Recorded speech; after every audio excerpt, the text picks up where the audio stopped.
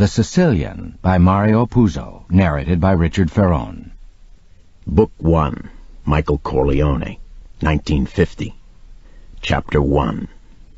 Michael Corleone stood on a long wooden dock in Palermo and watched the great ocean liner set sail for America. He was to have sailed on that ship, but new instructions had come from his father. He waved goodbye to the men on the little fishing boat who had brought him to this dock, men who had guarded him these past years. The fishing boat rode the white wake of the ocean liner, a brave little duckling after its mother. The men on it waved back. He would see them no more. The dock itself was alive with scurrying laborers in caps and baggy clothes unloading other ships, loading trucks that had come to the long dock.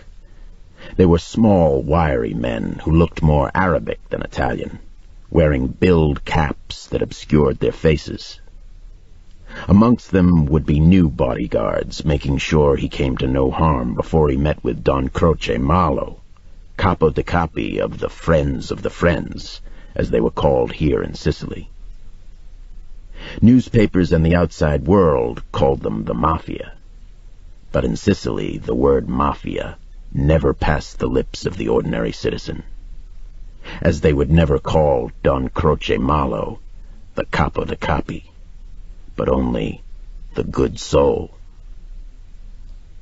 In his 2 years of exile in Sicily, Michael had heard many tales about Don Croce, some so fantastic that he almost did not believe in the existence of such a man. But the instructions relayed from his father were explicit. He was ordered to have lunch with Don Croce this very day. And the two of them were to arrange for the escape from Sicily of the country's greatest bandit, Salvatore Giuliano. Michael Corleone could not leave Sicily without Giuliano. Down at the end of the pier, no more than 50 yards away, a huge dark car was parked in a narrow street.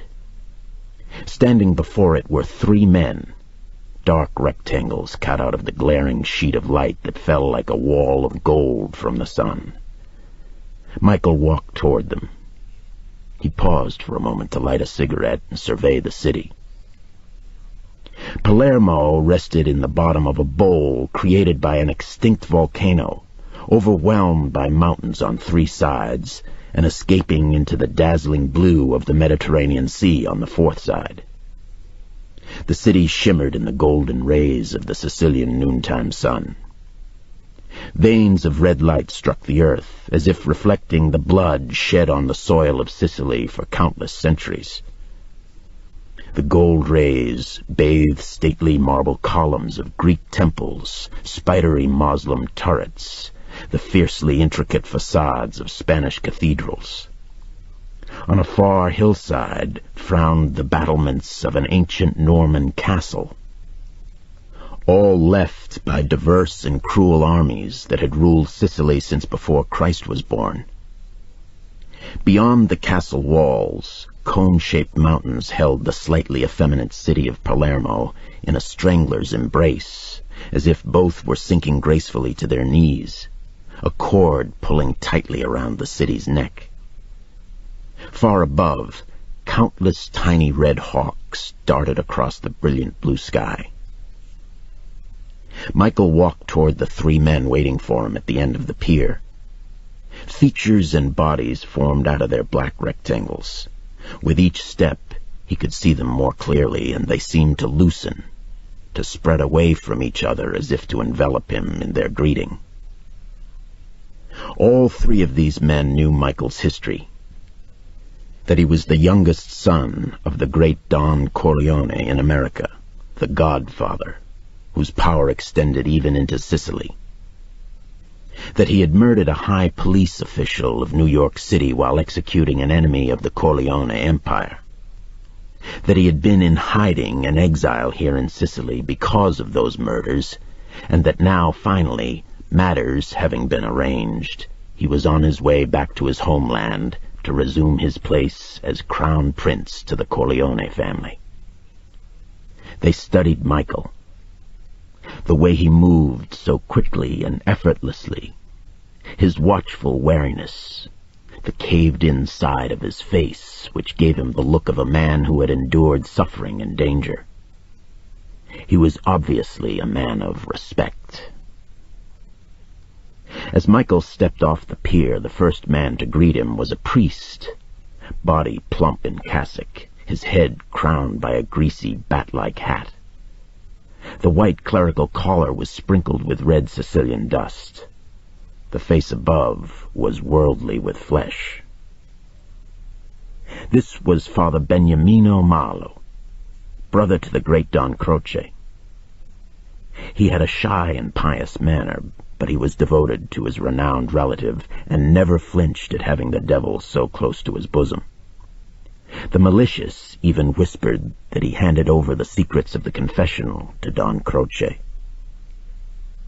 Father Beniamino smiled nervously as he shook Michael's hand, and seemed surprised and relieved by Michael's friendly, lopsided grin, so unlike that of a famous murderer. The second man was not so cordial, though polite enough. This was Inspector Federico Vallardi, head of the security police of all Sicily. He was the only one of the three who did not have a welcoming smile on his face. Thin and far too beautifully tailored for a man who received a government salary, his cold blue eyes shot two genetic bullets from long-ago Norman conquerors. Inspector Vallardi could have no love for an American who killed high-ranking police officials. He might try his luck in Sicily. Vallardi's handshake was like the touching of swords. The third man was taller and bulkier. He seemed huge beside the other two. He imprisoned Michael's hand, then pulled him forward into an affectionate embrace. "Cousin Michael," he said, "welcome to Palermo." He drew back and regarded Michael with a fond but wary eye. "I am Stefan Andolini. Your father and I grew up together in Corleone. I saw you in America when you were a child. Do you remember me?" Oddly enough, Michael did remember, for Stefan Andolini was that rarest of all Sicilians, a redhead, which was his cross, for Sicilians believed that Judas was a red-headed man. His face, too, was unforgettable. The mouth was huge and irregular, the thick lips like bloody hacked meat.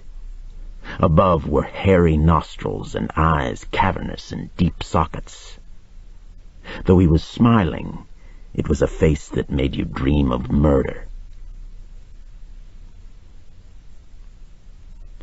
With the priest, Michael understood the connection at once, but Inspector Vallardi was a surprise. Andolini, carrying out the responsibility of a relative, carefully explained to Michael the inspector's official capacity. Michael was wary. What was the man doing here? Vallardi was reputed to be one of Salvatore Giuliano's most implacable pursuers, and it was obvious that the inspector and Stefan Andolini disliked each other.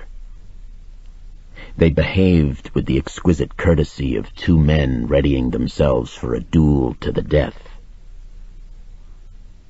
The chauffeur had the car door open for them. Father Beniamino and Stefan Andolini ushered Michael into the back seat with deferential pats. Father Beniamino insisted with Christian humility that Michael sit by the window while he sat in the middle, for Michael must see the beauties of Palermo. Andolini took the other back seat. The inspector had already jumped in beside the chauffeur.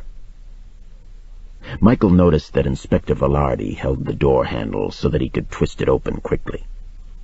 The thought passed through Michael's mind that perhaps Father Beniamino had scurried into the middle seat to make himself less of a target. Like a great black dragon, the car moved slowly through the streets of Palermo.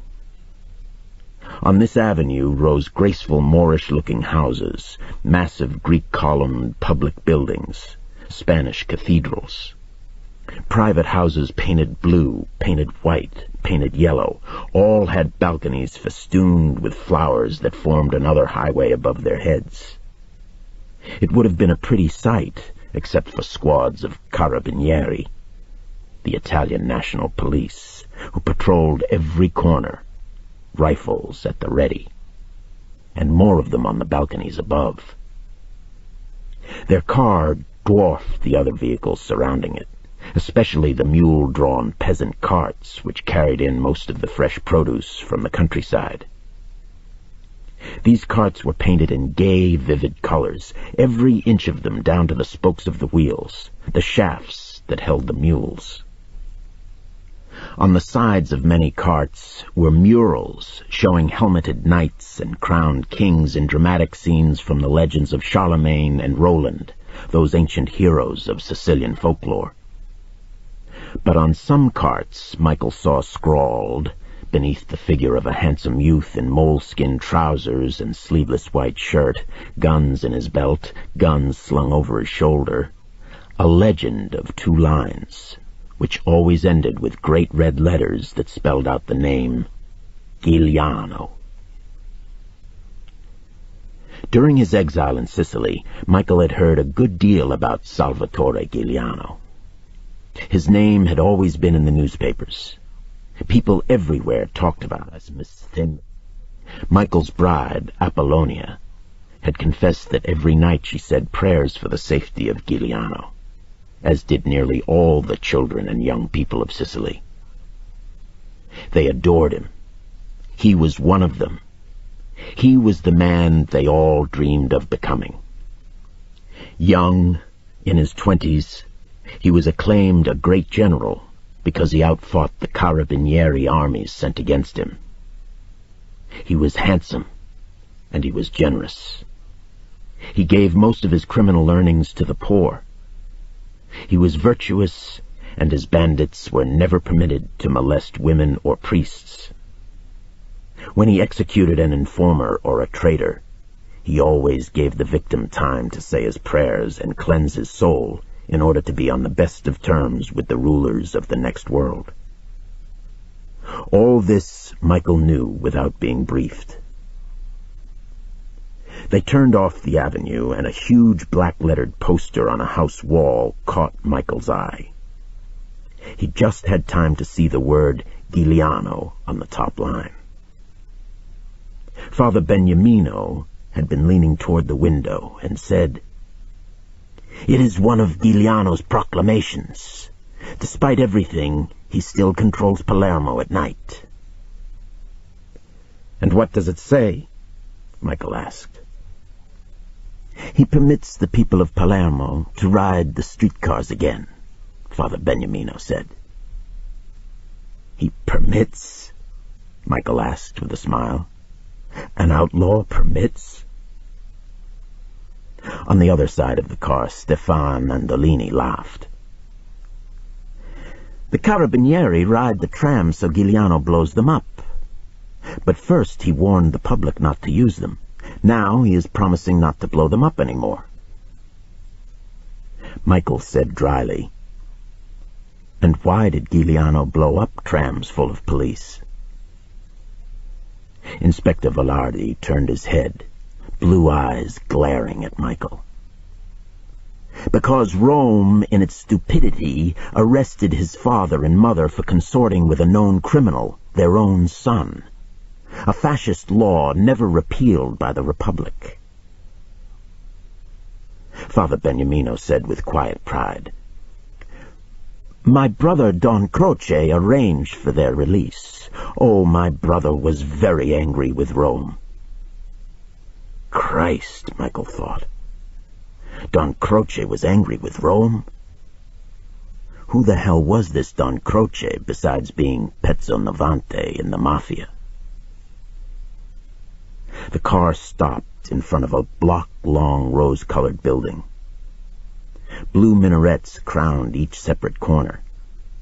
Before the entrance, an extraordinary wide green-striped canopy lettered Hotel Umberto was guarded by 2 doormen stuffed into dazzling gold-buttoned uniforms. but Michael was not distracted by this splendor.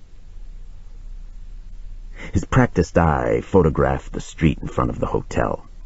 He spotted at least 10 bodyguards walking in couples, leaning against the iron railings. These men were not disguising their function.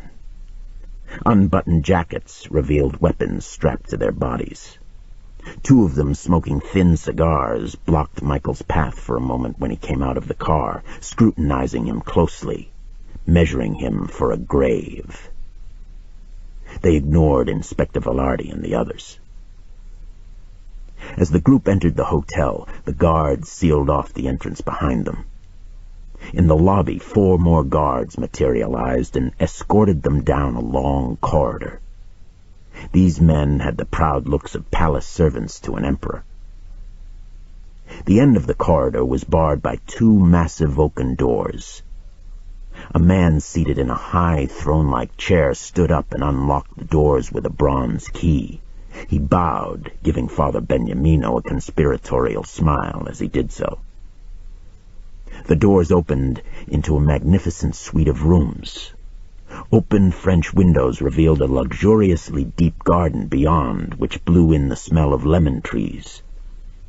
As they entered, Michael could see 2 men posted on the inside of the suite. Michael wondered why Don Croce was so heavily guarded. He was Giuliano's friend. He was the confidant of the Minister of Justice in Rome, and therefore safe from the carabinieri who filled the town of Palermo. Then who and what did the great Don fear? Who was his enemy? The furniture in the living room of the suite had been originally designed for an Italian palace.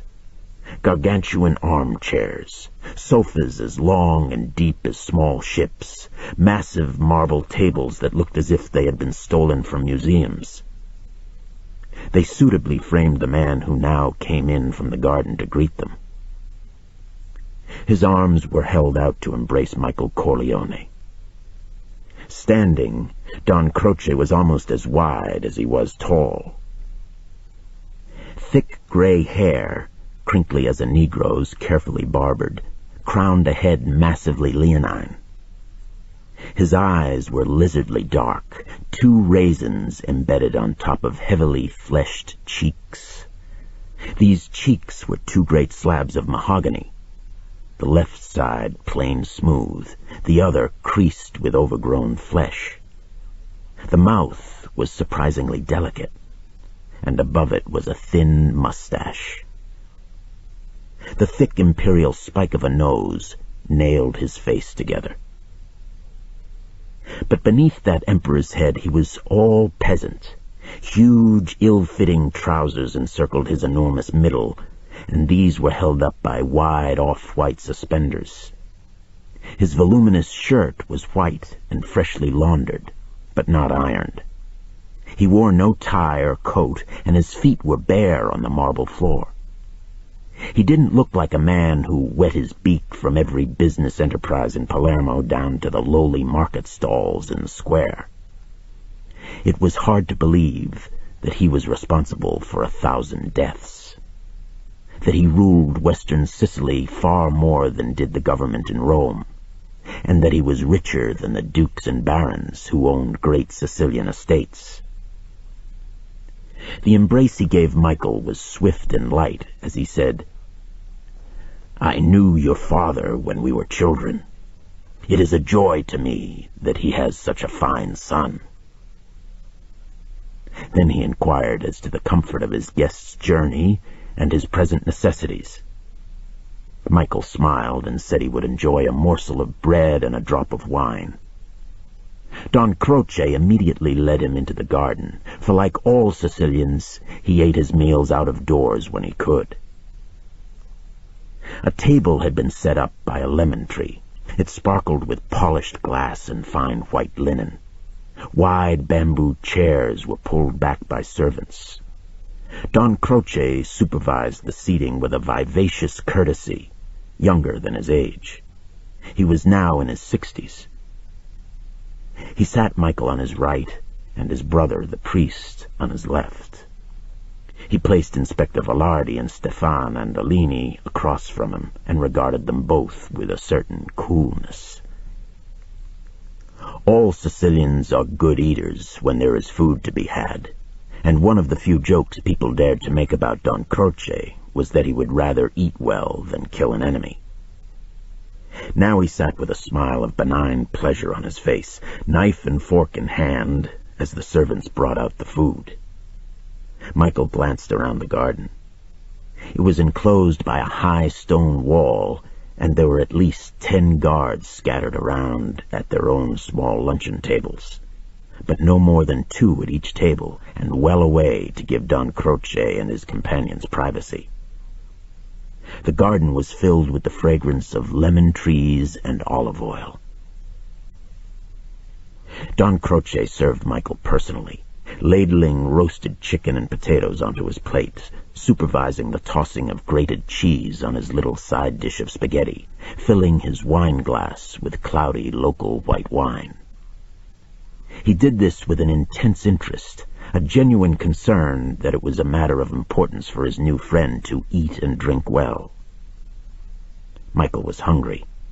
He had not tasted food since dawn, and the Don was kept busy replenishing his plate. He also kept a sharp eye on the plates of the other guests, and when necessary he made a gesture for a servant to fill a glass or cover an empty dish with food. Finally they were done, and sipping his cup of espresso, the Don was ready for business. He said to Michael, "So you're going to help our friend Giuliano run off to America?" "Those are my instructions," Michael said. "I must make certain he enters America without misfortune." Don Croce nodded. His massive mahogany face wore the sleepy, amiable look of the obese. His vibrant tenor voice was surprising from that face and body.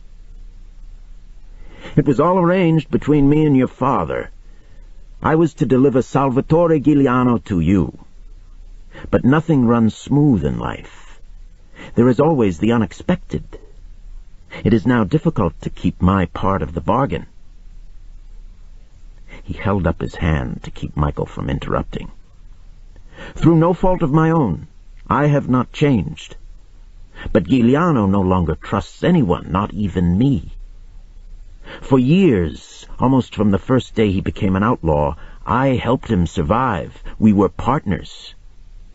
With my help, he became the greatest man in Sicily, though even now he is a mere boy of 27. But his time is over.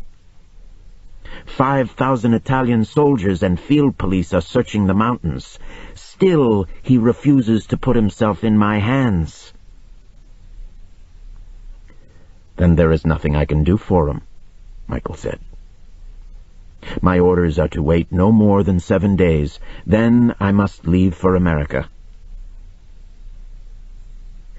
And even as he said this, he wondered why it was so important for his father to have Giuliano escape. Michael desperately wanted to get home after so many years of exile. He worried about his father's health. When Michael had fled America, his father had been lying critically wounded in the hospital. Since his flight, his older brother Sonny had been murdered. The Corleone family had been engaged in a desperate battle for survival against the 5 families of New York. A battle that had reached from America into the heart of Sicily to kill Michael's young bride.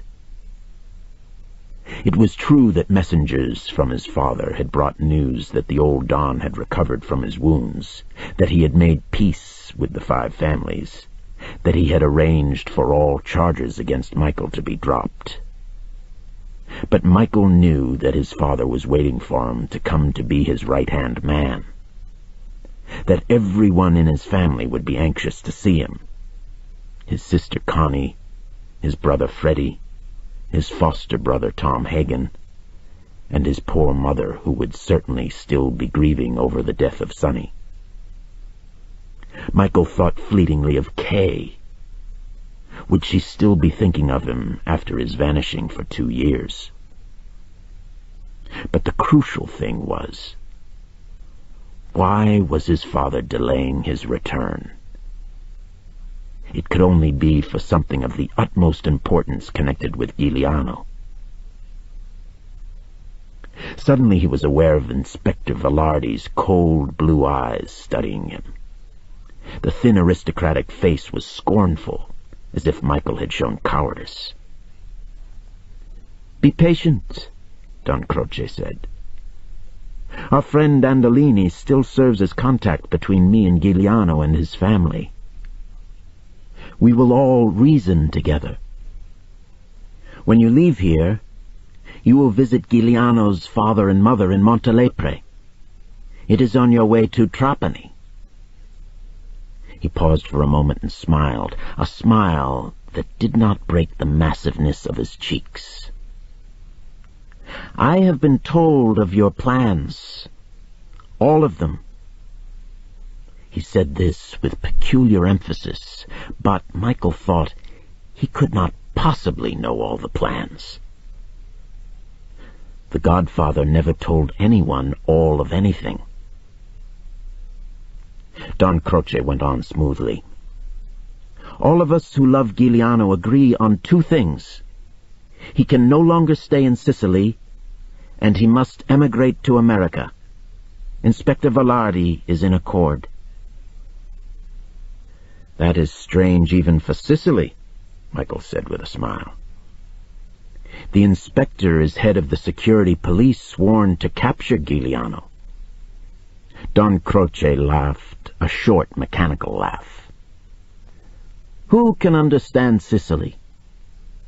But this is simple. Rome prefers Giuliano happy in America, not screaming accusations from the witness cage in a Palermo court. It is all politics." Michael was bewildered. He felt an acute discomfort. This was not going according to plan.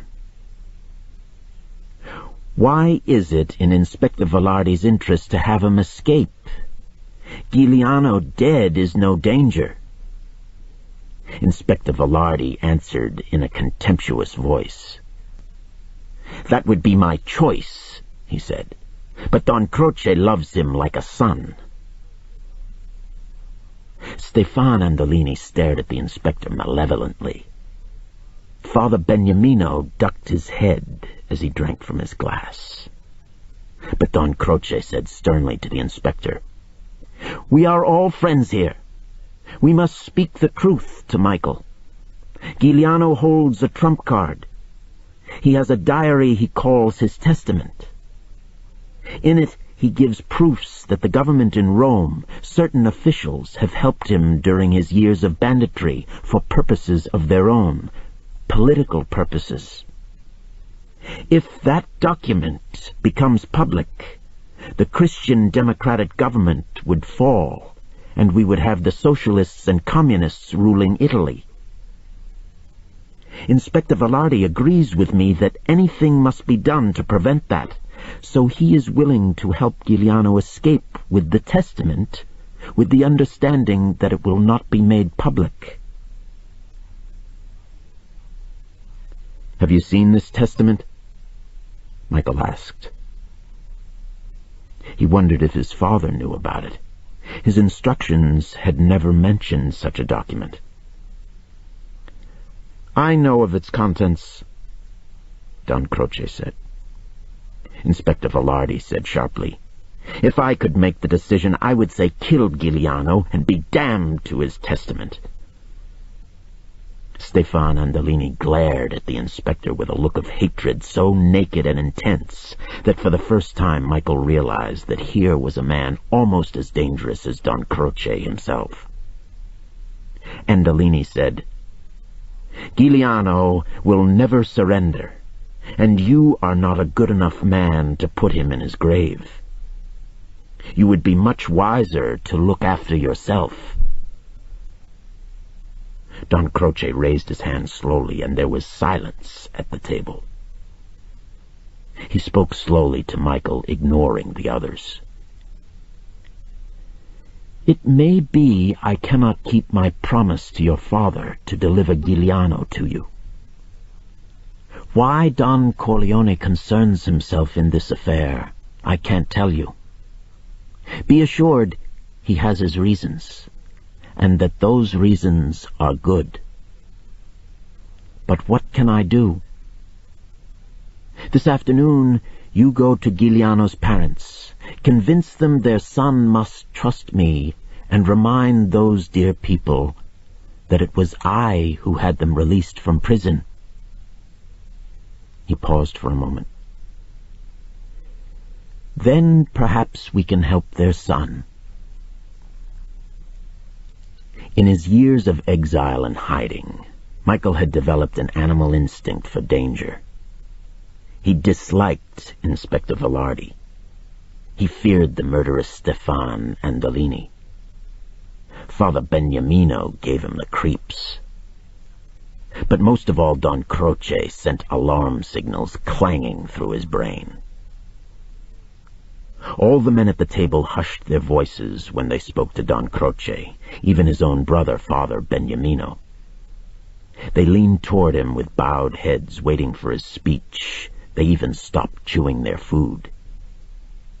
The servants circled around him as if he were a son.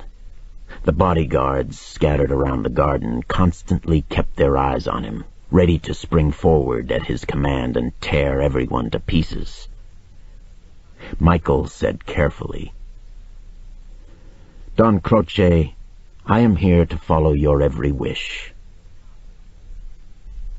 The Don nodded his huge head in benediction, folded his well-shaped hands over his stomach, and said in his powerful tenor voice, "We must be absolutely frank with each other. Tell me, what are your plans for Giuliano's escape? Speak to me as a son to his father." Michael glanced quickly at Inspector Velarde. He would never speak frankly before the head of the security police of Sicily. Don Croce understood immediately. "Inspector Velarde is completely guided by my advice," he said. "You may trust him as you do me." Michael raised his glass of wine to drink. Over it he could see the guards watching them, spectators at a play. He could see Inspector Velarde grimace, not liking even the diplomacy of the Don's speech, the message being clear that Don Croce ruled him and his office. He saw the frown on the murderous, huge-lipped face of Stefan Andolini. Only Father Beniamino refused to meet his gaze and bowed his head. Michael drank the glass of cloudy white wine, and a servant immediately refilled it.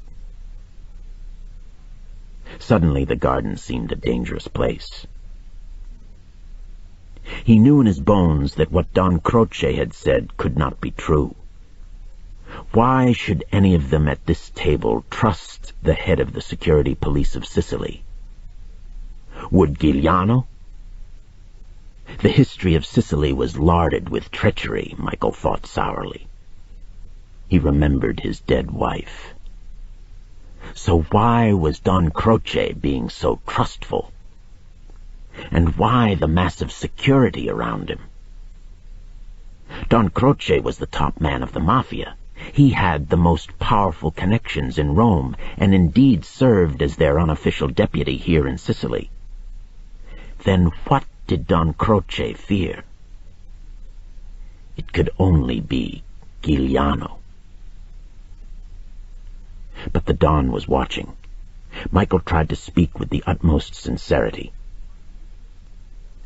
"My plans are simple. I am to wait in Trapani until Salvatore Giuliano is delivered to me. By you and your people. A fast ship will take us to Africa. We will, of course, have the necessary papers of identity. From Africa we fly to America, where it has been arranged for us to enter without the usual formalities. I hope it will be as easy as they have made it sound." He paused for a moment. "Unless you have another counsel." The Don sighed and drank from his glass. Then he fixed his eyes on Michael. He started to speak slowly and impressively. "Sicily is a tragic land," he said. "There is no trust. There is no order. Only violence and treachery in abundance. You look wary, my young friend, and you have every right. And so, too, are Giuliano. Let me tell you this. Torri Giuliano could not have survived without my protection. He and I have been two fingers on one hand, and now he thinks me his enemy. Ah, you can't know what sorrow this brings me. My only dream is that one day Torri Giuliano can return to his family and be acclaimed the champion of Sicily. He is a true Christian and a brave man, and with a heart so tender that he has won the love of every Sicilian." Don Croce paused and drank off a glass of wine. "But the tide has turned against him. He is alone in the mountains with barely a handful of men to face the army that Italy sends against him.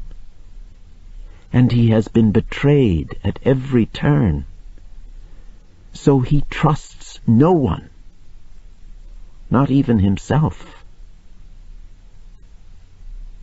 The Don looked at Michael for a moment very coldly.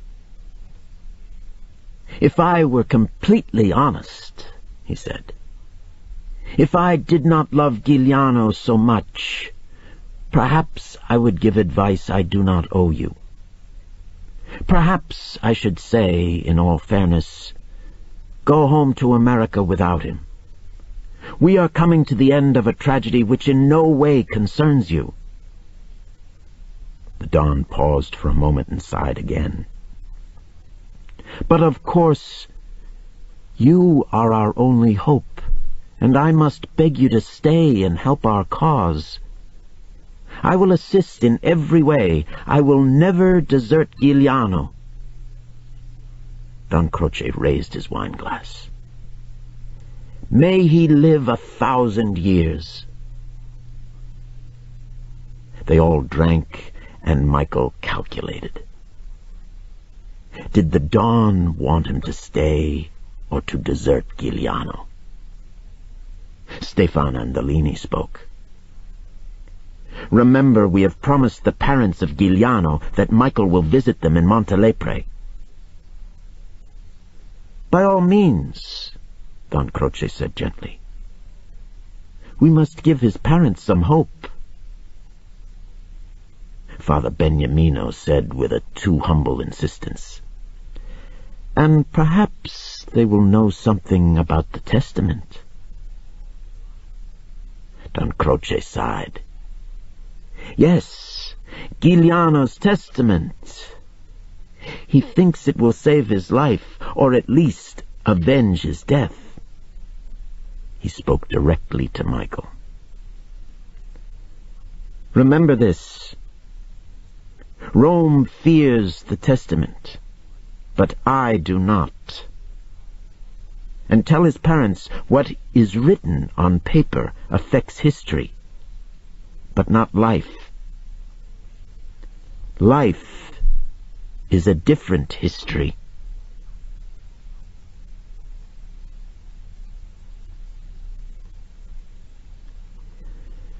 The road from Palermo to Montelepre was no more than a 1-hour drive.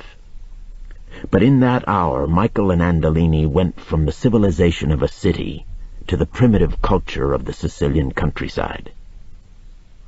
Stefan Andolini drove the tiny Fiat, and in the afternoon sun his close-shaved cheeks and chin blazed with countless grains of scarlet hair roots. He drove carefully and slowly, as men do who have learned to drive motor vehicles late in life. The Fiat panted as if short of breath as it wound uphill through the enormous range of mountains.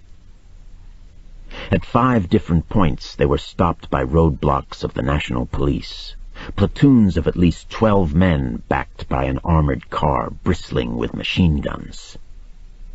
Andolini's papers got them through.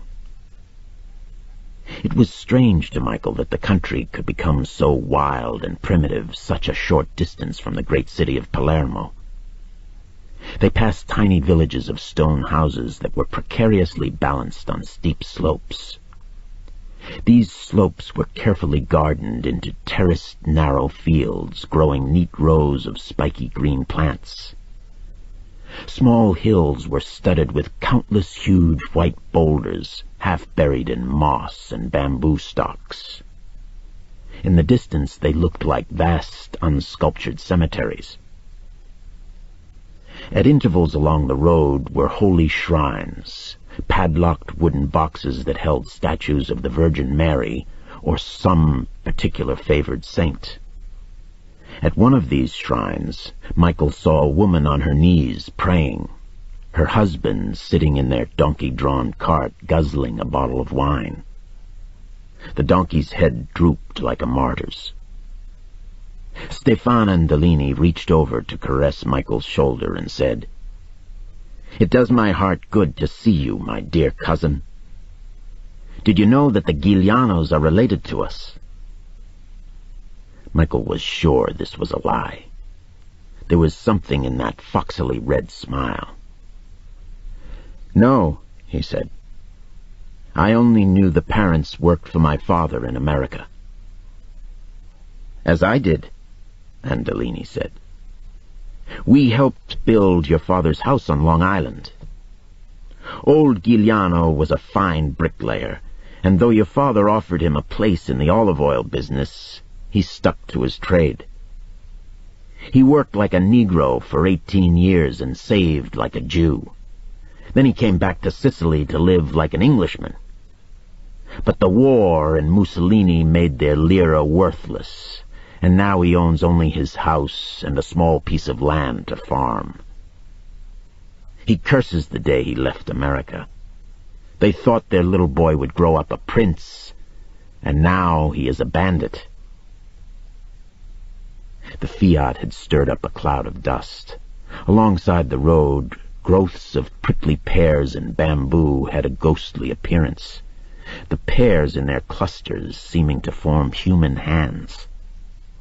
In the valleys they could see the olive groves and grapevines. Suddenly Andolini said, "Turi was conceived in America." He saw Michael's questioning glance. "Yes, he was conceived in America, but born in Sicily. A few months' wait, and Turi would be an American citizen." He paused for a moment. "Turi always talks about that. Do you really think you can help him escape?" This ends Side 1 of Cassette 1. "I don't know," Michael said.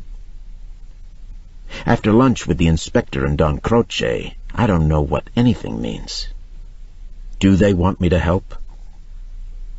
My father said Don Croce would do so.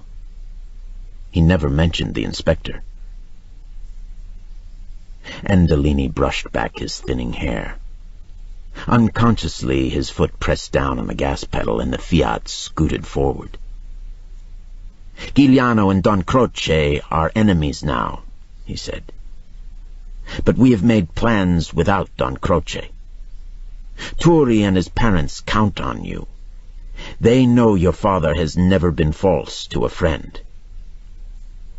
Michael said, "And whose side are you on?"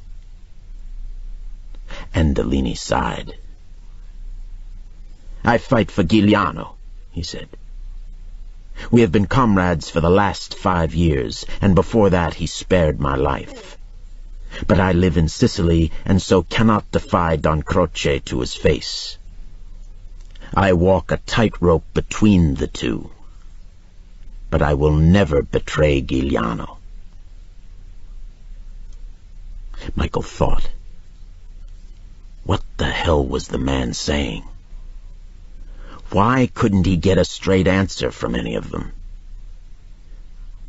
Because this was Sicily, he thought. Sicilians had a horror of truth. Tyrants and inquisitors had tortured them for the truth over thousands of years. The government in Rome, with its legal forms, demanded the truth.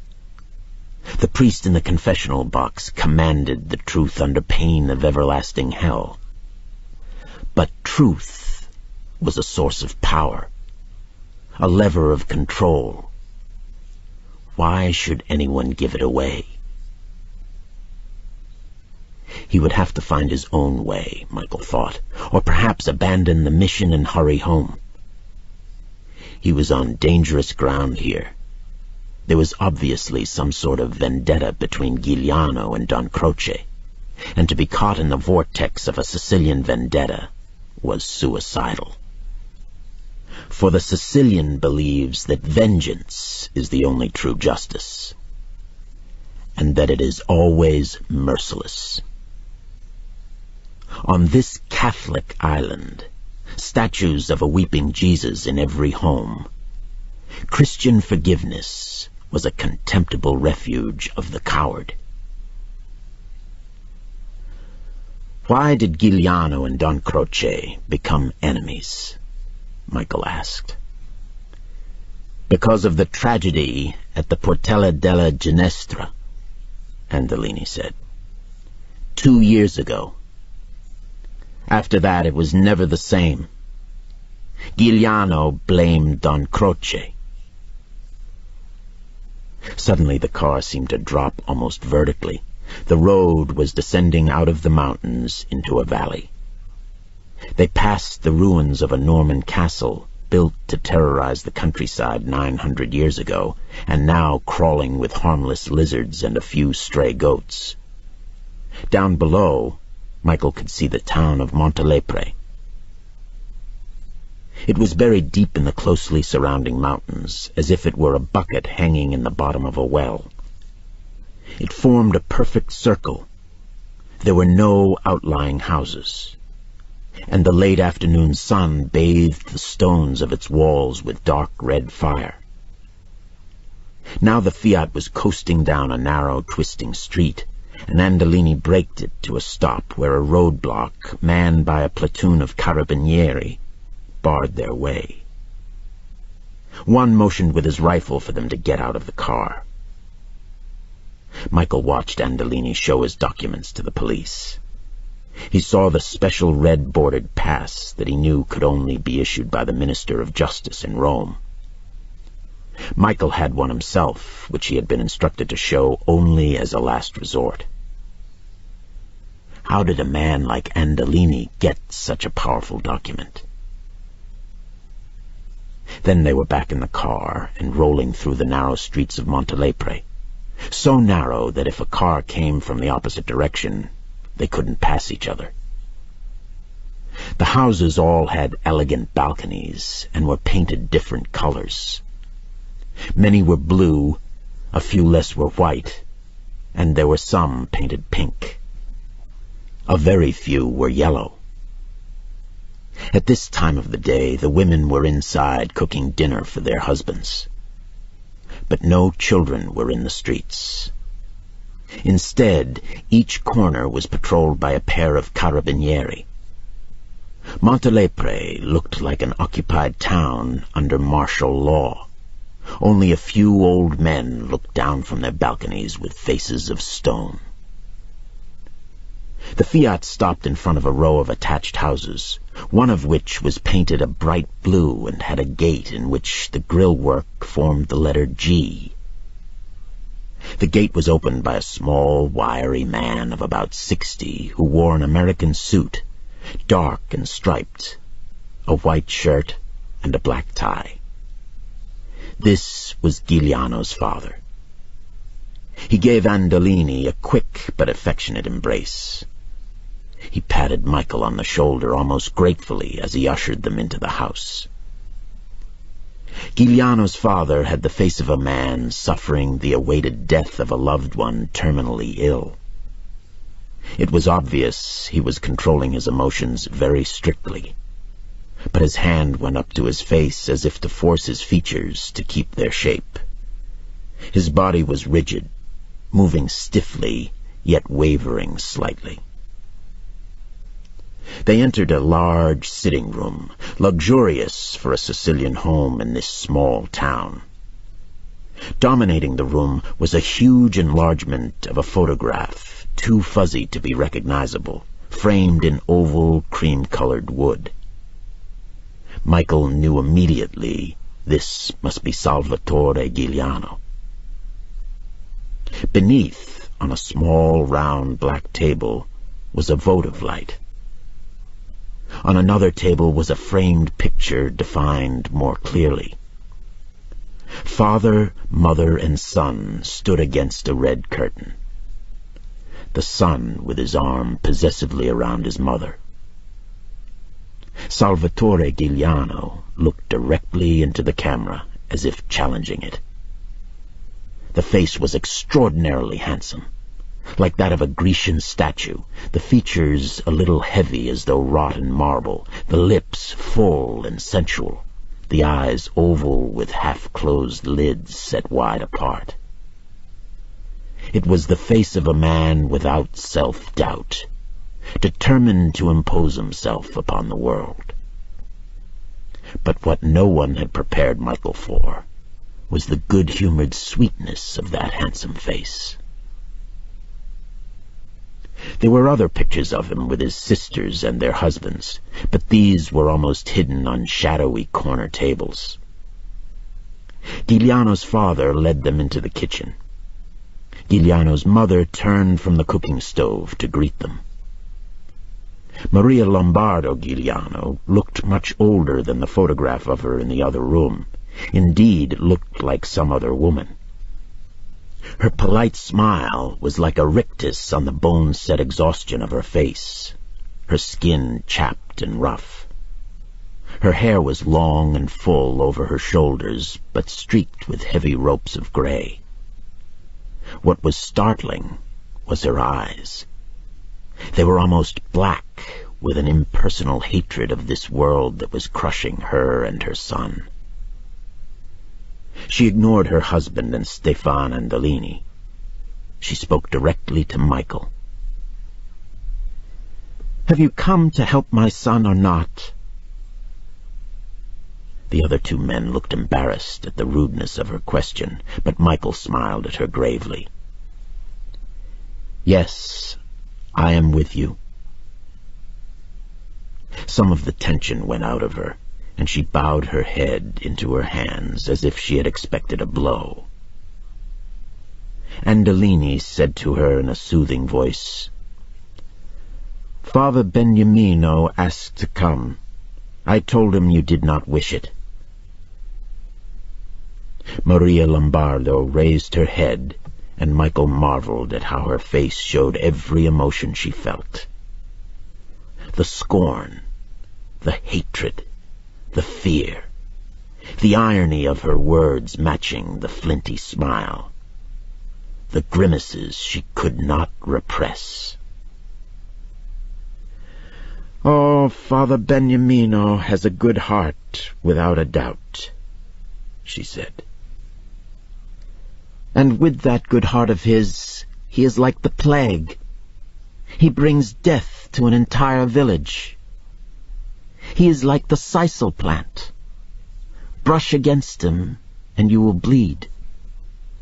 And he brings the secrets of the confessional to his brother. He sells the souls in his keeping to the devil." Giuliano's father said with quiet reasonableness, as if he were trying to quiet a madman, "Don Croce is our friend. He had us released from prison." Giuliano's mother burst out furiously. "Ah, Don Croce! The good soul! How kind he is always! But let me tell you, Don Croce is a serpent. He aims a gun forward and slaughters his friend by his side. He and our son were going to rule Sicily together, and now Turi is hiding alone in the mountains, and the good soul is free as air in Palermo with his whores. Don Croce has only to whistle and Rome licks his feet. And yet he has committed more crimes than our Turi. He is evil, and our son is good. Ah, if I were a man like you, I would kill Don Croce. I would put the good soul to rest." She made a gesture of disgust. "You men understand nothing." Giuliano's father said impatiently, "I understand our guest must be on the road in a few hours, and that he must eat something before we can talk." Giuliano's mother suddenly became quite different. She was solicitous. "Poor man, you've traveled all day to see us. You had to listen to Don Croce's lies and my ravings. Where do you go?" "I must be in Trapani by morning," Michael said. "I stay with friends of my father until your son comes to me." There was a stillness in the room. He sensed they all knew his history. They saw the wound he had lived with for 2 years, the caved-in side of his face. Giuliano's mother came to him and gave him a quick embrace. "Have a glass of wine," she said. "Then you go for a walk through the town. Food will be waiting on the table within the hour, and by that time Turi's friends will have arrived, and we can talk sensibly." Andolini and Giuliano's father put Michael between them and strolled down the narrow, cobbled streets of Montelepre, the stones gleaming black now that the sun had fallen out of the sky. In the hazy blue air before twilight, only the figures of the national police, the carabinieri, moved around them. At every intersection, thin, snake-like alleyways ran like venom off the Via Bella. The town seemed deserted. "This was once a lively town," Giuliano's father said. "Always, always very poor, like all of Sicily. A lot of misery, but it was alive. Now more than 700 of our citizens are in jail, arrested for conspiracy with my son.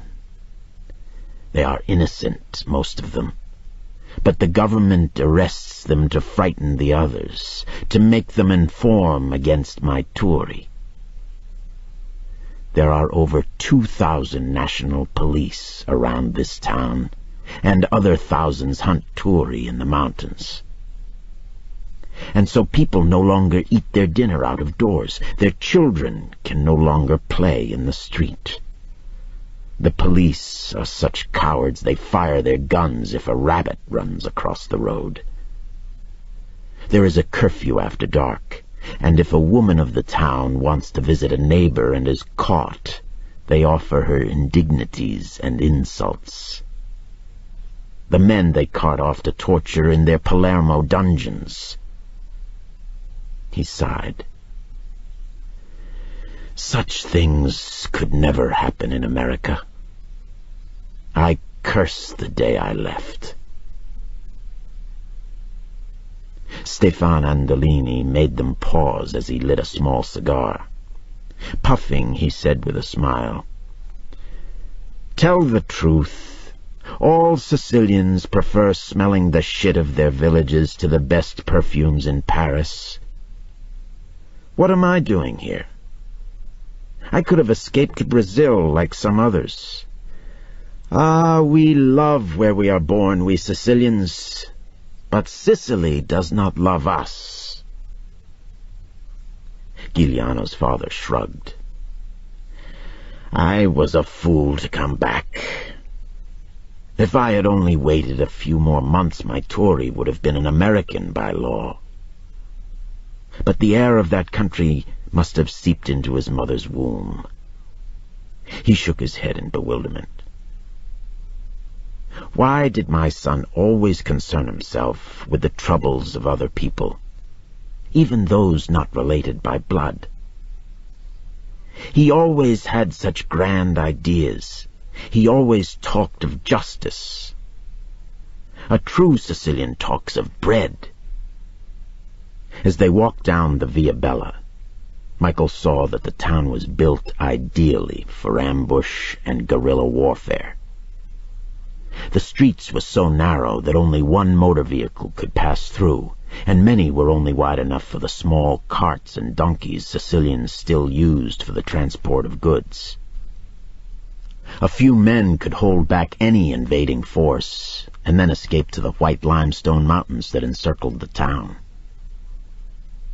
They descended into the central square, and Andolini pointed to the small church that dominated it and said, "It was in this church that Turi hid when the national police tried to capture him that very first time. Since then, he has been a ghost." The three men watched the church door as if Salvatore Giuliano might appear before them. The sun dropped behind the mountains, and they returned to the house just before curfew. Two strange men were waiting inside for them. Strangers only to Michael, for they embraced Giuliano's father and shook Stefan Andolini's hand. One was a slim young man with extremely sallow skin and huge, dark, feverish eyes. He had a dandyish mustache and an almost feminine prettiness, but he was in no way effeminate-looking. He had the air of proud cruelty that comes to a man with a will to command at any cost. When he was introduced as Gaspare Pisciotta, Michael was astonished. Pisciotta was Turi Giuliano's second-in-command, his cousin and his dearest friend. Next to Giuliano, he was the most wanted man in Sicily, with a price of 5 million lire on his head. From the legends Michael had heard, the name Gaspare Pisciotta conjured up a more dangerous and evil-looking man. And yet here he stood, so slender and with the feverish flush of the consumptive on his face. Here in Montelepre, surrounded by 2,000 of Rome's military police. The other man was equally surprising, but for a different reason. At first glance, Michael flinched. The man was so small that he could be taken for a dwarf, but had such dignified bearing that Michael sensed immediately that his flinching might give mortal offense. He was dressed in an exquisitely tailored gray pinstriped suit, and a wide, rich-looking silver-toned tie rode down his creamy white shirt. His hair was thick and almost white. He could be no more than 50 years of age. He was elegant, or as elegant as a very short man could be. He had a craggy, handsome face with a generous but sensitively curved mouth. He recognized Michael's discomfort and greeted him with an ironic but kindly smile. He was introduced as Professor Hector Edonis. Maria Lombardo Giuliano had dinner set out on the table in the kitchen. They ate by a window near the balcony where they could see the red-streaked sky, the darkness of night snuffing out the surrounding mountains. Michael ate slowly, aware they were all watching him, judging him. The food was very plain but good. Spaghetti with black inky sauce of squid, and rabbit stew, hot with red pepper tomato sauce. Finally, Gaspare Pisciotta spoke in the local Sicilian dialect. "So, you are the son of Vito Corleone, who is greater even than our own Don Croce, they tell me, and it is you who will save our Turi." His voice had a cool, mocking tone, a tone that invited you to take offense if you dared. His smile seemed to question the motive behind every action, as if to say, Yes, it's true you are doing a good deed, but for what purpose of your own? Yet it was not at all disrespectful. He knew Michael's history. They were fellow murderers. Michael said, I follow my father's orders. I am to wait in Trapani until Giuliano comes to me. Then I will take him to America. Pisciotta said more seriously, And once Turi is in your hands, you guarantee his safety? You can protect him against Rome? Michael was aware of Giuliano's mother watching him intently, her face strained with anxiety. He said carefully, As much as a man can guarantee anything against fate. Yes, I'm confident.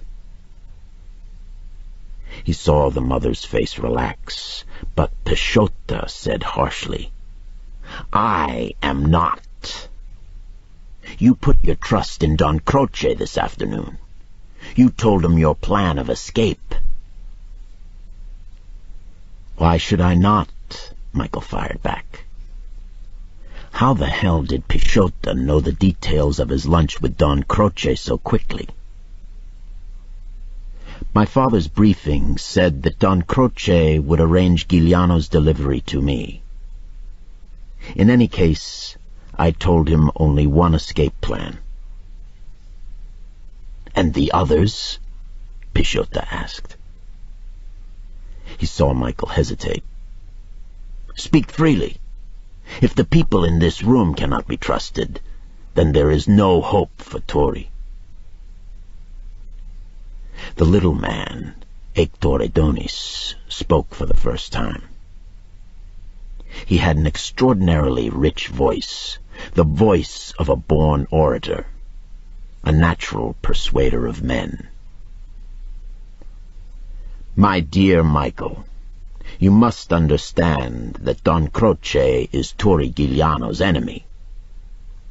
Your father's information is behind the times.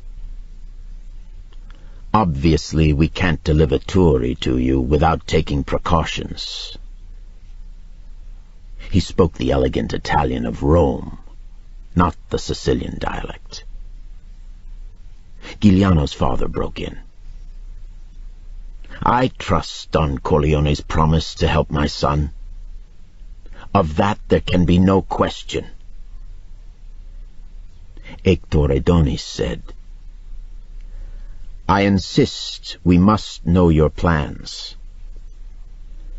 I can tell you what I told Don Croce, Michael said. But why should I tell anyone my other plans? If I asked you where Turi Giuliano was hiding now, would you tell me? Michael saw Pisciotta smile with genuine approval of his answer. But Hector Adonis said, It's not the same thing. You have no reason for knowing where Turi hides. We must know your plans to help. Michael said quietly, I know nothing about you.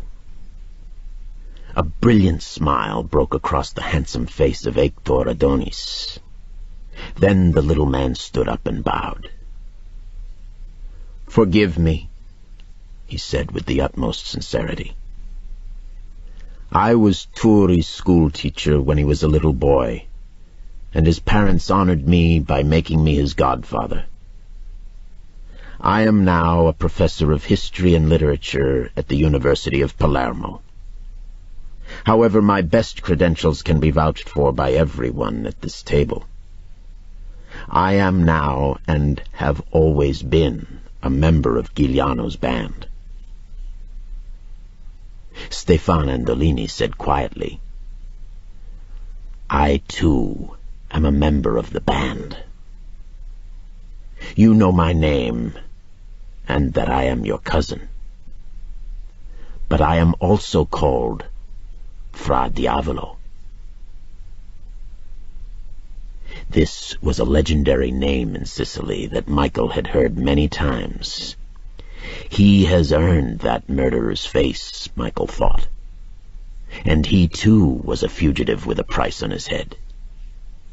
Yet that afternoon he had sat down to lunch next to Inspector Velarde. They were all waiting for him to answer. Michael had no intention of telling them his final plans, but he knew he must tell them something. Giuliano's mother was staring at him intently. He spoke directly to her. "It's very simple," Michael said. "First, I must warn you I can wait no longer than 7 days. I have been away from home too long, and my father needs my help in troubles of his own. Of course, you understand how anxious I am to return to my family. But it is my father's wish that I help your son. My last instructions from the courier were that I visit Don Croce here, then proceed to Trapani. There I stay at the villa of the local Don. Waiting there will be men from America whom I can trust absolutely. Qualified men." He paused for a moment. The word qualified had a special meaning in Sicily, usually applied to high-ranking mafia executioners. He went on. "Once Turi comes to me, he will be safe. The villa is a fortress, and within a few hours we will board a fast ship to a city in Africa.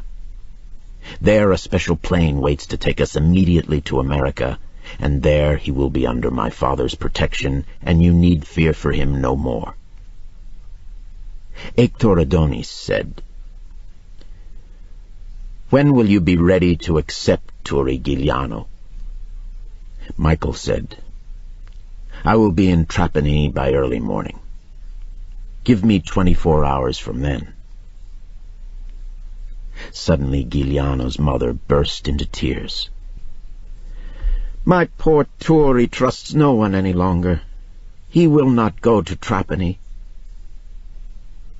"Then I can't help him," Michael said coldly. Giuliano's mother seemed to fold up with despair. It was Pisciotta, unexpectedly, who went to comfort her. He kissed her and held her in his arms. "Maria Lombardo, don't worry," he said. "Turi still listens to me. I will tell him we all believe in this man from America. Isn't that true?" He looked at the other men inquiringly, and they nodded. "I will bring Turi to Trapani myself." Everyone seemed content. Michael realized that his cold reply was what had convinced them to trust him. Sicilians all, they were suspicious of a too warm and human generosity. On his part, he was impatient with their carefulness and the disarray of his father's plans. Don Croce was now an enemy. Giuliano might not come to him quickly. Indeed, might not come at all. After all, what was Turi Giuliano to him? For that matter, he wondered again, what was Giuliano to his father? They were ushering him into the small living room where the mother served coffee and anisette, apologizing that there was no suite. The anisette would warm Michael for his long night journey to Trapani, they said. Hector Adonis took a gold cigarette case out of his elegantly tailored jacket and offered it around, then put a cigarette into his own delicately cut mouth, and so far forgot himself that he leaned back in his chair so that his feet no longer touched the floor.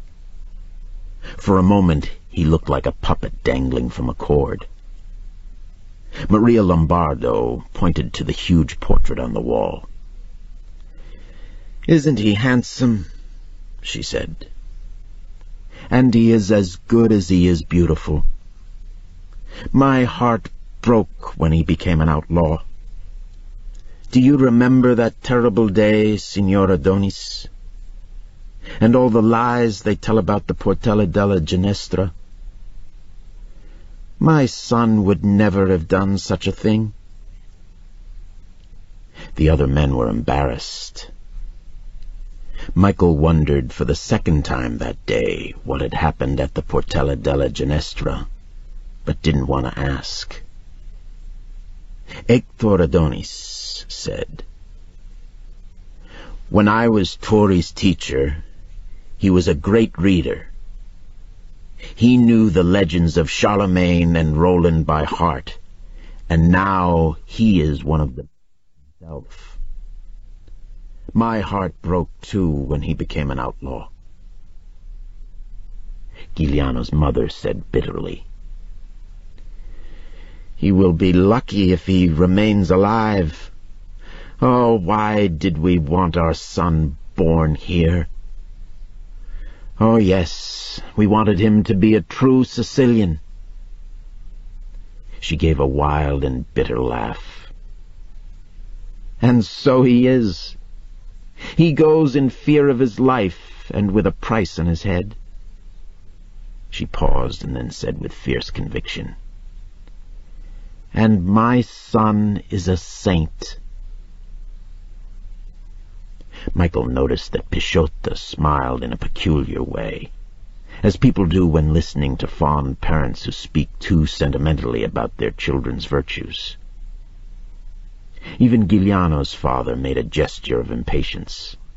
Stefano Andolini smiled in a crafty way, and Pisciotto said affectionately but coolly, "My dear Maria Lombardo, don't make out your son to be so helpless.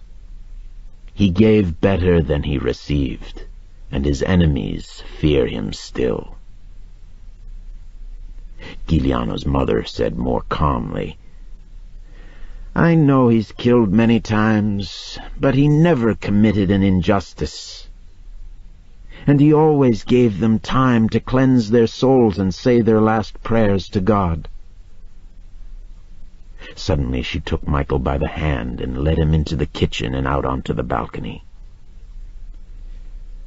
"None of those others really know my son," she said to Michael.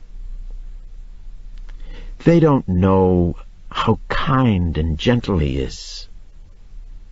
Maybe he has to be one way with other men, but he was his true self with me. He obeyed my every word. He never said a harsh word to me. He was a loving, dutiful son. In his first days as an outlaw, he looked down from the mountains but could not see. And I looked up and could not see. But we felt each other's presence, each other's love. And I feel him now, tonight. And I think of him alone in those mountains with thousands of soldiers hunting him down, and my heart breaks. And you may be the only one who can save him. Promise me you will wait."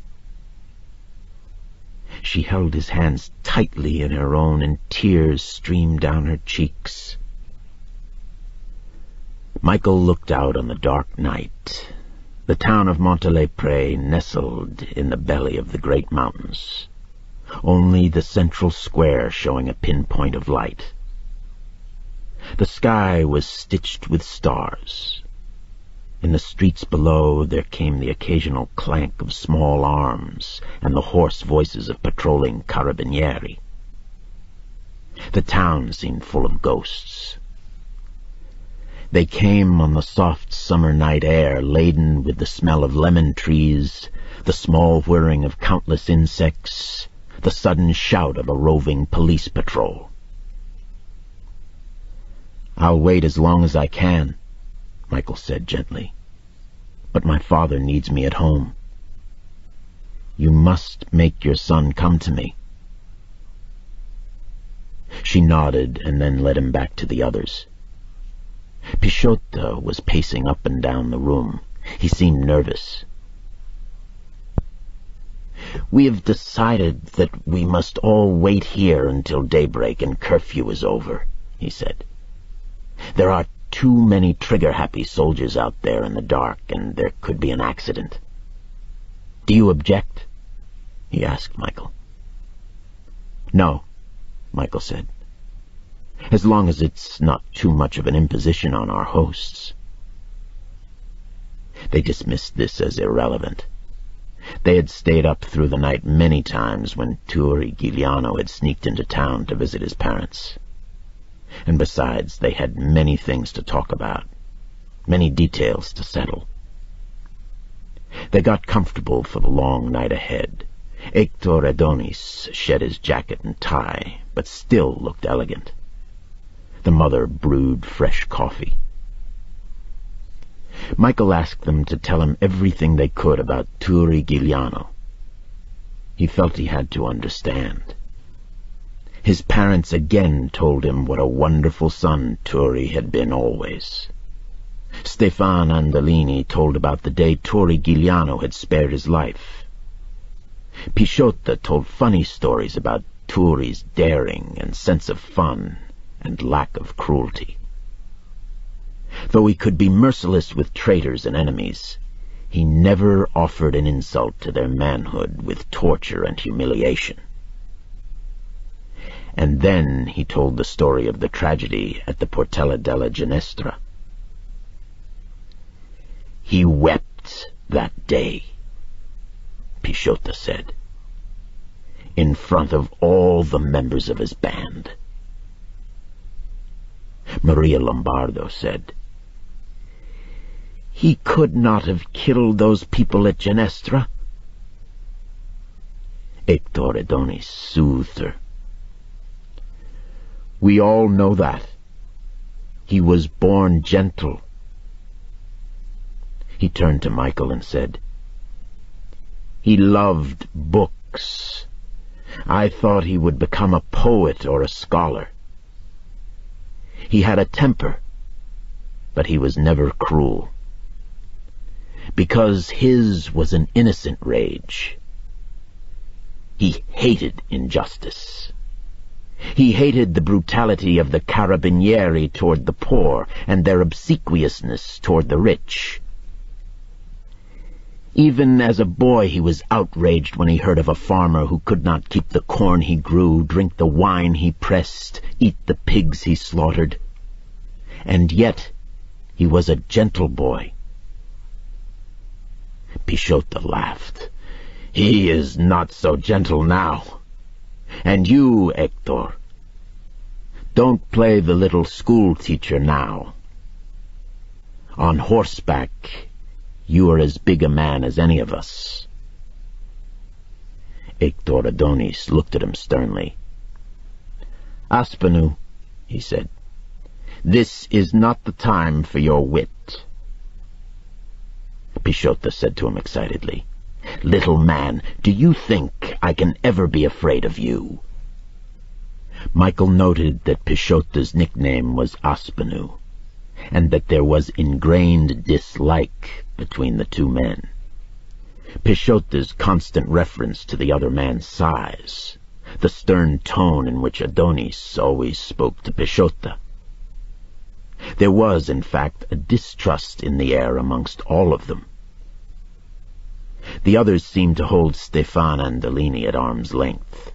Giuliano's mother seemed to trust no one completely. And yet as the night wore on, it was clear that they all loved Turi. Michael said cautiously, "There is a testament written by Turi Giuliano. Where is it now?" There was a long silence, all of them watching him intently. And suddenly their distrust included him. Finally, Hector Adonis spoke. "He started writing it on my advice, and I helped him with it. Every page is signed by Turi. All the secret alliances with Don Croce, with the government in Rome, and the final truth about the Portella della Ginestra. If it were made public, the government must surely fall. It is Giuliano's last card to play if things come to the worst. "I hope then you have it in a safe place," Michael said. Pisciotto said, "Yes. Don Croce would like to get his hands on the testament." Giuliano's mother said, "At the proper time, we will arrange to have the testament delivered to you. Perhaps you can send it to America with the girl." Michael looked at them all with surprise. "What girl?" They all looked away as if with embarrassment or apprehension. They knew this was an unpleasant surprise and were afraid of his reaction. Giuliano's mother said, "My son's fiancée. She is pregnant." She turned to the others. "She won't vanish into thin air. Will he take her or not? Let him say so now." Though she tried to maintain her composure, it was obvious she was worried about Michael's reaction. "She will come to you in Trapani. Turi wants you to send her ahead of him to America. When she sends word back that she is safe, then Turi will come to you." Michael said cautiously, "I have no instructions. I would have to consult my people in Trapani about the time element. I know that you and your husband are to follow once your son gets to America. Can't the girl wait and go with you?" Pisciotto said harshly, "The girl is your test. She will send back a code word, and then Giuliano will know he is dealing not only with an honest man, but an intelligent one. Only then can he believe you can get him safely out of Sicily." Giuliano's father said angrily, "Aspinall, I have already told you and my son.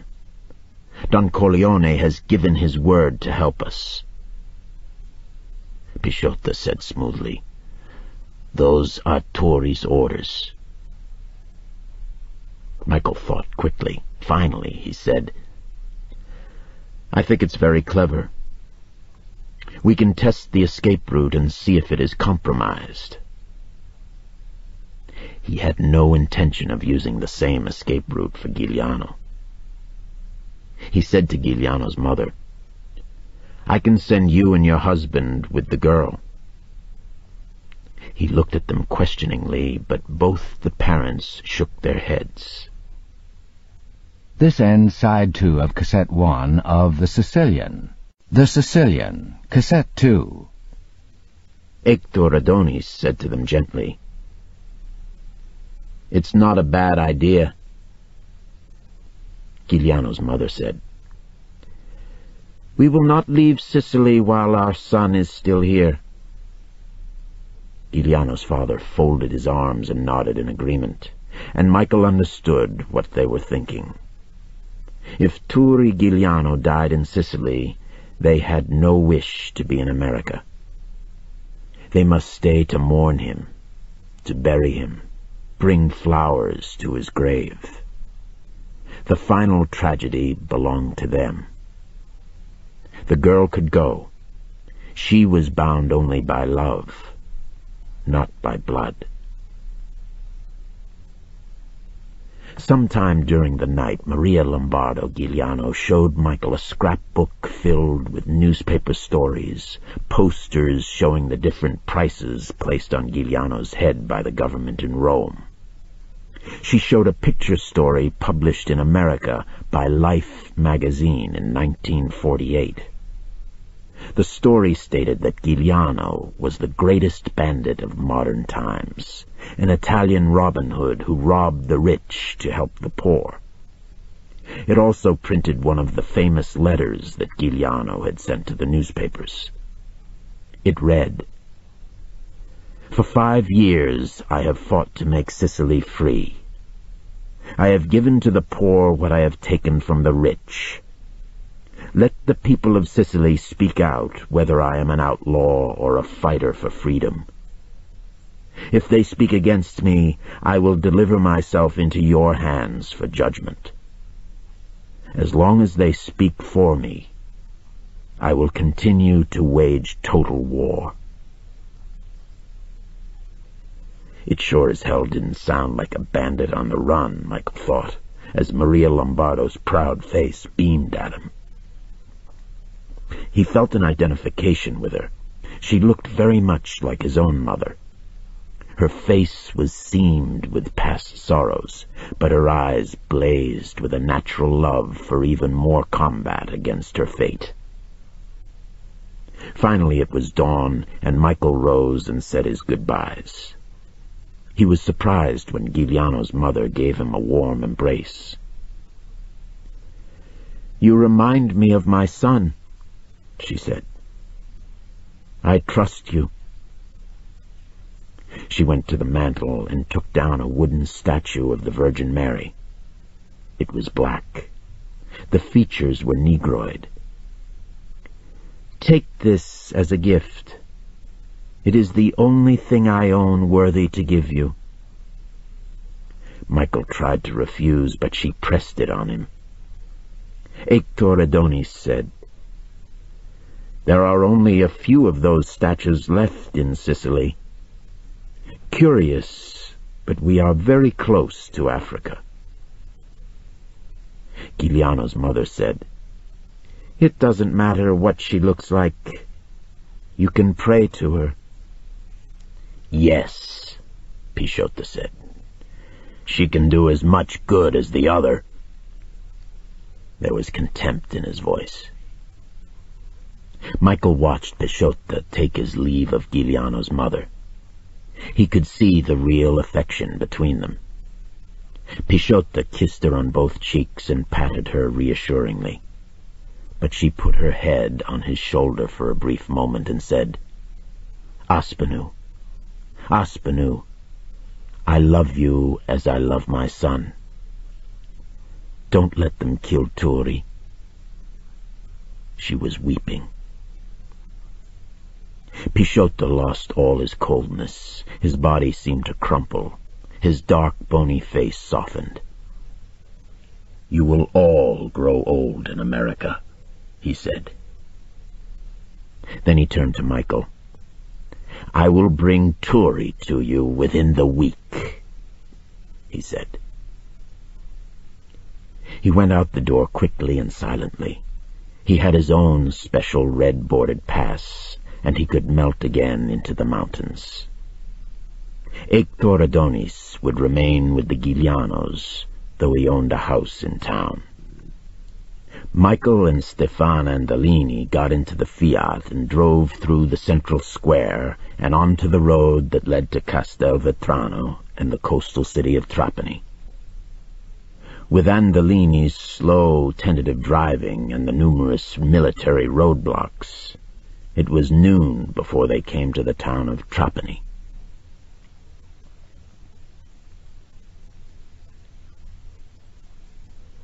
Book 2. Torri Giuliano, 1943. Chapter 2. In September of 1943, Hector Adonis was a professor of history and literature at the University of Palermo. His extremely short stature caused his colleagues to treat him with less respect than his talents deserved. But this was foreordained in the Sicilian culture, which commonly and brutally based nicknames on physical shortcomings. The one person who knew his true value was the president of the university. In this September of 1943, Hector Adonis's life was about to change. For southern Italy, the war was over.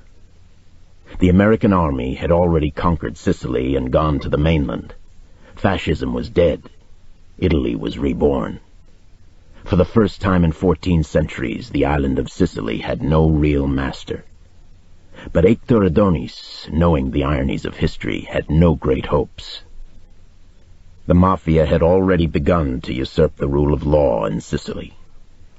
Their cancerous power would be as deadly as that of any corporate state. From his office window he looked down on the grounds of the university, at the few buildings that could be called a campus. There was no need for dormitories. There was no college life as known in England and America. Here most students studied at home and consulted with their professors at stated intervals. The professors gave lectures which students could ignore with impunity. They needed only to take their exams. It was a system that Eictoridonis thought disgraceful in general and stupid in particular as it affected Sicilians, who, he thought, required a pedagogical discipline even more severe than students in other countries. Watching from his cathedral-like window, he could see the seasonal influx of Mafia chiefs from all the provinces of Sicily come to make their lobbying calls on the professors of the university. Under fascist rule, these Mafia chiefs had been more circumspect, more humble. But now, under the beneficent rule of American restored democracy, they had risen like worms struggling through rain-broken earth and resumed their old ways. They were no longer humble. The Mafia chiefs, the friends of the friends, heads of small local clans in the many villages of Sicily, came in holiday finery to plead the cause of students who were relatives or sons of wealthy landowners, or sons of friends who were failing in their courses at the university, who would not get degrees unless some firm action was taken. And these degrees were of the utmost importance. How else would families get rid of sons who had no ambition, no talent, no intelligence? Parents would have to support sons the rest of their lives. But with degrees, slips of parchment from the university, these same rascals could become teachers, doctors, members of parliament, or if worst came to worst, minor administrative functionaries of the state. Eictoridonis shrugged.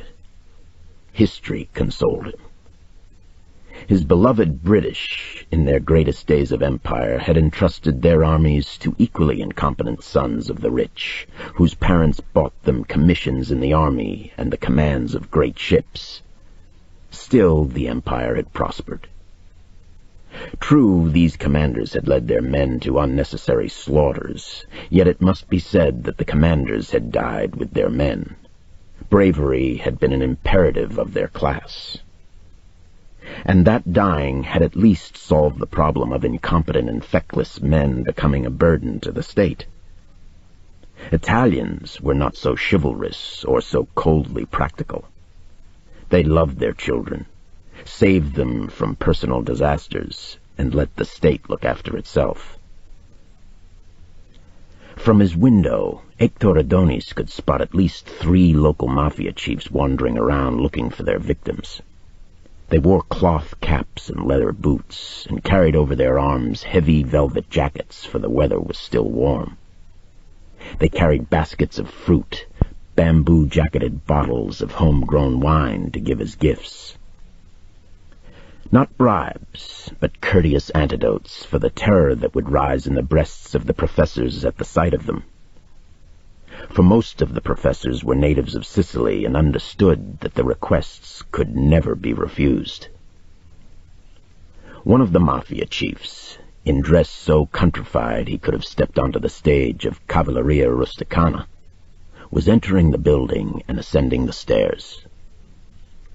Eictoridonis prepared, with sardonic pleasure, to play the familiar comedy to come. Adonis knew the man. His name was Bacilla, and he owned a farm and sheep in a town called Partenico, not far from Montelepre. They shook hands, and Bacilla handed him the basket he was carrying. "We have so much fruit dropping to the ground and rotting that I thought, I'll carry some to the professor," Bacilla said. He was a short but broad man. His body powerful from a lifetime of hard work. Adonis knew he had a reputation for honesty, that he was a modest man, though he could have turned his power into riches. He was a throwback to the old mafia chiefs who fought not for riches, but for respect and honor. Adonis smiled as he accepted the fruit. What peasant in Sicily ever let anything go to waste? There were 100 children for each olive that fell to the ground, and these children were like locusts. Bacilla sighed. He was affable, but Adonis knew his affability could turn to menace in the fraction of a second. So he flashed a sympathetic smile as Bacilla said, "What a nuisance life is! I have work to do on my land, and yet when my neighbor asked me to do this little favor, how could I refuse? My father knew his father, my grandfather his grandfather, and it is my nature, perhaps my misfortune, that I will do anything a friend asks me to do. After all, are we not Christians together?" Hector Adonis said smoothly, "We Sicilians are all the same. We are too generous. That is why the northerners in Rome take such a shameful advantage of us." Bacilla stared at him shrewdly. There would be no trouble here, and hadn't he heard somewhere that this professor was one of the friends? Certainly he did not seem frightened. And if he was a friend of the friends, why had not he, Bacilla, known this fact? But there were many different levels in the friends. In any event, here was a man who understood the world he lived in. "I have come to ask you a favor," Bacilla said.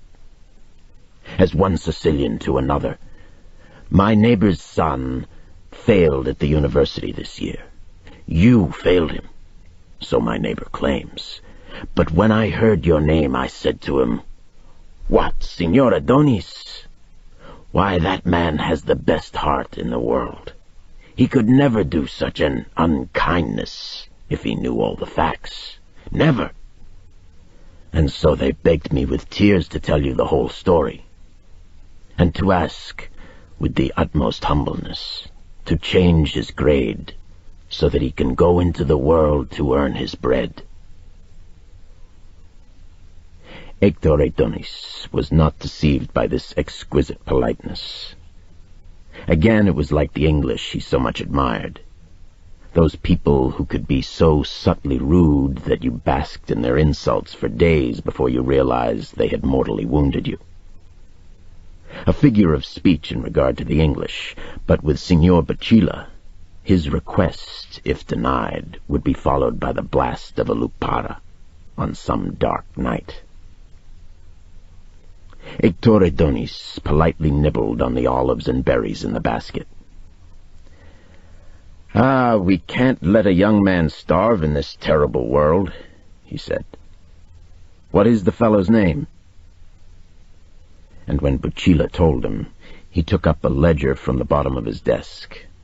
He leafed through it, though of course he knew the name well. The failed student was a lout, an oaf, a lummox, more a brute than the sheep on Bacilla's farm. He was a lazy womanizer, a shiftless braggart, a hopeless illiterate who did not know the difference between the Iliad and Verga.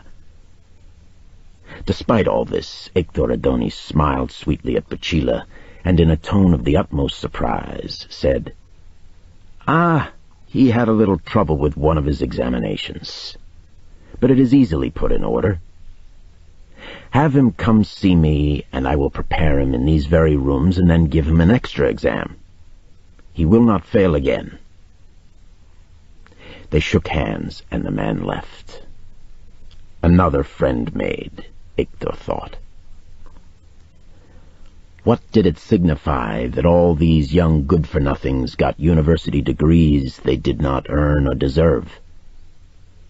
In the Italy of 1943, they could use them to wipe their pampered asses and decline into positions of mediocrity.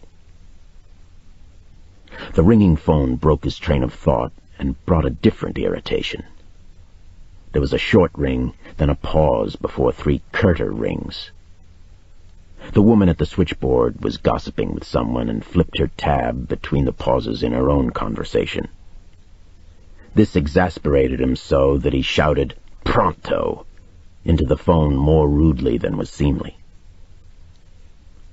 And unfortunately, it was the president of the university calling. But the president, a notorious stickler for professional courtesy, obviously had more important things on his mind than rudeness. His voice was quivering with fear, almost tearful in its supplication. "My dear Professor Adonis," he said, "could I trouble you to come to my office? The university has a grave problem that only you may be able to resolve. It is of the utmost importance. Believe me, my dear Professor, you will have my gratitude." This obsequiousness made Hector Adonis nervous. What did the idiot expect of him? To jump over the Cathedral of Palermo?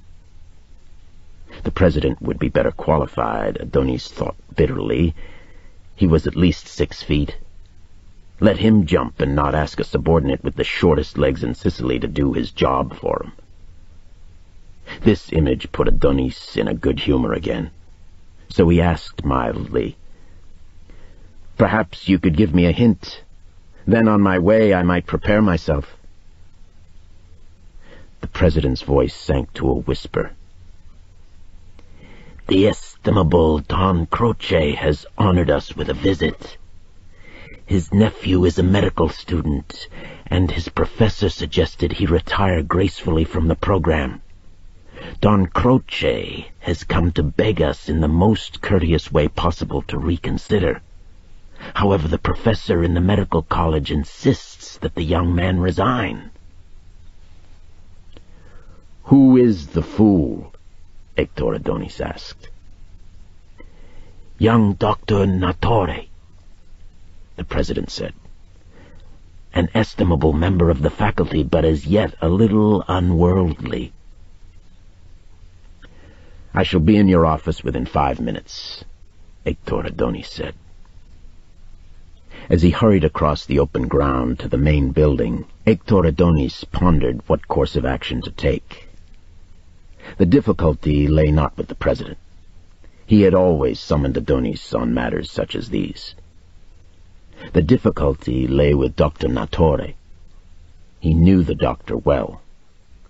A brilliant medical man, a teacher whose death would definitely be a loss to Sicily, his resignation a loss to the university. Also that most pompous of bores, a man of inflexible principles and true honor. But even he must have heard of the great Don Croce. Even he must have a grain of common sense embedded in his genius brain. There must be something else.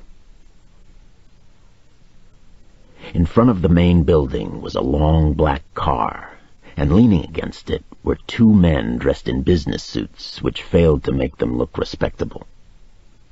They must be the Don's bodyguards and chauffeur left down here out of respect for the academics Don Croce was visiting. Adonis saw their looks of astonishment and then amusement at his small stature, his perfect tailoring, the briefcase under his arm. He flashed a cold stare which startled them. Could such a small man be a friend of the friends? The office of the president looked more like a library than a business center. He was a scholar more than an administrator. Books lined all the walls. The furniture was massive but comfortable. Don Croce sat in a huge chair sipping his espresso. His face reminded Hector Adonis of the prow of a ship in the Iliad, warped by years of battle and hostile seas. The Don pretended they had never met, and Adonis allowed himself to be introduced. The president, of course, knew this was a farce, but young Dr. Nattore was taken in. The president was the tallest man at the university. Hector Adonis was the shortest. Immediately, out of courtesy, the president sat down and slumped in his chair before he spoke. "We have a small disagreement," the president said. At this, Dr. Nattore snorted with exasperation, but Don Croce inclined his head slightly in accord. The president went on. "Don Croce has a nephew who yearns to be a doctor. Professor Nattore says he does not have the necessary grades to be certified. A tragedy. Don Croce has been so kind as to come and present his nephew's case, and since Don Croce has done so much for our university, I thought we should try our best to grant him some accommodation." Don Croce said amiably, without a hint of sarcasm, "I am illiterate myself, yet no one can say I have been unsuccessful in the world of business." Certainly, Hector Adonis thought, a man who could bribe ministers, order murders, terrify shopkeepers and factory owners did not have to read and write. Don Croce continued, "I found my path by experience. Why could not my nephew do the same? My poor sister will be heartbroken if her son does not have the word doctor in front of his name. She is a true believer in Christ. She wants to help the world." Dr. Nattore, with that insensitivity so common to one who is in the right, said, "I cannot change my position." Don Croce sighed. He said cajolingly, "What harm can my nephew do? I will arrange a government post with the army or with a Catholic hospital for the aged. He will hold their hands and listen to their troubles. He is extremely amiable. He will charm the old Rex. What do I ask? A little shuffling of the papers you shuffle here." He glanced around the room, contemptuous of the books that formed its walls. Hector Adonis, extremely disturbed by this meekness of Don Croce, a danger signal in such a man, thought angrily that it was easy for the Don to take such a position. His men immediately shipped him to Switzerland at the slightest indisposition of his liver. But Adonis knew it was up to him to solve this impasse. "My dear Dr. Nattore," he said, "surely we can do something. A little private tutoring, extra training at a charity hospital." Despite his birth in Palermo, Dr. Nattore didn't look Sicilian. He was fair and balding, and he showed his anger, something no true Sicilian would ever do in this delicate situation. Doubtless it was the defective genes inherited from some long-ago Norman conqueror. "You don't understand, my dear Professor Adonis. The young fool wants to be a surgeon." Jesus, Joseph, our Virgin Mary, and all her saints, Hector Adonis thought. This is real trouble. Taking advantage of the stunned silence on his colleague's face, Dr. Nattore went on. "Your nephew knows nothing about anatomy. He hacked a cadaver to pieces as if he were carving a sheep for the spit. He misses most of his classes. He doesn't prepare for his test papers. He enters the operating room as if he were going to a dance. I admit he is amiable. You couldn't find a nicer chap.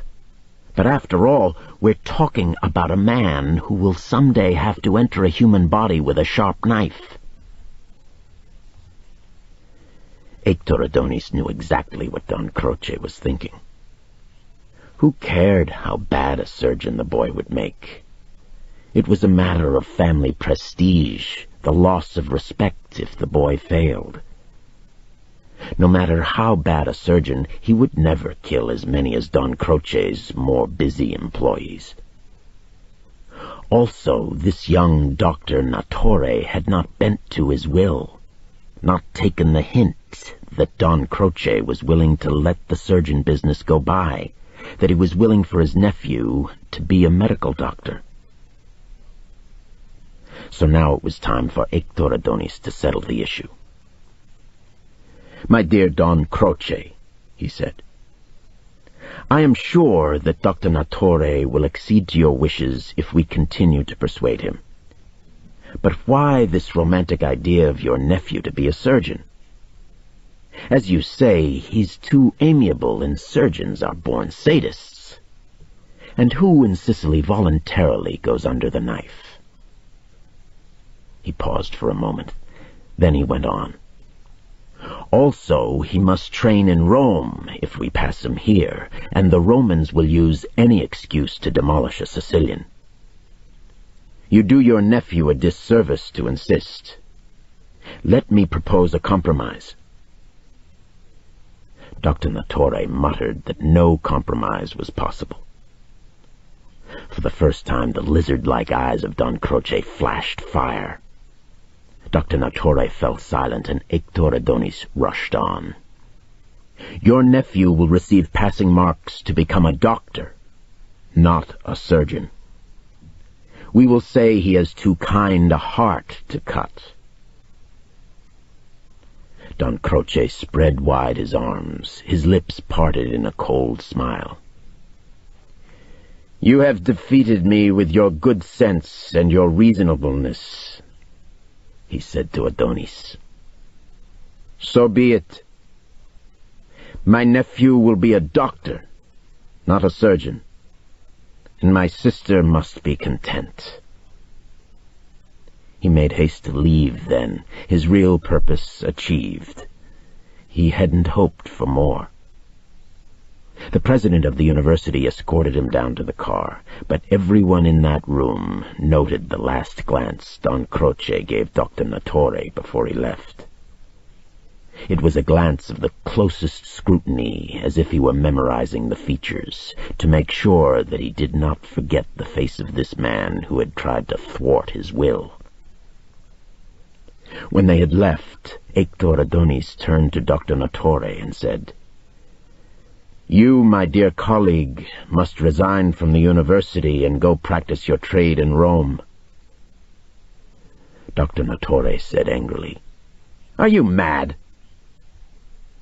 Hector Adonis said, "Not as mad as you. I insist you have dinner with me tonight, and I will explain to you why our Sicily is no Garden of Eden." "But why should I leave?" Dr. Nattore protested. "You have said the word no to Don Croce Malo. Sicily is not big enough for both of you." "But he's gotten his way," Dr. Nattore cried out in despair. "The nephew will become a doctor. You and the president have approved it." "But you did not," Hector Adonis said. "We approved it to save your life, but still you are now a marked man." That evening, Hector Adonis was host to 6 professors, including Dr. Nattore, at one of Palermo's best restaurants. Each of these professors had received a visit from a man of honor that day, and each had agreed to change the marks of a failing pupil.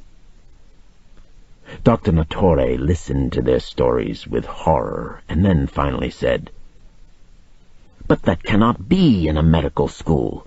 Not a doctor." Until finally they lost their temper with him.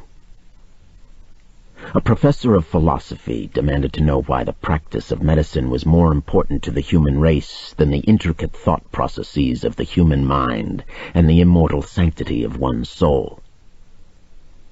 When they were finished, Dr. Nattore agreed to leave the University of Palermo and emigrate to Brazil, where, he was assured by his colleagues, a good surgeon could make his fortune in gallbladders. That night, Hector Adonis slept the sleep of the just. But the next morning he received an urgent phone call from Montelepre. His godson, Torre Giuliano, whose intelligence he had nurtured, whose gentleness he had prized, whose future he had planned, had murdered a policeman.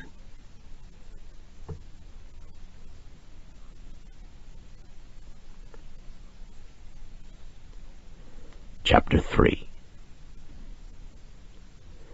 Montalepre was a town of 7,000 people, sunk as deeply in the valley of the Camerata Mountains as it was in poverty. On the day of September 2nd, 1943, the citizens were preparing for their festa, to start the next day and continue for the following 3 days. The festa was the greatest event of the year in each town, greater than Easter or Christmas or New Year's, greater than the days celebrating the end of the Great War or the birthday of a great national hero. The festa was dedicated to the town's own particular favorite saint. It was one of the few customs the fascist government of Mussolini had dared not meddle with or try to forbid. To organize the festa, a committee of 3 was formed each year, composed of the most respected men of the town. These 3 men then appointed deputies to collect money and offerings of goods. Every family contributed according to their means. In addition, deputies were sent out into the streets to beg. Then, as the great day approached, the committee of 3 started to spend the special fund accumulated over the past year. They hired a band, and they hired a clown. They set up generous money prizes for horse races to be held over the 3 days. They hired specialists to decorate the church and the streets so that the grim, poverty-stricken town of Montalepre suddenly looked like some medieval citadel in the midst of the fields of the cloths of gold. A puppet theater was hired. Food peddlers set up their booths. The families of Montalepre used the festa to show their marriageable daughters. New clothes were bought, chaperones detailed. A bevy of prostitutes from Palermo set up a huge tent just outside the city, their licenses and medical certificates adorning the red, white, and green striped canvas sides. A famous holy friar, who years ago had grown stigmata, was hired to preach the formal sermon. And finally, on the 3rd day, the saint's bier was carried through the streets, followed by all the townspeople, with their livestock of mules, horses, pigs, and donkeys. On top of the bier rode the effigy of the saint, crusted with money, flowers, vari-colored sweets, and great bamboo-sheathed bottles of wine. These few days were their days of glory. It didn't matter that for the rest of the year they starved, and that in the same village square where they honored the saint, they sold the sweat of their bodies to the land barons for 100 lire a day. On the 1st day of the Montalepre festa, Turi Giuliano was designated to take part in the opening ritual, the mating of the miracle mule of Montalepre with the town's largest and strongest donkey. It is rare that a female mule can conceive. They are classified as a sterile animal, product of the union between a mare and donkey. But there was such a mule in Montalepre. It had borne a donkey 2 years before, and its owner had agreed, as his family's duty share to the town festa, to donate the mule's services and, if the miracle should occur, its offspring to the next year's festa. This was, in this particular ceremony, a sardonic mockery. But the ritualistic mating was only partly a mockery. The Sicilian peasant has an affinity with his mule and donkey. They are hard-working beasts, and like the peasant himself, have flinty, dour natures. Like the peasant, they can work steadily for very long hours without breaking down, unlike the higher nobility horse, who must be pampered. Also, they are sure-footed and can pick their way along the mountain terraces without falling and breaking a leg, unlike the fiery stallions or the high-blooded, flighty mares. Also, peasant and donkey and mule subsist and thrive on food that kills other men and animals. But the greatest affinity was this. peasant, donkey, and mule had to be treated with affection and respect. Otherwise they turned murderous and stubborn. The Catholic religious festivals had sprung from ancient pagan rituals to beg miracles from the gods. On this fateful day in September 1943, during the festa of the town of Montalepre, a miracle would occur that would change the fate of its 7,000 inhabitants. At 20 years of age, Turi Giuliano was considered the bravest, the most honorable, the strongest, the young man who inspired the most respect. He was a man of honor. That is to say, a man who treated his fellow man with scrupulous fairness, and one who could not be insulted with impunity. He had distinguished himself at the last harvest by refusing to be hired out as a laborer at the insulting wages decreed by the overseer of the local estates.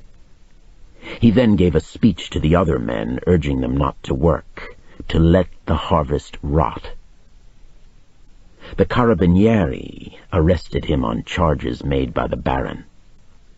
The other men went back to work. Giuliano had not shown any hard feelings toward these men, or even the Carabinieri. When he was released from prison through the intervention of Hector Adonis, he developed no rancor of any kind. He had stood up for his principles, and that was enough for him. On another occasion, he had broken up a knife fight between Aspenu Pichotta and another youth, simply by interposing his unarmed body between them, and with good-humored reasoning disarming their anger.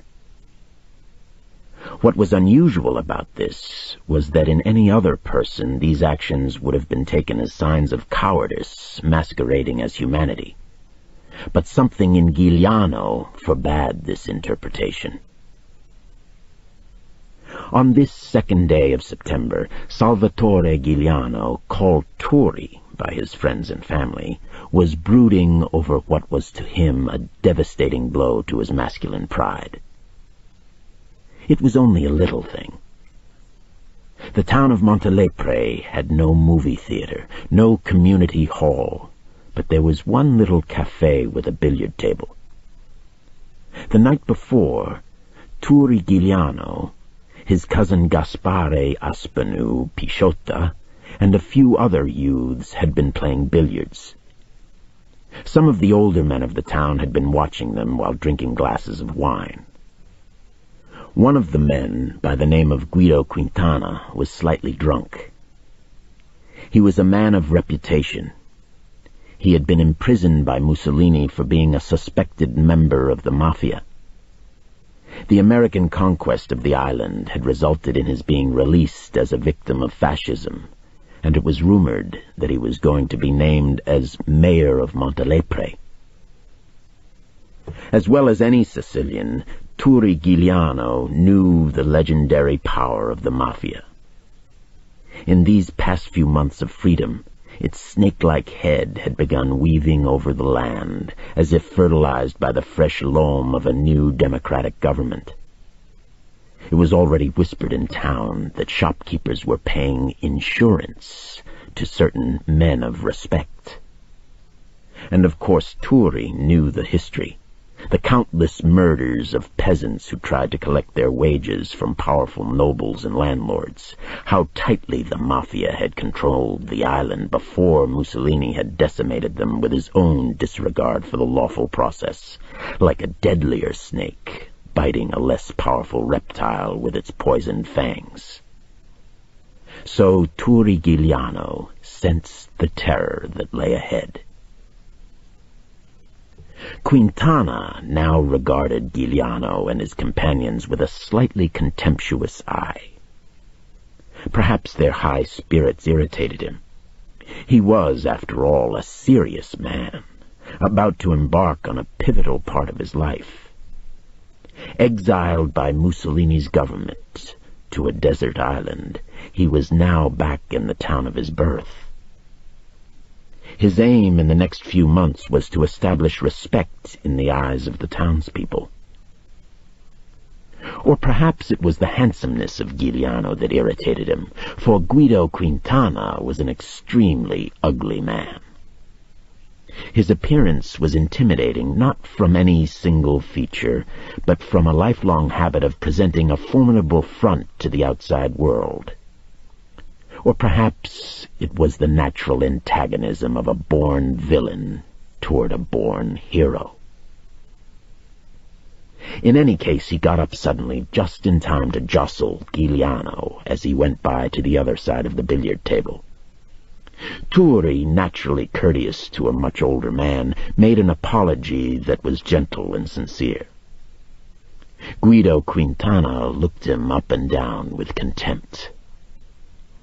"Why aren't you home sleeping and resting to earn your bread tomorrow?" he said. "My friends have been waiting to play billiards for an hour." He reached out and took the billiard cue from Giuliano's hand and, smiling slightly, waved him away from the table. Everybody was watching. The insult wasn't mortal. If the man were younger, or the insult more pointed, Giuliano would have been forced to fight and keep his reputation for manhood. Aspinall Pisciotta always carried a knife, and now he positioned himself to intercept Quintana's friends if they decided to interfere. Pisciotta had no respect for older people, and he expected his friend and cousin to finish the quarrel. But at that moment, Giuliano felt a strange uneasiness. The man looked so intimidating and ready for the most serious consequences of any dispute.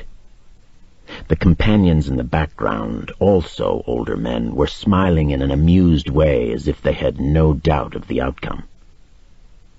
One of them wore hunting attire and carried a rifle. Giuliano himself was unarmed. And then, for one shameful moment, he felt fear. He was not afraid of being hurt, of being struck, of finding this man was the stronger of the two. It was the fear that these men knew what they were doing, that they had the situation under control. He did not. That they could gun him down in the dark streets of Montelepre as he walked home. That he would appear a dead fool the next day. It was the inborn tactical sense of the born guerrilla soldier that made him retreat. So Turi Giuliano took his friend by the arm and led him out of the café.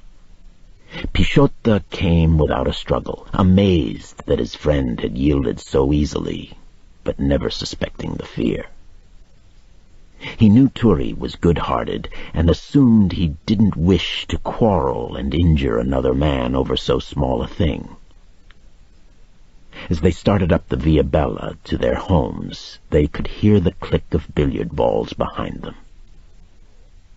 This ends Side 1 of Cassette 2. All that night, Turi Giuliano had not been able to sleep. Had he really been afraid of that man with the evil face and threatening body? Had he shivered like a girl? Were they all laughing at him? What did his best friend, his cousin Aspinall, think of him now? That he was a coward? That he, Turi Giuliano, the leader of the youth of Montelepre, the most respected, the one acknowledged as the strongest and most fearless, had buckled at the first threat of a true man?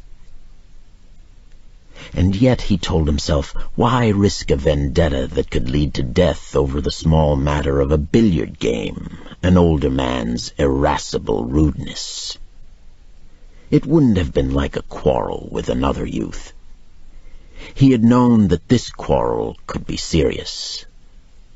He had known that these men were the friends of the friends, and it made him afraid. Giuliano slept badly and woke in that sullen mood so dangerous in adolescent males. He seemed to himself ridiculous. He had always wanted to be a hero, like most young men. If he had lived in any other part of Italy, he would have become a soldier long before. But as a true Sicilian, he had not volunteered, and his godfather, Hector Adonis, had made certain arrangements so that he wouldn't be called. After all, though Italy governed Sicily, no true Sicilian felt he was an Italian. And then, if the truth be told, the Italian government itself was not so anxious to draft Sicilians, especially in the last year of the war. Sicilians had too many relatives in America. Sicilians were born criminals and renegades. Sicilians were too stupid to be trained in modern warfare, and they caused trouble wherever they went. In the street, Turi Giuliano felt his moodiness fade with the sheer beauty of the day. The golden sun was glorious. The smell of lemon and olive trees filled the air. He loved the town of Montelepre, its crooked streets, the stone houses with their balconies filled with those gaudy flowers that grew in Sicily without the slightest encouragement. He loved the red-tiled roofs that stretched away to the end of the small town, buried in this deep valley on which the sun poured like liquid gold.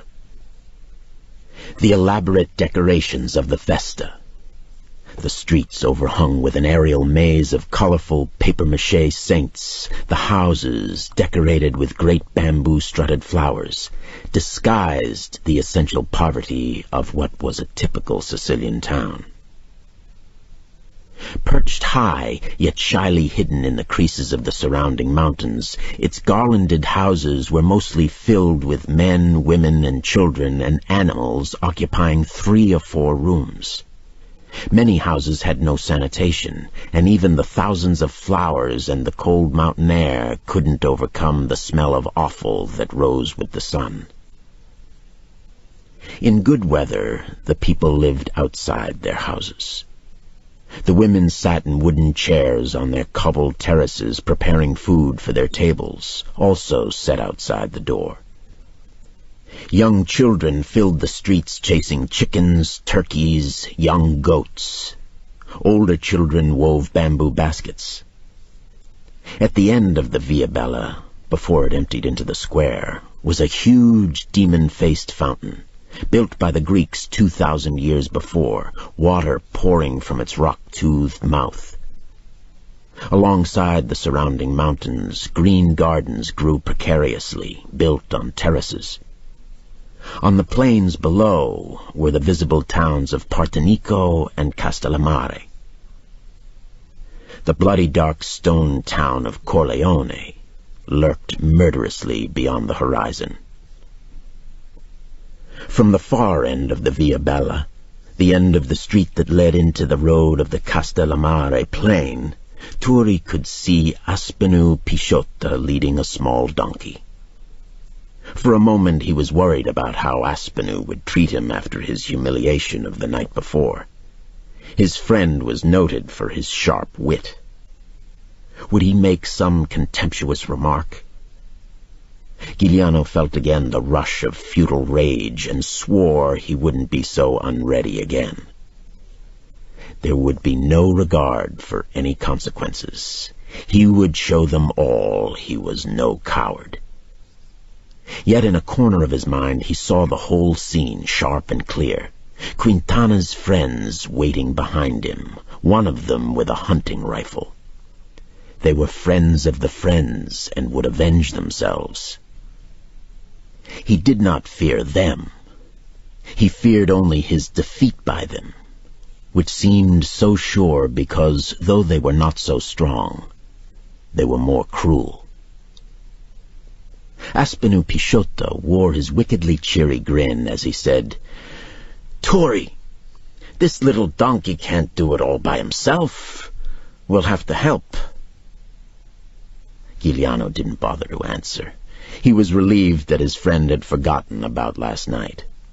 It always touched his heart that Aspenu, who was so caustic and penetrating with the faults of others, never treated him with anything but the utmost affection and respect. They walked together toward the town square, the donkey behind. Children scurried around and before them like pilot fish. The children knew what was going to happen with the donkey and were wild with excitement. For them it would be a great treat, an exciting event in the usually dull summer day. A small platform 4 feet high stood in the town square. It was formed by heavy blocks of stone carved from the mountains around them. Turi Giuliano and Aspinall Pisciotta pushed the donkey up the dirt ramp of the platform. They used a rope to tie the donkey's head to a short vertical iron bar. The donkey sat down. There was a patch of white skin over his eyes and muzzle that gave him a clownish look. The children gathered around the platform, laughed and jeered. One of the little boys called out, "Which one is the donkey?" And all the children laughed. Turi Giuliano, not knowing this was the last day of his life as an unknown village boy, looked down on the scene with the sweet possessive contentment of a man placed exactly as he should be. He was in the small spot of earth in which he had been born and spent his life. The outside world could never harm him. Even the humiliation of the night before had disappeared. He knew those looming limestone mountains as intimately as a little child knew his sandbox.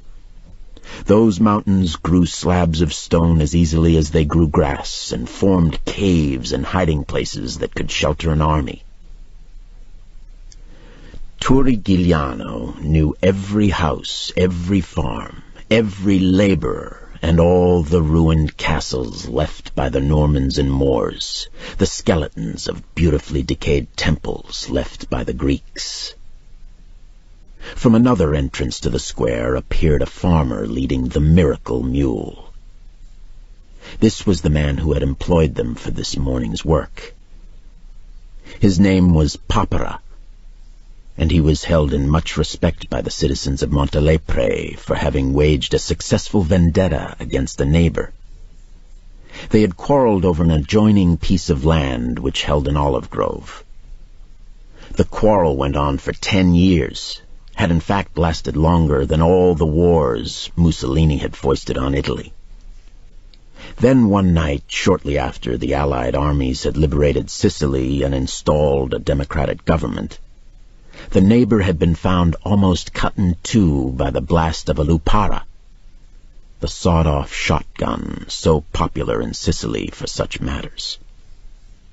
Suspicion immediately fell on Papara, but he had conveniently allowed himself to be arrested in a quarrel with the Carabinieri and had spent the night of the murder safely in the prison cell of the Belampo barracks. It was rumored that this was the first sign of the old mafia coming to life, that Papara, related by marriage to Guido Quintana, had enlisted the friends of the friends to help settle the quarrel. As Papara led the mule to the front of the platform, the children swarmed around it so that Papara had to scatter them with mild curses and casual waves of the whip he held in his hand. The children escaped the whip easily as Papara snapped it over their heads with a good-humored smile. Smelling the female mule below, the white-faced donkey reared against the rope that held him to the platform. Turi and Aspinall lifted him up as the children cheered. Meanwhile, Papara was maneuvering the mule to present its hind quarters to the edge of the platform.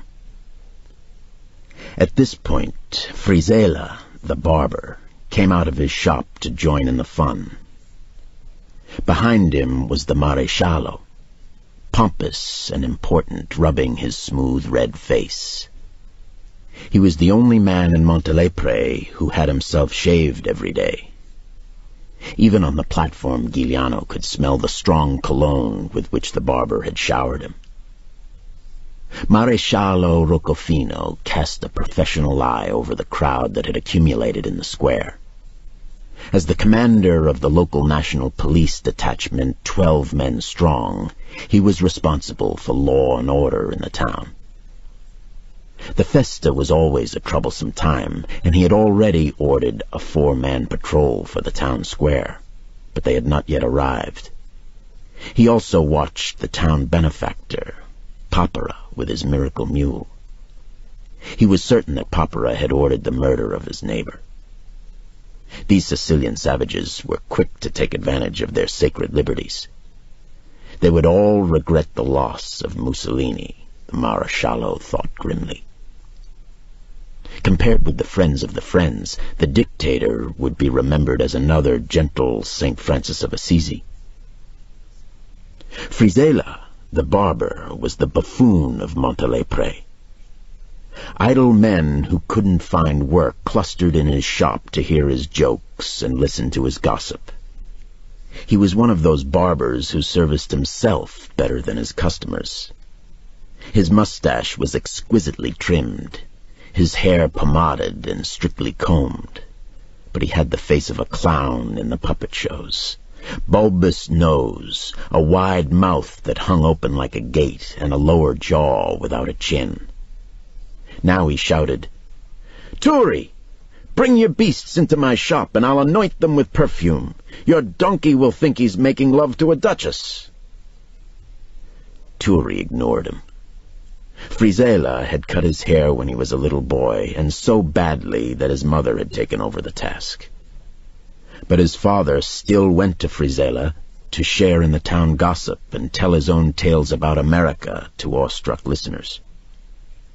Turi Giuliano did not like the barber, because Frisela had been a strong fascist and was reputed to be a confidant of the friends of the friends. The Maresciallo lit a cigarette and strutted up the Via Bella, not even noticing Giuliano. An oversight he was to regret in the weeks to come. The donkey was now trying to jump off the platform. Giuliano let the rope slacken so that Pisciotto could lead the animal to the edge and position it above where the miracle mule was standing. The mare's hindquarters were just above the edge of the platform. Giuliano let the rope slacken a little more. The mare gave a great snort and pushed her rump back at the same moment the donkey plunged downward.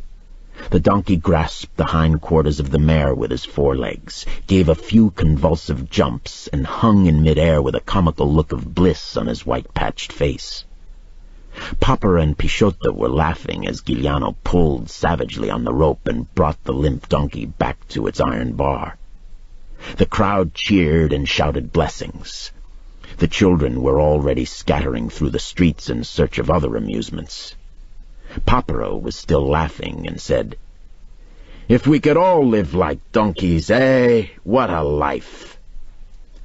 Pisciotto said disrespectfully, "Signor Papara, let me load you back with bamboo and olive baskets and beat you up the mountain roads for 8 hours every day.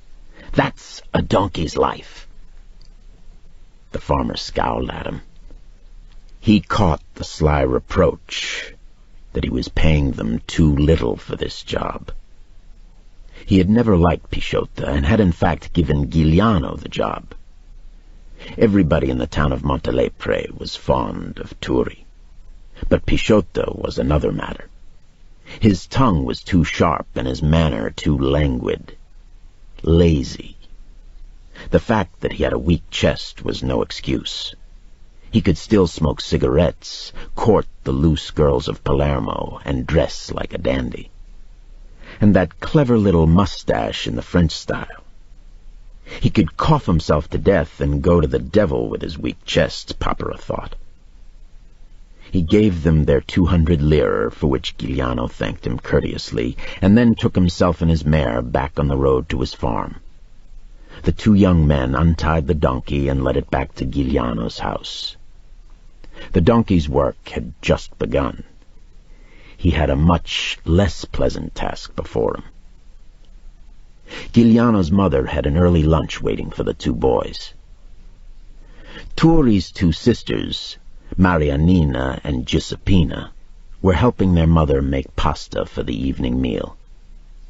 Eggs and flour were mixed into a huge mountain on a shellacked square wooden board, kneaded solid.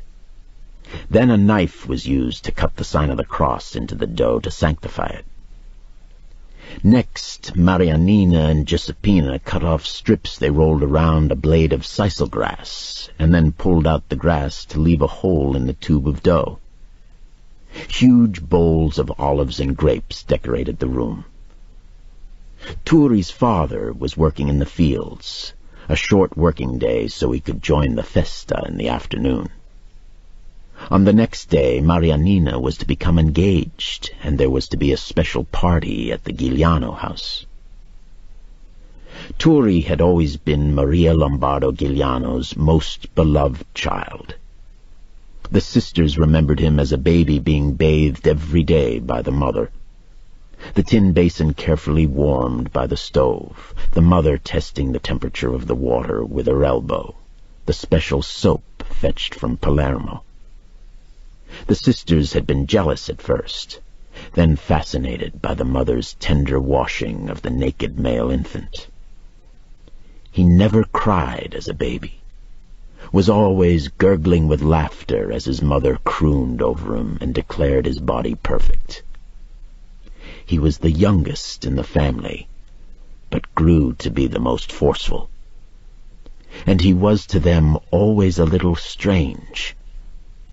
He read books and talked about politics, and of course it was always remarked that his height and formidable physique came from his time in the womb in America. But they loved him, too, because of his gentleness and his selflessness. On this morning, the women were worried about Turi and watched him with a loving fretfulness as he ate his bread and goat cheese, his plate of olives, drank his coffee made of chicory. As soon as he finished his lunch, he and Aspinall would take the donkey all the way to Corleone and smuggle back a huge wheel of cheese and some hams and sausage.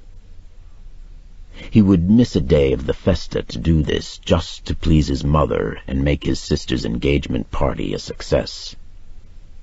Part of the goods they would sell for cash on the black market for the family coffers. These three women loved to see the two young men together. They had been friends since they were little children, closer than brothers in spite of being such opposites. Aspinall Pisciotta, with his dark coloring, his thin movie star mustache, the extraordinary mobility of his face, the brilliant dark eyes and jet-black hair on his small skull, his wit, always enchanted the women. And yet, in some curious way, all this flamboyance was overwhelmed by Turi Giuliano's quiet Grecian beauty. He was massively built like the ancient Greek statues scattered all over Sicily, and his coloring was all light brown, his hair, his tawny skin. He was always very still, and yet when he moved, it was with a startling quickness. But his most dominating feature was his eyes. They were a dreamy golden brown, and when they were averted they seemed ordinary. But when he looked at you directly, the lids came halfway down like the lids carved in statues, and the whole face took on a quiet, mask-like serenity. While Pisciotta kept Maria Lombardo amused, Turi Giuliano went upstairs to his bedroom to prepare himself for the journey he was about to make. Specifically, to get the pistol he kept hidden there. Remembering the humiliation of the previous night, he was determined to go armed on the job he had ahead this day. He knew how to shoot, for his father took him hunting often.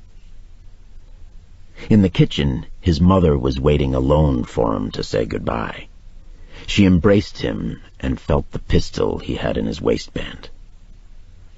"Turi, be careful," she said, alarmed. "Don't quarrel with the carabinieri. If they stop you, give up what you have." Giuliano reassured her. "They can take the goods," he said, "but I won't let them beat me or take me to prison." She understood this, and in her own fierce Sicilian pride was proud of him. Many years ago, her own pride, her anger at her poverty, had led her to persuade her husband to try a new life in America. She had been a dreamer. She had believed in justice and her own rightful place in the world.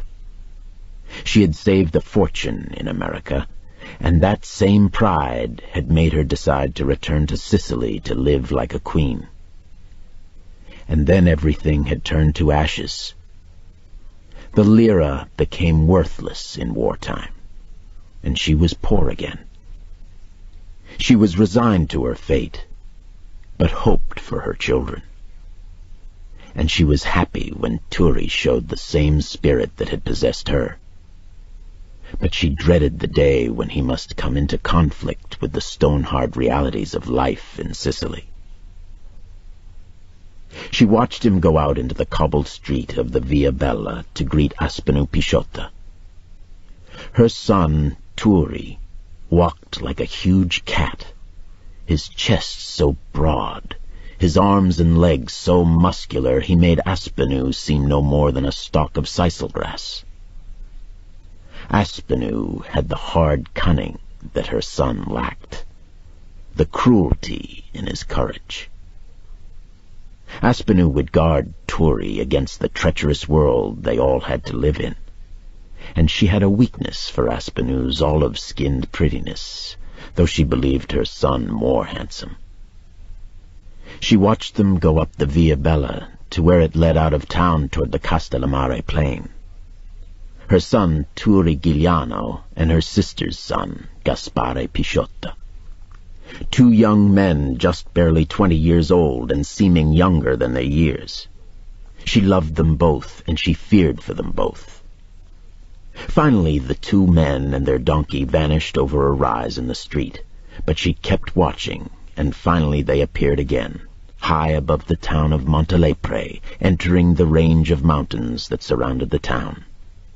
Maria Lombardo Giuliano kept watching, as if she would never see them again, until they disappeared in the late morning mist around the mountaintop. They were vanishing into the beginning of their myth.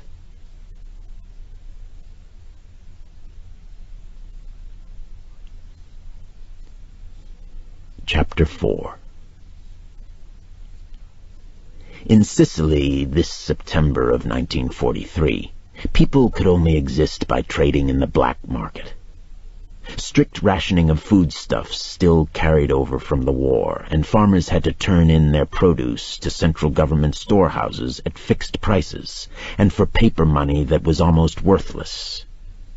In turn, the government was supposed to sell and distribute these foodstuffs at low prices to the people. Under this system, everybody would get enough to remain alive.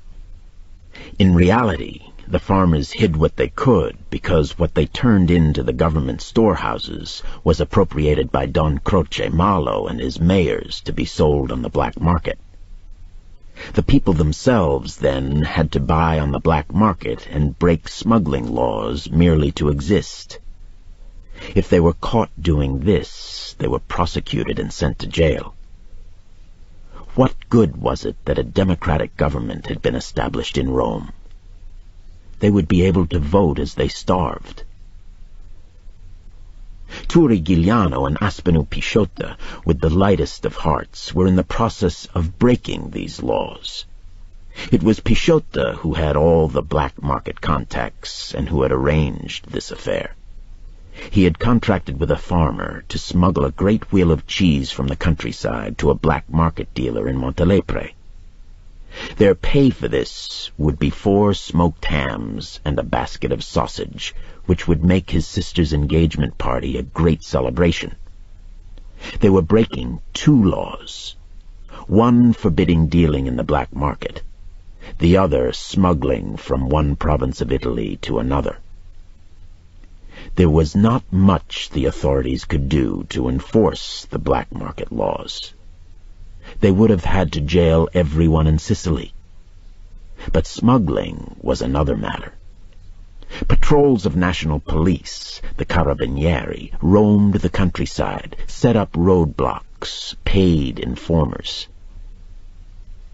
They could not, of course, interfere with the caravans of Don Croce Malo, who used American army trucks and special military government passes. But they could net many of the small farmers and starving villagers. It took them 4 hours to get to the farm. Giuliano and Pisciotto picked up the huge grainy white cheese and the other goods and strapped them onto the donkey. They formed a camouflage of sisal grass and bamboo stalks over the goods so that it would appear they were merely bringing in fodder for the livestock kept in the households of many villagers. They had the carelessness and confidence of youth, of children really, who hide treasures from their parents as if the intention to deceive were enough. Their confidence came, too, from the knowledge that they could find hidden paths through the mountains. As they set out for the long journey home, Giuliano sent Pisciotto ahead to scout for the carabinieri. They had arranged a set of whistling signals to warn of danger. The donkey carried the cheeses easily and behaved amiably. He had had his reward before setting out. They journeyed for 2 hours, slowly ascending, before there was any sign of danger. Then Giuliano saw behind them, perhaps 3 miles away, following their path, a caravan of 6 mules and a man on horseback. If the path was known to others in the black market, it could have been marked by the field police for a roadblock. As a caution, he sent Pisciotto scouting far ahead. After an hour, he caught up with Aspinall, who was sitting on a huge stone smoking a cigarette and coughing. Aspinall looked pale. He shouldn't have been smoking. Turi Giuliano sat down beside him to rest. One of their strongest bonds since childhood was that they never tried to command each other in any way, so Turi said nothing. Finally, Aspinall stubbed out the cigarette and put the blackened butt into his pocket. They started walking again, Giuliano holding the donkey's bridle, Aspinall walking behind. They were traveling a mountain path that bypassed the roads and little villages, but sometimes they saw an ancient Greek water cistern that spouted water through a crumpled statue's mouth, or the remains of a Norman castle that many centuries ago had barred this way to invaders. Again, Turi Giuliano dreamed of Sicily's past and his future. He thought of his godfather, Ettore Donis, who had promised to come after the festa and prepare his application to the University of Palermo. And when he thought of his godfather, he felt momentary sadness. Ettore Donis never came to the festas. The drunken men would make fun of his short stature. The children, some of them taller than he, would offer him some insult. Turi wondered about God stunting the growth of a man's body and bursting his brain with knowledge. For Turi thought Ettore Donis the most brilliant man in the world, and loved him for the kindness he had showed him and his parents. He thought of his father working so hard on their small piece of land, and of his sisters with their threadbare clothes. It was lucky that Marianina was so beautiful that she had caught a husband despite her poverty and the unsettled times. But most of all, he anguished over his mother, Maria Lombardo. Even as a child, he had recognized her bitterness, her unhappiness. She had tasted the rich fruits of America and could no longer be happy in the poverty-stricken towns of Sicily. His father would tell the tales of those glorious days, and his mother would burst into tears. But he would change his family's fortune, Turi Giuliano thought. He would work hard and study hard, and he would become as great a man as his godfather. Suddenly they were passing through a stand of trees, a small forest, one of the few left in this part of Sicily, which now seemed to grow only the great white stones and marble quarries. On the other side of the mountain they would begin the descent into Montelepre, and would have to be careful of the roving patrols of national police, the Carabinieri. But now they were coming to the Quattro Moline, the 4 crossroads, and it would pay to be a little careful here, too. Giuliano pulled on the donkey's bridle and motioned Aspinall to halt. They stood there quietly. No strange sound could be heard, only the steady hum of the countless insects that swarmed over the ground, their whirring wings and legs buzzing like a far-distant saw. They moved forward over the crossroads and then safely out of sight into another small forest. Turi Giuliano started to daydream again. The trees widened out suddenly, as if they had been pushed back, and they were picking their way across a small clearing with a rough floor of tiny stones, cropped bamboo stalks, thin, balding grass. The late afternoon sun was falling far away from them and looked pale and cold above the granite-studded mountains. Past this clearing, the path would begin to drop in a long, winding spiral to the town of Montelepre. Suddenly Giuliano came out of his dreams. A flash of light, like the striking of a match, lanced his left eye. He jerked the donkey to a halt and held up his hand to Aspinall. Only 30 yards away, strange men stepped out from behind a thicket. There were 3 of them, and Turi Giuliano saw their stiff black military caps, the black uniforms with white piping. He felt a sick, foolish feeling of despair, of shame, that he had been caught. The 3 men fanned out as they advanced, weapons at the ready. 2 were quite young, with ruddy, shining faces and crusted military caps tilted almost comically to the backs of their heads. They seemed earnest, yet gleeful, as they pointed their machine pistols.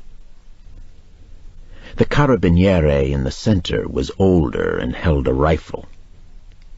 His face was pockmarked and scarred, and his cap was pulled firmly over his eyes. He had sergeant's stripes on his sleeve. The flash of light Giuliano had seen was a sunbeam drawn by the steel rifle barrel. This man was smiling grimly, his rifle pointed unwaveringly at Giuliano's chest.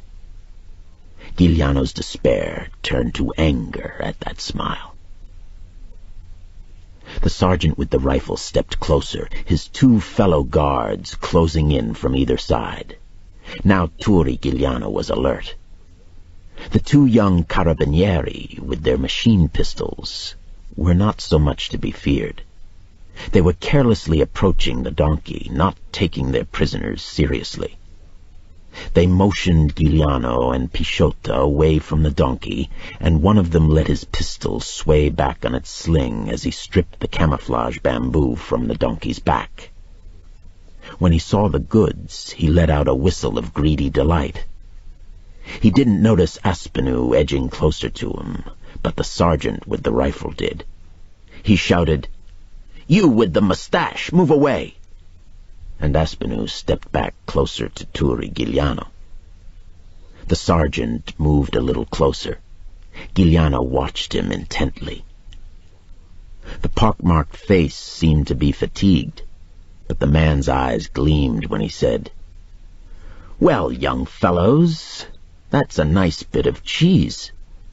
We could use it in our barracks to go with our macaroni. So just tell us the name of the farmer you got it from, and we'll let you ride your donkey back home." They didn't answer him. He waited. Still they didn't answer. Finally Giuliano said quietly, "I have 1,000 lire as a gift, if you can let us go." "You can wipe your ass with lire," the sergeant said. "Now your identity papers. If they're not in order, I'll make you shit and wipe your ass with them, too."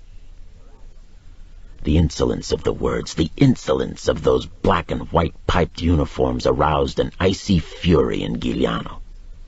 At that moment he knew he would never allow himself to be arrested, never allow these men to rob him of his family's food. Torri Giuliano took out his identity card and started to approach the sergeant.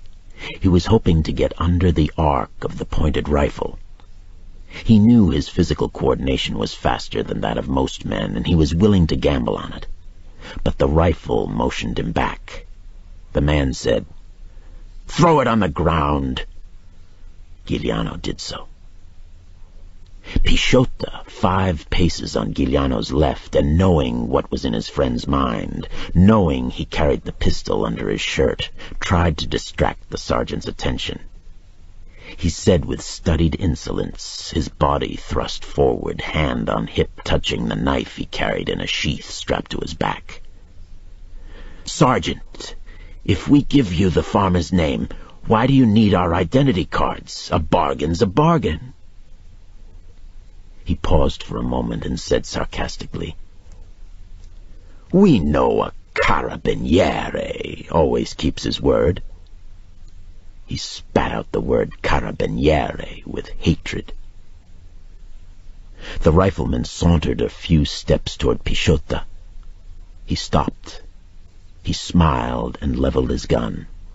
He said, "And you, my little dandy, your card. Or do you have no papers, like your donkey who has a better mustache than you?" The 2 younger policemen laughed. Pisciota's eyes glittered. He took a step toward the sergeant. "No, I have no papers, and I know no farmer. We found these goods lying in the road." The very foolhardiness of this defiance defeated its purpose. Pisciota had wanted the rifleman to move closer, within striking distance, but now the sergeant took a few steps backward and smiled again. He said, "The bastinado will knock out some of your Sicilian insolence." He paused for a moment and then said, "Both of you lie on the ground." The bastinado was a term loosely used for a physical beating with whips and clubs. Giuliano knew some citizens of Montelepre who had been punished in the Belampo barracks. They had returned to their homes with broken knees, heads swollen as big as melons, their insides injured so that they could never work again. The carabinieri would never do that to him. Giuliano went to one knee as if he were going to lie down, put one hand on the ground and the other on his belt so that he could draw the pistol from beneath his shirt. The clearing was now bathed with the soft, hazy light of beginning twilight. The sun, far over the trees, had dipped below the last mountain. He saw Pisciota standing proudly, refusing the command. Surely they wouldn't shoot him down over a piece of smuggled cheese. He could see the pistols trembling in the hands of the young guards. At that moment there was the braying of mules and the clatter of hooves from behind, and bursting into the clearing came the caravan of mules that Giuliano had spotted on the road behind him that afternoon. The man on horseback leading it carried a lupara slung over his shoulder and looked huge in a heavy leather jacket. He jumped down off his horse and took a great wad of lira notes from one of his jackets and said to the carabiniere with the rifle, "So you've scooped up a few little sardines this time." They obviously knew each other. For the first time, the rifleman relaxed his vigilance to accept the money offered to him. The 2 men were grinning at each other. The prisoners seemed to have been forgotten by everyone. Torri Giuliano moved slowly toward the nearest guard. Pisciota was edging toward the nearest bamboo thicket. The guards didn't notice. Giuliano hit the nearest guard with his forearm, knocking him to the ground. He shouted to Pisciota, "Run!" Pisciota dove into the bamboo thicket and Giuliano ran to the trees. The remaining guard was too stunned or too inept to bring his pistol around in time.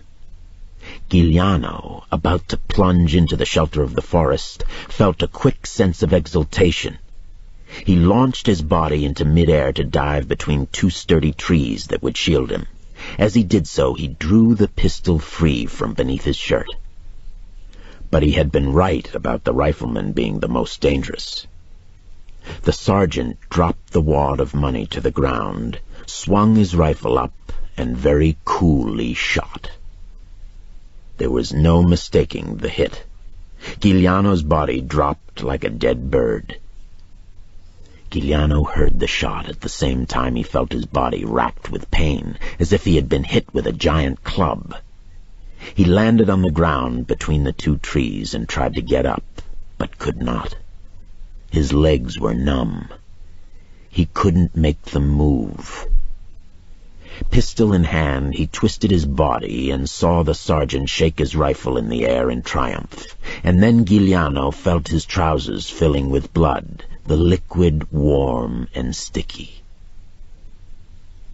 In the fraction of a second before he pulled the trigger of his pistol, Turi Giuliano felt only astonishment.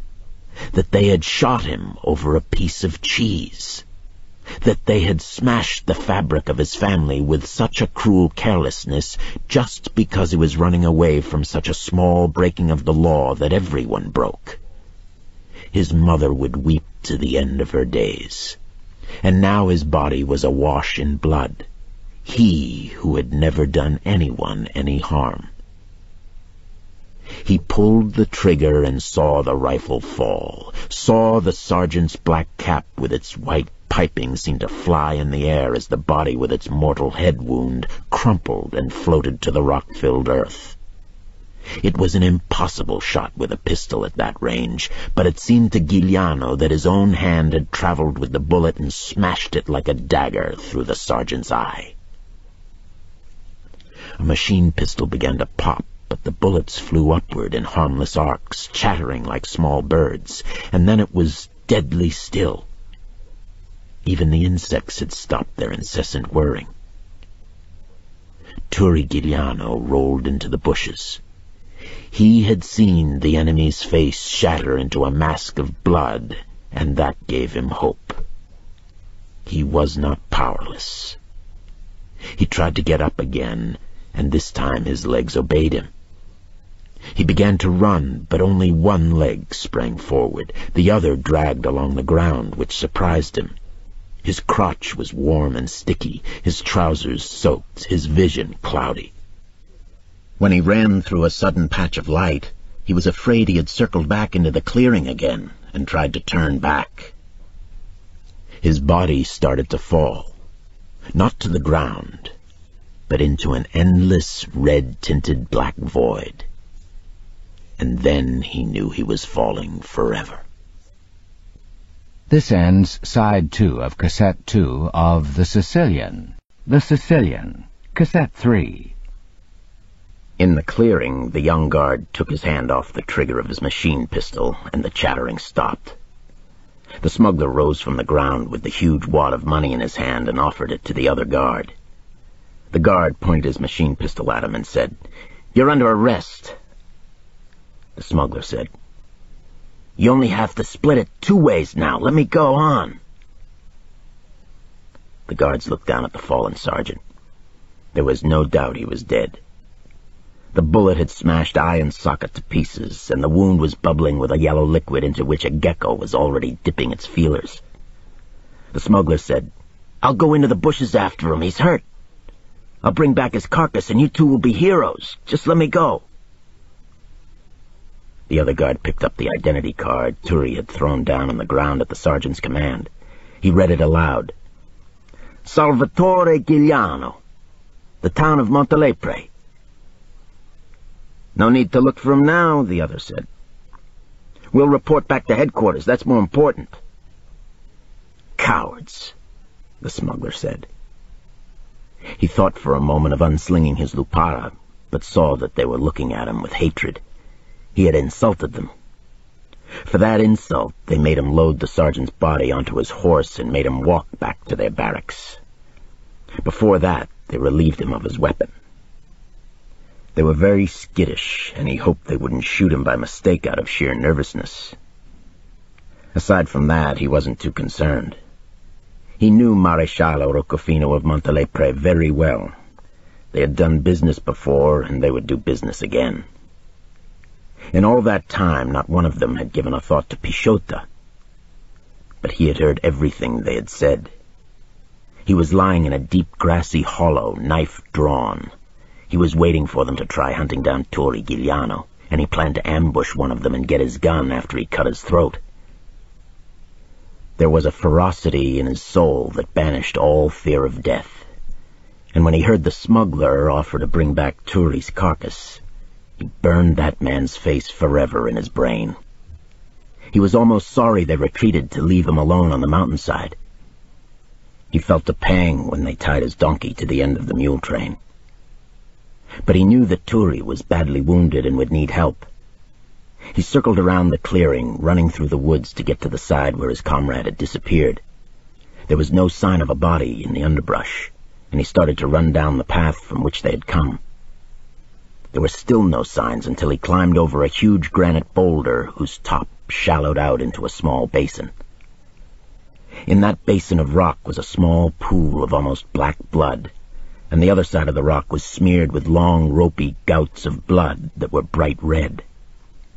He kept running and was caught by surprise when he saw Giuliano's body sprawled across his path, the deadly pistol still clutched in his hand. He knelt and took the pistol and thrust it into his belt. At that moment, Turi Giuliano's eyes opened. The eyes were alive with an awesome hatred, but they were staring past Aspinall Pisciota. Pisciota almost wept with relief and tried to get him to his feet, but he wasn't strong enough. "Turi, try to get up. I'll help you," Pisciota said. Giuliano pushed his hands against the earth and raised his body. Pisciota put an arm around his waist, and his hand became warm and wet. He jerked his hand away and pulled aside Giuliano's shirt, and with horror he saw the huge gaping hole in Giuliano's side. He propped Giuliano up against a tree, ripped off his own shirt and shoved it into the hole to staunch the blood, tying the sleeves together around the waist. He put one arm around his friend's middle, and then with his free hand took Giuliano's left hand and raised it high in the air. This balanced them both as he guided Giuliano down the path with careful, mincing steps. From a distance, it looked as if they were dancing together down the mountain. And so Turi Giuliano missed the Festa of St. Rosalie, which the citizens of Montelepre hoped would bring a miracle to their town. He missed the shooting contest, which he surely would have won. He missed the horse races in which the jockeys hit opposing riders over the head with clubs and whips. He missed the purple, yellow, and green rockets that exploded and tattooed the star-filled sky. He never tasted the magical sweets made of almond paste molded into the form of carrots, bamboo stalks, and red tomatoes, all so sweet they numbed your entire body.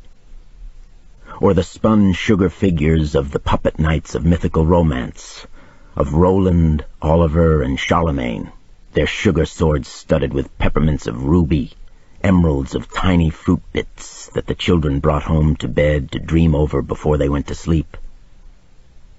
At home, his sister's engagement party went on without him. The mating of the donkey and the miracle mule failed. There was no offspring. The citizens of Montelepre were disappointed. They didn't know until years later that the Festa had produced its miracle in the person of the young man who had held the donkey.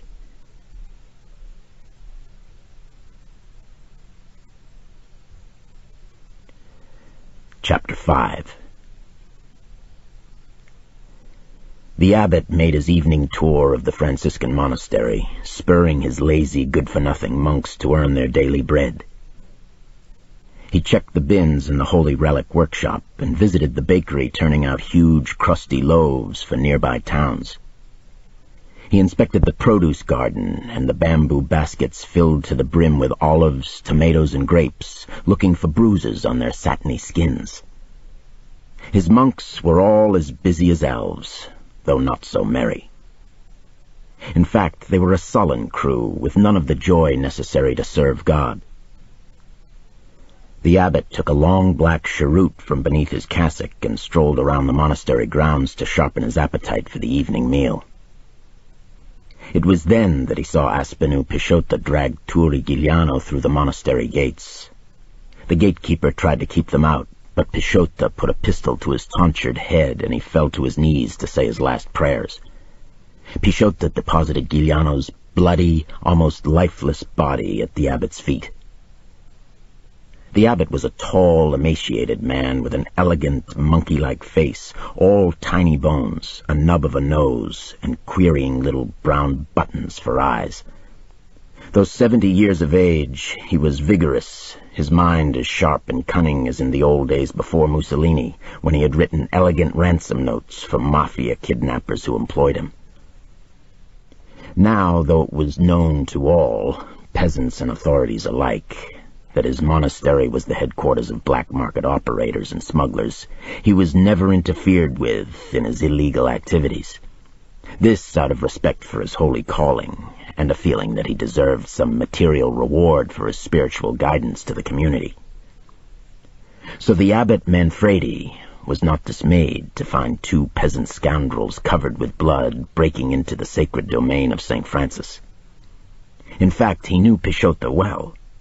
He had used the young man in a few smuggling and black market operations. They had in common a sly cunning that delighted them both. One surprised to find it in a man so old and holy, the other to find it in one so young and unworldly. The abbot reassured the gatekeeper monk, then said to Peixoto, "Well, my dear Aspenu, what mischief are you into now?" Peixoto was tightening the shirt around Giuliano's wound. The abbot was surprised to see that his face was grief-stricken. He didn't think the lad was capable of such emotion. Peixoto, seeing again that huge wound, was sure his friend was going to die. And how could he tell the news to Turi's mother and father? He dreaded Maria Lombardo's grief. But for now, a more important scene would have to be played. He must convince the abbot to give Giuliano sanctuary in the monastery. He looked the abbot straight in the eye. He wanted to convey a message that wouldn't be a direct threat, but would make the priest understand that if he refused, he would make a mortal enemy. "This is my cousin and dearest friend, Salvatore Giuliano," Peixoto said. "As you can see, he has been unfortunate, and in a short time the national police will be all over the mountains looking for him. And for me, you are our only hope. I beg you to hide us and send for a doctor. Do this for me, and you have a friend forever." He emphasized the word friend. None of this escaped the abbot. He understood perfectly. He had heard of this young Giuliano, a brave boy well respected in Montelepre, a great shooter and hunter, manlier than his years. Even the friends of the friends had their eyes on him as a possible recruit.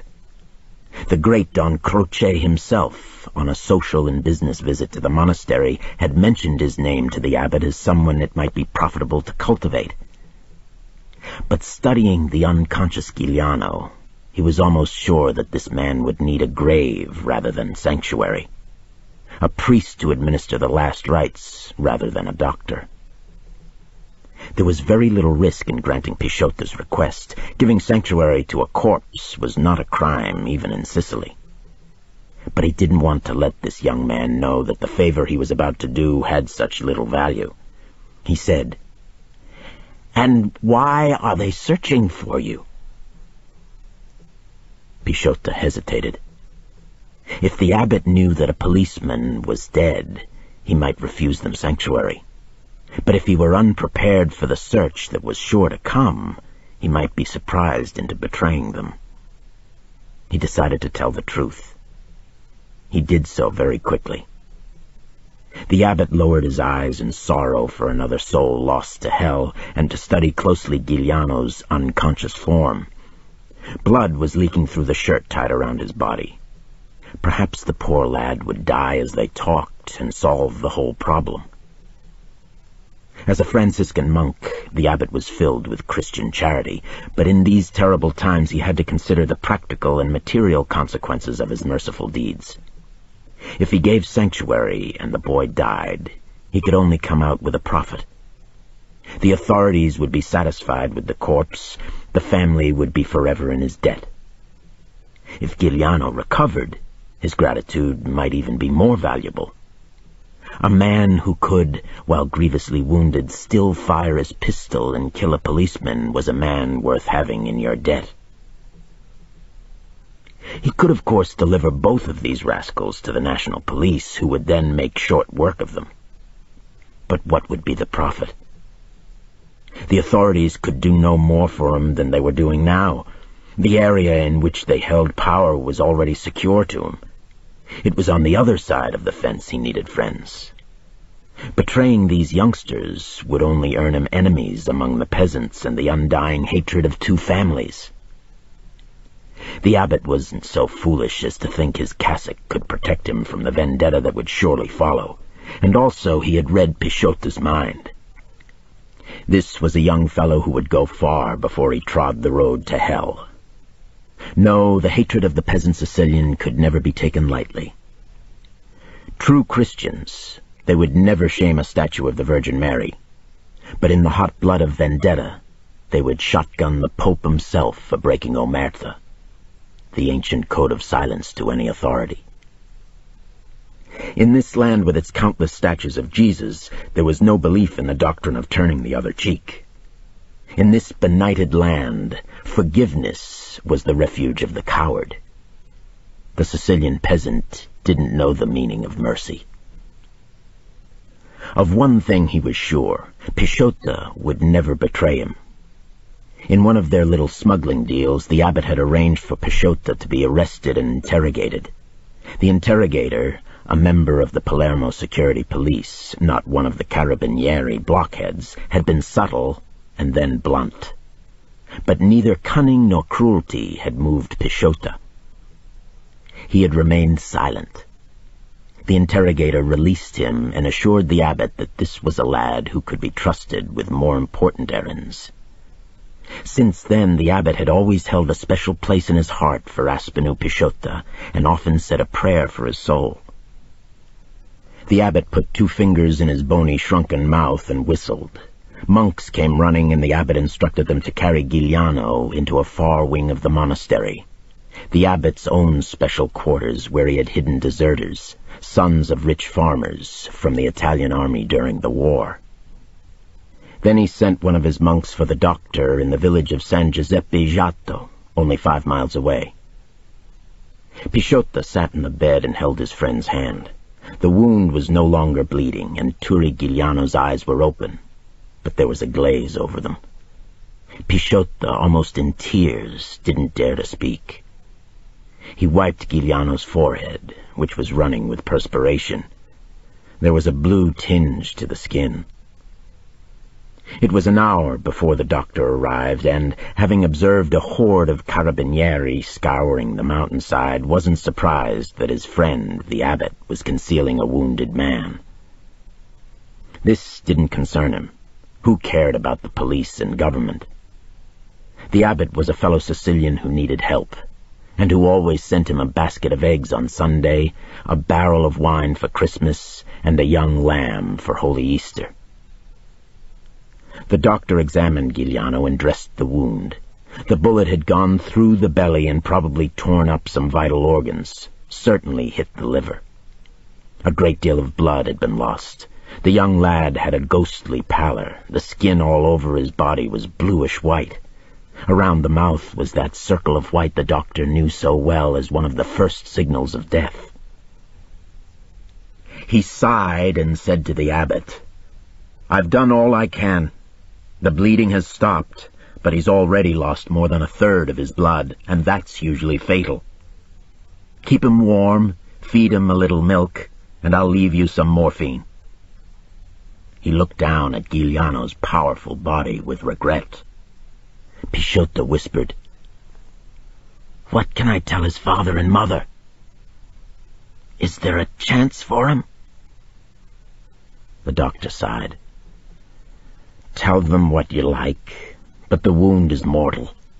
He's a strong-looking lad, so he may live a few days more, but it's wise not to hope. He saw the look of despair in Pishotta's eyes and the fleeting look of relief on the abbot's face, and said with ironic humor, "Of course, in this holy place there could always be a miracle." The abbot and the doctor went out. Pishotta leaned over his friend to wipe the sweat from his brow, and was astonished that in Giuliano's eyes was a hint of mockery. The eyes were dark brown, but edged with a circle of silver. Pishotta leaned closer. Turri Giuliano was whispering. It was a struggle for him to speak. "Tell my mother I will come home," Turri said. And then he did something Pishotta would never forget in the years to follow. His hands came up suddenly and grabbed Pishotta by the hair of his head. The hands were powerful. They could never be the hands of a dying man. They yanked Pishotta's head down close. "Obey me," Giuliano said.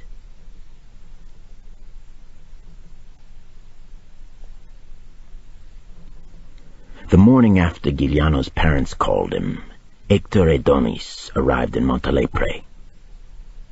He rarely used his house in Montalepre. He hated the place of his birth in his young manhood. He especially avoided the festa. The decorations always distressed him. Their brightness seemed to him some evil disguise for the poverty of the town. And he had always endured humiliations during the festa, drunken men jeering at his short stature, women giving him amused, contemptuous smiles. It didn't help that he knew so much more than they did. They were so proud, for instance, that every family painted its house the same color their fathers had. They didn't know that the color of their houses gave away their origins, the blood they had inherited from their ancestors along with their houses. That centuries ago the Normans had painted their houses white, the Greeks always used blue, the Arabs various pinks and red, and the Jews used yellow. Now they all considered themselves Italian and Sicilian. The blood had become so intermingled in 1,000 years that you couldn't identify the owner of a house by his features, and if you told the owner of a yellow house that he had Jewish ancestors, you could get a knife in your belly. Aspenu Pishotta lived in a white house, though he looked more like an Arab. The Giuliano's was predominantly Grecian blue, and Turri Giuliano's face was truly Greek, though he had the body of the lusty, large-boned Normans.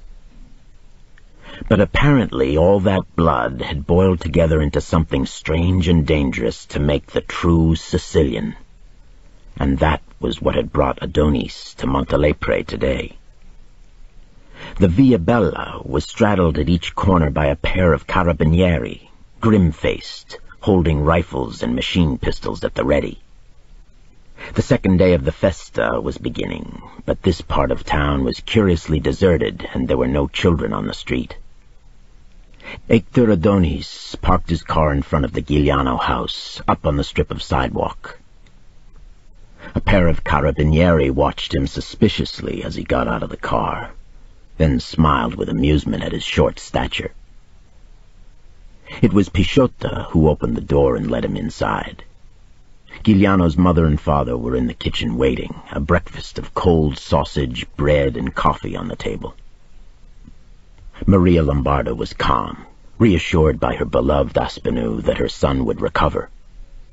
She was more angry than fearful. Giuliano's father looked more proud than sad. His son had proved himself a man. He was alive, and his enemy was dead. Again Pishotta told his story, this time with comforting humor. He made light of Giuliano's wound and very little of his own heroism in carrying Giuliano down to the monastery. But Hector Adonis knew that helping an injured man over 3 miles of rough terrain must have been grueling for the slightly built Pishotta. Also, he thought Pishotta skipped over the description of the wound too glibly. Adonis feared the worst. "How did the carabinieri know enough to come here?" he asked. Pisciotto told him about Giuliano giving up his identity card. Giuliano's mother broke out in lamentation. Why didn't Turi let them have the cheese? Why did he fight? Giuliano's father said harshly to his wife, What would you have him do? Inform on that poor farmer? He would have disgraced the family name forever. Hector Adonis was struck by the contradiction in these remarks. He knew the mother was much stronger and more fiery than the father. Yet the mother had uttered the words of resignation, the father the words of defiance. And Pisciotto, this boy Aspinall, who would have thought he would be so brave to rescue his comrade and bring him to safety? And now lying so coolly to the parents about the hurt their son had suffered. Giuliano's father said, If only he hadn't given up his identity card. Our friends would have sworn he was in the streets here. Giuliano's mother said, They would have arrested him anyway. She began to weep. Now he will have to live in the mountains. Hector Adonis said, We must make certain the abbot doesn't deliver him to the police. Pisciotto said impatiently, He will not dare. He knows I'll hang him in his cassock. Adonis gave Pisciotto a long look. There was a deadly menace in this young boy. It wasn't intelligent to damage the ego of a young man, Adonis thought. The police never understood that you can, with some impunity, insult an older man who has already been humiliated by life itself and will not take to heart the small slights of another human being. But a young man thinks these offenses mortal. They were looking for help to Hector Adonis, who had helped their son in the past. Hector said, If the police learn his whereabouts, the abbot will have no choice. He's not above suspicion himself in certain matters. I think it best, with your permission, to ask my friend Don Croce Marlo to intercede with the abbot. They were surprised that he knew the great Don, except for Pisciotto, who gave him a knowing smile. Adonis said to him sharply, And what are you doing here? You'll be recognized and arrested. They have your description. Pisciotto said contemptuously, The 2 guards were scared shitless. They wouldn't recognize their mothers. And I have a dozen witnesses who will swear I was in Montelepre yesterday. Hector Adonis adopted his most imposing professional manner. He said to the parents, You mustn't attempt to visit your son or tell anyone, even your dearest friends, where he is. The police have informers and spies everywhere. Aspinall will visit Turi at night. As soon as he can move, I'll make arrangements for him to live in another town until this all quiets down. Then, with some money, things can be arranged and Turi can come home. Don't worry about him, Maria. Guard your health. And you, Aspinall, keep me informed. He embraced the mother and father. Maria Lombardo was still weeping when he left. He had many things to do, most importantly to get word to Don Croce and make sure that Turi's sanctuary remained safe. Thank God the government in Rome didn't offer rewards for information on the murder of a policeman, or the abbot would have sold Turi as quickly as he sold one of his holy relics.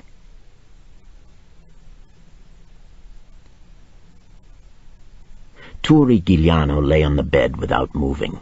He had heard the doctor pronounce his wound mortal, but he couldn't believe he was dying. His body seemed suspended in air, free of pain and fear. He could never die. He didn't know that great loss of blood produces euphoria. During the days, one of the monks tended him, fed him milk. Evenings, the abbot came with the doctor. Pisciotto visited him in the night and held his hand and nursed him through the long, evil hours of darkness.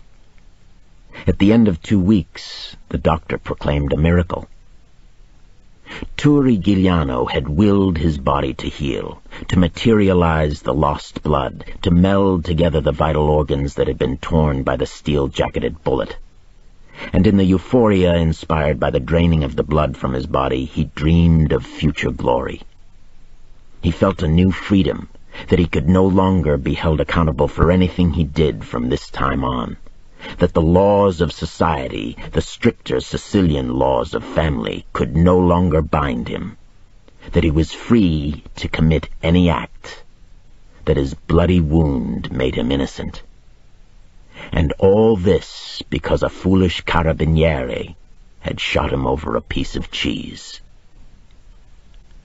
For the weeks of his convalescence, he played over and over in his mind the days he and his fellow villagers had congregated in the town square, waiting for the Gebelotti, the overseers of the large land estates, to pick them out for a day's work, offering starvation wages with the contemptuous take-it-or-leave-it sneer of men who had all the power.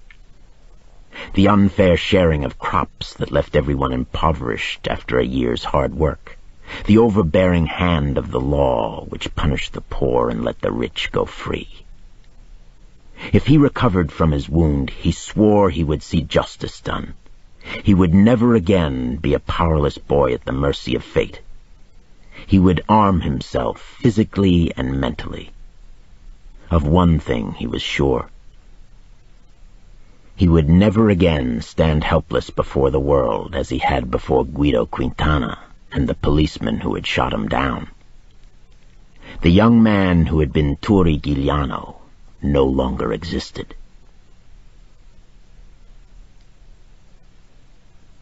At the end of a month, the doctor advised another 4 weeks of rest with some exercise, and so Giuliano donned a monk's habit and strolled around the grounds of the monastery.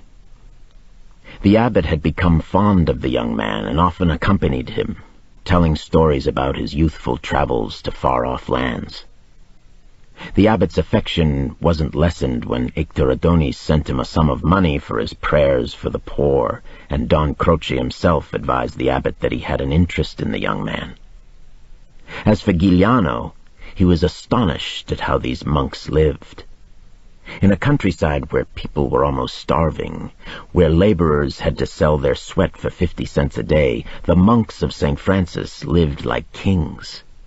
The monastery was really a huge and rich estate. They had a lemon orchard, a scattering of stout olive trees as old as Christ. They had a small bamboo plantation and a butcher shop into which they fed their flock of sheep, their pen of piglets. Chickens and turkeys roamed at will, crowds of them. The monks ate meat every day with their spaghetti, drank homemade wine from their own huge cellar, and traded on the black market for tobacco, which they smoked like fiends. But they worked hard. During the day they labored barefoot in cassocks tucked up to their knees, sweat pouring down their brows. On their tonsured heads, to protect them from the sun, they wore oddly shaped American fedoras, black and brown, which the abbot had acquired from some military government supply officer for a cask of wine. The monks wore the fedoras in many different styles, some with the brims snapped down, gangster style, others with the brims flapped upward all around to form gutters in which they kept their cigarettes.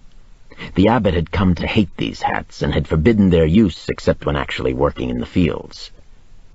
For the second 4 weeks, Giuliano was a fellow monk.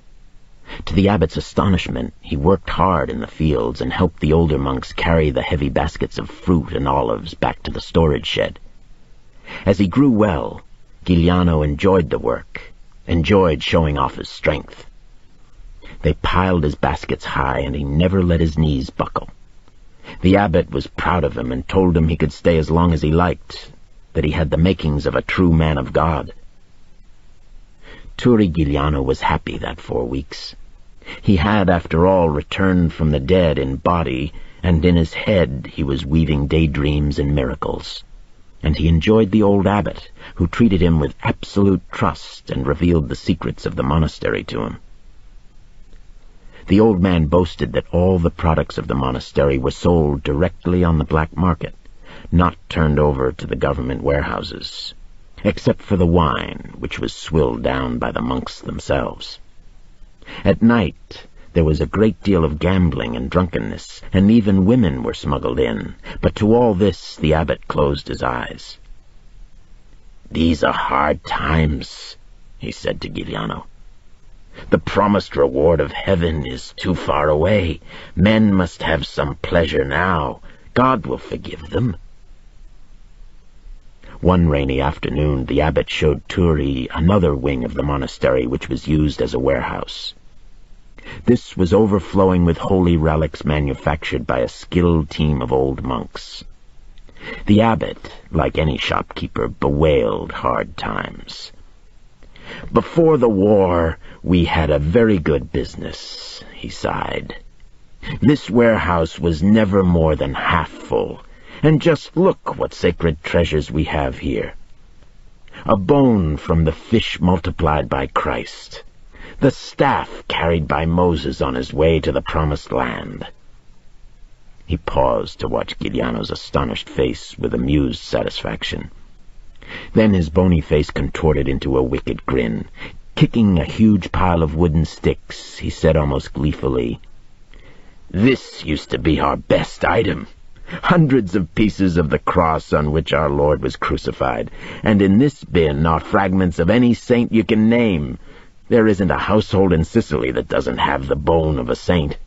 And locked away in a special storeroom we have 13 arms of St. Andrew, 3 heads of John the Baptist, and 7 suits of armor worn by Joan of Arc. In the winter, our monks travel far and wide to sell these treasures." Turi Giuliano was laughing now, and the abbot smiled at him. But Giuliano was thinking how the poor were always deceived, even by those who pointed the road to salvation. It was another important fact to remember. The abbot showed him a huge tub full of medallions blessed by the Cardinal of Palermo, 30 shrouds that Jesus wore when he died, and 2 black Virgin Marys. That stopped Turi Giuliano's laughter. He told the abbot about the Black Virgin statue owned by his mother and so treasured by her since she was a little girl, that it had been in her family for generations. Could it possibly be a forgery? The abbot patted him kindly on the shoulder and told him the monastery had been making replicas for over 100 years carved from good olive wood. But he assured Giuliano that even the replicas had value, since only a few were made. The abbot saw no harm confiding in a murderer such venial sins of holy men. Still, Giuliano's disapproving silence disturbed the abbot. Defensively, he said, "Remember that we men who devote our lives to God must also live in the material world of men who don't believe in waiting for their rewards in heaven. We too have families and must aid and protect them. Many of our monks are poor and come from the poor who we know are the salt of the earth. We cannot permit our sisters and brothers, our nephews and cousins to starve in these hard times. The Holy Church itself needs our help, must defend itself against powerful enemies. The communists and socialists, those misguided liberals, must be fought against, and that takes money. What a comfort to Mother Church are the faithful. Their need for our holy relics supplies the money to crush the infidels and fills a need in their own souls. If we didn't supply them, they would waste their money on gambling and wine and shameful women, don't you agree?" Giuliano nodded, but he was smiling. It was dazzling for one so young to meet such a master of hypocrisy. The abbot was irritated by that smile. He had expected a more gracious response from a murderer to whom he had given sanctuary and nursed back from the gate of death. Grateful respect dictated a properly hypocritical response of the utmost sincerity. This smuggler, this murderer, this peasant, Master Turi Giuliano, should show himself more understanding, more a Christian. The abbot said sternly, Remember, our true faith rests on our belief in miracles." "Yes," Giuliano said, "and I know with all my heart that it is your duty to help us find them." He said it without malice, in a spirit of fun, with a sincere goodwill to please his benefactor. But it was all he could do to keep from laughing outright. The abbot was pleased, and all his affection returned. This was a fine fellow. He had enjoyed his company the past few months, and it was comforting to know that the man was deeply in his debt. And he would not be ungrateful. He had already shown a noble heart. He expressed in word and deed every day his respect and gratitude to the abbot. He didn't have the hard heart of an outlaw. What would happen to such a man in this present-day Sicily, full of informers, poverty, bandits, and sundry sinners? Ah, well, the abbot thought, a man who has murdered once can do it again, in a pinch. The abbot decided that Don Croce should counsel Torri Giuliano on the right path to life. One day, while resting on his bed, Torri Giuliano had a strange visitor. The abbot presented him as Father Beniamino Malo, a very dear friend, then left them alone together. Father Beniamino said solicitously, "My dear young man, I hope you have recovered from your wound. The holy abbot tells me it was truly a miracle." Giuliano said politely, "God's mercy." And Father Beniamino bowed his head as if he himself had received that benediction. Giuliano studied him. This was a priest who had never labored in the fields. His cassock was too clean at the hem, his face too puffily white, his hands too soft. But the countenance was holy enough. It was meek and had a Christ-like resignation, a Christian humility. The voice, too, was soft and gentle when Father Beniamino said, "My son, I will hear your confession and give you Holy Communion. Shriven of sin, you can go out into the world with a pure heart." Torri Giuliano studied this priest who wielded such sublime power. "Forgive me, Father," he said. "I am not yet in a state of contrition, and it would be false of me to make a confession at this time, but thank you for your blessing." The priest nodded and said, "Yes, that would compound your sins. But I have another offer that is perhaps more practical in this world. My brother Don Croce has sent me to ask if you would like to take refuge with him in Villaba. You would be paid a good wage, and of course, as you must know, the authorities would never dare molest you while you are under his protection." Giuliano was astonished that word of his deed had reached such a man as Don Croce. He knew he had to be careful. He detested the Mafia and didn't wish to be caught in their web. "This is a very great honor," he said. "I thank you and your brother, but I must consult with my family. I must honor the wishes of my parents. So for now, permit me to refuse your kind offer." He saw the priest was surprised. Who in Sicily would refuse the protection of the great Don? So he added, "Perhaps in a few weeks I will think differently and come to see you in Villaba." Father Beniamino had recovered. He raised his hands in benediction. "Go with God, my son," he said. "You will always be welcome in my brother's house." He made the sign of the cross and left.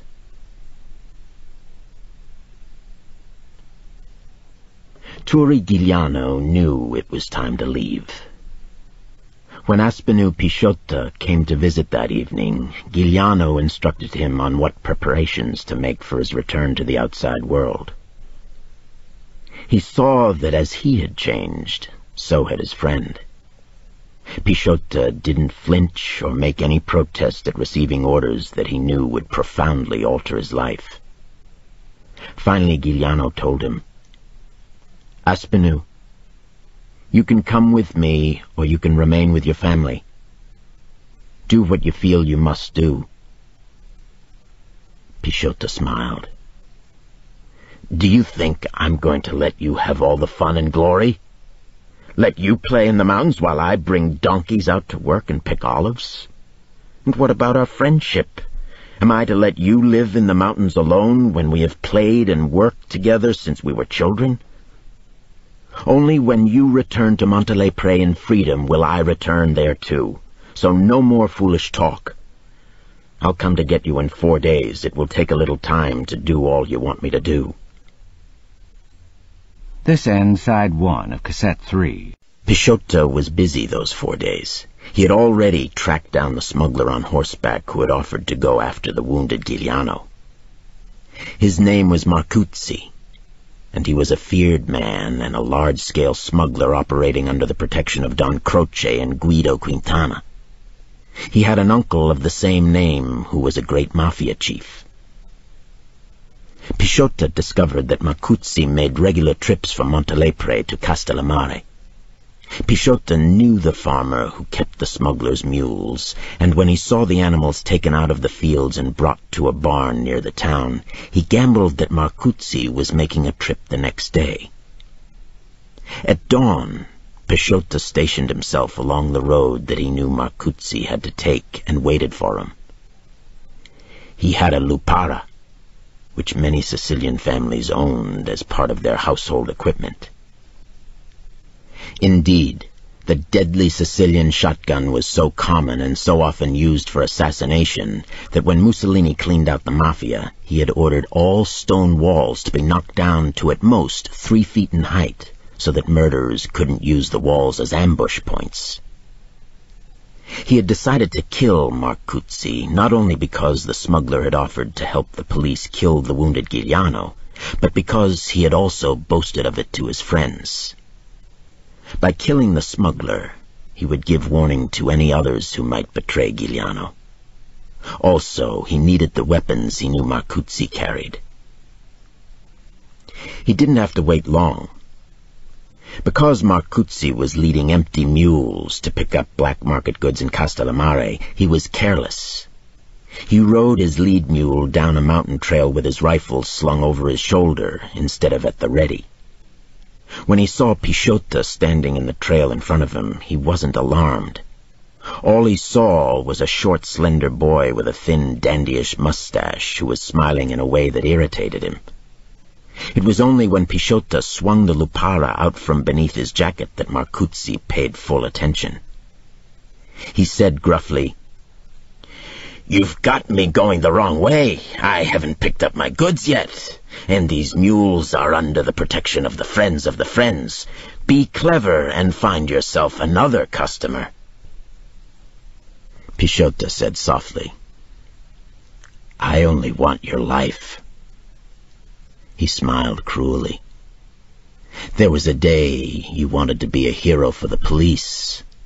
Just a few months ago, do you remember?" Marcuzzi remembered. He turned the mule sideways, as if by accident, to shield his hand from Pichota's gaze. He slid his hand into his belt and drew his pistol. At the same time, he yanked on the mule's bridle to bring himself around in a shooting position. The last thing he saw was Pichota's smile as the lupara blasted his body out of the saddle and flung it into the dust. With grim satisfaction, Pichota stood over the body and fired another blast into the head, then took the pistol still in Marcuzzi's hand and the rifle wrapped on the body by its sling. He emptied the man's jacket pocket of rifle bullets and put them into his own.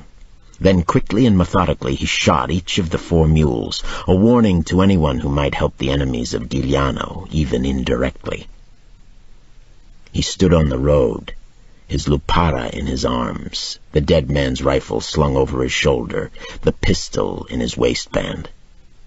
He felt no sense of pity, and his ferocity pleased him. For despite his love for his friend, they had always striven against each other in many ways. And though he acknowledged Turi as his chief, he always felt he had to prove his claim to their friendship by being as courageous and as clever. Now he too had stepped out of the magic circle of boyhood, of society, and joined Turi on the outside of that circle. With this act, he had bound himself forever to Turi Giuliano.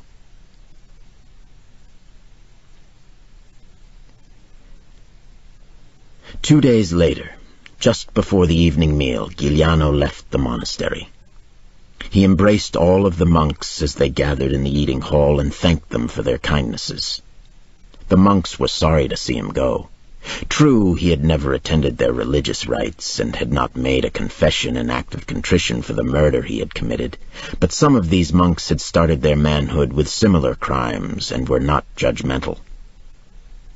The abbot escorted Giuliano to the gate of the monastery where Pisciotto was waiting. He presented him with a going-away gift. It was a statue of the Black Virgin Mary, a duplicate of the one owned by Maria Lombardo, Giuliano's mother. Pisciotto had an American green duffel bag, and Giuliano put the Black Virgin statuette into it. Pisciotto watched with a sardonic eye as the abbot and Giuliano said their goodbyes. He knew the abbot to be a smuggler, a secret member of the Friends of the Friends, and a slave-driving taskmaster with his poor monks. So he couldn't understand the sentimentality of the abbot's farewell. It didn't occur to Pisciotto that the love and affection and respect that Giuliano inspired in him, he could also inspire in as powerful and as old a man as the abbot. Though the abbot's affection was genuine, it was tinged with self-interest. He knew this boy might one day become a force to reckon with in Sicily. It was like spotting the trace of godliness. As for Turi Giuliano, he was genuinely grateful. The abbot had saved his life, but more than that, had instructed him in many things and had been a delightful companion. The abbot had even let him have the use of his library. Curiously, Giuliano had affection for the abbot's chicanery. It seemed to him a nice balance to strike in life, the doing of good without doing great visible harm, the balancing of power to make life go smoothly. The abbot and Turi Giuliano embraced each other. Turi said, "I am in your debt. Remember me when you need help of any kind. Whatever you ask, I must do." The abbot patted his shoulder. "Christian charity doesn't require repayment," he said. "Return to the ways of God, my son, and pay his tribute." But he was speaking by rote. He knew well this kind of innocence in the young. Out of it, a devil could rise in flames to do his bidding. He would remember Giuliano's promise. Giuliano shouldered the duffel bag despite Pisciotto's protest, and they walked through the monastery gate together. They never looked back.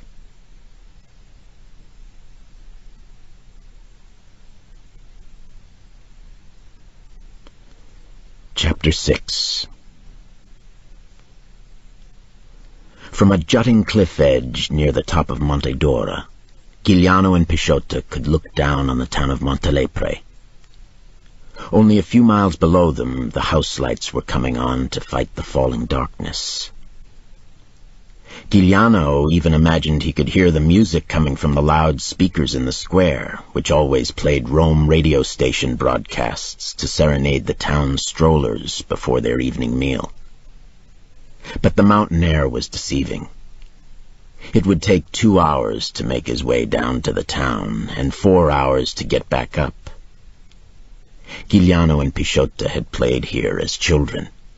They knew every rock on this mountain, and every cave, and every tunnel. Further back on this cliff was the Grotta Bianca. the favorite cave of their childhood, bigger than any house in Montelepre. Aspinall had followed his orders well, Turi Giuliano thought. The cave was stocked with sleeping bags, cooking pans, boxes of ammunition, and sacks of food and bread. There was a wooden box holding flashlights, lanterns, and knives, and there were also some cans of kerosene. He laughed. "Aspinall, we can live up here forever." "For a few days," Aspinall said. "This is the first place the Carabinieri came when they went looking for you." "The cowards only look in daylight," Turi answered. "We are safe at night." A great cloak of darkness had fallen over the mountains, but the sky was so full of stars they could see each other clearly. Pixotta opened the duffel bag and started pulling out weapons and clothes. Slowly and ceremonially, Turi Giuliano armed himself. Taking off his monk's cassock, he donned the moleskin trousers, then the huge sheepskin jacket with its many pockets. He put 2 pistols in his waistband and strapped the machine pistol inside the jacket so it could be covered and yet swung into action immediately. He buckled an ammunition belt around his waist and put extra boxes of bullets in the jacket pockets. Pixotta handed him a knife, which he put in the army boots he had drawn on. Then another small pistol, which fit into a string holster tied into the inside of the collar flap of the sheepskin jacket. He checked all the guns and ammunition carefully. The rifle he carried openly, its sling over his shoulder. Finally, he was ready. He smiled at Pixotta, who carried only a lupara out in the open and his knife in a holster at his back. Pixotta said, "I feel naked. Can you walk with all that iron on your body? If you fall down, I'll never be able to lift you up." Giuliano was still smiling, the secret smile of a child who believes he has the world at bay. The huge scar on his body ached with the weight of the weapons and ammunition, but he welcomed that ache. It gave him absolution. "I'm ready to see my family or meet my enemies," he said to Pixotta. The 2 young men started down the long, winding path from the top of Monte Dora to the town of Montelepre below. They walked below a vault of stars, armed against death and his fellow man, drinking in the smell of far-off lemon orchards and wild flowers. Turi Giuliano felt a serenity he had never known. He was no longer helpless against some random foe. He no longer had to entertain the enemy within himself that doubted his courage. If he had willed himself not to die, had willed his torn body to knit together, he now believed that he could make his body do this over and over again. He no longer doubted that he had some magnificent destiny before him. He shared the magic of those medieval heroes who couldn't die until they came to the end of their long story, until they had achieved their great victories. He would never leave these mountains, these olive trees, this Sicily. He had only a vague idea of what his future glory would be, but he never doubted that glory. He would never again be a poor peasant youth going in fear of the Carabinieri, the judges, the pulverizing corruption of law. They were coming down out of the mountains now and onto the roads that lead to Montelepre. They passed the padlocked roadside shrine of the Virgin Mary and Child, the blue plaster robe shining like the sea in moonlight. The smell of the orchards filled the air with a sweetness that made Giuliano almost dizzy. He saw Pixotta stoop and pick a prickly pear made sweet by the night air, and he felt a love for his friend who had saved his life, a love with its root in their childhood spent together. He wanted to share his immortality with him. It was never their fate to die 2 nameless peasants on a mountainside in Sicily. In a great exuberance of spirit, Giuliano called out, "Aspinall! Aspinall! I believe," and started running down the final slope of the mountain, out of the ghostly white rocks, past the holy shrines of Christ and martyred saints standing in padlocked boxes. Pichotta ran beside him, laughing, and they raced together into the arc of moonlight that showered the road to Montelepre.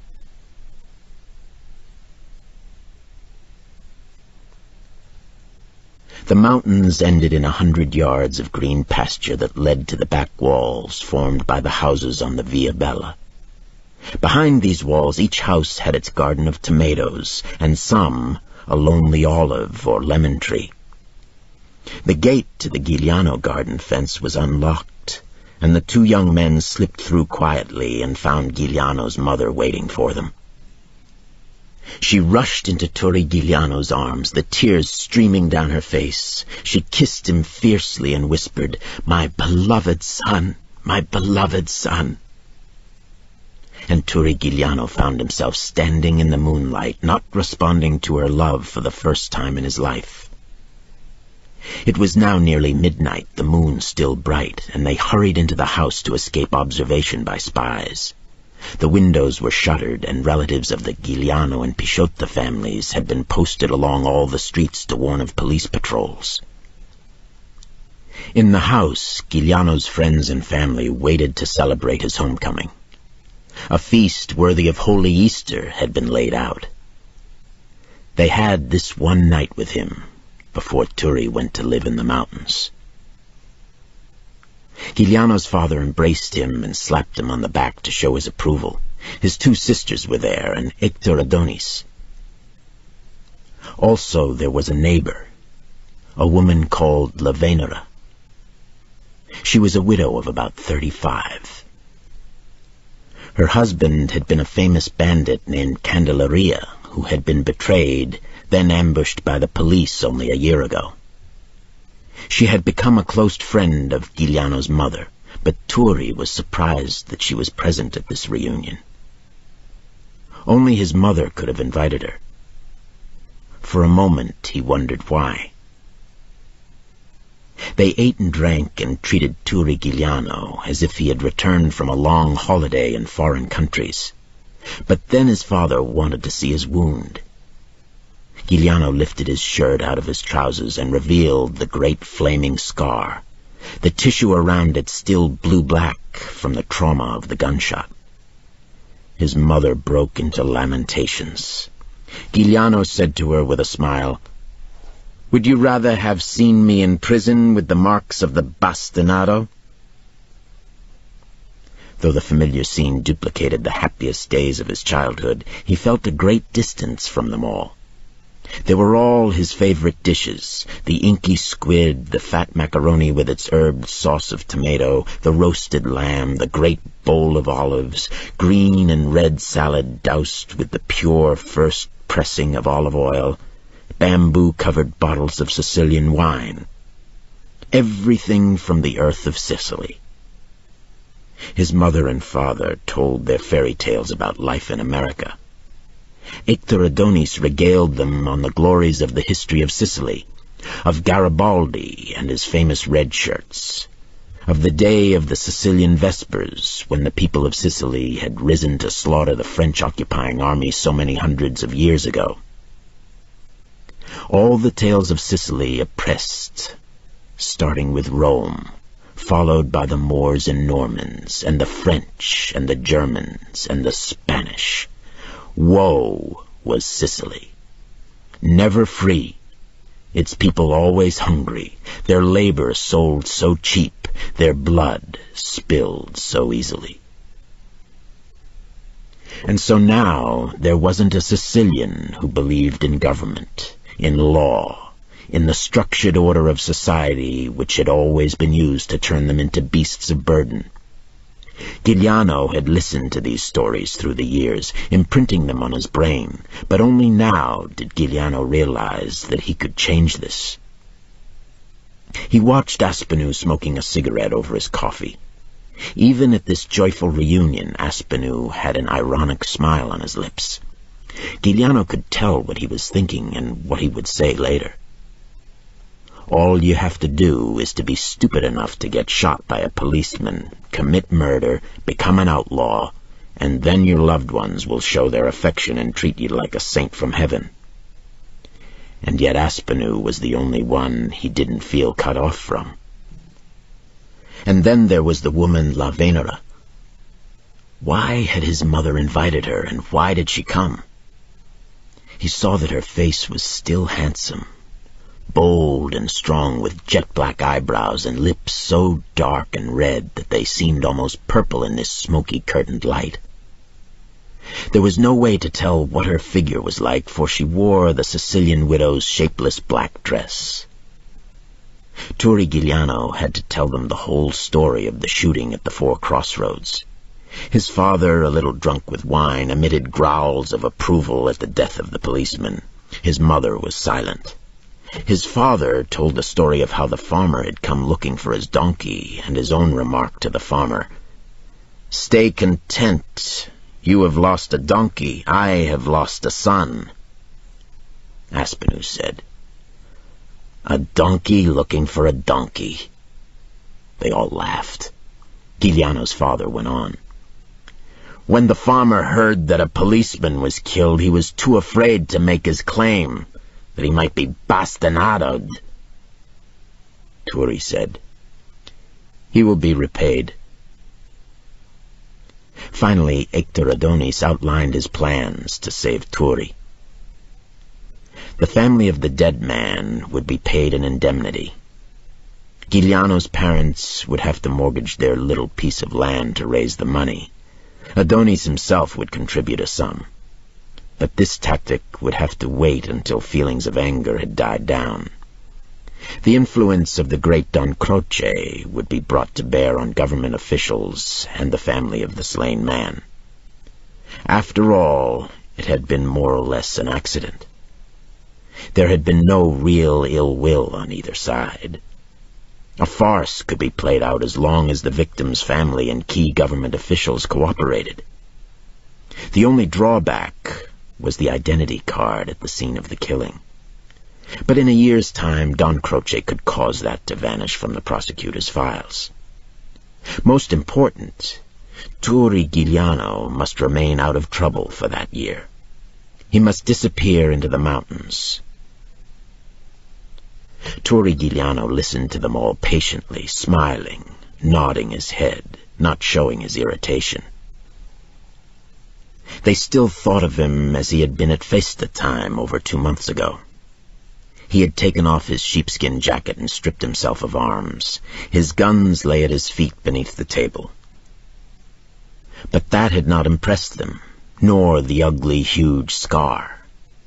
They couldn't imagine how his mind had been torn apart by that great blow to his body, or that he would never again be the young man they had known. In this house he was, for this moment, safe. Trusted people patrolled the streets and watched the Carabinieri barracks to give him warning of any attack. The house itself, built many hundreds of years ago, was made of stone. Its windows had heavy wooden shutters locked and a foot thick. The wooden door was strong and iron-barred. Not a chink of light could escape this house. No enemy could force his way in quickly in a surprise attack. And yet Turri Giuliano felt himself in danger. These loved ones would trap him into his former life, persuade him to become a peasant farmer, to lay down his arms against his fellow men and leave him helpless to their laws. At that moment, he knew that he would have to be cruel to those he loved most. It had always been the young man's dream to acquire love rather than power. But that was all changed. He now saw clearly that power came first. He spoke gently to Hector Adonis and to the others. "Dear Godfather, I know you speak out of affection and concern, but I can't let my mother and father lose their little bit of land to help me out of trouble. And all of you here, don't worry so much about me. I'm a grown man who must pay for his carelessness. And I won't have anyone paying an indemnity for that carabinieri I shot. Remember, he tried to kill me just because I was smuggling a bit of cheese. I would never have fired at him except that I thought I was dying and wanted to even the score. But all that's past. I won't be so easy to shoot the next time. Pichota said with a grin, "It's more fun in the mountains anyway." But Giuliano's mother was not to be distracted. They could all see her panic, the fear in her burning eyes. She said desperately, "Don't become a bandit. Don't rob poor people who have enough misery in their lives. Don't become an outlaw. Let La Venera tell you what kind of life her husband lived." La Venera raised her head and looked directly at Giuliano. He was struck by the sensuality in her face, as if she were trying to attract his passion toward her. Her eyes were bold and stared at him almost in invitation. Before he had thought of her only as an older woman. Now he felt her sexually. When she spoke, her voice was husky with emotion. She said, "In those same mountains you wish to go to, my husband had to live like an animal, always in fear, always. He could not eat, he could not sleep. When we were in bed together, every little noise would make him jump. We slept with guns on the floor beside the bed, but that didn't help him. When our daughter was ill, he tried to visit her, and they were waiting for him. They knew he was soft-hearted. He was shot down like a dog in the streets. They stood over him and laughed in my face." Giuliano could see the grin on Pichota's face. The great bandit Candelaria, soft-hearted. He had massacred 6 men as suspected informers, preyed on wealthy farmers, extorted money from poor peasants, struck terror into a whole countryside. But his wife saw him differently. La Venera did not notice Pichota's smile. She went on. "I buried him, and then buried my child a week later. They said it was pneumonia, but I know her heart was broken. What I remember most was when I visited him in the mountains. He was always cold and hungry, and sometimes ill. He would have given anything to return to the life of an honest peasant. But worst of all, his heart became as hard as an olive pit. He was no longer human, may he rest in peace. So, dear Turi, don't be so proud. We will help you in your misfortune. Don't become what my husband was before he died." Everyone was silent. Pichota was no longer smiling. Giuliano's father murmured that he would be glad to be rid of the farm. He could sleep late mornings. Hector Adonis was staring down at the tablecloth, frowning. None of them spoke. The silence was broken by a quick tapping on the door, a signal from one of the watchers. Pichota went to speak to the man. When he came back, he made a signal for Giuliano to arm himself. "The Carabinieri barracks are blazing with light," he said, "and there is a police van blocking the end of the Via Bella where it enters the town square. They are getting ready to raid this house." He paused for a moment. "We must be quick with our goodbyes." What struck everyone was the calmness with which Turi Giuliano prepared his escape. His mother rushed into his arms, and as he embraced her, he already had his sheepskin jacket in his hands. He said his goodbyes to the others, and in the next instant seemed to be fully armed, his jacket on, his rifle slung. And yet he had not moved quickly or hurriedly. He stood there for a moment smiling at them, and then said to Pichota, "You can stay and meet me in the mountains later, or you can come with me now." Wordlessly, Pichota moved to the back door and opened it.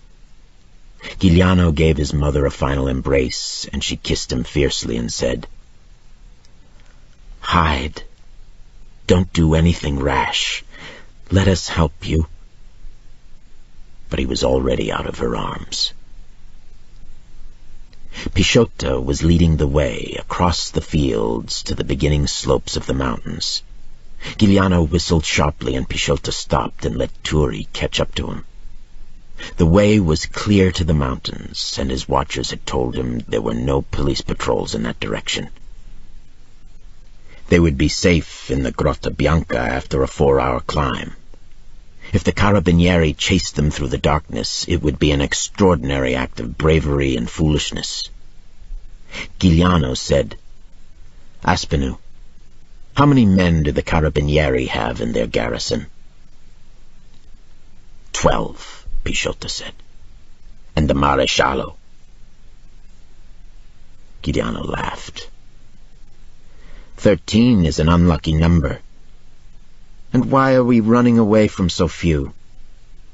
He paused for a moment and then said, "Follow me." He led the way back through the fields so that they entered the town of Montelepre further down the street. Then across the Via Bella so that they could watch the Giuliano house from the safety of a dark, narrow alley. They crouched in the shadows, waiting.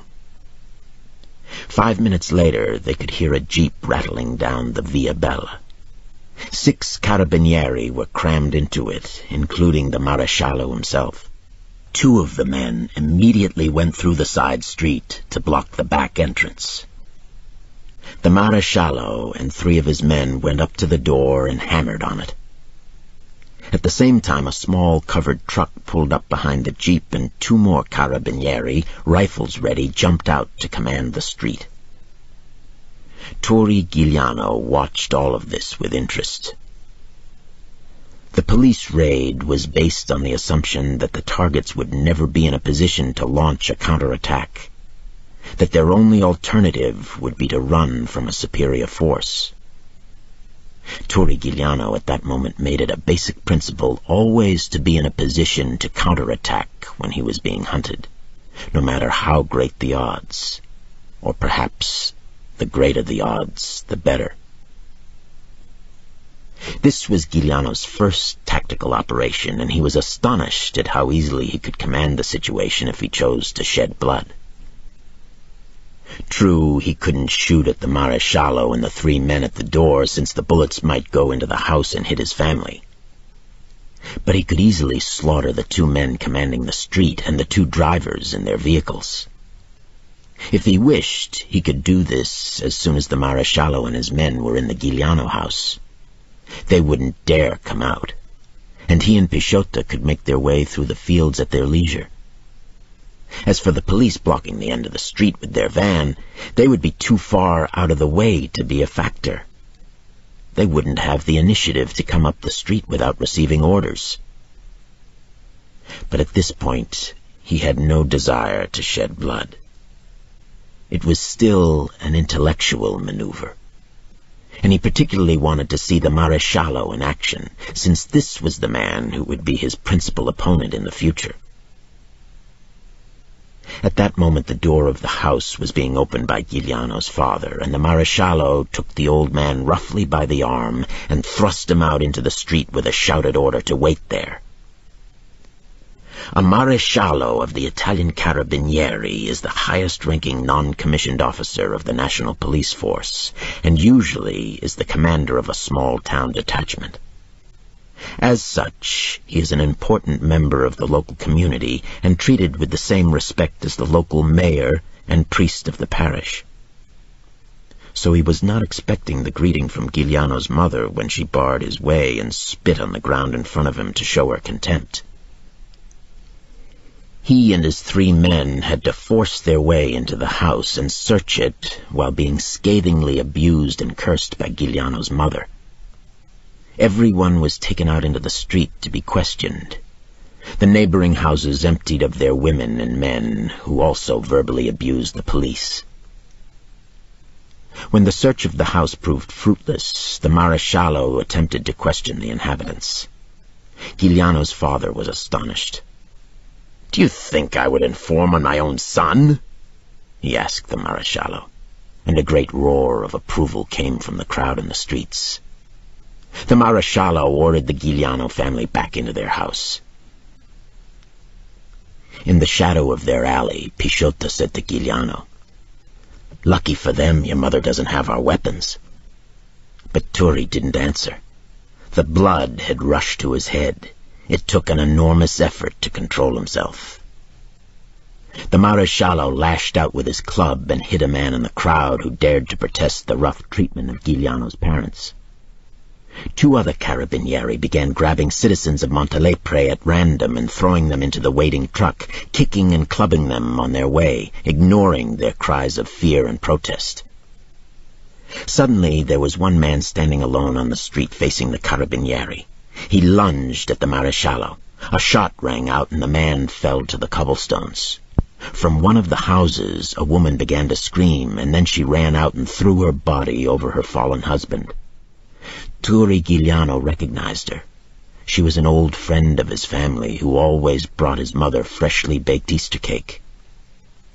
Turi tapped Pisciotto on the shoulder and whispered, "Follow me," and started running down the narrow, crooked streets toward the central square of the town at the other end of the Via Bella. Pisciotto yelled fiercely, "What the hell are you doing?" But then fell silent, for he suddenly knew exactly what Turi had in mind. The truck full of prisoners would have to go down the Via Bella to turn around and make its run back to the Belampo barracks. As he ran down the dark parallel street, Turi Giuliano felt invisible, godlike. He knew the enemy would never dream, could never even imagine what he was doing, that they thought he was running for safety in the mountains. He felt a wild elation. They would learn they could not raid his mother's home with impunity. They would think twice before doing it again. They couldn't again shoot a man in cold blood. He would make them show respect for his neighbors and his family.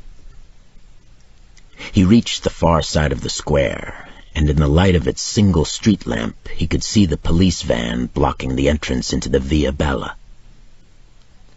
As if he could have been caught in such a trap. What could they have been thinking of? Was that a sample of official cleverness? He switched to another side street to bring him to the back entrance of the church that dominated the square, Pisciotto following him. Inside, they both vaulted the altar rail and then both stopped for a fraction of a second on the holy stage, where long ago they had performed as altar boys and served their priest while he was giving the people of Montelepre Sunday Mass and Communion. Holding their guns at the ready, they genuflected and crossed themselves clumsily. For a moment, the power of the wax statues of Christ, crowned with thorns, the gilded, chalky, blue-robed Virgin Marys, the batteries of saints, blunted their lust for battle. Then they were running up the short aisle to the great oaken door that gave a field of fire to the square. And there they knelt again to prepare their weapons. The van blocking the Via Bella backed off to let the truck with the arrested men enter the square to make its circle and go back up the street. At that moment, Turi Giuliano pushed open the church door and said to Pisciotto, "Fire over their heads." At the same moment, he fired his machine pistol into the blocking van, aiming at the tires and the engine. Suddenly the square flamed with light as the engine blew up and the van caught fire. The 2 carabinieri in the front seat tumbled out like loose-jointed puppets, their surprise not giving their bodies time to tighten against the shock. Beside him, Picciotto was firing his rifle at the cab of the truck holding the prisoners. Torrigigliano saw the driver leap out and fall still. The other armed carabinieri jumped out and Picciotto fired again. The second policeman went down. Turi turned to Picciotto to reproach him, but suddenly the stained glass windows of the church shattered with machine gun fire, and the colored bits scattered on the church floor like rubies. Turi realized that there was no longer any possibility of mercy, that Aspinall was right. They must kill or be killed. Giuliano pulled Picciotto's arm and ran back through the church and out the back door and through the dark, crooked streets of Montelepre. He knew that tonight there was no hope of helping the prisoners to escape. They slipped through the final wall of the town, over the open fields, and kept running until they were safely into the rising slopes, covered with huge white stones. Dawn was breaking when they reached the top of Monte Dora in the Camerata Mountains. Over 1,000 years ago, Spartacus had hidden his slave army here and led them out to fight the Roman legions. Standing on the top of this Monte Dora, watching the sun come radiantly alive, Torrigigliano was filled with youthful glee that he had escaped his enemies. He would never obey a fellow human being again. He would choose who should live and who should die.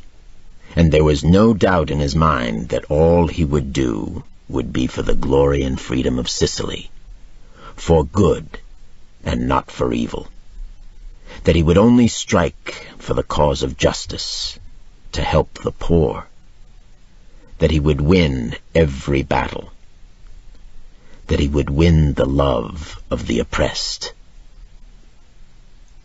He was 20 years old. Chapter 7. Don Croce Malo was born in the village of Villaba, a little mud hole he was to make prosperous and famous all through Sicily. It was not ironic to Sicilians that he sprang from a religious family who groomed him for priesthood in the Holy Catholic Church, that his first name had originally been Crocefisso, a religious name given only by the most pious parents. Indeed, as a slender youth, he was forced to play the part of Christ in those religious plays put on in celebration of Holy Easter, and was acclaimed for his marvelous air of piety. But when he grew to manhood at the turn of the century, it was clear that Croce Malo had difficulty accepting any authority other than himself. He smuggled, he extorted, he stole, and finally, worst of all, he impregnated a young girl of the village, an innocent Magdalene in the plays. He then refused to marry her, claiming they had both been carried away with the religious fervor of the play, and therefore he should be forgiven. This ends Side 2 of Cassette 3 of The Sicilian. The Sicilian, Cassette 4. The girl's family found this explanation too subtle to accept and demanded matrimony or death. Croce Malo was too proud to marry a girl so dishonored and fled to the mountains. After a year as a bandit, he had the good fortune to make contact with the Mafia. Mafia, in Arabic, means a place of sanctuary, and the word took its place in the Sicilian language when the Saracens ruled the country in the 10th century. Throughout history, the people of Sicily were oppressed mercilessly by the Romans, the papacy, the Normans, the French, the Germans, and the Spanish. Their governments enslaved the poor working class, exploiting their labor, raping their women, murdering their leaders. Even the rich didn't escape. The Spanish Inquisition of the Holy Catholic Church stripped them of their wealth for being heretics. And so the Mafia sprang up as a secret society of avengers. When the royal courts refused to take action against a Norman noble who raped a farmer's wife, a band of peasants assassinated him. when a police chief tortured some petty thief with the dreaded caseta, that police chief was killed. Gradually, the strongest-willed of the peasants and the poor formed themselves into an organized society which had the support of the people and, in effect, became a second and more powerful government. When there was a wrong to be redressed, no one ever went to the official police. They went to the leader of the local mafia, who mediated the problem. The greatest crime a Sicilian could commit was to give any information of any kind to the authorities about anything done by the mafia. They kept silent, and this silence came to be called omerta. Over the centuries, the practice enlarged to never giving the police information about a crime committed even against oneself. All communications broke down between the people and the law enforcement agencies of reigning governments, so that even a small child was taught not to give a stranger the simplest directions to a village or a person's house. Through the centuries, the mafia governed Sicily. A presence so shadowy and indistinct that the authorities could never quite grasp the extent of its power. Up until World War II, the word mafia was never uttered on the island of Sicily.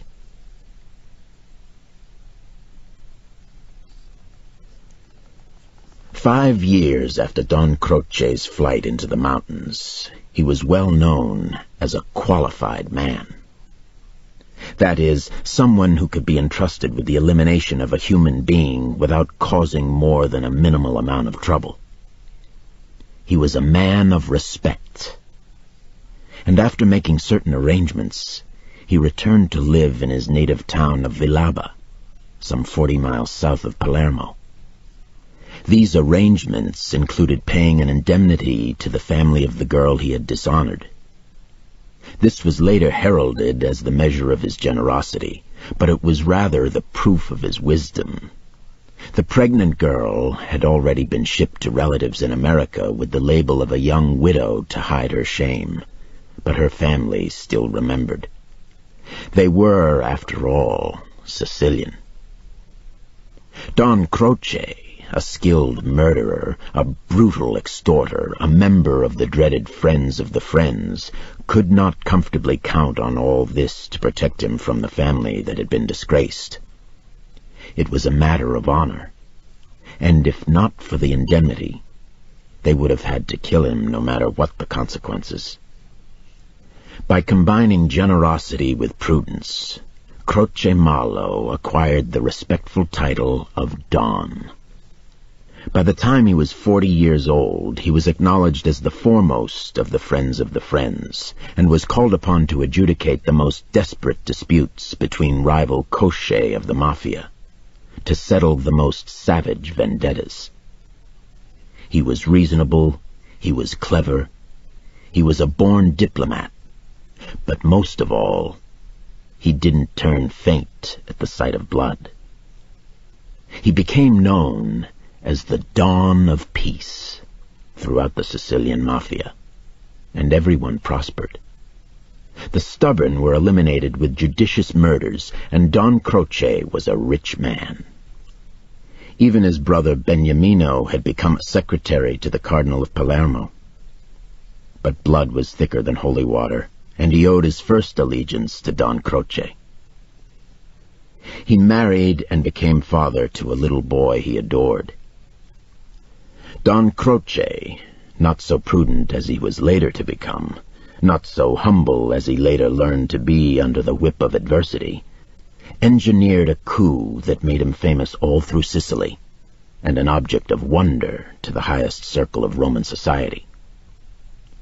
This coup sprang from a bit of marital discord which even the greatest men in history have had to endure. Don Croce, because of his position in the Friends of the Friends, had married into a proud family who had recently bought patents of nobility for such a huge sum that the blood in their veins turned blue. After a few years of marriage, his wife treated him with a lack of respect he knew he had to correct. though of course not in his usual fashion. His wife's blue blood had made her disenchanted with Don Croce's no-nonsense, earthy peasant ways, his practice of saying nothing if he had nothing to the point to say, his casual attire, his habit of rough command in all things. There was also the remembrance of how all her other suitors melted away when Don Croce announced his candidacy for her hand. She did not, of course, show her disrespect in any obvious fashion. This was, after all, Sicily, not England or America. But the Don was an extraordinarily sensitive soul.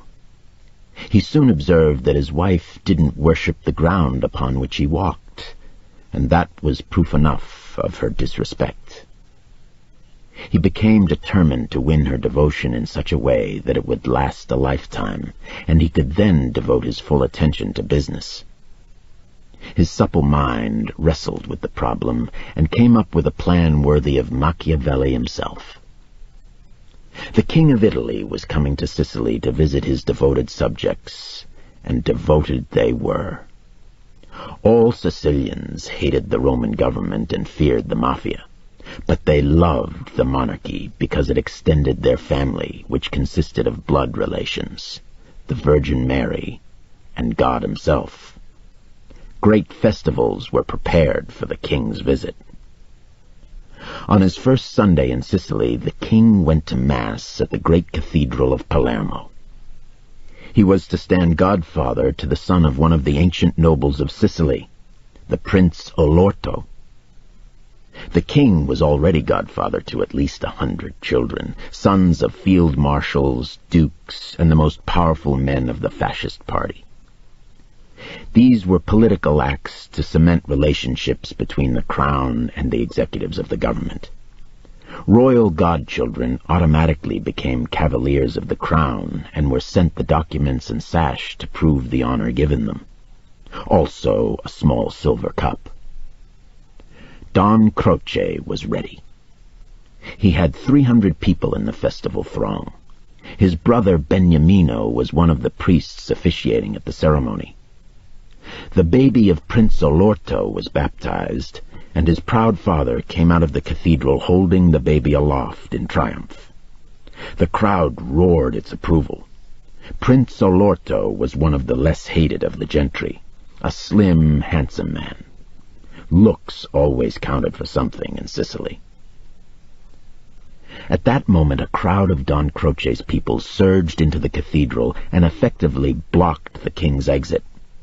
The king was a little man with a mustache thicker than the hair on his head. He was in the full, gaudy uniform of the cavaliers, which made him look like a toy soldier. But despite his pompous appearance, he was extremely kind-hearted.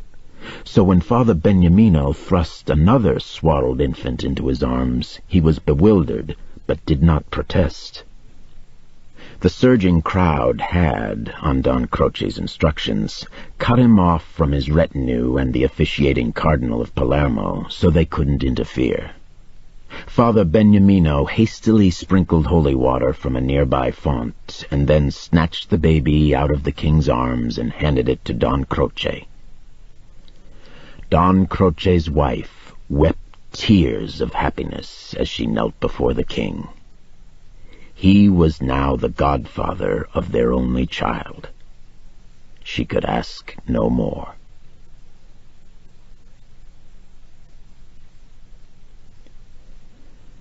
Don Croce grew fat, and the bony face grew cheeks that were huge slabs of mahogany.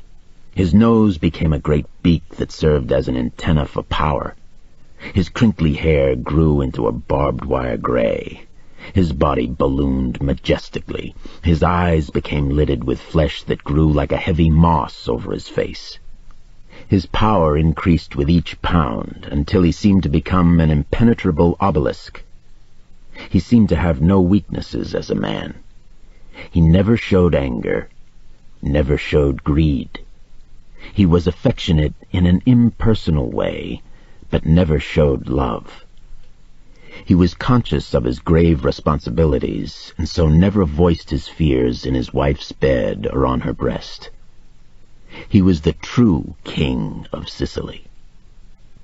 But his son, the heir apparent, was struck with the strange disease of religious social reform and had emigrated to Brazil to educate and uplift savage Indians along the Amazon. The Don was so shamed he never uttered his son's name again.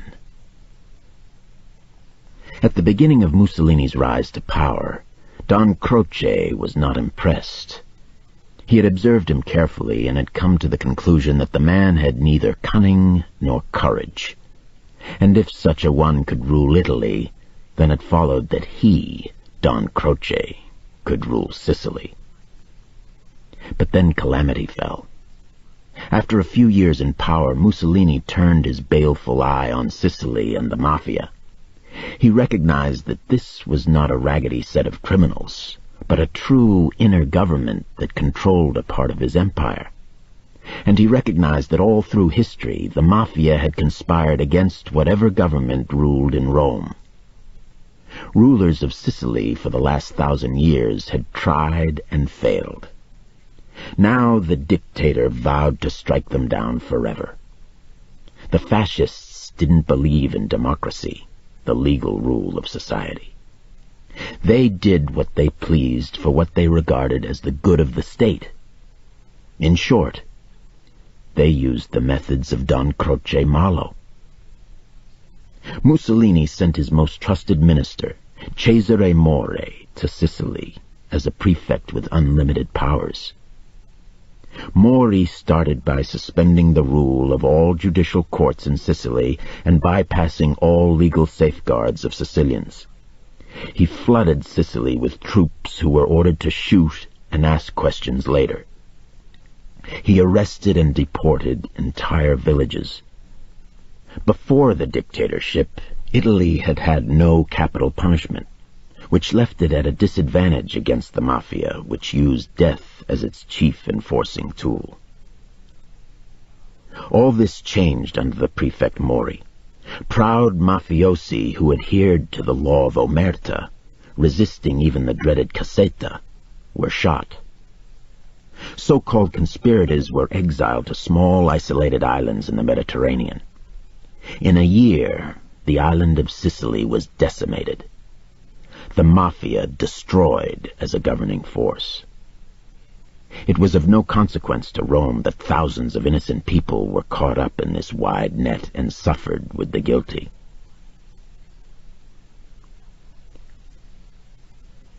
Don Croce loved the fair rules of democracy and was outraged by the actions of the fascisti. Friends and colleagues were jailed on trumped-up charges, since they were far too clever to leave evidence of their crimes. Many were imprisoned on hearsay, secret information from scoundrels who couldn't be tracked down and reasoned with, because they didn't have to appear in open court and testify. Where was judicial fair play? The fascists had gone back to the days of the Inquisition, of the divine right of kings. Don Croce had never believed in the divine right of kings. Indeed, he asserted that no reasonable human being had ever believed in it, except when the alternative was being torn apart by 4 wild horses. Even worse, the fascists had brought back the Cassetta, that medieval instrument of torture, a terrible box 3 feet long, 2 feet wide, which worked wonders on stubborn bodies. Even the most determined mafioso found his tongue as loose as the morals of an Englishwoman when subject to the Cassetta. Don Croce indignantly boasted that he had never used torture of any kind.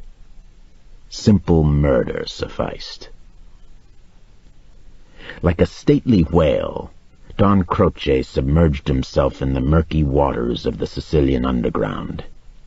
He entered a monastery as a pseudo-Franciscan monk under Abbot Manfredi's protection. They had had a long and pleasurable association. The Don, though proud of his illiteracy, had been obliged to employ the abbot to write necessary ransom letters when early in his career he had followed the trade of kidnapping. They had always been honest with each other. They found they had common tastes: loose women, good wine, and complex thievery. The Don had often taken the abbot on trips to Switzerland to visit his doctors and sample the placid luxuries of that country. A restful and pleasant change from the more dangerous pleasures of Sicily. When World War II started, Mussolini could no longer give Sicily his closest attention. Don Croce immediately took this opportunity to very quietly build up lines of communication with the remaining friends of the friends, sending messages of hope to the old mafia stalwarts who had been exiled on the tiny islands of Pantelleria and Stromboli. He befriended the families of those mafia leaders who had been imprisoned by the prefect Mori. Don Croce knew his only hope, ultimately, was an Allied victory, and that he must exert all his efforts to that end. He made contact with underground partisan groups and gave orders to his men to aid any Allied pilots who survived being shot down. And so, at the crucial hour, Don Croce was prepared. When the American army invaded Sicily in July of 1943, Don Croce extended his helping hand. Were there not many fellow Sicilians in this invading army, the sons of immigrants? Should Sicilian fight against Sicilian for the sake of the Germans? Don Croce's men persuaded thousands of Italian soldiers to desert and retire to a hiding place prepared for them by the Mafia. Don Croce personally made contact with secret agents of the American army and led the attacking forces through mountain passages so that they could outflank the entrenched German heavy guns. And so, while the British invading force on the other side of the island met with huge casualties and could only advance slowly, the American army accomplished its mission far ahead of schedule and with very little loss of life. Don Croce himself, though now almost 65 years of age and enormously heavy, led a band of mafioso partisans into the city of Palermo and kidnapped the German general commanding its defense. He hid with his prisoner in the city until the front was broken and the American army marched in. The American Supreme Commander of southern Italy referred to Don Croce in his dispatches to Washington as General Mafia, and so he was known by American staff officers in the months that followed.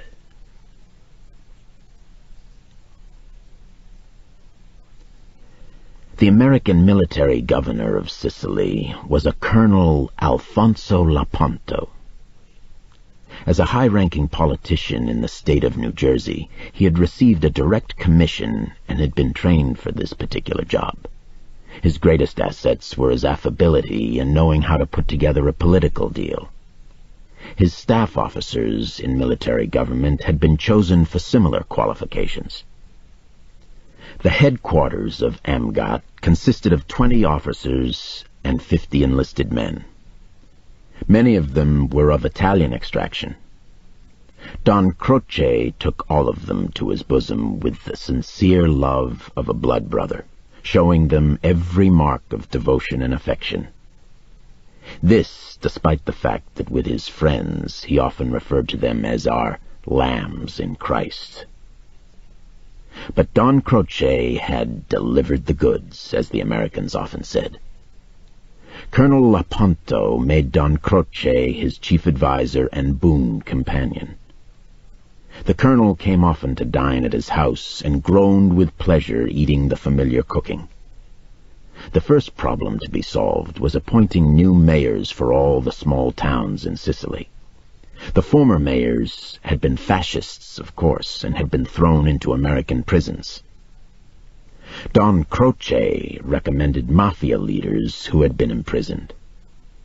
Since their records clearly showed that they had been tortured and jailed by the fascist government for resistance to the aims and welfare of the state, It was assumed that the crimes of which they were accused were trumped-up charges. Don Croce, over his wife's superb fish and spaghetti dishes, told beautiful stories about how his friends, murderers and thieves all, had refused to surrender their beliefs in the democratic principles of justice and freedom. The colonel was delighted at finding so quickly the ideal people to run the civilian population under his direction. Within a month, most of the towns in western Sicily had as their mayors a set of the most die-hard mafiosi to be found in fascist prisons. And they functioned superbly for the American army. Only a minimum of occupation troops had to be left behind to preserve order over the conquered people. As the war continued on the mainland, there was no sabotage behind American lines. No spies roamed. Black marketing by the common people was held to a minimum. The colonel received a special medal and promotion to brigadier general. Don Croce's mafia mayors enforced the smuggling laws with the utmost severity, and the carabinieri patrolled the roads and mountain bypasses ceaselessly. It was like old times. Don Croce gave orders to both. Government inspectors made sure that stubborn farmers turned in their grain and olives and grapes to government warehouses at officially set prices. These, of course, to be rationed out to the people of Sicily. To ensure this, Don Croce requested and received the loan of American army trucks to transport these foodstuffs to the starving cities of Palermo, Monreale, and Trapani, to Syracuse and Catania, and even to Naples on the mainland. The Americans marveled at Don Croce's efficiency and awarded him written commendations for his services to the armed forces of the United States. But Don Croce couldn't eat these commendations. He couldn't even read them for his pleasure, as he was illiterate. The backslappings of Colonel Laponto didn't fill his enormous belly. Don Croce, not trusting to the gratitude of the Americans or the blessings given by God for virtue, was determined that his many good works in the service of humanity and democracy be rewarded. So these cram-filled American trucks, their drivers armed with official road passes signed by the colonel, rolled to quite different destinations designated by Don Croce. They unloaded at the Don's own personal warehouses located in small towns like Montelepre, Villaba, and Partinico. Then Don Croce and his colleagues sold them for 50 times their official prices on the flourishing black market. So he cemented his relationships with the most powerful leaders of the resurgent mafia. For Don Croce believed that greediness was the greatest of all human failings, and he shared his profits freely. He was more than generous. Colonel Laponto received magnificent presents of antique statues, paintings, and ancient jewelry. It was the Don's pleasure. The officers and men of the American military government detachment were like sons to him, and like any doting father, he showered them with gifts. These men, specially chosen for their understanding of Italian character and culture, since many of them were of Sicilian origin, returned his love. They signed special travel passes. They maintained the trucks assigned to Don Croce with particular care. They went to his parties, where they met good Sicilian girls and became entwined in the loving warmth which is the other side of the Sicilian character. Taken into these Sicilian families, fed the familiar food of their emigrant mothers, many of them wooed mafioso daughters. Don Croce Malo had everything in position to resume his former power. Mafia chiefs all over Sicily were in his debt. He controlled the artesian wells that sold water to the population of the island at prices that would give him a good profit. He created the monopolies on foodstuffs.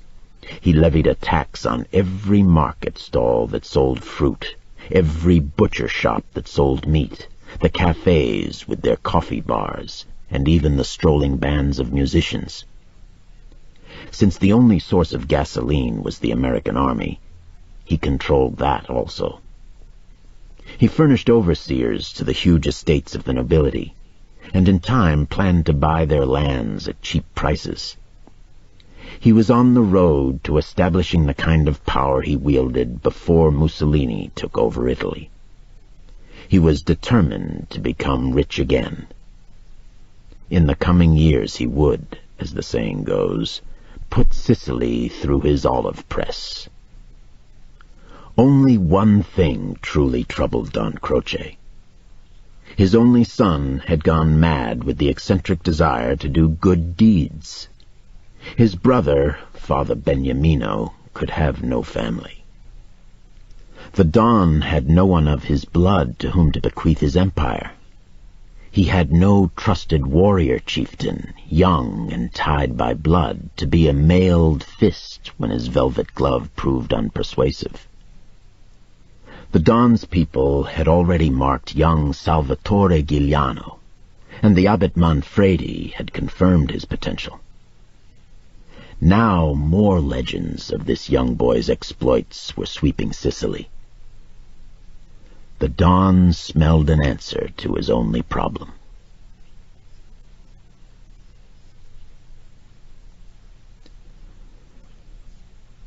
Chapter 8.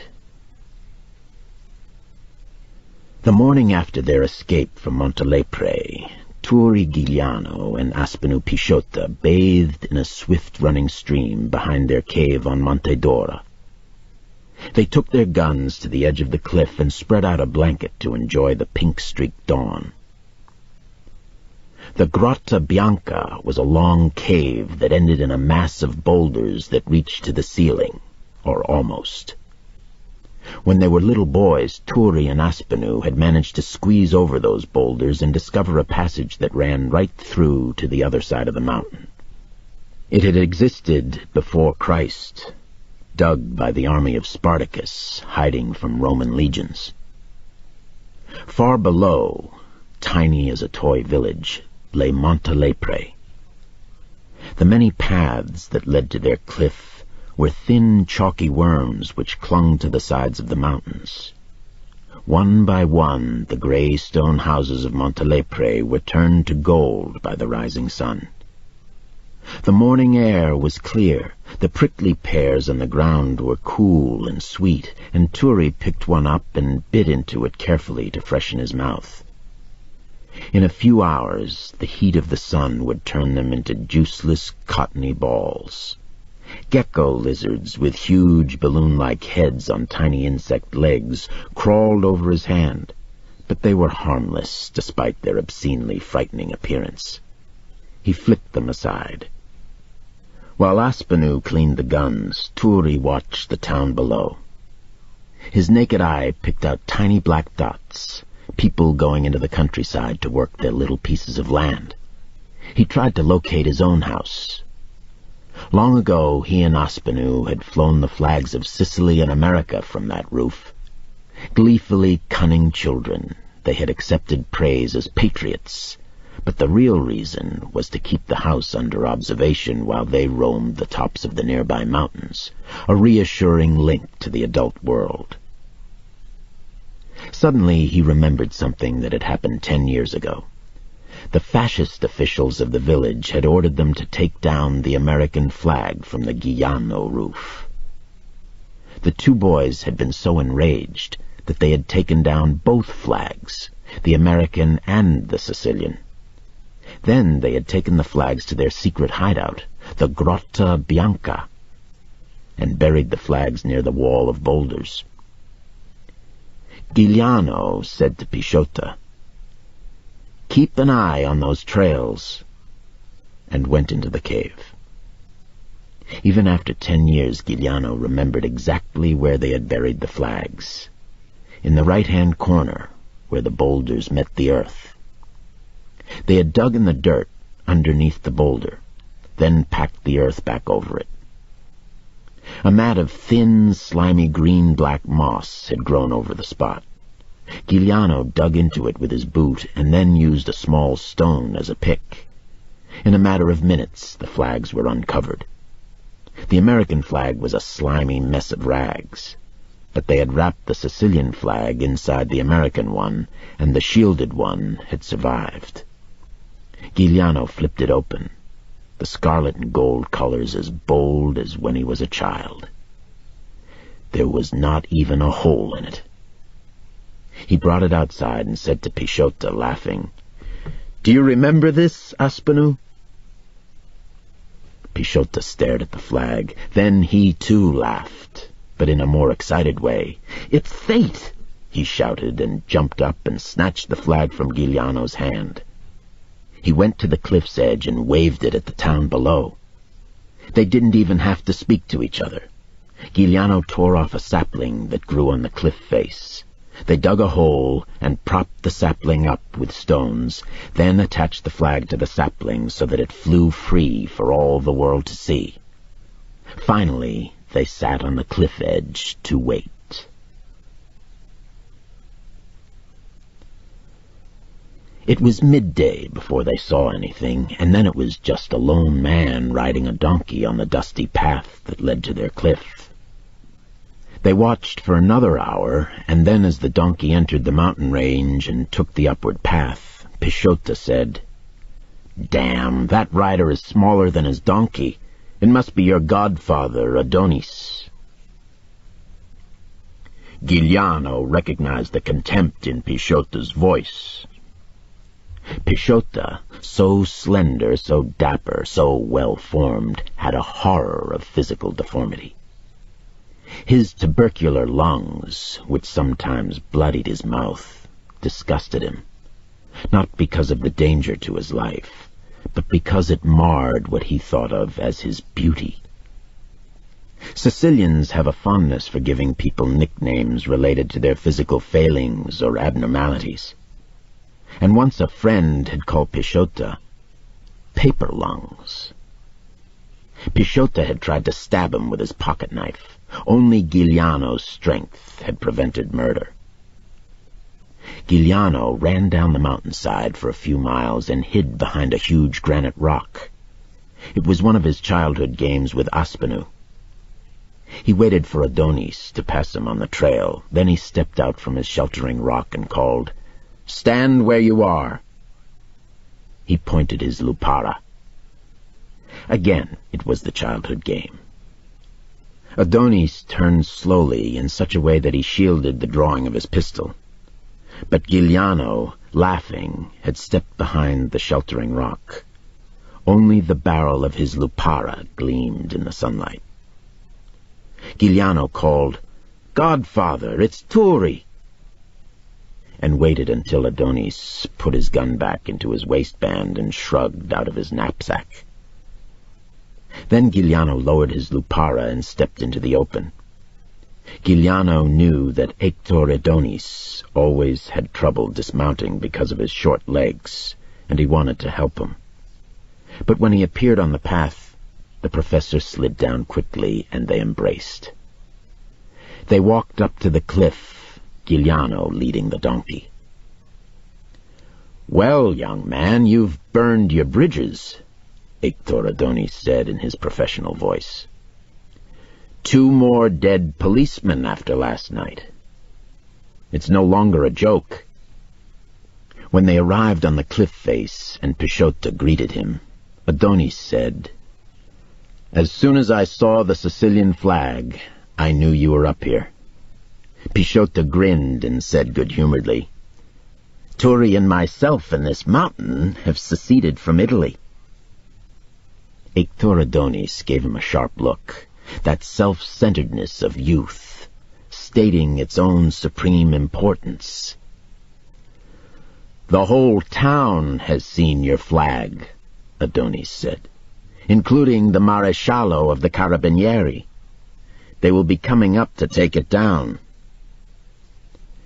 Pisciotto said impudently, "Always the schoolmaster giving knowledge. They're welcome to our flag, but that is all they'll find here. We're safe at night. It would be a miracle for the carabinieri to come out of their barracks after dark. Adonis ignored him and unpacked the sack on his donkey.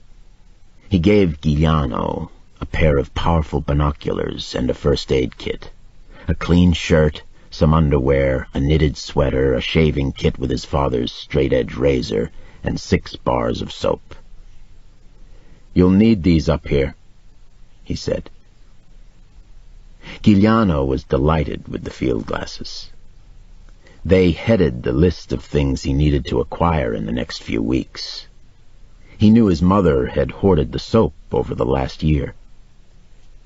In a separate package were a huge hunk of grainy cheese speckled with pepper, a loaf of bread, and 2 large round cakes that were really bread stuffed with prosciutto, ham, and mozzarella cheese, and crowned with hard-boiled eggs. Adonis said, "La Venera sent you the cakes. She says she always baked them for her husband when he was in the mountains. You can live on 1 for a week." Pisciotto smiled slyly and said, "The older they get, the better the taste." The 2 young men sat in the grass and tore off pieces of the bread. Pisciotto used his knife to cut off hunks of the cheese. The grass around them was alive with insects, so they put the food sack on top of a granite boulder. They drank water from a clear stream that ran only 100 feet below them. Then they rested where they could see over the cliff. Hector Adonis sighed. "You 2 are very pleased with yourselves, but it's no joke. If they catch you, they'll shoot you." Giuliano said calmly, "If I catch them, I'll shoot them." Hector Adonis was shocked at this. There would never be a hope of pardon. "Don't be rash," he said. "You're still only a boy." Giuliano looked at him for a long moment.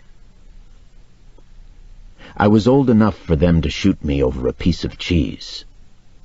Do you expect me to run? To let my family starve? To let you bring me packages of food while I vacation in the mountains? They come to kill me, and so I'll kill them. And you, my dear godfather, when I was a child, didn't you lecture me on the miserable life of the Sicilian peasant? How oppressed they are by Rome and its tax collectors, by the nobility, by rich landowners who pay for our labor with lire that can barely keep us alive. I went to the marketplace with 200 other men of Montelepre, and they bid for us as if we were cattle. 100 lire for a morning's work, they said, take it or leave it, and most of the men had to take it. Who then will be the champion of Sicily if not Salvatore Giuliano? Hector Adonis was truly dismayed. It was bad enough to be an outlaw, but to be a revolutionary was more dangerous. That's all very well in literature, he said. But in real life, you can go to an early grave. He paused for a moment. What good did your heroics the other night do? Your neighbors are still in jail. I'll free them, Giuliano said quietly.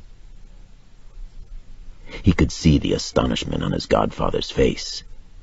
He wanted his approval, his help, his understanding. He could see that Adonis still thought of him as the good-hearted village youth. You must understand how I am now. He paused for a moment. Could he say exactly what he thought? Would his godfather think him insanely proud? But he went on. I am not afraid of dying. He smiled at Hector Adonis, the boyish smile Adonis knew so well and loved. Really, I'm astonished by it myself. But I'm not afraid of being killed. It doesn't seem possible to me. He laughed aloud. Their field police, their armored cars, their machine guns, all of Rome. I'm not afraid of them. I can beat them. The mountains of Sicily are full of bandits. Passatempo and his band. Terranova. They defy Rome. What they can do, I can do. Ictorodonis felt the mixture of amusement and anxiety. Had the wound affected Giuliano's brain? Or was what he saw now the same as the beginning of history's heroes, the Alexanders, the Caesars, the Rolands? When did the dreams of heroes begin, if not when sitting in a lonely glen talking to dear friends? But he said casually, "Forget about Terranova and Passatempo. They have been captured and are sitting in the jail at the Belampo barracks. They will be transported to Palermo in a few days." Giuliano said, "I'll rescue them, and then I'll expect their gratitude." The grimness with which he said this astonished Ictorodonis and delighted Pisciota. It was startling to them to see the change in their Giuliano. They had always loved and respected him. He had always had great dignity and poise for such a young man. But now, for the first time, they sensed his drive for power. Ictorodonis said, "Gratitude? Passatempo killed the uncle who gave him his first donkey." "Then I must teach him the meaning of gratitude," Giuliano said. He paused for a moment. "And now I have a favor to ask of you. Think it over carefully, and if you refuse, I will still be your devoted godson. Forget that you're the dear friend of my parents, and forget your affection for me. I ask this favor for the Sicily you taught me to love. Be my eyes and ears in Palermo." Ictorodonis said to him, "What you're asking me as professor at the University of Palermo is to become a member of your band of outlaws." Pisciota said impatiently, "That's not so strange in Sicily, where everyone is hooked to the friends of the friends. And where else but in Sicily does a professor of history and literature carry a pistol?" Ictorodonis studied both of the young men as he pondered his answer. He could easily promise to help and forget his promise. He could just as easily refuse and promise only to give the aid a friend would give from time to time, as he was doing today.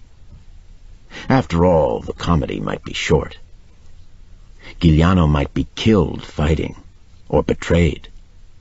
He might emigrate to America. And the problem would be solved, he thought sadly. Ictorodonis remembered a long-ago summer day, a day very like this one, when Turi and Aspenu were no more than 8 years old. They had been sitting in the pasture lying between the Giuliano house and the mountains, waiting for supper. Ictorodonis had brought a bag of books for Turi. One of them was the Song of Roland, and he had read it to them. This ends Side 1 of Cassette 4. Adonis knew the poem almost by heart. It was dear to every literate Sicilian, and its story was beloved by the illiterate.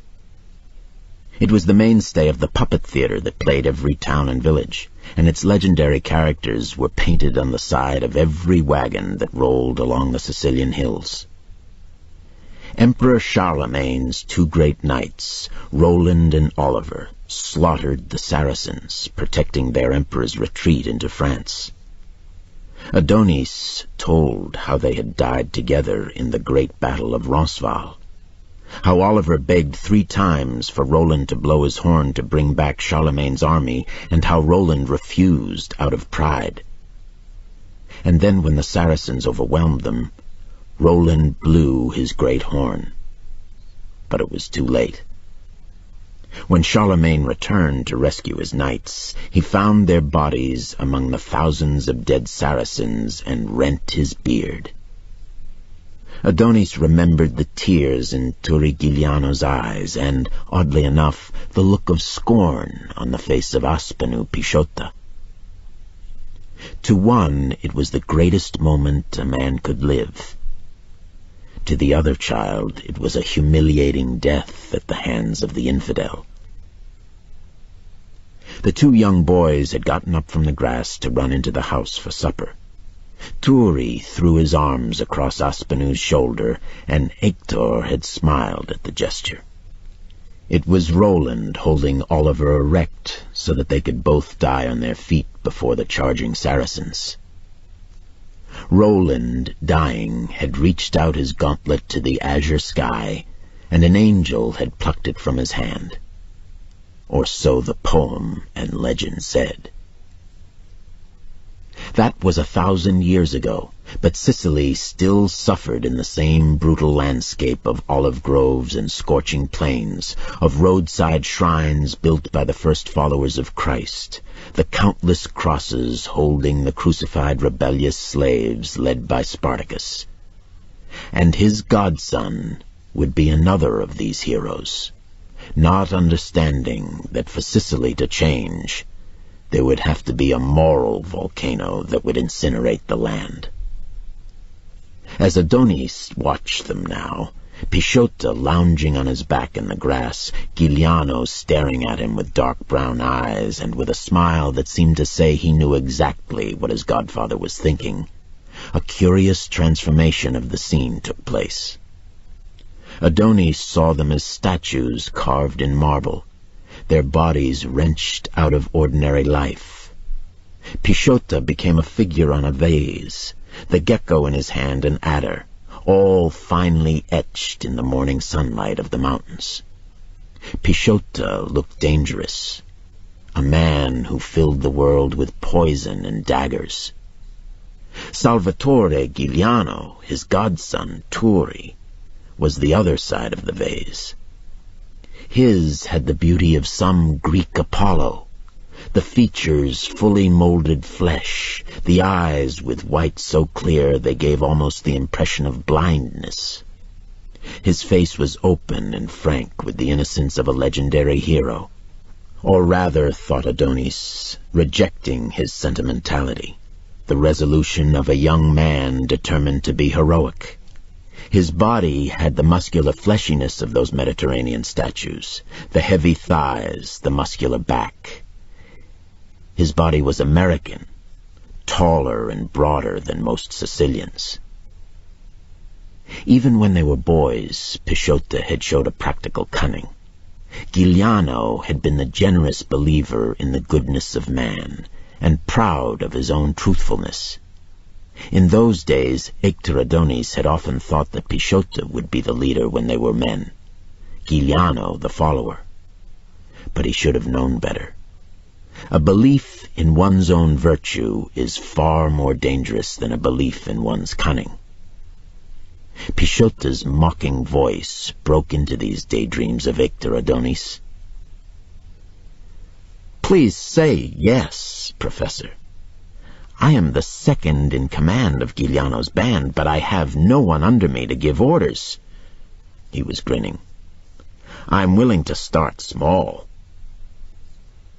Though Adonis was not provoked, Giuliano's eyes flashed with anger, but he said quietly, "What is your answer?"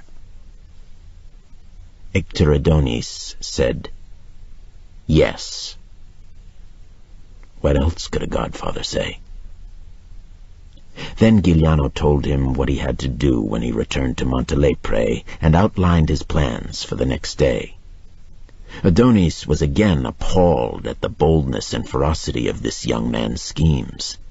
But when Giuliano lifted him onto his donkey, he leaned over and kissed his godson. Pisciota and Giuliano watched Adonis riding down the trail toward Montelepre. "He's such a little man," Pisciota said. "He would have fitted in much better when we were playing bandits as children." Giuliano turned to him and said gently, "And your jokes would have been better then. Be serious when we talk of serious things." But that night, before they went to sleep, they embraced each other. "You are my brother," Giuliano said. "Remember that."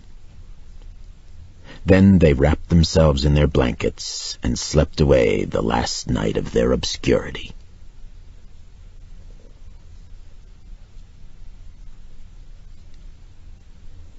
Chapter 9. Turri Giuliano and Aspenu Pisciotta were up before the dawn, before the first light, for though it was unlikely, the Carabinieri might start in darkness to surprise them with the morning sun. They had seen the armored car from Palermo arrive in the Balampo barracks late the evening before with 2 jeep-loads of reinforcements. During the night, Giuliano made scouting patrols down the side of the mountain and listened for any sounds that would be made by anyone approaching their cliff, a precaution Pisciotta ridiculed. "When we were children, we would have been such daredevils," he told Giuliano. "But do you think those lazy Carabinieri will risk their lives in darkness, or even miss a good night's sleep in soft beds?" "We have to train ourselves into good habits," Turri Giuliano said. He knew that someday there would be better enemies. Turri and Aspenu worked hard laying out guns on a blanket and checking them in every detail. Then they ate some of La Venera's bread cake, washed down with a flask of wine Icter Adonis had left them. The cake, with its heat and spices, lay glowingly in their stomachs. It gave them the energy to construct a screen of saplings and boulders on the edge of the cliff. Behind this screen, they watched the town and the mountain paths with their binoculars. Giuliano loaded the guns and put boxes of ammunition into the pockets of his sheepskin jacket, while Pisciotta kept watch. Giuliano did his job carefully and slowly. He even buried all the supplies and covered the ground with huge rocks himself. He was never to trust anyone to check these details. So it was Pisciotta who spotted the armored car leaving the Balampo barracks. "You're right," Pisciotta said. "The car is going down the Castellammare plain away from us." They grinned at each other. Giuliano felt a quiet elation. Fighting the police wouldn't be so difficult after all. It was a child's game with a child's cunning. The armored car would disappear around a curve of the road and then circle back and come into the mountains to the rear of their cliff. The authorities must know about the tunnel and expect them to use it to escape and run right into the armored car and its machine guns. In an hour, the Carabinieri would send a detachment up the sides to Monte Dora in a frontal attack to flush them out. It helped that the police thought of them as wild youths, simple outlaws. The scarlet and gold flag of Sicily that they flew from the cliff edge confirmed their careless impudence, or so the police would think. An hour later, a troop van and a jeep carrying the Maresciallo Roccofino left through the gates of the Balampo barracks. The 2 vehicles traveled leisurely to the foot of Monte Dora and stopped to unload. 12 Carabinieri, armed with rifles, deployed on the tiny paths that led up the slope. Maresciallo Roccofino took off his braided cap and pointed it toward the scarlet and gold flag flying over the cliff above them. Turri Giuliano was watching through the binoculars from behind the screen of saplings. For a moment, he worried about the armored car on the other side of the mountain. Would they have sent some men up the opposite slope? But those men would take hours to climb. They couldn't be close. He put them out of his mind and said to Pisciotta, "Aspenu, if we're not as clever as we think, we won't be going home to our mothers and a plate of spaghetti this night, as we used to do when we were children." Pichota laughed. "We always hated going home, remember? But I have to admit, this is more fun. Shall we kill a few of them?" "No," Giuliano said. "Fire over their heads." He thought about how Pichota disobeyed him 2 nights before. He said, "Aspinall, obey me. There's no point in killing them. It can't serve any purpose this time." They waited patiently for an hour. Then Giuliano pushed his shotgun through the screen of saplings and fired twice. It was amazing how that straight, confident line of men scattered so quickly, like darting ants disappearing into the grass. Pichota fired his rifle 4 times. Smoke puffs appeared in different parts of the slope as the carabinieri fired back. Giuliano put down his shotgun and took up the binoculars. He could see the Maresciallo and his sergeant working a radio communication set. That would be contacting the armored car on the other side of the mountain, warning them that the outlaws would be on their way. He picked up his shotgun again and fired twice, then said to Pichota, "It's time to leave." The 2 of them crawled to the far side of the cliff, out of view of the advancing carabinieri, then slid down the boulder-strewn slope, rolling for 50 yards before they came to their feet, weapons ready. Crouched low, they ran down the hill, stopping only for Giuliano to observe the attackers through his binoculars. The carabinieri were still firing up at the cliff, not realizing the 2 outlaws were now on their flanks. Giuliano led the way down a tiny hidden path through massive boulders and entered a little forest. They rested for a few minutes, and then they both started running down the path swiftly and silently. In less than an hour, they emerged onto the plain that separated the mountains from the town of Montelepre. But they had circled around to the far side of the town. It lay between them and the troop-carrying van. They hid their weapons under their jackets and walked across the plain, looking like 2 peasants on their way to work in the fields. They entered Montelepre at the top of the Via Bella, only 100 yards from the Belampo barracks.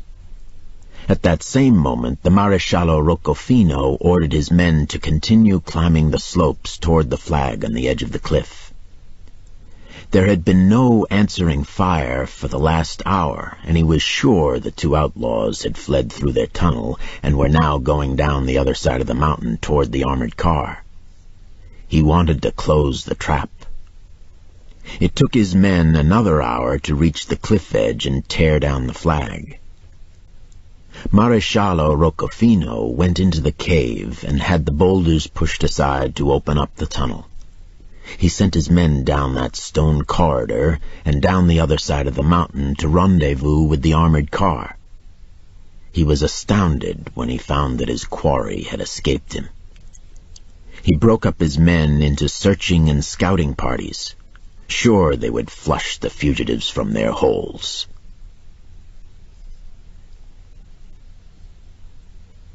Hector Adonis had followed Giuliano's instructions perfectly. At the top of the Via Bella was a painted cart, the ancient legends covering every inch, inside and out. Even the spokes of the wheels and the rims were painted with tiny armored figures, so that when the wheels rolled, they cleverly gave the illusion of men whirling in combat. The shafts, too, were colored in bright red curlicues with silver dots. The cart looked like a man with tattoos that covered every inch of his body.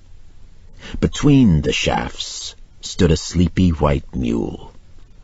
Giuliano jumped into the empty driver's seat and looked into the cart. It was packed with huge jugs of wine cradled into bamboo baskets. There were at least 20 of them.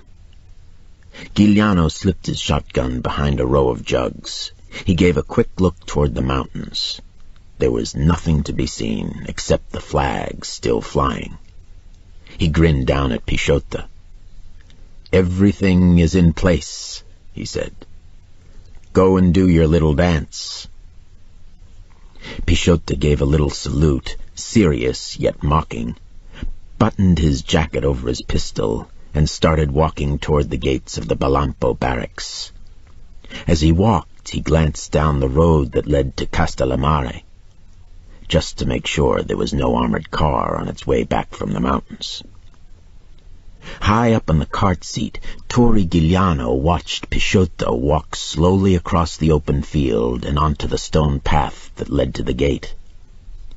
Then he looked down the Via Bella. He could see his house, but there was nobody standing in front of it. He had hoped he might catch a glimpse of his mother. Some men were sitting in front of one of the houses, their table and wine bottles shaded by an overhanging balcony. Suddenly he remembered the binoculars around his neck, and he unclipped the strap and threw them into the back of the cart.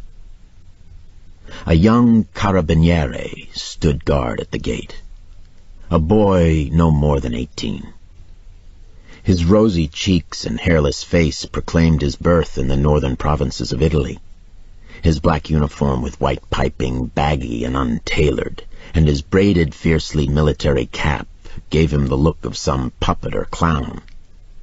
Against regulations, he had a cigarette in his adolescent Cupid's bow mouth. Approaching on foot, Pichota felt a surge of amused contempt. Even after what had happened in the last few days, the man did not have his rifle ready. The guard only saw a scruffy peasant who dared to grow a mustache more elegant than he deserved. He said roughly, "You there, you lump! Where do you think you're going?" He didn't unsling his rifle. Pichota could have cut his throat in a second. Instead, he tried to look obsequious, tried to suppress his mirth at this child's arrogance. He said, "If you please, I wish to see the Maresciallo. I have some valuable information." "You can give it to me," the guard said. Pichota could not help himself. He said scornfully, "And can you pay me, too?" The guard was astounded by this impudence. Then he said contemptuously, but a little warily, "I wouldn't pay you a lira if you told me Jesus had come again." Pichota grinned. "Better than that. I know where Torri Giuliano has come again. The man who bloodied your noses." The guard said suspiciously, "Since when does a Sicilian help the law in this damned country?" Pichota moved a little closer. "But I have ambitions," he said. "I've put in an application to become a carabiniere. Next month I go to Palermo for my examination. Who knows, both of us might soon be wearing the same uniform."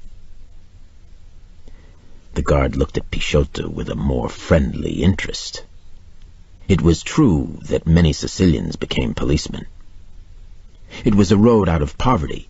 It was a small piece of power. It was a well-known national joke that Sicilians became either criminals or policemen, and that they did equal damage on both sides. Meanwhile, Pichota was laughing inwardly at the thought that he would ever become a carabiniere. Pichota was a dandy. He owned a silk shirt made in Palermo. Only a fool would preen in that white-piped black uniform and that ridiculous braided stiff-billed cap. "You'd better think twice," the guard said, not wanting everybody to be in on a good thing. "The pay is small, and we'd all starve if we didn't take bribes from smugglers.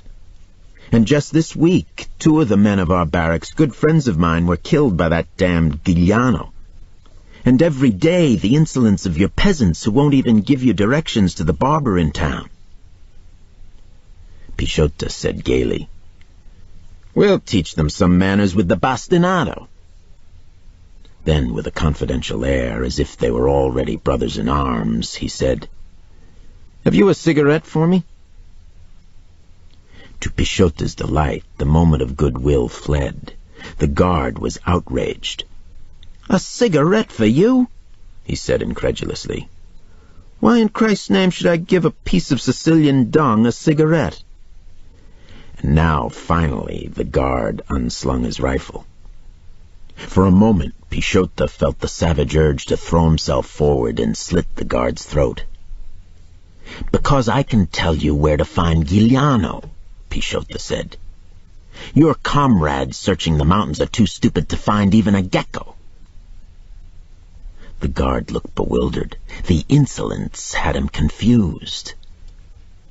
The information offered made him realize he had better consult his superior. He had a feeling that this man was too slippery and could get him into trouble of some kind. He opened the gate and motioned Pichota with his rifle to enter the grounds of the Belampo barracks. His back was to the street. At that moment, Giuliano, 100 yards away, kicked the mule awake and started his cart onto the stone pathway to the gate. The grounds of the Belampo barracks consisted of 4 acres. On the land was the large administration building with an L-shaped wing that held the jail cells. Behind it was the living barracks for the carabinieri themselves, large enough to hold 100 men with a specially partitioned section that served as a private apartment for the maresciallo. Off to the right side was a garage for vehicles that was really a barn and still served partially as such since the detachment supported a troop of mules and donkeys for mountain travel, where mechanical vehicles were useless. Far in the rear were a munitions shed and a supply shed, both made of corrugated steel. Surrounding the whole area was a 7-foot barbed wire fence with 2 high towers for sentries. But these had not been used for many months. The barracks had been built by the Mussolini regime and then enlarged during the war on the Mafia. When Pichota went through the gate, he checked for danger signals. The towers were empty. There were no roaming armed guards. It looked like some peaceful, deserted farm. There were no vehicles in the garage. In fact, there were no vehicles in sight anywhere, which surprised him and made him worry that one would be returning soon. He couldn't conceive of the maresciallo being so stupid as to leave his garrison without a vehicle. He would have to warn Turi that they might get unexpected visitors. Shepherded by the young guard, Pichota entered the wide doors of the administration building. This was a huge room with ceiling fans which did little to dispel the heat. There was a large raised desk dominating the room, and on the sides were railings which enclosed smaller desks for clerks. Around the room were wooden benches. These were all empty except for the raised desk. Seated at this was a carabinieri corporal who was an altogether different proposition from the young guard. An ornate gold nameplate on the desk read, Corporal Canio Silvestro. The upper part of his body was massive, great shoulders and thick columnar neck crowned by a huge boulder of a head. A pink scar, a slab of shiny dead tissue, seemed pasted from his ear down to the end of his rock-like jaw. A long, bushy handlebar mustache flew out like 2 black wings over his mouth. He wore the stripes of a corporal on his sleeve, a huge pistol at his belt, and worst of all, he regarded Pichota with the utmost suspicion and distrust as the guard recited his story. When Corporal Silvestro spoke, his accent revealed him to be a Sicilian. "You are a lying piece of shit," he said to Pichota. But before he could go any further, Giuliano's voice could be heard shouting inside the gate. "Hey there, carabinieri! Do you want your wine or not? Yes or no?" Pichota admired the style of Giuliano's voice, the tone coarse, the dialect so thick it was almost unintelligible except to natives of this province, the choice of words arrogantly typical of the well-to-do peasant. The corporal growled with exasperation. "What in Christ's name is that fellow bellowing about? and with great strides was out the door. The guard and Pichota followed him. The painted cart and its white mule were outside the gate. Bare to the waist, his broad chest streaming with sweat, Turi Giuliano was swinging a jug of wine. There was a huge idiotic grin on his face. His whole body seemed oafishly askew. His appearance disarmed suspicion. There could be no weapon concealed on his person. He was drunk, and the accent was that of the most loutish dialect in all of Sicily. The corporal's hand dropped from his pistol. The guard lowered his rifle. Pichota took a step backward, ready to draw his own gun from beneath his jacket. "I have a wagon load of wine for you," Giuliano bawled out again. He blew his nose with his fingers and snapped the mucus off into the gate. "Who ordered this wine?" the corporal asked. But he was walking down to the gate, and Giuliano knew he would open it wide to let the wagon through. "My father told me to bring it for the Maresciallo," Giuliano said with a wink. The corporal was staring at Giuliano. The wine was undoubtedly a gift for letting some farmer do a bit of smuggling. The corporal thought uneasily that as a true Sicilian, the father would have brought the wine himself to be more closely associated with the gift. But then he shrugged. "Unload the goods and bring them into the barracks," Giuliano said. "Not by myself, I don't." Again the corporal felt a twinge of doubt. Some instinct warned him. Realizing this, Giuliano climbed down from the wagon in such a way that he could easily snatch the lupara from its hiding place. But first he lifted up a jug of wine in its bamboo case and said, "I have 20 of these beauties for you." The corporal roared out a command toward the quarters barracks, and 2 young carabinieri came running out. Their jackets were unbuttoned, and they wore no caps. Neither did they bear weapons. Giuliano, standing on top of his cart, thrust jugs of wine into their arms. He gave a jug to the guard with the rifle, who tried to refuse. Giuliano said with rough good humor, "You'll certainly help drink it, so work." Now, with the 3 guards immobilized, their arms full of jugs, Giuliano surveyed the scene. It was exactly as he had wished. Pichota was directly behind the corporal, the only soldier with his arms free. Giuliano scanned the slopes. There was no sign of any of the searching party returning. He checked the road to Castellammare. There was no sign of the armored car. Down the Via Bella, the children were still playing.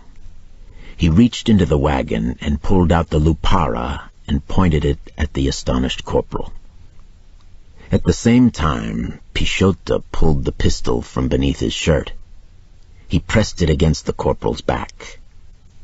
"Don't move an inch," Pichota said, "or I'll barber that great mustache of yours with lead."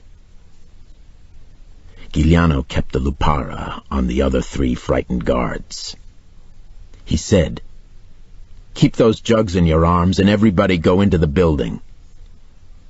The armed guard, hugging the jug, let his rifle drop to the ground. Pichota picked it up as they moved inside. In the office, Giuliano picked up the name plaque and admired it. "Corporal Canio Silvestro. Your keys, please. All of them." The corporal's hand rested on his pistol, and he glared at Giuliano. Pichota knocked his hand forward and plucked out his weapon. The corporal turned and gave him a cold, examining stare that was deadly. Pichota smiled and said, "Excuse me." The corporal turned to Giuliano and said, "My boy, run away and become an actor. You're very fine. Don't go on with this. You'll never escape. The Maresciallo and his men will be back before nightfall and will hunt you to the ends of the earth. Think it over, my young fellow, what it is to be an outlaw with a price on your head. I'll be hunting for you myself, and I never forget a face. I'll find out your name and dig you out if you hide yourself in hell." Giuliano smiled at him. For some reason he liked the man. He said, "But if you want to know my name, why don't you ask?" The corporal looked at him scornfully. "And you'll tell me like an idiot?" Giuliano said, "I never lie. My name is Giuliano."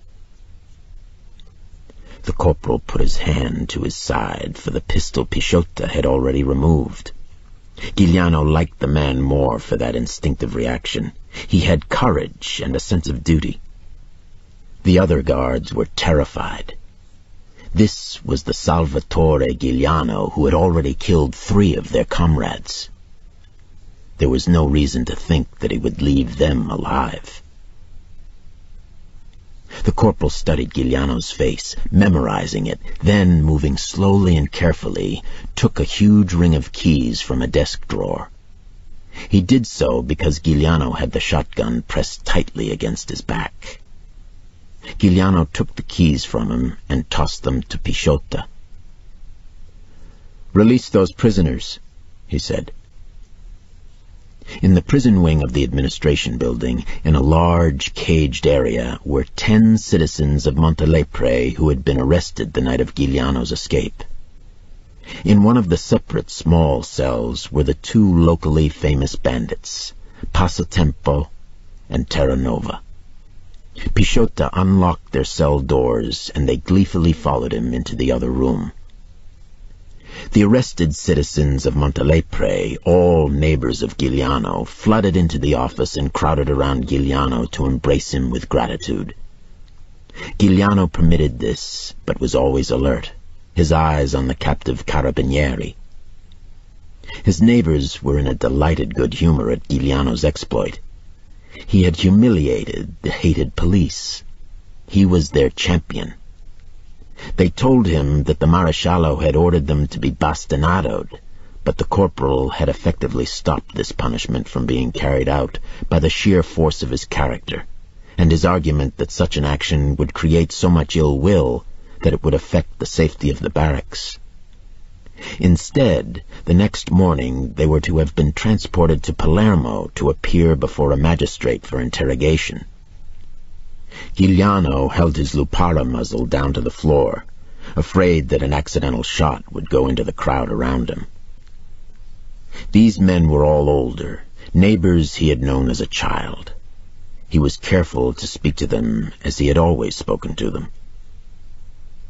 "You are welcome to come with me to the mountains," he said. "Or you can go visit relatives in other parts of Sicily until the authorities come to their senses." He waited, but there was only silence. The 2 bandits, Passatempo and Terranova, stood aside from the others.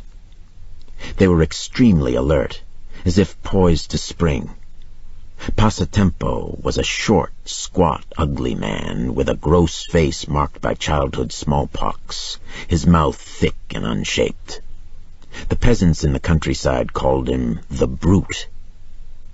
Terranova was small and built like a ferret. Yet his small features were pleasant, his lips molded into a natural smile. Passatempo had been the typical greedy Sicilian bandit who simply stole livestock and killed for money. Terranova had been a hard-working farmer and had started his career as an outlaw when 2 tax collectors came to confiscate his prize pig. He had killed both of them, slaughtered his pig for his family and relatives to eat, and then fled to the mountains. The 2 men had joined forces, but had been betrayed and captured when they were hiding in a deserted warehouse in the grain fields of Corleone. Giuliano said to them, "You 2 have no choice. We will go to the mountains together, and then if you like, you can stay under my command or go off on your own. But for today, I need your help, and you do owe me a small service." He smiled at them, trying to soften the demand that they submit to his orders. Before the two bandits could answer, the corporal of the Carabinieri committed an insane act of defiance. Perhaps it was out of some injured Sicilian pride, perhaps out of some inborn animal ferocity, or simply that the fact that the noted bandits in his custody were about to escape enraged him. He was standing only a few paces from Giuliano, and with a surprising quickness he took a long step forward. At the same time he drew a small pistol concealed inside his shirt. Giuliano swung the Lupara up to fire, but he was too late. The corporal thrust the pistol to within 2 feet of Giuliano's head. The bullet would smash directly into Giuliano's face. Everyone was frozen with shock. Giuliano saw the pistol pointed at his head. Behind it, the red, raging face of the corporal was contorting its muscles like the body of a snake. But the pistol seemed to be coming very slowly. It was like falling in a nightmare, falling forever, and yet knowing it was only a dream and that he would never hit the bottom. In the fraction of a second before the corporal pulled the trigger, Giuliano felt an enormous serenity and no fear. His eyes didn't blink when the corporal pulled the trigger. Indeed, he took a step forward. There was a loud metallic click as the hammer hit the defective ammunition in the barrel. A fraction of a second afterward, he was swarmed over by Pisciotta, Terranova, and Passatempo, and the corporal was falling under the weight of bodies. Terranova had grasped the pistol and was twisting it away. Passatempo had the corporal by the hair of his head and was trying to gouge out his eyes. Pisciotta had his knife out and ready to plunge it into the corporal's throat. Giuliano caught it just in time. Giuliano said quietly, "Don't kill him," and pulled them off the corporal's now prone and defenseless body. He looked down and was dismayed to see the damage that had been done in that flashing moment of mob fury. The corporal's ear was half ripped off his skull and was bleeding great gouts of blood. His right arm hung grotesquely twisted at his side. One of his eyes was spouting blood. A great flap of skin hung over it. The man was still not afraid. He lay there awaiting death, and Giuliano felt an overwhelming wave of tenderness for him. This was the man who had put him to the test, and who had confirmed his own immortality. This was the man who had certified the impotence of death. Giuliano pulled him to his feet, and to the astonishment of all the others gave him a quick embrace. Then he pretended that he was merely helping the corporal to stand erect. Terranova was examining the pistol. "You are a very fortunate man," he said to Giuliano. "Only 1 bullet is defective." Giuliano held out his hand for the gun. Terranova hesitated for a moment, then gave it to him. Giuliano turned to the corporal. "Behave yourself," he said in a friendly tone, "and nothing will happen to you or your men. I guarantee it." The corporal, still too dazed and weak from his injuries to reply, didn't even seem to understand what was being said. Passatempo whispered to Pisciotta, "Hand me your knife and I'll finish him off." Pisciotta said, "Giuliano gives the orders here and everybody obeys." Pisciotta said it matter-of-factly, so as not to alert Passatempo that he was ready to kill him in an instant. The Montelepre citizens who had been prisoners left hastily. They didn't want to be witnesses to a massacre of Carabinieri. Giuliano shepherded the corporal and his fellow guards to the prison wing and locked them in the communal cell together. Then he led Pisciotta, Terranova, and Passatempo on a search through the other buildings of the Belampo barracks. In the weapons shed, they found rifles, pistols, and machine pistols with boxes of ammunition. They draped the weapons over their bodies and loaded the boxes of ammunition into the cart. From the living quarters, they took some blankets and sleeping bags, and Pisciotto threw 2 carabinieri uniforms into the cart just for good luck. Then, with Giuliano in the driver's seat, the cart brimming over the top with looted goods, the other 3 men, walking with weapons ready, spread out to protect against any attack. They moved quickly down the road toward Castellammare. It took them over an hour to make their way to the house of the farmer who had loaned Hector Adonis the cart, and to bury their loot in his pig pen. Then they helped the farmer cover his cart with olive green paint stolen from an American Army supply depot. Maresciallo Roccofino returned with his search party in time for dinner. The sun was falling out of the sky, and it had never burned so brightly that day as the Maresciallo's rage burned at the sight of his men imprisoned in their own cages. The Maresciallo sent his armored car screaming down all the roads for a trace of the outlaws. But by that time, Giuliano was deep in the sanctuary of his mountains.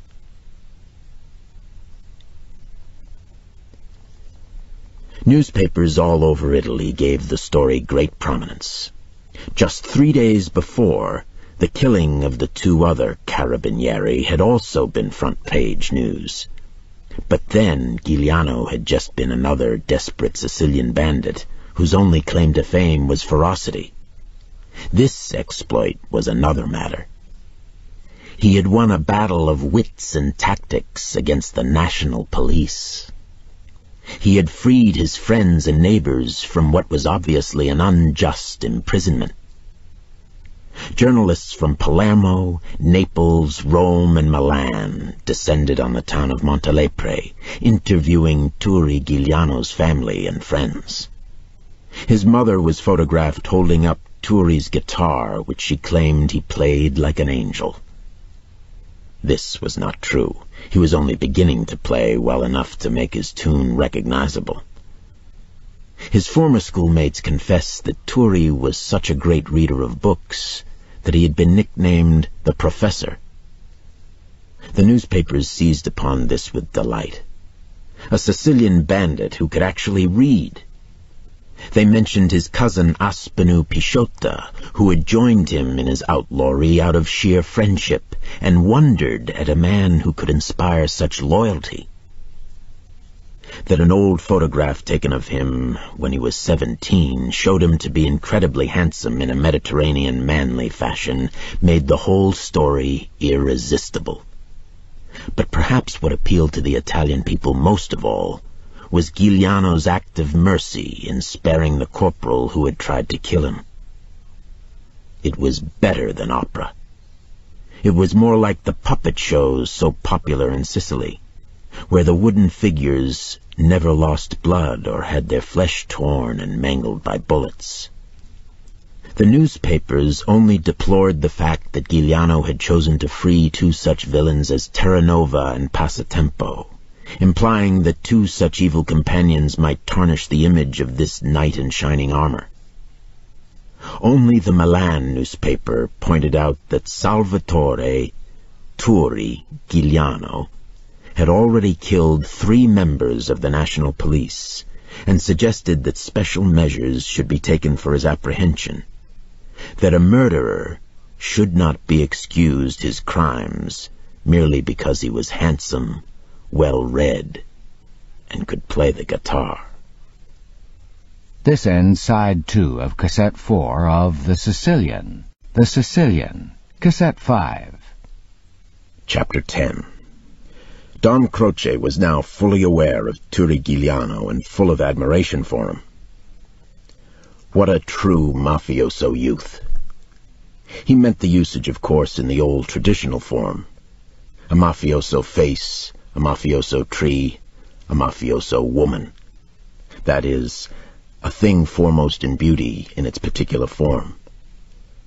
What a mailed fist this young man would be for Don Croce. What a warrior chief in the field. Don Croce forgave the fact that Giuliano was at present a thorn in his side. The two bandits imprisoned in Montelepre, the feared Passatempo and the clever Terranova, had been captured with the Don's approval and complicity. But all this could be forgiven. Bygones were bygones. The Don never held a grudge that impaired his future profits. He would now track Turi Giuliano very carefully. Deep in the mountains, Giuliano had no knowledge of his growing fame. He was too busy making plans to build his power. His first problem was the two bandit chiefs, Terranova and Passatempo. He questioned them closely about their capture and came to the conclusion they had been betrayed, informed upon. They swore their men had been faithful, and many had been killed in the trap. Giuliano pondered all this and came to the conclusion that the mafia, which had acted as fences and go-betweens for the band, had betrayed them. When he mentioned this to the two bandits, they refused to believe it. The friends of the friends would never break the sacred code of Omerta, which was so central to their own survival. Giuliano did not insist. Instead, he made them a formal offer to join his band.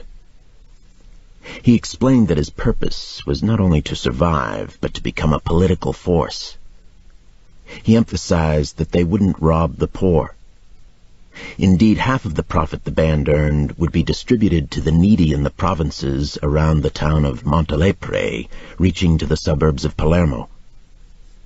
Terranova and Passatempo would rule their own subordinate bands, but would be under Giuliano's overall command. These subordinate bands wouldn't launch any money-making expedition without Giuliano's approval. Together, they would have absolute rule over the provinces that held the great city of Palermo, the city of Monreale, and the towns of Montelepre, Partinico, and Corleone. He impressed upon them that they would take the offensive against the Carabinieri, that it would be the field police who would go in fear of their lives, not the bandits. They were astonished by this bravado. Passatempo, an old-fashioned bandit who believed in rape, small-time extortion, and the murder of shepherds, immediately began pondering how he could profit by this association and then murder Giuliano and take his share of the loot. Terranova, who liked Giuliano and was more grateful for his rescue, wondered how he could tactfully steer this talented young bandit on a more prudent path. Giuliano was now looking at them with a little smile, as if he could read their minds and was amused by what they thought. Pisciotta was used to the grand ideas of his lifelong friend. He believed.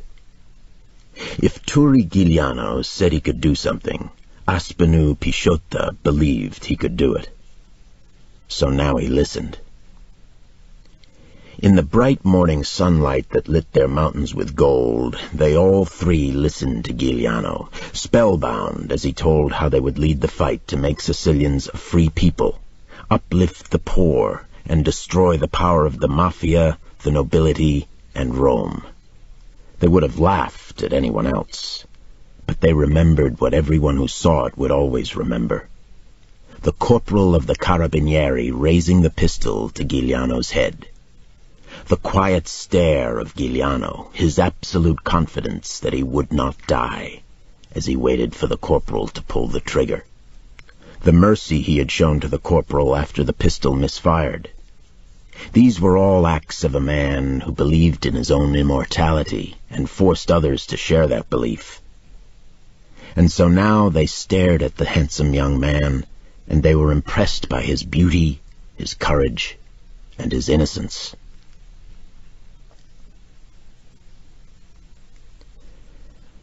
The next morning Giuliano led his three men, Aspenu Pisciotta, Passatempo, and Terranova, down out of the mountains on a path that would let them out on the plains near the town of Castelvetrano. He came down very early to scout the ground. He and his men were dressed as laborers. He knew that truck convoys of foodstuffs passed by here on the way to bringing their wares to the markets of Palermo. The problem was how to get the trucks to stop. They would be going at high speed to foil hijackers, and the drivers might be armed. Giuliano made his men hide in the underbrush of the road just outside Castelvetrano, then sat himself on a large white boulder in plain view. Men going out to work in the fields stared at him with stony faces. They saw the lupara he was carrying and hurried on. Giuliano wondered if any of them had recognized him. Then he saw a legend-painted large cart coming down the road, drawn by a single mule. The old man driving was known by sight to Giuliano. He was one of the line of professional carters so plentiful in rural Sicily. He hired out his rig to haul bamboo from the outlying villages back to the factory in town. Long ago he had been to Montelepre and had done some hauling of produce for Giuliano's father. Giuliano stepped into the middle of the road. The lupara dangled from his right hand. The driver recognized him, though there was no expression on his face, just a momentary flicker of the eyes. Giuliano greeted him with the familiar style he had used as a child, calling him uncle. "Zu Peppino," he said. "This is a lucky day for both of us. I'm here to make your fortune, and you're here to help me lighten the load of the poor." He was genuinely delighted to see the old man, and burst into laughter. The old man didn't answer. He stared at Giuliano, his stony face waiting. Giuliano climbed up in the cart and sat beside him. He put the lupara out of sight in the wagon, and then he laughed again with excitement. Because of Zu Peppino, he was sure this would be a lucky day. Giuliano relished the freshness of the late autumn, the beauty of the mountains on the horizon, the knowledge that his 3 men in the underbrush commanded the road with their guns. He explained his plan to Zu Peppino, who listened to him without a word or change of expression. That is, not until Giuliano told him what his reward would be. His cart full of food from the trucks. Then Zu Peppino grunted and said, "Torri Giuliano, you were always a fine, brave young lad, good-hearted, sensible, generous, and sympathetic. You haven't changed since you became a man." Giuliano remembered now that Zu Peppino was one of those old-school Sicilians given to flowery speech. "Count on my help in this and all other things. Give my regards to your father, who should be proud to have such a son."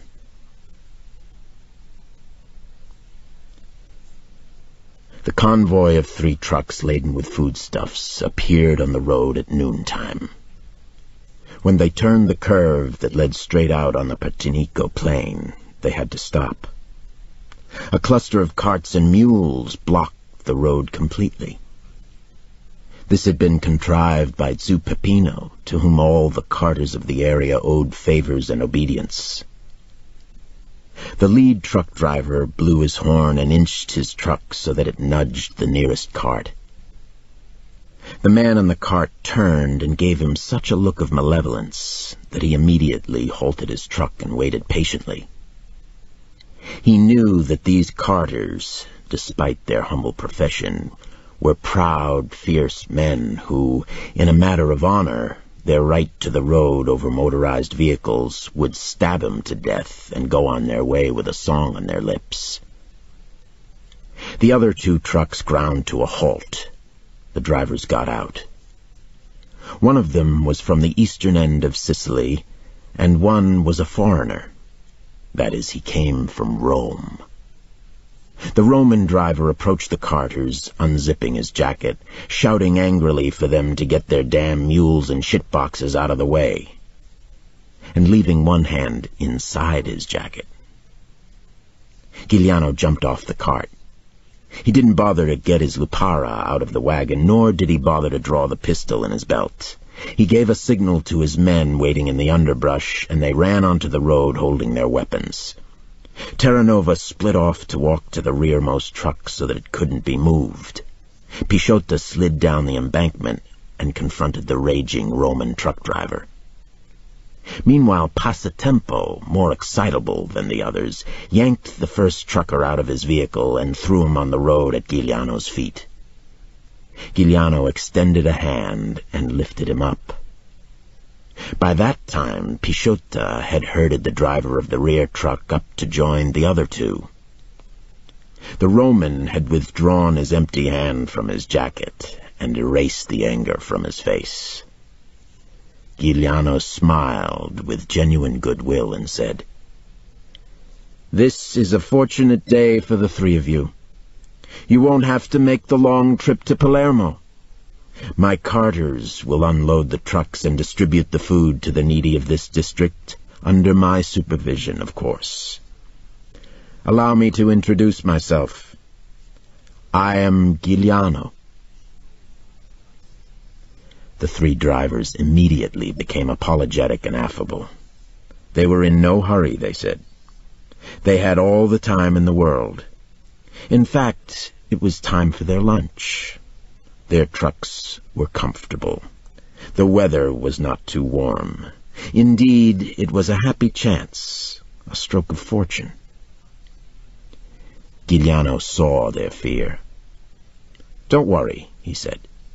"I don't kill men who earn bread by the sweat of their brow. You'll join me for lunch while my people do the work, and then you will go home to your wives and children and tell them of your good fortune. When the police question you, help them as little as possible, and you will earn my gratitude." Giuliano paused. It was important to him that these men should feel no shame or hatred. It was important that they should report their good treatment, for there would be others. They let themselves be herded to the shade of a giant boulder by the side of the road. They voluntarily offered Giuliano their pistols without being searched, and they sat like angels as the carters unloaded their trucks. When the carters were finished, there was still one fully loaded truck whose contents couldn't fit into their wagons. Giuliano put Pisciota and Passatempo into this vehicle with a driver and told Pisciota to deliver food to the farm laborers of Montelepre. Giuliano himself and Terranova would supervise the distribution of the food in the district of Castelvetrano and the town of Partinico. Later, they would rendezvous at the cave on top of Monte Dora. With this one deed, Giuliano was on the road to winning the support of the whole countryside. What other bandit had given his spoils to the poor?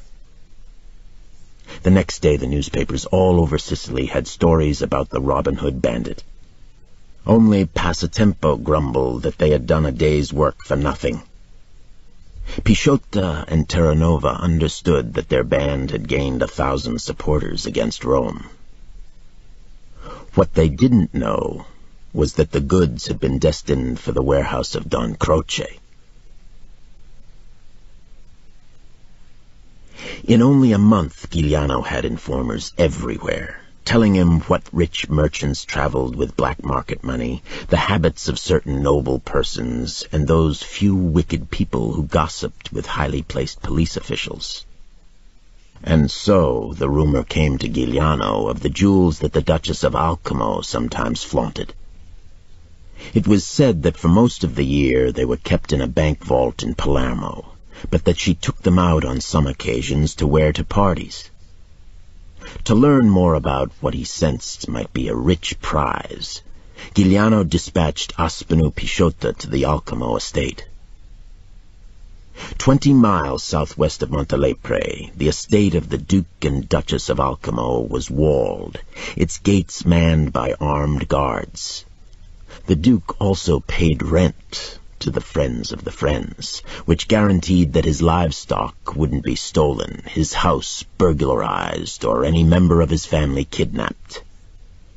In ordinary times, and with ordinary criminals, this would have made him safer than the Pope in the Vatican. In early November, the great estates of Sicily harvest their grapes, and to do so hire laborers from the nearby villages. Pichota reported to the town square and let himself be recruited for work on the Duke of Alcamo's estate. He spent the first day in back-breaking labor, filling baskets with clusters of black-purple fruit. There were more than 100 people in the vineyard, men, women, and small children who sang together as they worked. At midday, a huge lunch was served outdoors. Pichota sat alone, watching the others. He noticed one young woman who brought a tray of bread from the castle.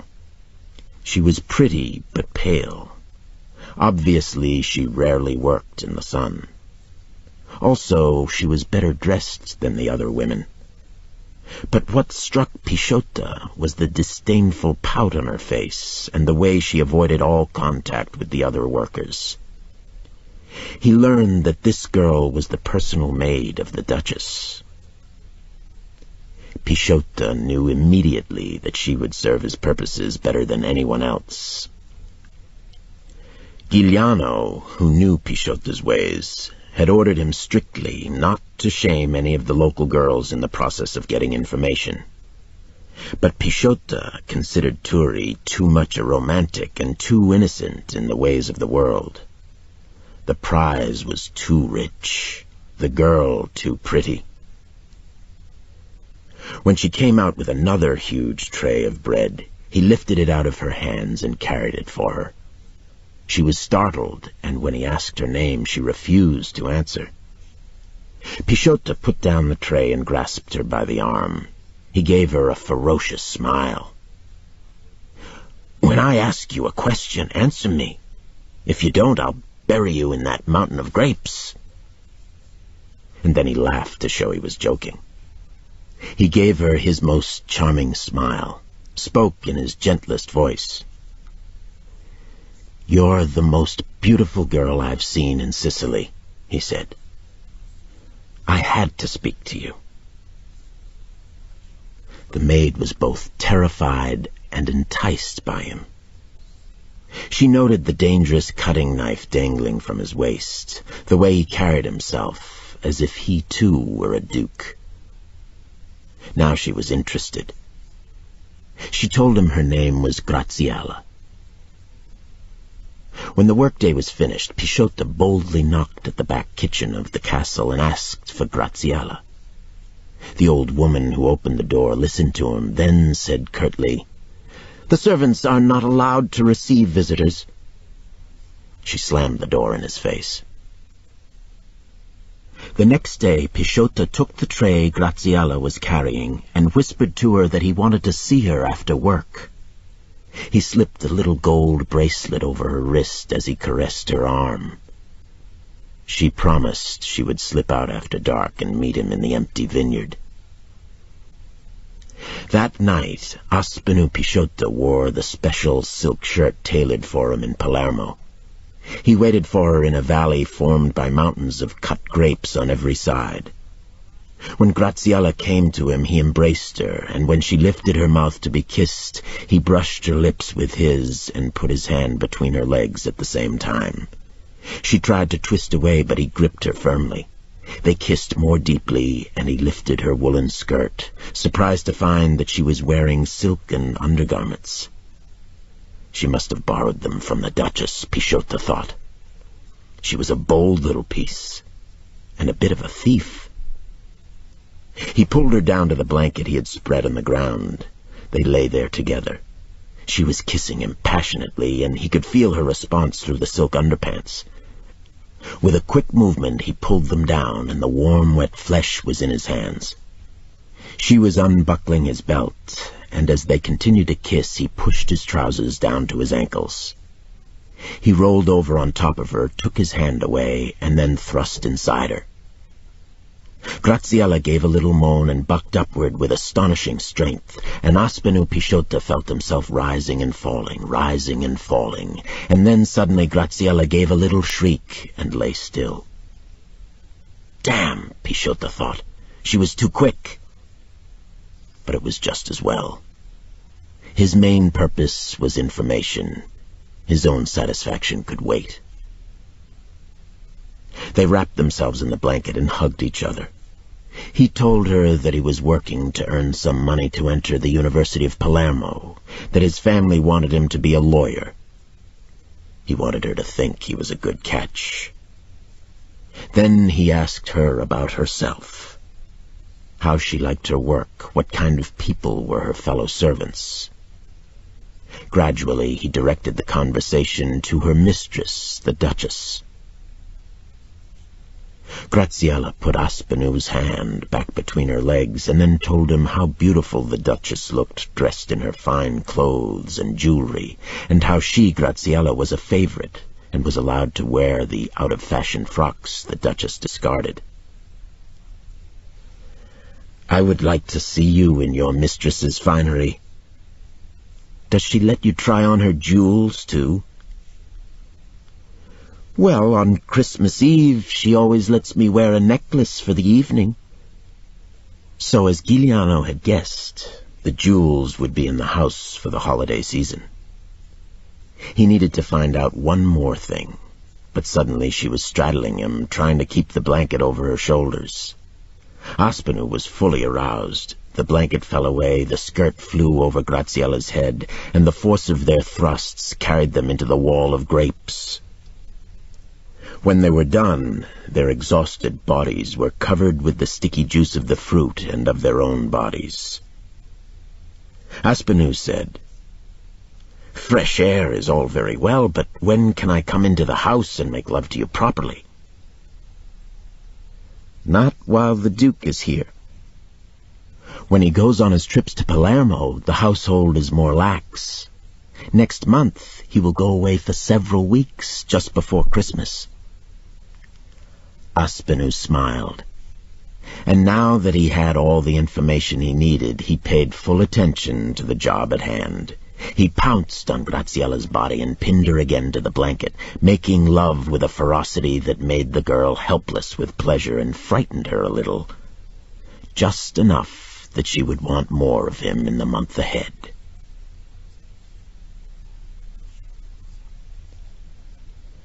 "5 days before Christmas, Giuliano, Passatempo, Pisciotta, and Terranova pulled up before the gates of the Alcamo estate in a wagon drawn by mules. They were dressed in the hunting garb of well-to-do peasant landowners, bought in Palermo with the spoils of their truck raid. Corduroy trousers, red woolen shirts, heavy shooting jackets that held boxes of bullets. 2 security guards barred their way. Since it was broad daylight, they weren't alert and kept their weapons on their shoulders. Giuliano strode toward them briskly. He was unarmed except for the pistol hidden beneath his rough carter's coat. He smiled at them broadly. "Gentlemen," he said, "my name is Giuliano, and I've come to wish your charming Duchess a good Christmas and beg for alms to help the poor." The guards were frozen with astonishment when they heard the name Giuliano. Then they started to swing their guns loose, but by that time Passatempo and Terranova had covered them with machine pistols. Pisciotta relieved the guards of their guns and threw the weapons into the wagon. Passatempo and Terranova were left to stroll with the guards in front of the gates. The approach to the mansion consisted of an enormous stone courtyard. In one corner a group of chickens fluttered around an old woman servant scattering grain. Beyond the manor house, the 4 children of the Duchess were playing in a garden, supervised by governesses in black cotton dresses. Giuliano walked up the path to the house, Pisciotta beside him. His information was correct. There were no other guards. Beyond the garden was a far larger piece of land which served to grow vegetables and held a grove of olive trees. In this field 6 laborers toiled. He rang the bell and then pushed the door just as the maid was opening it. Graziella was startled by Pisciotta's appearance at the front door and stepped aside. Giuliano said gently, "Don't be alarmed. Tell your mistress we are sent here by the Duke on business. I must speak to her." Still puzzled, Graziella led them into the drawing room where the Duchess was reading. The Duchess waved the maid from the room, annoyed by the unannounced intrusion, and said sharply, "My husband is away. Can I help you?" Giuliano couldn't answer her. He was stunned by the beauty of the room. It was the largest he had ever seen, and, more amazingly, it was round rather than square. Golden drapes guarded the huge French windows. The ceiling above was hollowed to a dome and decorated with frescoes of cherubim.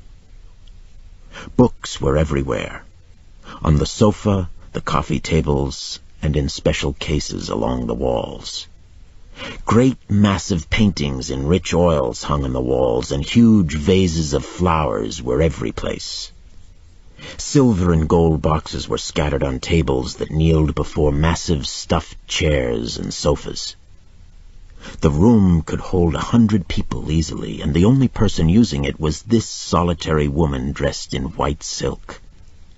Sunlight and air and the shouts of the children playing in the garden came through the open windows.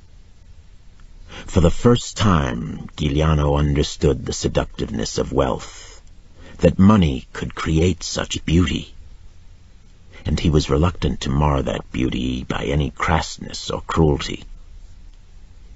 He would do what he must do, and not leave a scar on this lovely scene.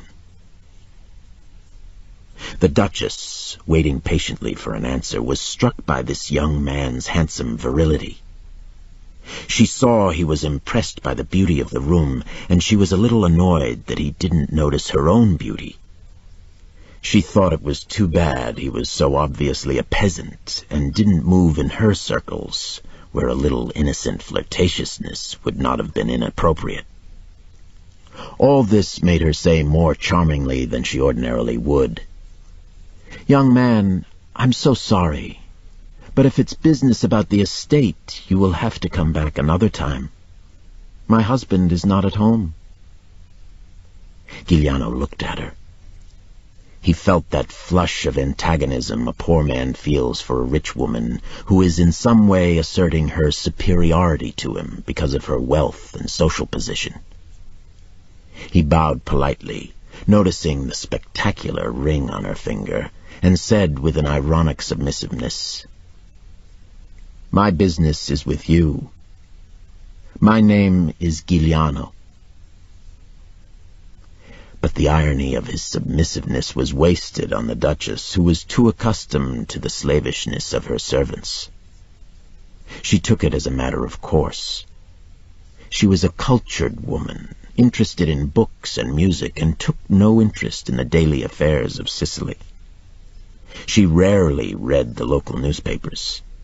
She considered them barbarous, so she only said courteously, "I am pleased to make your acquaintance. Have we met in Palermo? At the opera, perhaps?" Aspenu Pisciotta, who had been observing the scene with amusement, laughed openly and strolled over to the French windows so as to intercept any servant who might come from that direction. Giuliano, a little angered by Pisciotta's laughter, but charmed by the Duchess's ignorance, said firmly, "My dear Duchess, we have never met. I am a bandit.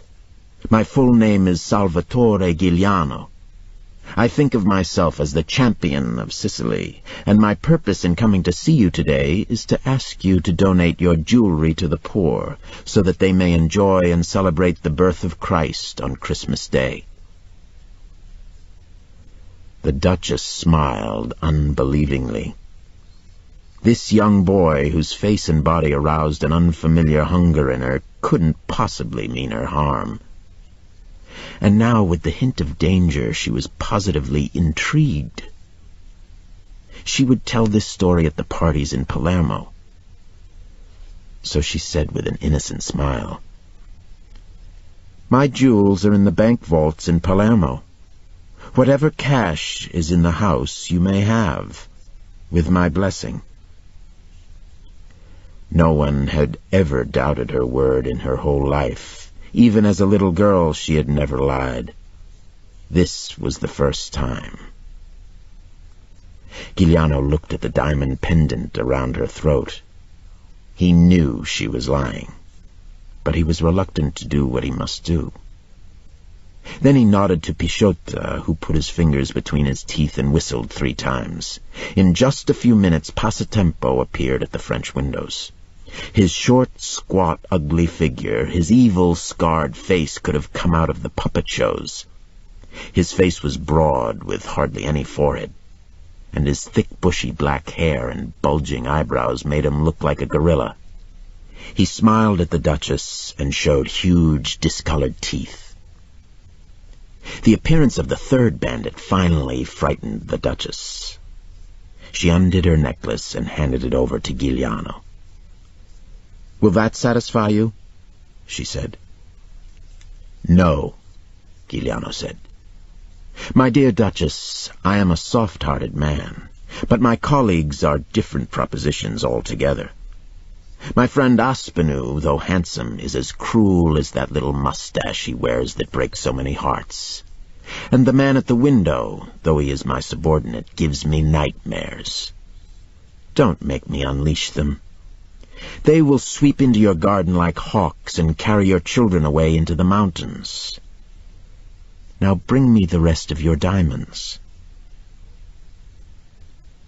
The Duchess fled into her bedroom and returned in a few minutes with a box of jewelry.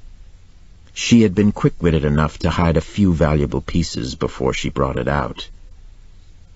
She gave the box to Giuliano. He thanked her graciously. Then he turned to Pisciotto. "Aspinall," he said, "the Duchess may have forgotten a few things. Go take a look in the bedroom just to be certain." Pisciotto found the hidden jewels almost immediately and brought them to Giuliano. Giuliano, meanwhile, had opened the jewelry box, and his heart jumped with elation at the sight of the precious gems. He knew the contents of this box would feed the entire city of Montelepre for months. And it was a greater source of joy that they had been bought by the Duke with the money sweated from the hides of his laborers. Then, as the Duchess was wringing her hands, he noticed again the huge emerald on her finger. "My dear Duchess," he said, "how could you be so foolish as to try to cheat me by hiding those other pieces?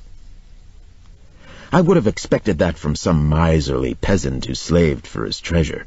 But how could you risk your life and those of your children for 2 pieces of jewelry that you would no more miss than your husband, the Duke, would miss the hat on his head? Now, without any fuss, give me that ring you wear on your finger." The Duchess was in tears. "My dear young man," she said, "please let me keep this ring. I will send you its value in money.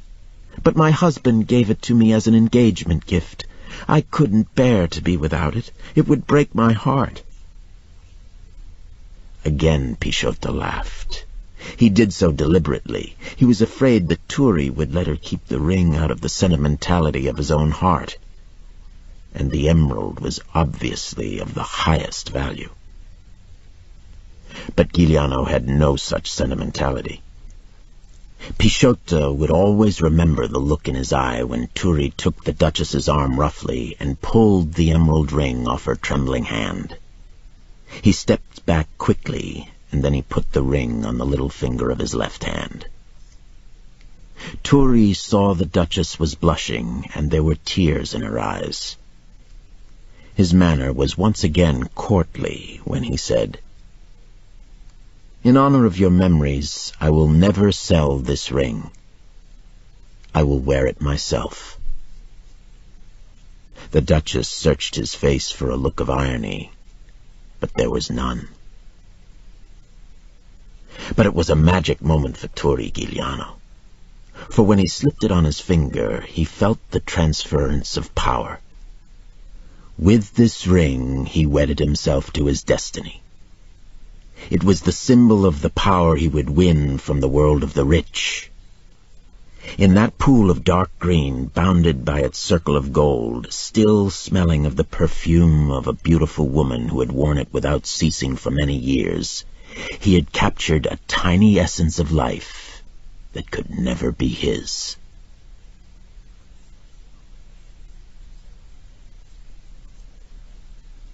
Don Croce listened without saying a word. The Duke of Alcamo was making his complaint to Don Croce in person.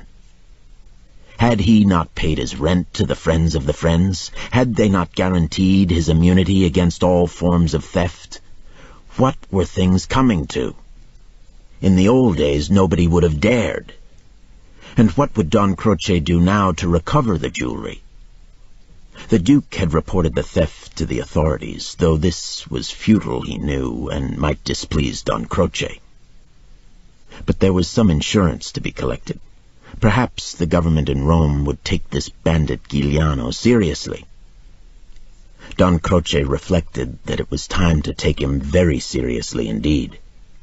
He said to the Duke, "If I recovered your jewelry, would you pay a quarter of their value?" The Duke was furious.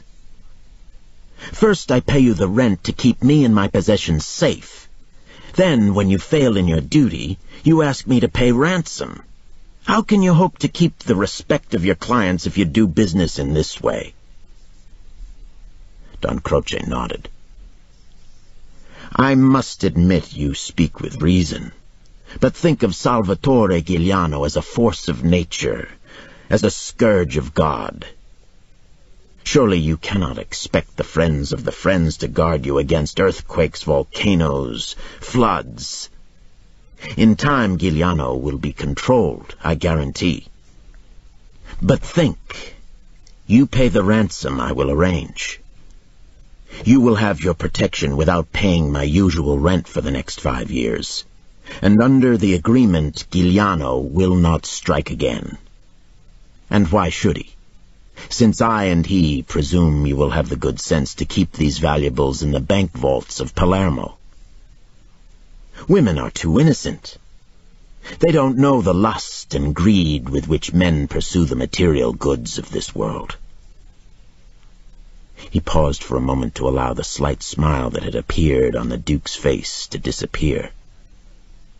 Then he said, "If you calculate the rent to pay for the protection of your whole estate for 5 years in the troubled times ahead, you will see that you have lost very little by this misfortune." The Duke did think it over. Don Croce was quite right about the hard times that lay ahead. He would lose more than a little by ransoming the jewels, despite the remission of 5 years' rent. Who was to say that Don Croce would be alive for another 5 years, or that he could contain Giuliano? But still, it was the best bargain to be made. It would prevent the Duchess from wheedling more jewelry out of him in the years to come, and that would be an enormous savings. He would have to sell another piece of land, but his ancestors had been doing that for generations to pay for their follies, and he still had thousands of acres left. The Duke agreed.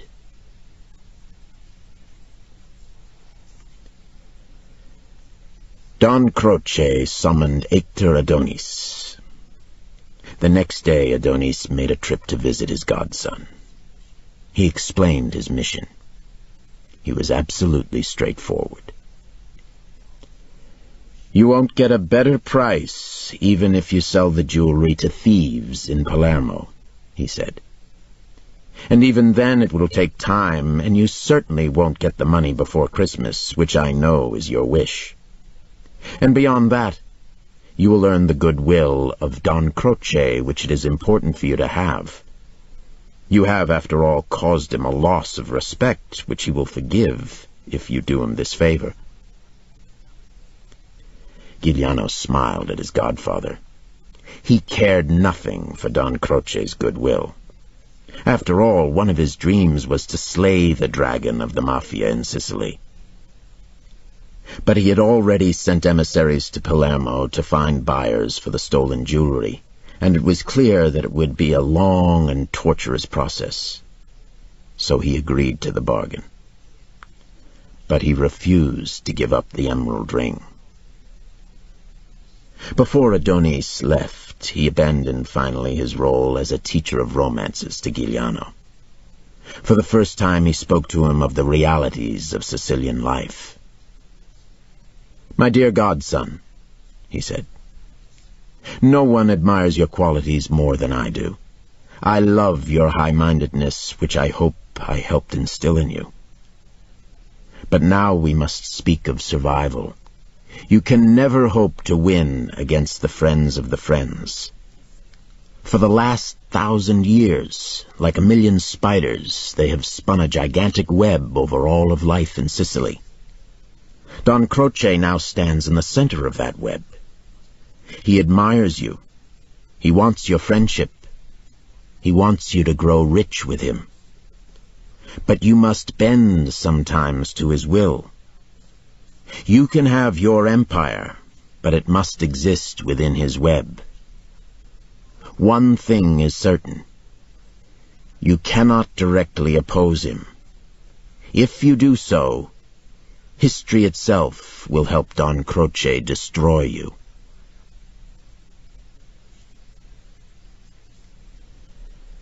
And so the jewelry was returned to the Duke. Giuliano kept half the money from the jewelry to be distributed among Pisciotta, Passatempo, and Terranova. They eyed the emerald ring on Giuliano's finger, but said nothing, for Giuliano refused to take any of the money from the sale of the jewels. The other half of the money Giuliano was determined to distribute among the poor shepherds who guarded the flocks of sheep and cattle that belonged to the rich, the old widows and orphan children, all the poor around him. He gave out most of the money through intermediaries, but one fine day he filled the pockets of his sheepskin jacket with packets of lira notes. He also filled a canvas sack with money and decided to walk through the villages between Montelepre and Piani dei Greci with Terranova at his side. In one village, there were 3 old women who were almost starving. He gave each of them a packet of lira. They wept and kissed his hands. In another village was a man who was about to lose his farm and land because he could not make the mortgage payments. Giuliano left him enough to pay off the mortgage in full. In another village, he took over the local bakery and grocery store, paying the owner for the goods, and distributed bread and cheese and pasta to all the village people. In the next town, he gave money to the parents of a sick child so they could take him to the hospital in Palermo and pay for the visits of the local doctor. He also attended the wedding of a young couple and gave them a generous dowry. But what he loved most was to give money to the ragged young children who thronged the streets of all the little towns in Sicily. Many of them knew Giuliano. They gathered around him as he distributed the packets of money, telling them to bring it to their parents. Giuliano watched them as they joyfully ran to their homes. He only had a few packets of money left when he decided to visit his mother before nightfall. Crossing a field behind his home, he encountered a little boy and a little girl who were crying. They had lost money entrusted to them by their parents and said the carabinieri had taken it from them. Giuliano was amused by this little tragedy and gave them one of the 2 packets of money he had left. And then, because the little girl was so pretty, and he couldn't bear to think of her being punished, he gave her a note for her parents. The little girl's parents weren't the only ones who were grateful. The people in the towns of Borgetto, Corleone, Partenico, Monreale, and Piani dei Greci began to call him the King of Montelepre to show their loyalty. Don Croce was happy despite the loss of the 5 years' rent from the Duke. For though Don Croce had told Adonis that the Duke would pay only 20% of the value of the jewels, he had collected 25% from the Duke and put 5% in his pocket. What delighted him even more was his satisfaction that he had spotted Giuliano so early and judged him so accurately. What a fine, upstanding lad. Who could believe that one so young could see so clearly, act so wisely, listen so temperately to older and wiser heads? And yet all this with a cool intelligence that guarded his own interests, which of course the Don admired. For who would wish to associate himself with a fool? Yes, the Don thought Turi Giuliano would be his strong right arm, and with time a beloved titular son. This ends side 1 of cassette 5. Turi Giuliano saw clearly through all these machinations around him. He knew his godfather was sincerely concerned about his welfare. But that did not mean he trusted the older man's judgment. Giuliano knew he wasn't yet strong enough to fight the friends of the friends. Indeed, he needed their help. But he was under no illusions about the long run. Eventually, if he listened to his godfather, he would have to become a vassal to Don Croce. This he was determined he would never do. For now, he must bide his time.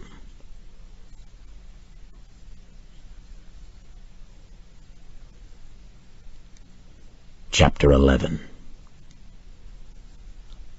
Giuliano's band now numbered 30 men. Some of these were former members of the Passatempo and Terranova bands.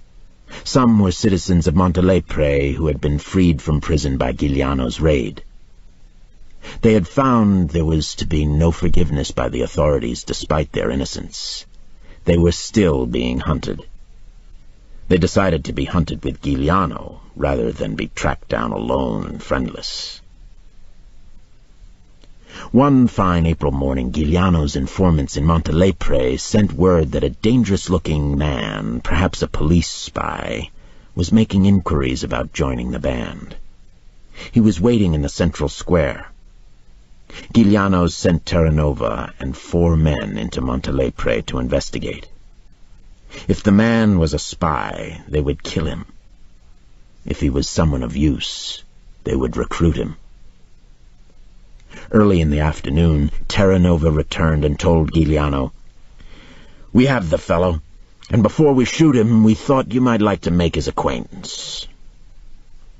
Giuliano laughed when he saw the burly figure dressed in the traditional peasant Sicilian working garb.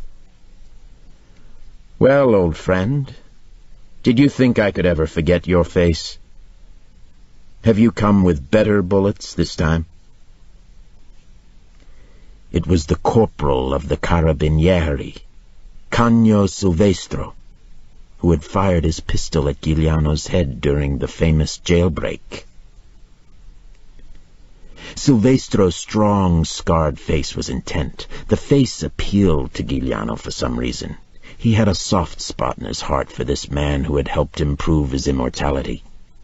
Silvestro said, "I've come to join up. I can be invaluable to you." He said this proudly, as one who is about to make a gift. This also pleased Giuliano. He let Silvestro tell his story. After the raid on the jail, Corporal Silvestro had been sent to Palermo to face a court-martial for dereliction of duty. His maresciallo had been furious with him and had interrogated him closely before recommending prosecution. Oddly enough, the one circumstance that inflamed the maresciallo's suspicions was the corporal's attempted shooting of Giuliano. The cause of the misfire had been found to be defective ammunition. The maresciallo claimed that the corporal had loaded his gun with that one harmless bullet, knowing it was defective. That the whole attempted resistance had been a charade, and that Corporal Silvestro had helped Giuliano plan the jailbreak and stationed his guards to help the raid succeed. Giuliano interrupted. "How did they think you could have known the bullets were defective?" Silvestro looked sheepish.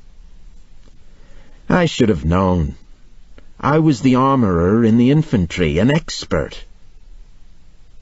His face became grim, and he shrugged. "I had a lapse, true. They made me a desk man, and I didn't pay too much attention to my real business.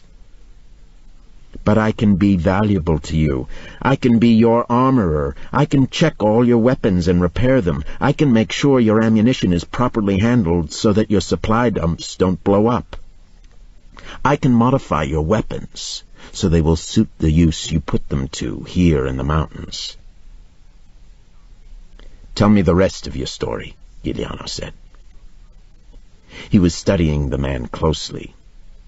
This could be a plan to infiltrate his band with an informer. He could see that Pisciotto, Passatempo, and Terranova were full of distrust. Silvestro went on. They were all fools, and they were all frightened women. The Maresciallo knew that it was stupid of him to take most of the men into the mountains when he had a barracks full of prisoners. The Carabinieri regard Sicily as some foreign occupied country. I used to protest against that attitude, and that got me into their bad books.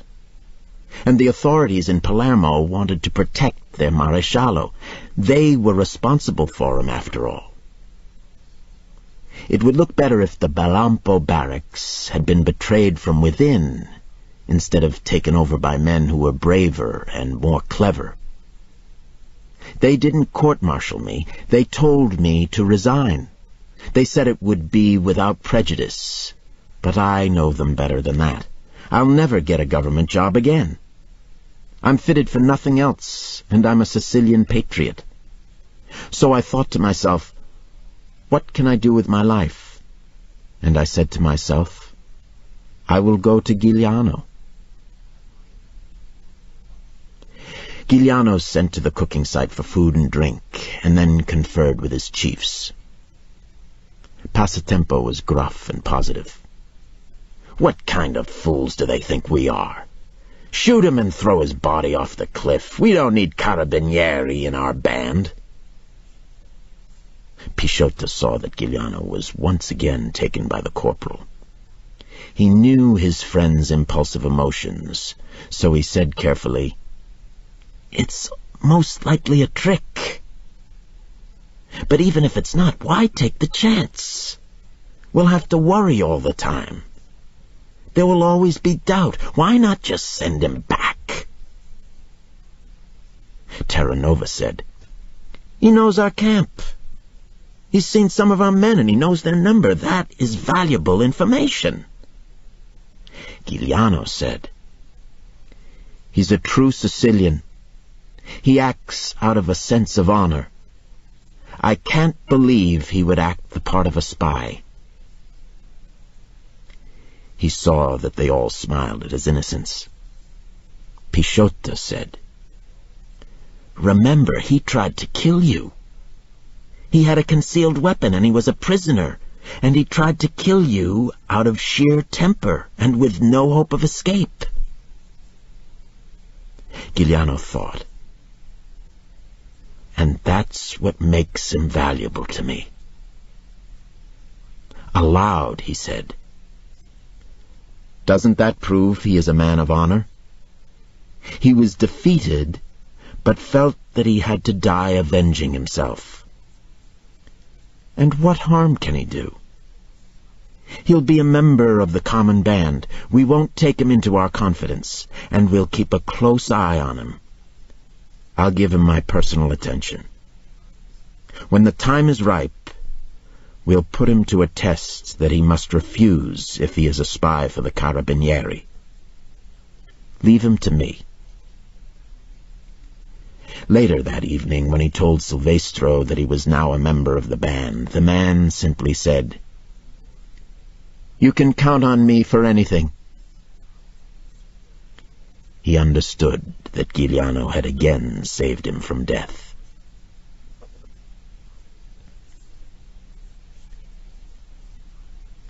At Easter time, Giuliano visited his family. Pisciotto had argued against this, saying the police might set a trap. Easter in Sicily had always been a traditional death day for bandits. The police counted on the deep ties of family to bring outlaws sneaking down from the mountains to visit their loved ones. But Giuliano's spies brought word that the Maresciallo himself would be visiting his family on the mainland, and that half the garrison at the Belampo barracks had been given leave to celebrate the holiday in Palermo. Giuliano decided that he would bring enough men with him to make it safe. He slipped into Montelepre on Holy Saturday. He had sent word of his visit a few days before, and his mother had prepared a feast. That night he slept in his childhood bed, and the next day, when his mother went to morning mass, Giuliano accompanied her to church. He had a bodyguard of 6 men who were also visiting their families in the town, but had orders to accompany Giuliano wherever he went. As he came out of the church with his mother, his 6 bodyguards were waiting for him with Pisciotta. Aspinu's face was white with fury as he said, "You have been betrayed, Turi. The Maresciallo has returned from Palermo with 20 extra men to arrest you. They have your mother's house surrounded. They think you're inside." Giuliano felt for one moment a kind of anger at his own rashness and stupidity, and resolved he would never be so careless again. Not that the Maresciallo with his 20 men could have captured him even in his mother's house. His bodyguards would have ambushed them, and there would have been a bloody battle. But that would have spoiled the spirit of his Easter homecoming. The day Christ had risen was not the day to break the peace. He kissed his mother goodbye and told her to return home and freely admit to the police that she had left him at the church. In that way, she couldn't be charged with any conspiracy. He told her not to worry, that he and his men were heavily armed and would easily escape. There wouldn't even be any fighting. The Carabinieri wouldn't dare to follow them into the mountains. Giuliano and his men left without even being sighted by the police. That night in the mountain camp, Giuliano questioned Pisciotta. How could the Maresciallo have known about the visit? Who was the informer? Everything must be done to find out. That will be your special task, Aspinu, he said. And if there is one, there may be others. I don't care how long it takes or how much money we spend, you must find out.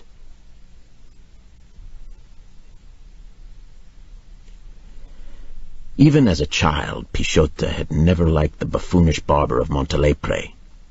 Frisella was one of those barbers who cut hair to suit his mood of the day, one time modishly, another time puckishly, another time with the extreme conservativeness of a peasant farmer.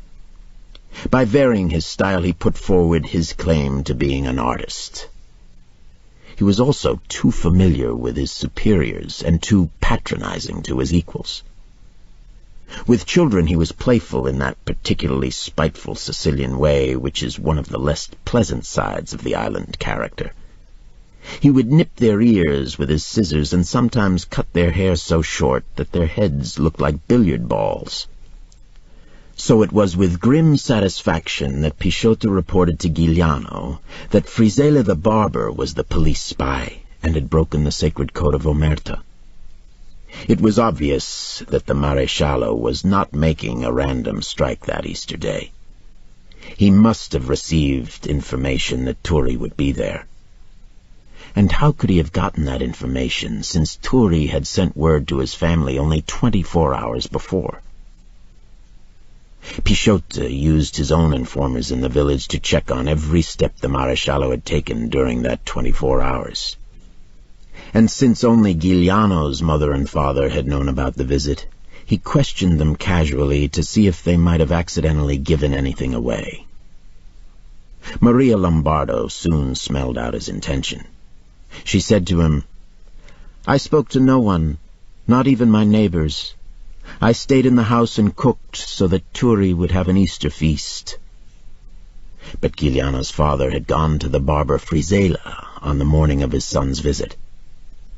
The old man was a little vain, and he wanted to look his best on the rare occasions when his son Turi came to visit at the house in Montelepre.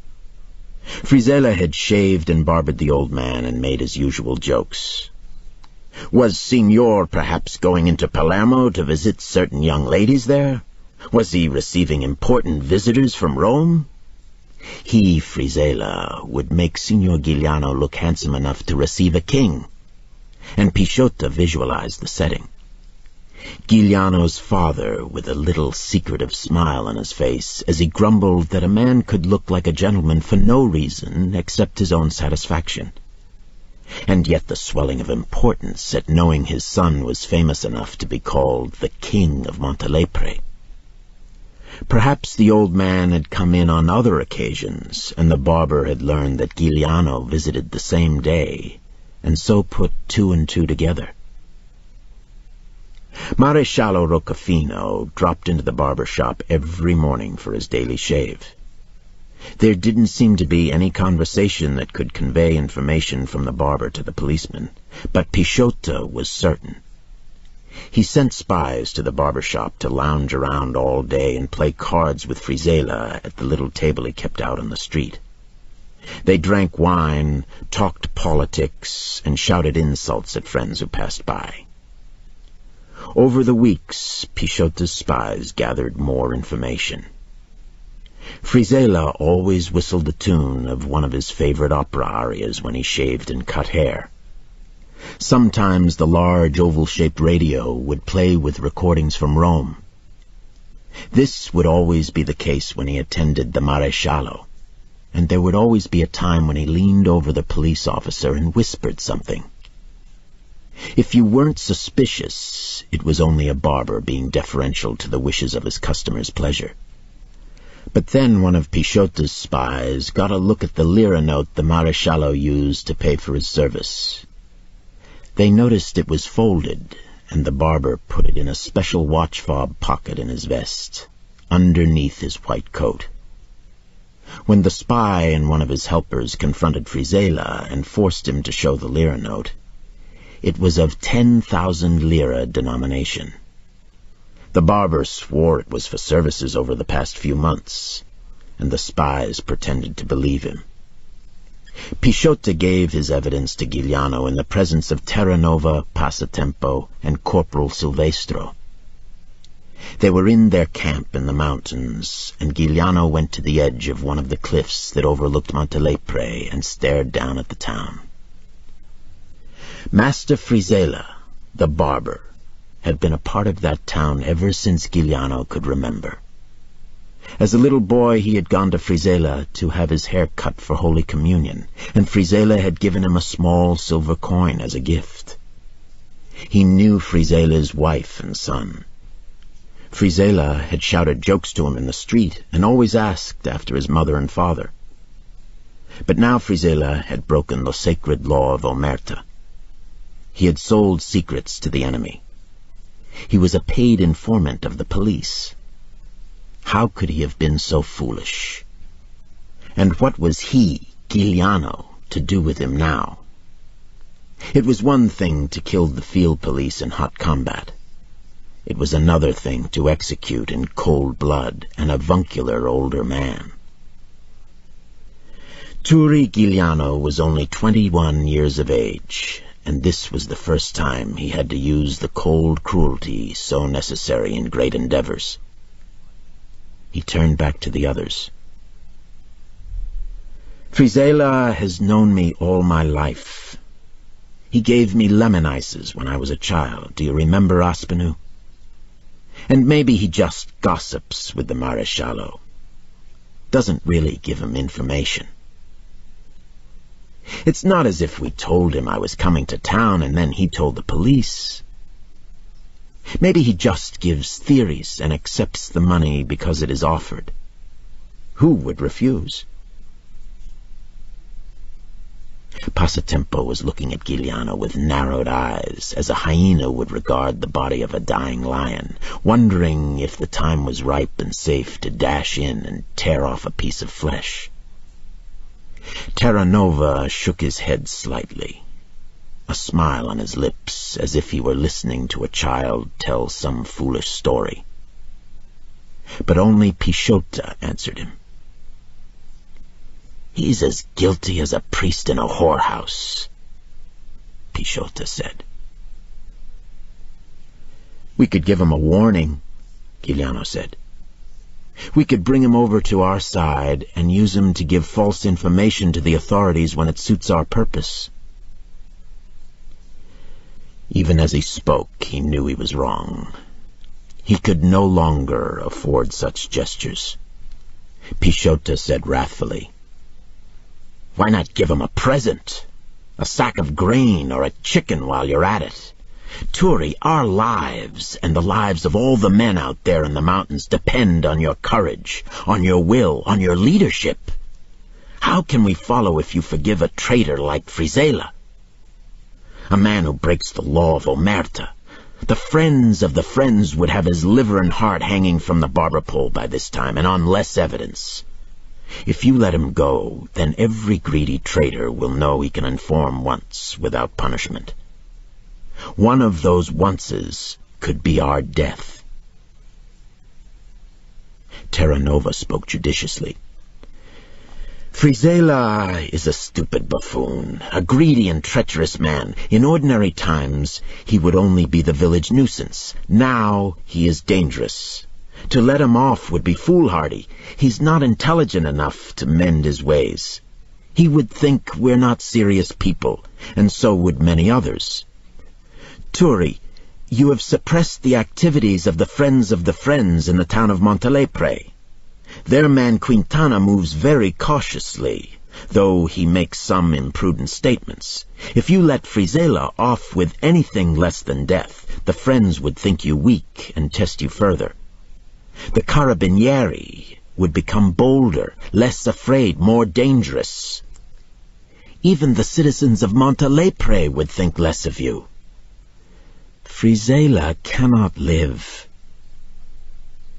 He said this last almost with regret. Giuliano listened to them thoughtfully. They were right. He was conscious of Passatempo's look and read to the man's heart. Passatempo could never be trusted if Frizela lived. There was no going back to being one of Charlemagne's knights. There was no going back to resolving differences in honorable combat on the fields of the cloths of gold. Frizela would have to be executed, and in such a way as to achieve maximum terror. Giuliano had an idea. He turned to Corporal Silvestro and asked, "What do you think? Surely the Maresciallo would have told you his informants. Is the barber guilty?" Silvestro shrugged, his face impassive. He didn't speak. They all recognized that it was a point of honor for him not to speak, not to betray his former trust. That his not answering was his way of telling them that the barber certainly had some contact with the Maresciallo. Still, Giuliano had to be sure. He smiled at the corporal and said, "Now is the time to prove your loyalty to us. We will all go to Montelepre together, and you will personally execute the barber in the public square." Aspinall Pichota marveled at his friend's cunning. Giuliano had always surprised him. He had always acted nobly, and yet he could plant a trap worthy of Iago. They had all come to know the corporal as a truthful and honest man with a sense of fair play. He would never consent to perform the execution if he wasn't sure the barber was guilty, no matter what the cost to him. Pichota saw that Giuliano had a little smile on his face, that if the corporal refused, the barber would be judged innocent and go free. But the corporal stroked his bushy mustache and looked them all in the eye. He said, "Frizela cuts hair so badly, he deserves to die for that alone. I'll be ready in the morning." At dawn, Giuliano and Pichota and ex-Corporal Silvestro took the road down to Montelepre. An hour before them, Passatempo had left with a squad of 10 men to seal off all streets emptying into the central square of the town. Terranova was left in charge of the camp and prepared to lead a strong band into the town if they ran into serious trouble. It was still early morning when Giuliano and Pisciota entered the town square. The cobbled streets and narrow sidewalks had been flushed with water, and some children were playing around the raised platform where the donkey and mare had been mated on that long-ago fateful day. Giuliano told Silvestro to chase the children out of the square so they couldn't witness what was about to happen. Silvestro did so with such temper that the children scattered like chickens. When Giuliano and Pisciota entered the barber shop with machine pistols at the ready, Frisella was cutting the hair of a wealthy landowner of the province. The barber assumed they had come to kidnap his customer, and he whipped off the cloth with a cunning smile, as if to present a prize. The landowner, an old Sicilian peasant who had grown rich during the war by selling livestock to the Italian army, stood up proudly. But Pisciota motioned him to one side and said with a grin, "You don't have enough money to pay our price, and for us to take the trouble." Giuliano was extremely alert and kept his eyes on Frisella. The barber was still holding his scissors. "Put them down," he said. "You won't need to cut hair where you're going. Now get outside." Frisella dropped the scissors and turned his wide buffoon's face into a clown's grimace as he attempted to smile. "Torri," he said, "I have no money. I've just opened the shop. I'm a poor man." Pisciota grabbed him by his full bushy hair and dragged him out of the shop and into the cobblestone street where Silvestro was waiting. Frisella fell on his knees and began to scream. "Torri, Torri, I cut your hair when you were a child. Don't you remember? My wife will starve. My son is weak in the head." Pisciota could see Giuliano wavering. He kicked the barber and said, "You should have thought of those things when you informed." Frisella began to weep. "I never informed on Torri. I told the Maresciallo about some sheep stealers. I swear on my wife and child." Giuliano looked down at the man. At that moment he felt that his heart would break, that what he was about to do would destroy him forever, but he said gently, "You have a minute to make your peace with God." Frisella looked up at the three men surrounding him and saw no mercy. He bowed his head and murmured a prayer, then looked up and said to Giuliano, "Don't let my wife and child starve." "I promise you they will have bread," Giuliano said. He turned to Silvestro. "Kill him," he said. The corporal had watched the scene in a daze, but at these words he triggered his machine pistol. The bullets lifted Frisella's body and sent it skittering across the wet cobblestones. Blood darkened the little pools of water between the cracks. Blood ran black over the cracks the water hadn't reached and flushed out little lizards. There was a long moment of hushed silence in the square. Then Pisciota knelt over the body and pinned a white square of paper on the dead man's chest. When the Maresciallo arrived, that was all he found as evidence. The shopkeepers had seen nothing, they claimed. They had been working in the rear of the store, or they had been studying the beautiful clouds over Monte d'Oro. Frisella's customer said that he was washing his face in the basin when he heard the shots. He had never seen the murderers. But despite all this, it was clear who was guilty. The square paper on Frisella's body read, "So die all who betray Giuliano."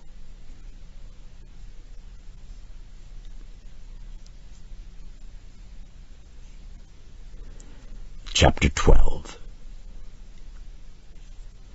The war was now over, but Giuliano's had just begun. In the course of 2 years, Salvatore Giuliano had become the most famous man in Sicily. He built up his domination of the northwest corner of the island. At the heart of his empire was the town of Montelepre. He controlled the towns of Piani dei Greci, Borgetto, and Partenico, and the murderous town of Corleone, whose inhabitants were so ferocious they were notorious even in Sicily. He ranged just short of Trapani, and he threatened the town of Monreale and the capital of Sicily itself, Palermo. When the new democratic government in Rome put a price of 10 million lire on his head, Giuliano laughed and continued to move confidently through many of the towns. He even dined occasionally in the restaurants of Palermo. At the end of the meal, he would always leave a note under the plate which read, "This is to show that Turi Giuliano can go wherever he likes." Giuliano's impregnable fortress was the vast galleries of the Camerata Mountains. He knew all the caves and all the secret paths. He felt invincible here. He loved the view of Montelepre below him, the Partenico plain that stretched away to Trapani and the Mediterranean Sea. As twilight became blue, reflecting the faraway sea, he could see the ruined Greek temples, the orange groves, the olive orchards, and the grain-filled fields that were western Sicily. With his binoculars, he could see the padlocked roadside shrines holding their dusty saints inside. From these mountains he sallied forth with his men onto the white dusty roads to rob government convoys, stick up railway trains, and relieve rich women of their jewels. The peasants riding on their painted carts in holy festivals saluted him and his men at first with fear, and then with respect and affection. There wasn't one of them, not a shepherd or laborer, who hadn't benefited from his distribution of loot. The whole countryside became his spies. At night, when children said their prayers, they included a plea to the Virgin Mary to save Giuliano from the Carabinieri. It was a countryside that fed Giuliano and his men. There were the olive and orange groves, the vineyards of grapes. There were the flocks of sheep whose shepherds looked the other way when the bandits came for a few lambs. Through this landscape, Giuliano moved like a ghost, lost in the hazy blue light of Sicily, which is the cerulean Mediterranean Sea reflected from the sky. The winter months were long in the mountains, cold, and yet Giuliano's band grew. At night, scores of campfires freckled the slopes and valleys of the Camerata Range. The men used the firelight to clean their guns, repair their clothing, do their laundry in the nearby mountain stream. Preparing the communal evening meal sometimes caused arguments. Every village in Sicily had a different recipe for squid and eels, disagreed on what herbs should be disbarred from the tomato sauce, and whether sausages should ever be baked. Men partial to the knife for murder liked to do laundry. Kidnappers preferred the cooking and sewing chores. The raiders of banks and trains stuck to cleaning their guns.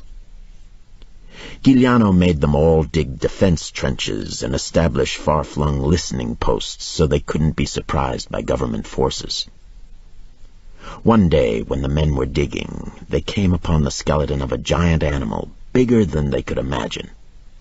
Hector Adonis arrived that day bringing books for Giuliano to study, for Giuliano was curious now to know everything in the world. He studied books of science, of medicine, of politics, philosophy, and military techniques. Hector Adonis brought him sackfuls every few weeks. Giuliano took him to where the men had dug up the skeleton. Adonis smiled at their puzzlement. "Haven't I given you enough books on history?" he said to Giuliano. "A man who doesn't know the history of mankind for the last 2,000 years is a man living in the dark." He paused for a few moments. The mellow voice of Adonis was the lecturing voice of a professor. This is a skeleton of a war machine employed by Hannibal of Carthage, who 2,000 years ago traveled over these mountains to destroy imperial Rome. It is the skeleton of one of his war elephants, trained to combat and never before then seen on this continent. How frightening they must have been to those Roman soldiers. Yet they availed Hannibal nothing. Rome vanquished him and destroyed Carthage. These mountains have so many ghosts, and you have found one of them. Think, Turi. One day you will be one of the ghosts. And Giuliano did think all that night. The idea pleased him that he would someday be one of the ghosts of history. If he were killed, he hoped it would be in the mountains. He had the fantasy that, wounded, he would crawl into one of the thousands of caves and never be found until some accident discovered him, as it happened with Hannibal's elephant. They changed encampments many times during the winter, and for weeks at a time the band dispersed altogether and slept in the houses of relatives, friendly shepherds, or the great empty granaries that belonged to the nobility. Giuliano spent most of the winter studying his books and making his plans. He had long talks with Hector Adonis. In early spring he went with Pisciota down the mountain that led to Trapani. On that road they saw a cart with new painted legends on its sides. For the first time they saw a panel showing the legend of Giuliano. It was a scene painted in gaudy reds, Giuliano taking the emerald ring from the finger of the Duchess as he bowed before her. In the background was Pisciota holding a machine gun and threatening a group of cowering armed men. It was on that day, too, that they first wore the belt buckles with an eagle and a lion rampant etched on a rectangular block of gold. The buckles had been made by Silvestro, who now served as their armorer. He had given them to Giuliano and Pisciota. It became an emblem of their leadership of the band. Giuliano always wore it. Pisciota only when he was with Giuliano. For Pisciota often went into the towns and villages disguised, even into the city of Palermo. At night in the mountains, Giuliano, when he took off the belt, studied the rectangular buckle of gold. On the left side there was an eagle that looked like a man in feathers. On the right side was a lion rampant, its paws, like the eagle's winged arms, supporting a filigree circle between them. It looked as if together they were spinning a wheel of the world. The lion especially fascinated him, with its human body below the leonine head. The king of the air, the king of the ground, etched into soft yellow gold. Giuliano thought of himself as the eagle, Pisciota the lion, and that circle, Sicily.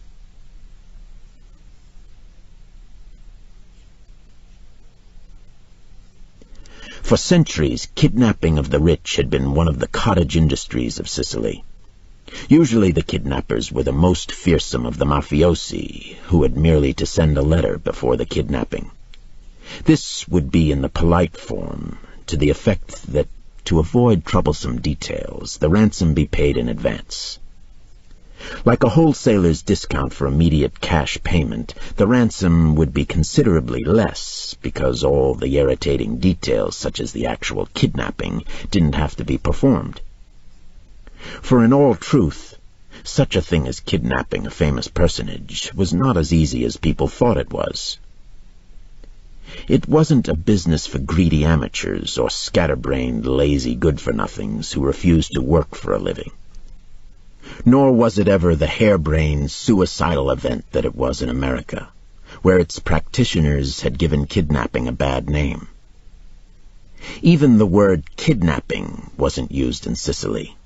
since children weren't held for ransom unless they were accompanied by an adult. For say what you would of a Sicilian, that they were born criminals, that they murdered as easily as a woman picks flowers, that they were as cunningly treacherous as Turks, that they were socially 300 years behind the times. Yet no one could dispute that Sicilians loved, no, they idolized children. So there was no such thing called kidnapping in Sicily.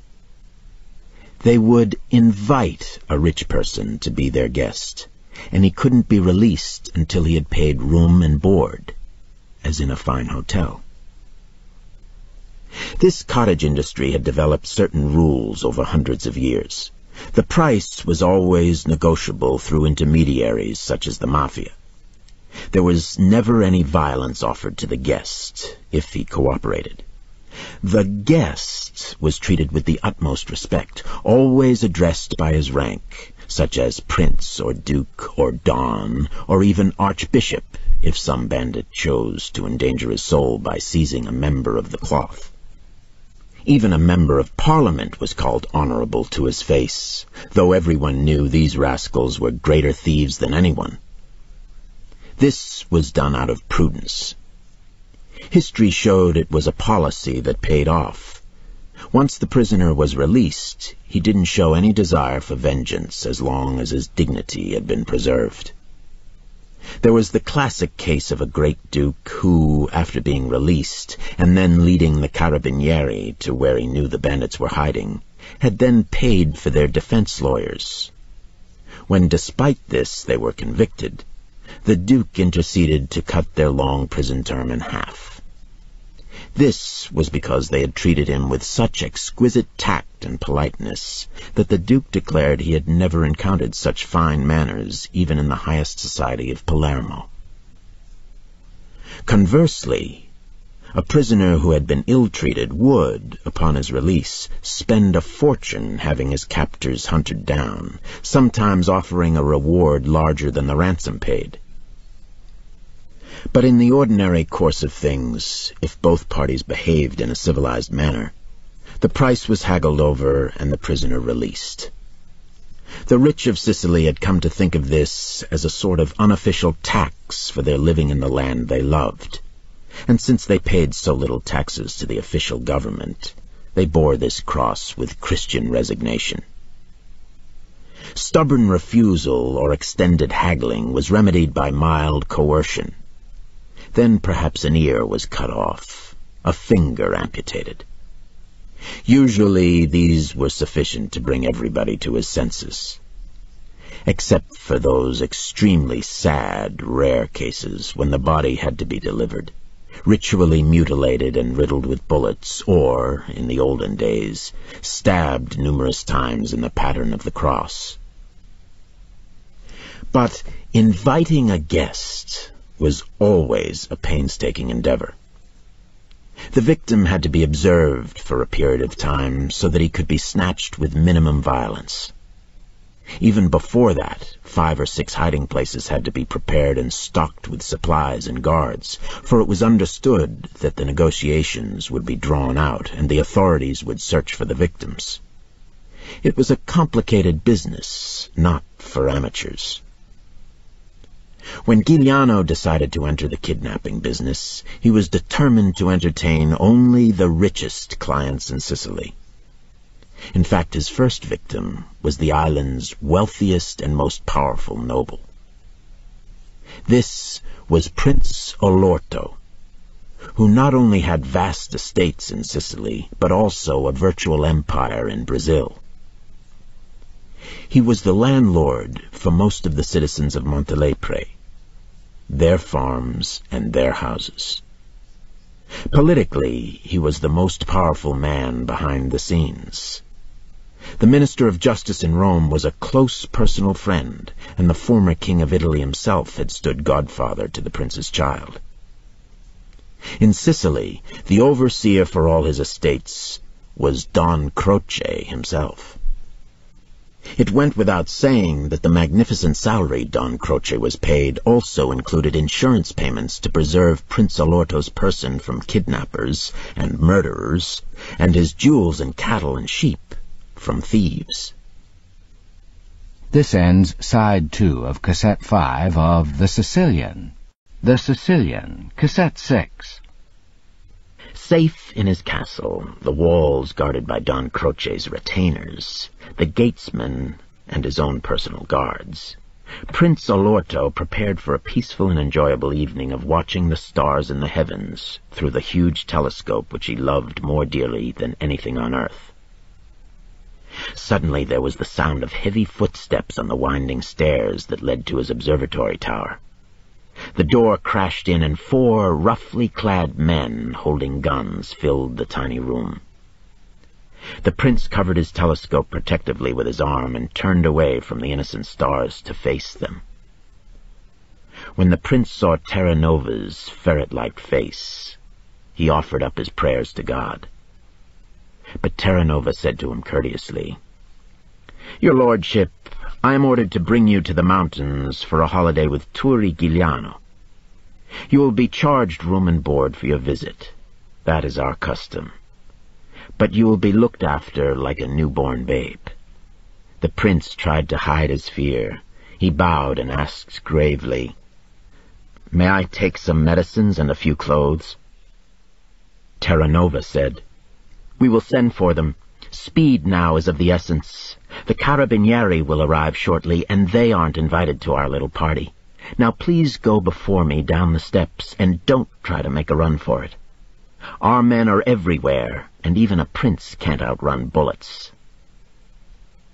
At the side gate far down the wall, an Alfa Romeo and a jeep were waiting.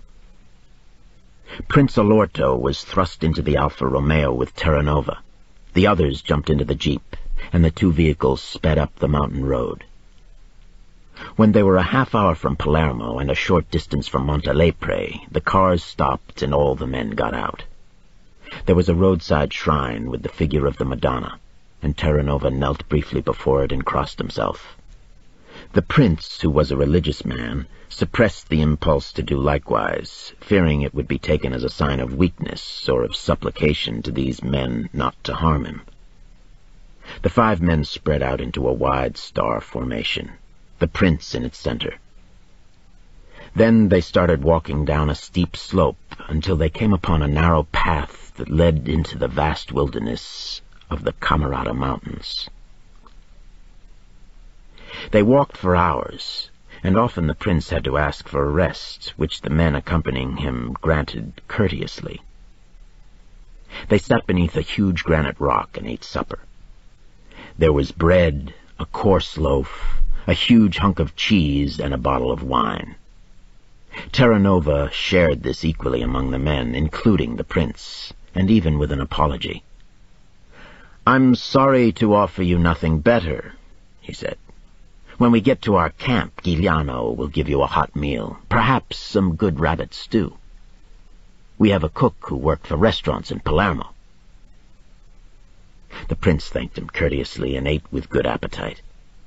Indeed, with better appetite than for the grand dinners he was used to. The exercise had made him ravenous. He hadn't felt such hunger for many years. Taking a packet of English cigarettes from his pocket, he offered them around. Terranova and each of his men took one gratefully and smoked avidly. The prince mentally noted the fact that they didn't appropriate the packet for their own use. So he was emboldened to say, "I have to take certain medicines. I am diabetic and must have insulin every day." He was surprised at Terranova's concern.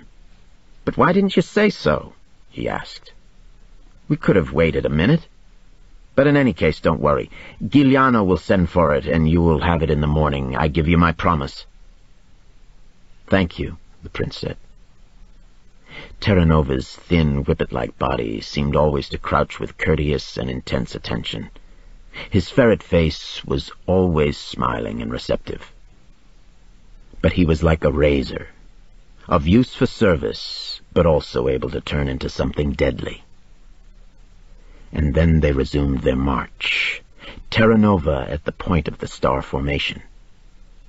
Often Terra Nova would drop back to chat with the prince and reassure him he would come to no harm. They had been ascending, and finally they reached the flat-top plain of a mountain. 3 fires were going, and picnic tables with bamboo chairs rested near the cliff edge. At one table, Giuliano was reading a book by the light of an American Army battery lamp. There was a canvas bag filled with other books resting at his feet. The bag was covered with geckos, and indeed there was a loud, steady hum that filled the mountain air, which the prince recognized as the sound of millions of insects. It didn't seem to bother Giuliano. Giuliano rose from the table and greeted the prince with courtesy. There was no air about him of captor to prisoner. But there was a curious smile on his face, for Giuliano was thinking how far he had come. 2 years before, he had been a poor peasant. Now he held at his mercy the man with the bluest blood and richest purse in all of Sicily. "Have you eaten?" Giuliano asked. "Is there anything you need to make your visit with us more pleasant? You will be with us for some time." The prince admitted to hunger and explained his need for insulin and other medicines. Giuliano called down over the side of the cliff, and soon one of his men came rushing up the path with a pot of hot stew. Giuliano had the prince write in great detail exactly what medicines he needed. "We have a chemist friend in Monreale who will open his shop for us no matter what the hour," Giuliano said. "You will have your medicine by noon tomorrow." When the prince had finished eating, Giuliano led him down a slope and into a small cave where there was a straw bed with a mattress on it. 2 of the bandits following them had blankets, and the prince was amazed to see they even had white sheets and a huge lumpy pillow. Giuliano noticed his amazement and said, "You are an honored guest, and I will do everything so that you may enjoy your little vacation. If any of my men offer you any disrespect, please inform me. They have received strict instructions to treat you with all regard for your rank and your reputation as a patriot of Sicily. Now sleep well. You will need all your strength, for we make a long march tomorrow. A ransom note has been delivered, and the Carabinieri will be out in force searching, so we must be a long way from here." The prince thanked him for his courtesy and then asked what the ransom would be. Giuliano laughed, and the prince was charmed by that youthful laugh, the boyish handsomeness of his face. But with Giuliano's answer, the charm vanished. "Your government has set a price of 10 million lire on my head. It would be an insult to your lordship if the ransom were not 10 times as high." The prince was stunned, then said ironically, "I hope my family thinks as highly of me as you do." "It will be open to negotiation," Giuliano said. When he left, the 2 bandits prepared the bed and then sat outside the cave. Despite the absolute roar of the insects, Prince Olorto slept better than he had in years. Giuliano had been busy throughout the night. He had sent men to Montelepre for medicine. He had lied to the prince when he said Monreale. Then he had sent Terra Nova to the Abbot Manfredi in his monastery. He wanted the abbot to handle the ransom negotiations, though he knew that the abbot would have to work through Don Croce. But the abbot would be a perfect buffer, and Don Croce would get his commission. The negotiations would be long, and it was understood that the full sum of 100 million lire couldn't be paid. Prince Olorto was very rich, but historically, the first demand wasn't the real price. The second day of Prince Olorto's kidnapping was a very pleasant one for him. There was a long but not arduous march to a deserted farmhouse deep in the mountains.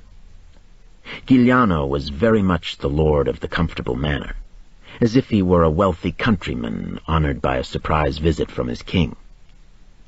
With his sharp eye, Giuliano saw that Prince Olorto was distressed by the condition of his clothes, that he looked regretfully at the carefully tailored English suit he had paid so much for being frayed by wear. Giuliano asked him without contempt, but only with real curiosity, "Do you really care so much for what you wear on the outside of your skin?" The prince had always had a pedagogical turn of mind, and certainly in these circumstances they both had time on their hands. So he gave Giuliano a speech on how correct clothing, beautifully tailored and of the finest materials, could enrich a man such as himself. He described the tailors in London, so snobbish that they made Italian dukes seem like communists in comparison. He told of all the different kinds of fabrics, the great skills, the time spent in getting innumerable fittings. "My dear Giuliano," Prince Olorto said, "it's not the money, though St. Rosalie knows that what I paid for this suit would keep a Sicilian family for a year, and pay for their daughter's dowry, too. But I have to go to London. I have to spend days with tailors who push me back and forth. It is a miserable experience. So I regret that this suit is ruined. It can never be replaced." Giuliano was studying the prince with sympathy, and he asked, "Why is it so important to you and your class that you must dress so extravagantly, or forgive me, so correctly? Even now you still wear your tie, though we are in the mountains. When we entered this house, I noticed you buttoned your jacket as if some duchess were waiting to greet you." Now Prince Olorto, though he was an extreme reactionary politically, and like most of the Sicilian nobility had no sense of economic justice, had always a sense of identity with the lower classes. He felt that they were human beings like himself, and no man who worked for him and minded his manners and knew his place would be left in want. The servants in his castle adored him. He treated them like members of the family. There were always gifts for their birthdays and little treats for them on the holidays. During family meals, when no outside guests were present, the servants waiting on the table would join in the family discussion and give their opinions on the noble family's problems, and this was not uncommon in Italy. The lower classes were treated cruelly only when they fought for their economic rights. And now the prince took the same attitude toward Giuliano, as if his captor were only his servant who wanted to share his life, the enviable life of a very rich and powerful man. The prince was suddenly aware that he could turn his period of captivity into an advantage that might even make paying his ransom worthwhile. But he knew he had to be very careful, that he had to exert his charm to the utmost without any condescension, that he had to be frank and sincere and as truthful as he could be, and that he couldn't try to make too much capital of the situation, for Giuliano could spring from weakness to strength. So now he answered Giuliano's question seriously and with great genuineness. He said with a smile, "Why do you wear that emerald ring, that gold buckle?" He waited for an answer, but Giuliano only smiled. The prince went on. "I married an even richer woman than myself. I have power and political duties. I have estates here in Sicily and an even larger estate in Brazil through my wife. People in Sicily kiss my hands as soon as I take them out of my pockets, and even in Rome I am held in great esteem, for in that city money commands. Everyone's eyes are upon me. I feel ridiculous. I have done nothing to earn all this, but it is mine to keep, and I must keep it. I cannot disgrace that public person. Even when I go out hunting in what seems to be a rough garb of the countryman, I must look the part perfectly, that of a rich and great man going hunting. How I envy men like you and Don Croce sometimes, who hold your power in your head and your heart, who have won your power by your courage and your cunning. Isn't it laughable that I do almost the same thing by going to the best tailor in London?" He delivered this speech so prettily that Giuliano laughed aloud. In fact, Giuliano was so amused that the two of them ate dinner together and talked long of the miseries of Sicily and the poltrooneries of Rome. The prince knew of Don Croce's hope to enlist Giuliano and tried to further that aim. "My dear Giuliano," he said, "how is it that you and Don Croce do not join together to rule Sicily? He has the wisdom of age, you have the idealism of youth.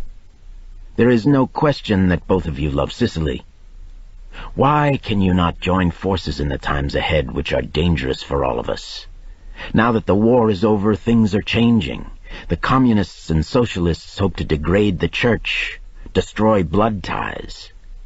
They dare to say that duty to a political party is more important than the love for your mother, the devotion you owe your brothers and sisters.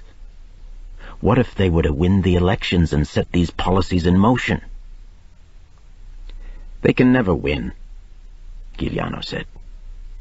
"Sicilians will never vote communist." "Don't be so sure," the prince said. "You remember Silvio Ferra? He was your boyhood friend. Good boys like Silvio went to the war and came back infected with radical notions. Their agitators promise free bread, free land. The innocent peasant is like a donkey following a carrot. They may very well vote socialist." "I have no love for the Christian Democrats, but I would do everything to prevent a socialist government," Giuliano said. "Only you and Don Croce can ensure the freedom of Sicily," the prince said. "You must join together. Don Croce speaks always as if you were his son. He has a positive affection for you, and only he can avert a great war between you and the friends of the friends. He understands that you do what you must do. I understand it too.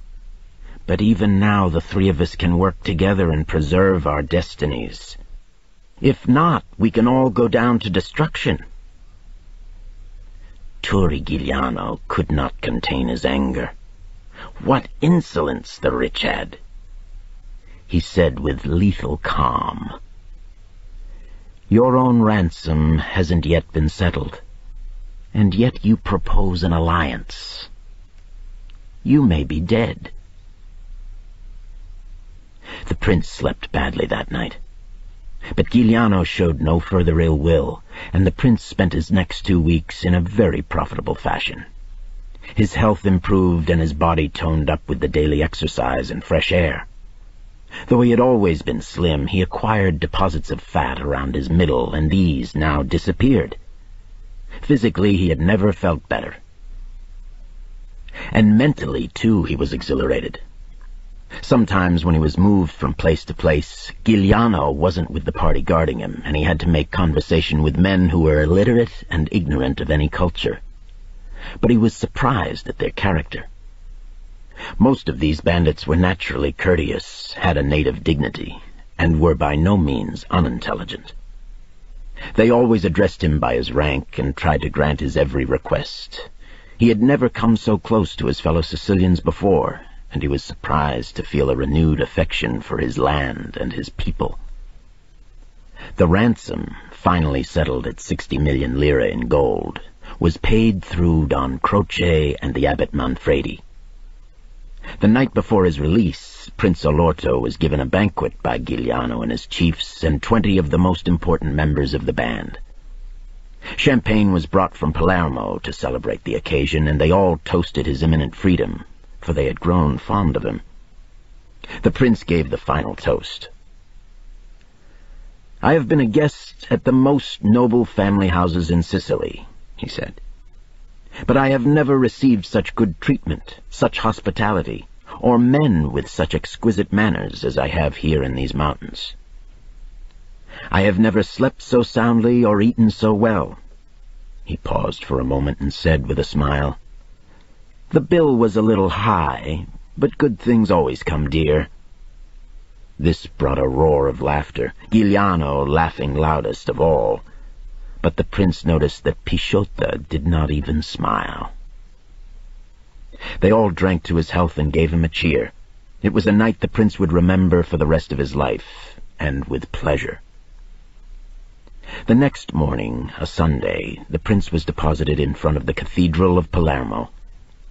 He went into the church for early mass and said a prayer of thanksgiving. He was dressed exactly as on the day he was kidnapped. Giuliano, as a surprise and a token of his esteem, had had his English suit repaired and cleaned by the finest tailor in Rome.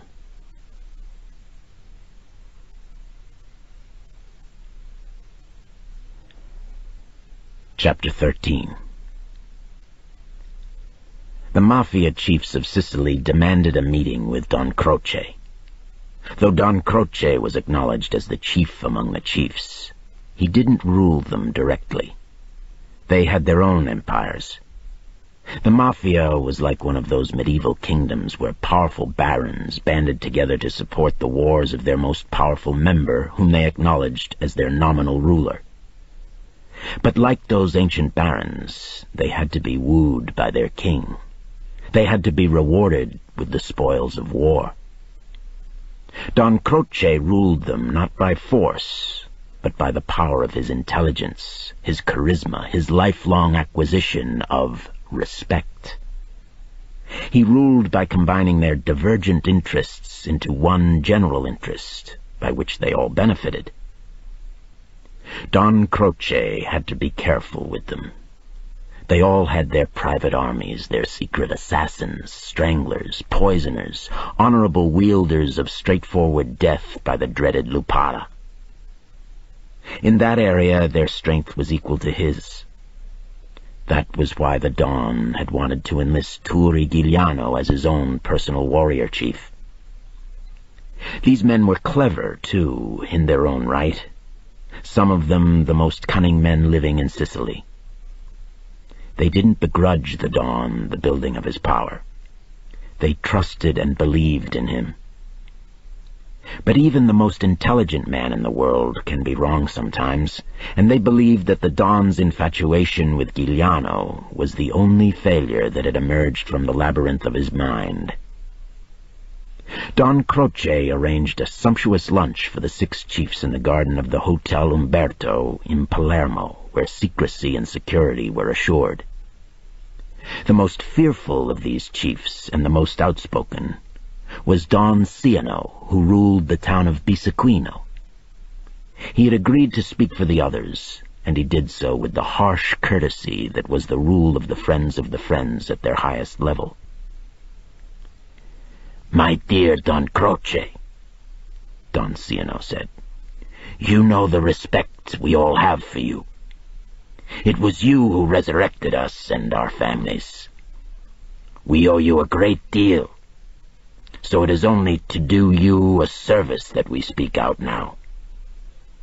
This bandit Turi Giuliano has become too strong. We have treated him with too much deference. He is a mere boy, and yet he defies your authority and ours. He robs the jewels from our most illustrious clients. He abducts the olives, the grapes, the corn of our richest landowners. And now he shows us a final disrespect we cannot ignore. He kidnaps Prince Olorto, whom he knows to be under our protection. And yet you continue to treat with him. You continue to extend your hand in friendship. I know he is strong, but are we not stronger? And if we let him go his way, will he not grow stronger still? We all of us agree that now is the time to resolve this question. We must take all the measures possible to negate his strength. If we ignore his kidnapping of Prince Olorto, we will be the laughingstock of all Sicily." Don Croce nodded his head as if in agreement with all that had been said, but he didn't speak. Guido Quintana, the least of the men present, said almost plaintively, "I am the mayor of Montelepre, and everybody knows I am one of the friends. but nobody comes to me for judgment or redress or gifts. Giuliano rules the town and permits me to live there on his sufferance so as not to provoke a quarrel with you gentlemen. But I can't make a living. I have no authority. I am a mere figurehead. While Giuliano lives, the friends do not exist in Montelepre. I am not afraid of this lad. I faced him down once, before he became a bandit. I don't think him a man to be feared. If this council agrees, I will attempt to eliminate him. I have made plans, and I only await your approval to execute them. Don Pidu of Caltanissetta and Don Azzana of Piani de Greci nodded. Don Pidu said, "Where would be the difficulty? With our resources we can deliver his corpse to the Cathedral of Palermo and go to his funeral as we would to a wedding." The other chiefs, Don Marcuzzi of Villamura, Don Bucilla of Partenico, and Don Arzana, voiced their approval. Then they waited. Don Croce lifted his massive head. His spike of a nose impaled them each in turn as he spoke. "My dear friends, I agree with everything you feel," he said. "But I think you underrate this young man. He is cunning beyond his years, and perhaps as brave as any of us here. He will not be so easy to kill. Also, I see a use for him in the future, not just for myself, but for all of us. The communist agitators are whipping the people of Sicily into a madness that makes them expect another Garibaldi, and we must make sure that Giuliano isn't flattered into being their savior. I don't have to tell you the consequences to us if those savages ever come to rule Sicily. We must persuade him to fight on our side. Our position isn't yet so secure that we can afford to throw away his strength by assassinating him." The Don sighed, washed down a morsel of bread with a glass of wine, and mopped his mouth daintily with his napkin. "Do me this one favor. Let me make a last effort to persuade him. If he refuses, then do what you feel you must do. I will give you your answer within 3 days' time. Just let me make one last effort to come to a reasonable agreement." It was Don Ciano who first bowed his head in agreement. After all, what reasonable man would be so impatient to commit murder that he couldn't wait 3 days? When they left, Don Croce summoned Hector Adonis to his home in Villaba.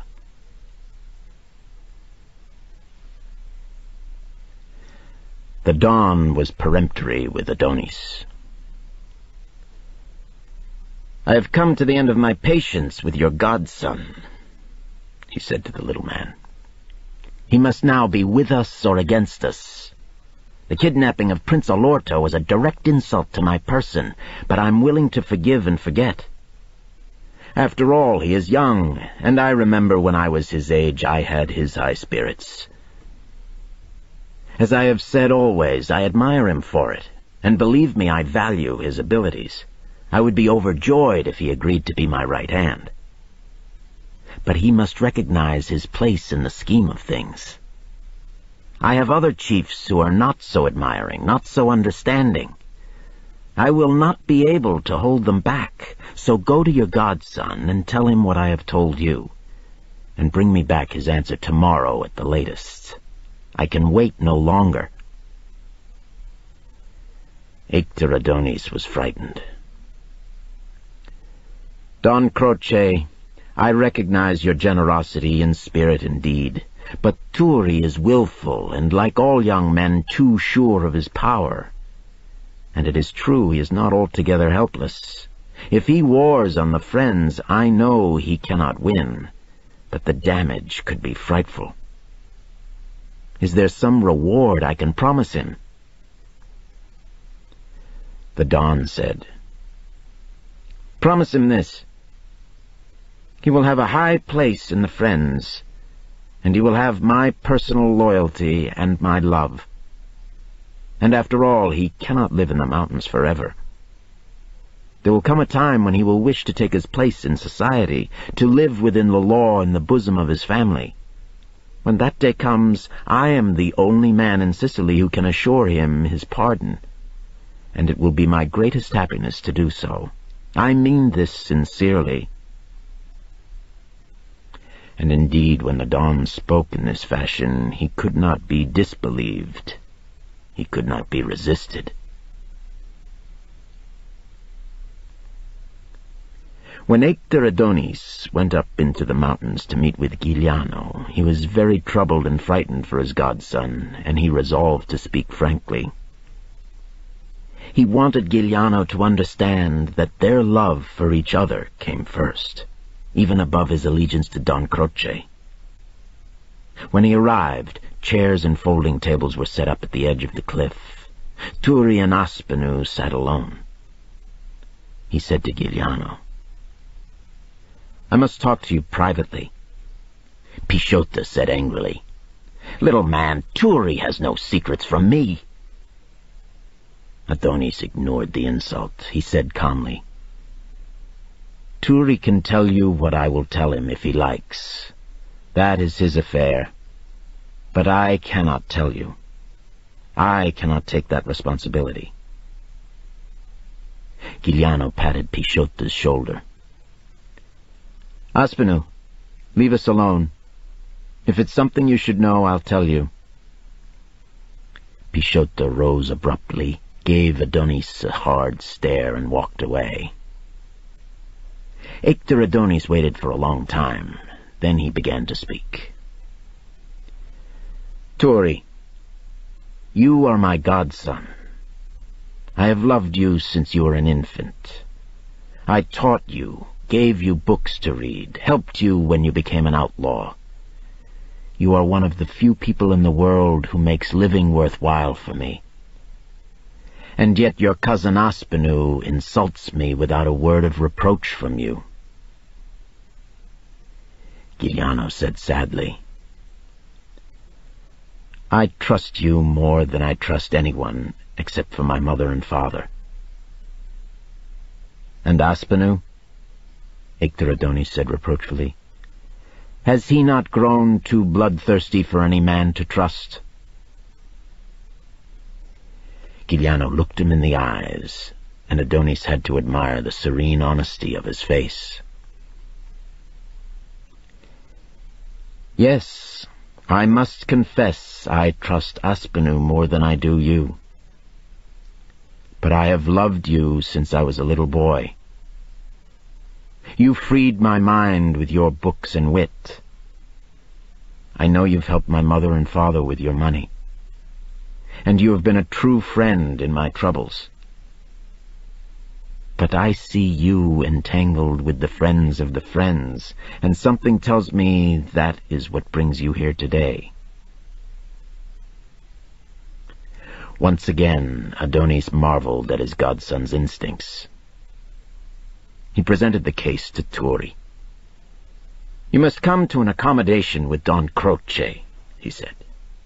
"Not the King of France, not the King of the Two Sicilies, not Garibaldi, not even Mussolini himself could ever completely crush the Friends of the Friends. You cannot hope to win a war against them. I beg of you to come to an accommodation.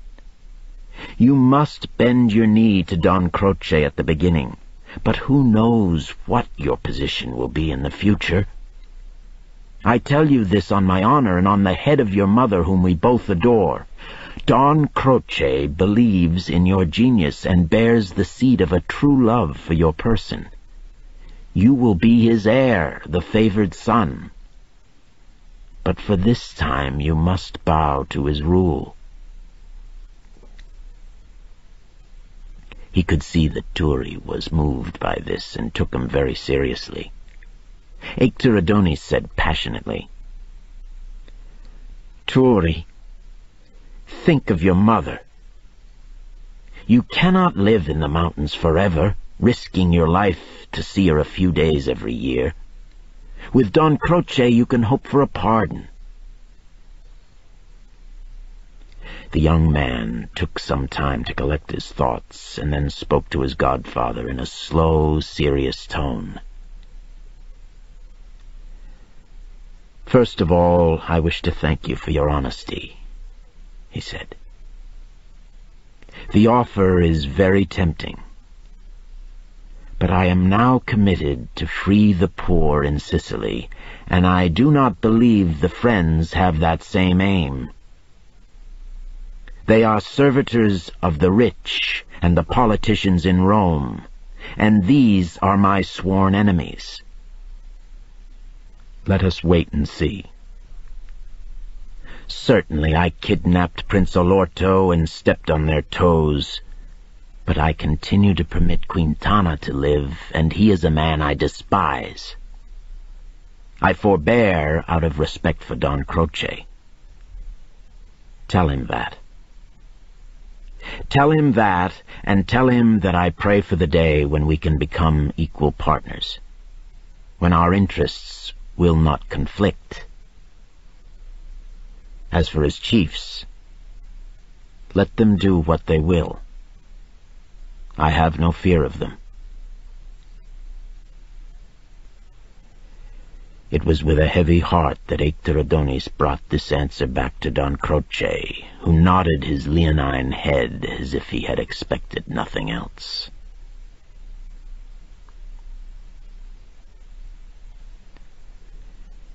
In the following month, 3 separate attempts were made on Giuliano's life. Guido Quintana was allowed the first pass. He planned with an elaborateness that was worthy of the Borgias. There was a road that Giuliano frequently used when he made a sortie out of the mountains. Alongside the road were lush fields which Quintana filled with a great flock of sheep. Guarding these sheep were 3 harmless-looking shepherds, natives of the town of Corleone and old friends of Quintana. For almost a week, when Giuliano was sighted coming down the road, the shepherds would greet him respectfully and, in the old tradition, ask for his hand to kiss.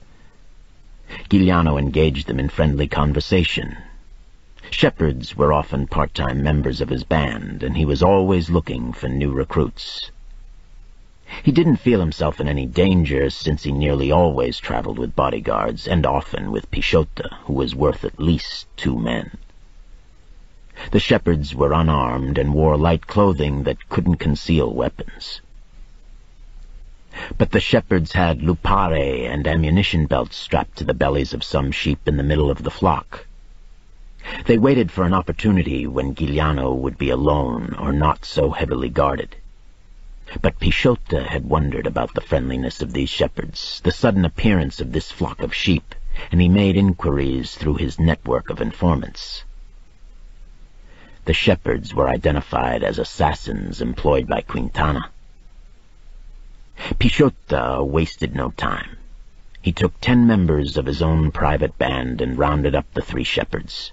He questioned them closely about who owned the sheep, how long they had been shepherds, where they had been born, the names of their mothers and fathers, their wives and children. The shepherds answered with seeming frankness, but Pisciota had the proof they were lying. A search uncovered the weapons hidden in the fleece of the animals.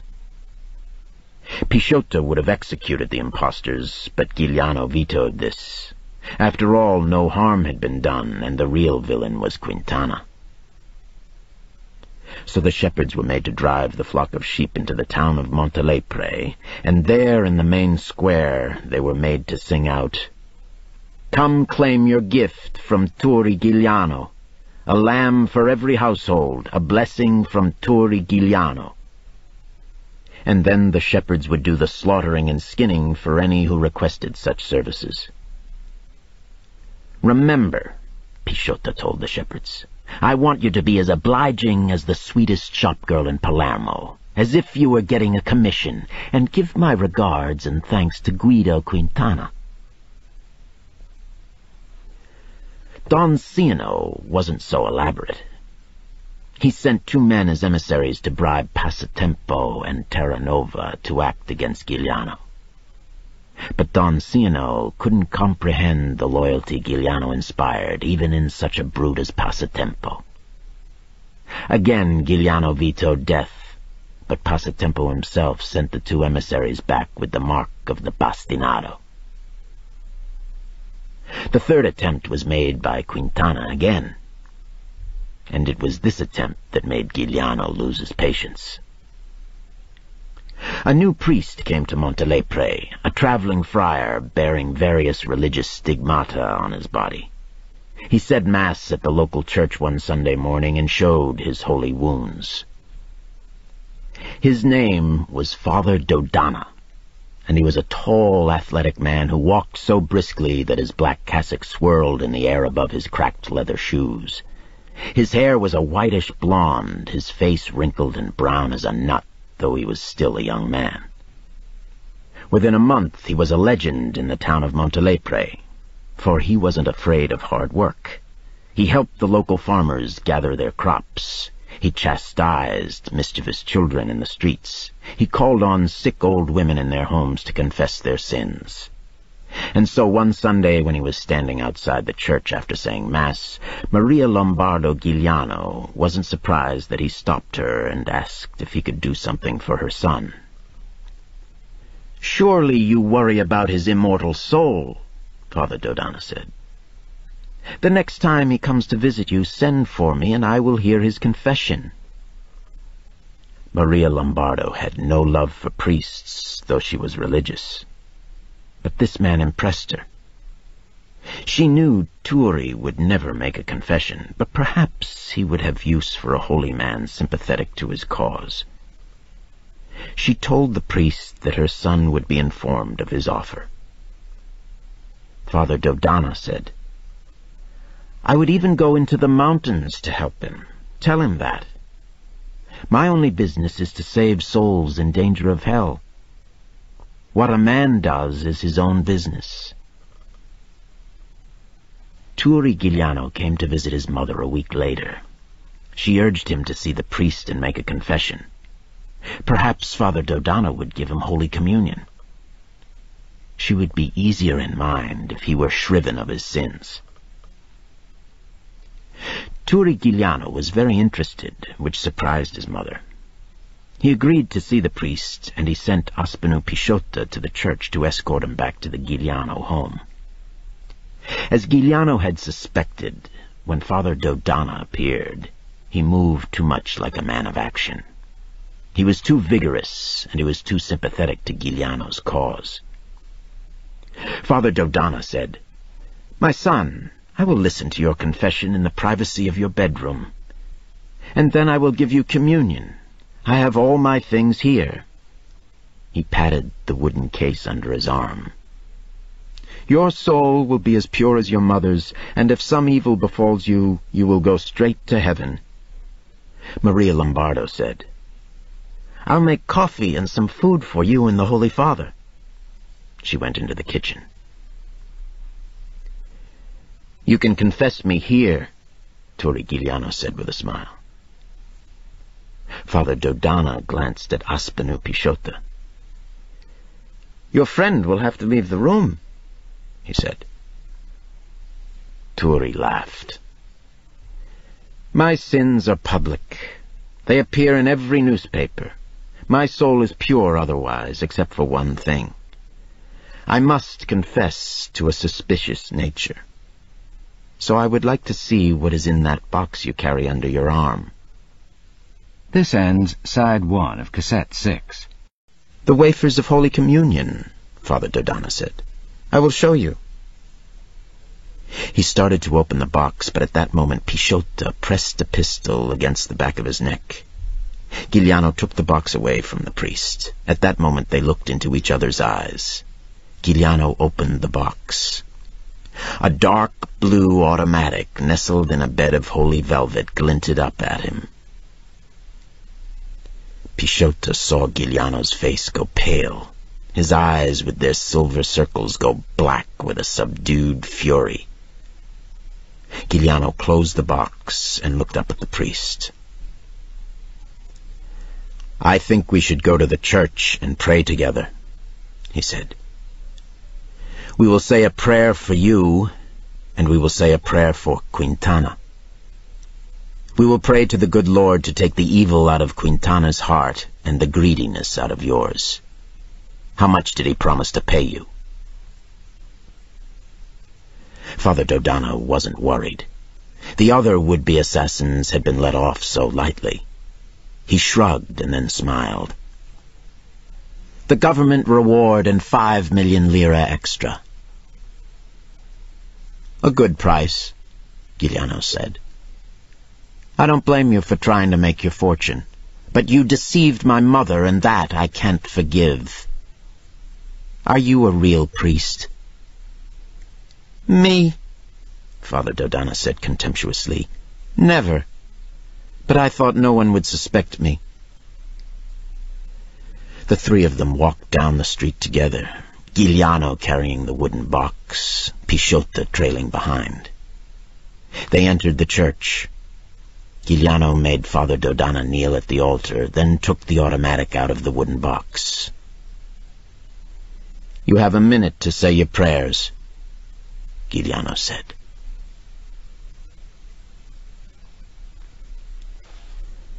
The next morning, Guido Quintana rose to go down to the cafe for his morning coffee. When he opened the door of his house, he was startled by a massive shadow blocking off the usual early morning sunlight. In the next instant, a huge, roughly made wooden cross tumbled inside, almost knocking him down. Nailed to that cross was the bullet-ridden body of Father Dodana.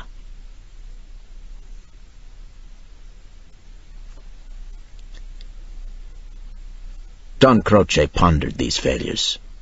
Quintana had been warned. He must devote himself to his duties as mayor, or the city of Montelepre would be forced to govern itself. It was clear Giuliano had lost patience and might launch an all-out war against the Friends. Don Croce recognized the sureness of a master in Giuliano's retribution. Only one more strike could be made, and it must not fail. Don Croce knew that he must finally take a stand. And against his judgment and his true will, he sent for his most reliable assassin, a certain Stefan Andolini, also known as Fra Diavolo.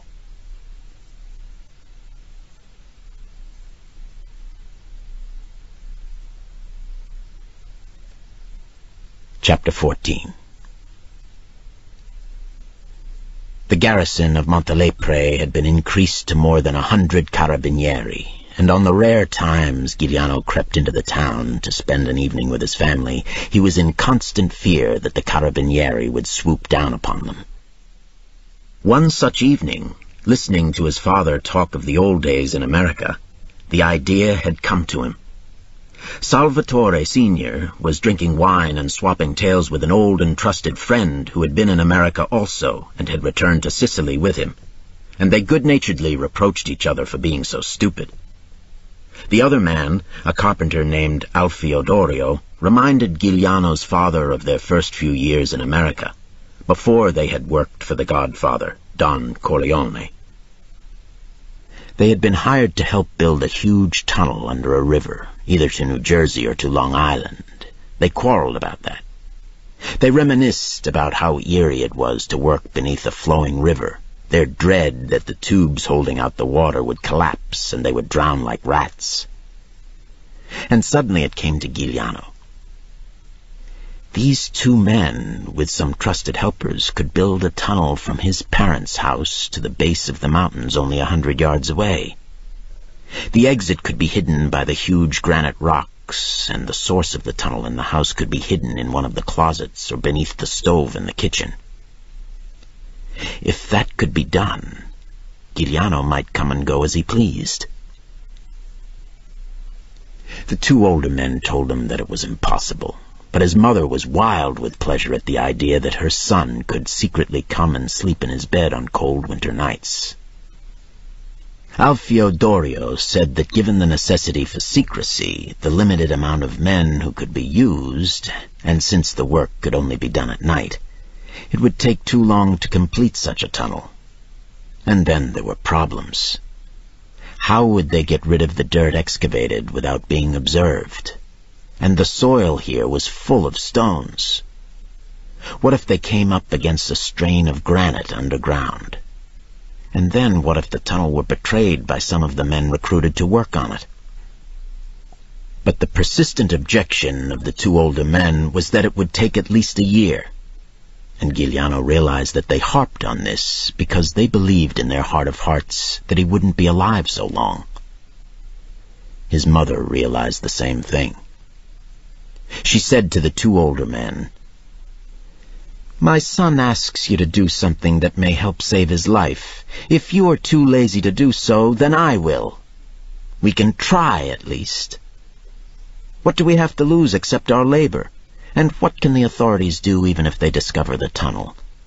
We'll say we're making a cellar for vegetables and wine. Just think.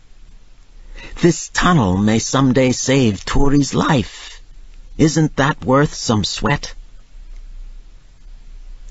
Hector Adonis was also present. Adonis said he would get some books on excavation and the necessary equipment. He also came up with a variation that pleased them all, that they build a little offshoot tunnel that would lead into another house on the Via Bella, an escape hatch in case the exit of the tunnel was compromised or betrayed by an informer. This offshoot tunnel would be dug first, and only by the two old men and Maria Lombardo. Nobody else would know about it, and it wouldn't take so long to dig. They had a long discussion on which house was trustworthy. Giuliano's father suggested the home of Aspinu Pisciotta's parents, but this was immediately vetoed by Giuliano. The house was too suspect, would be closely watched, and there were too many relatives living in that house. Too many people would know. Besides, Aspinu wasn't on good terms with his family. His natural father had died, and when his mother remarried, he had never forgiven her.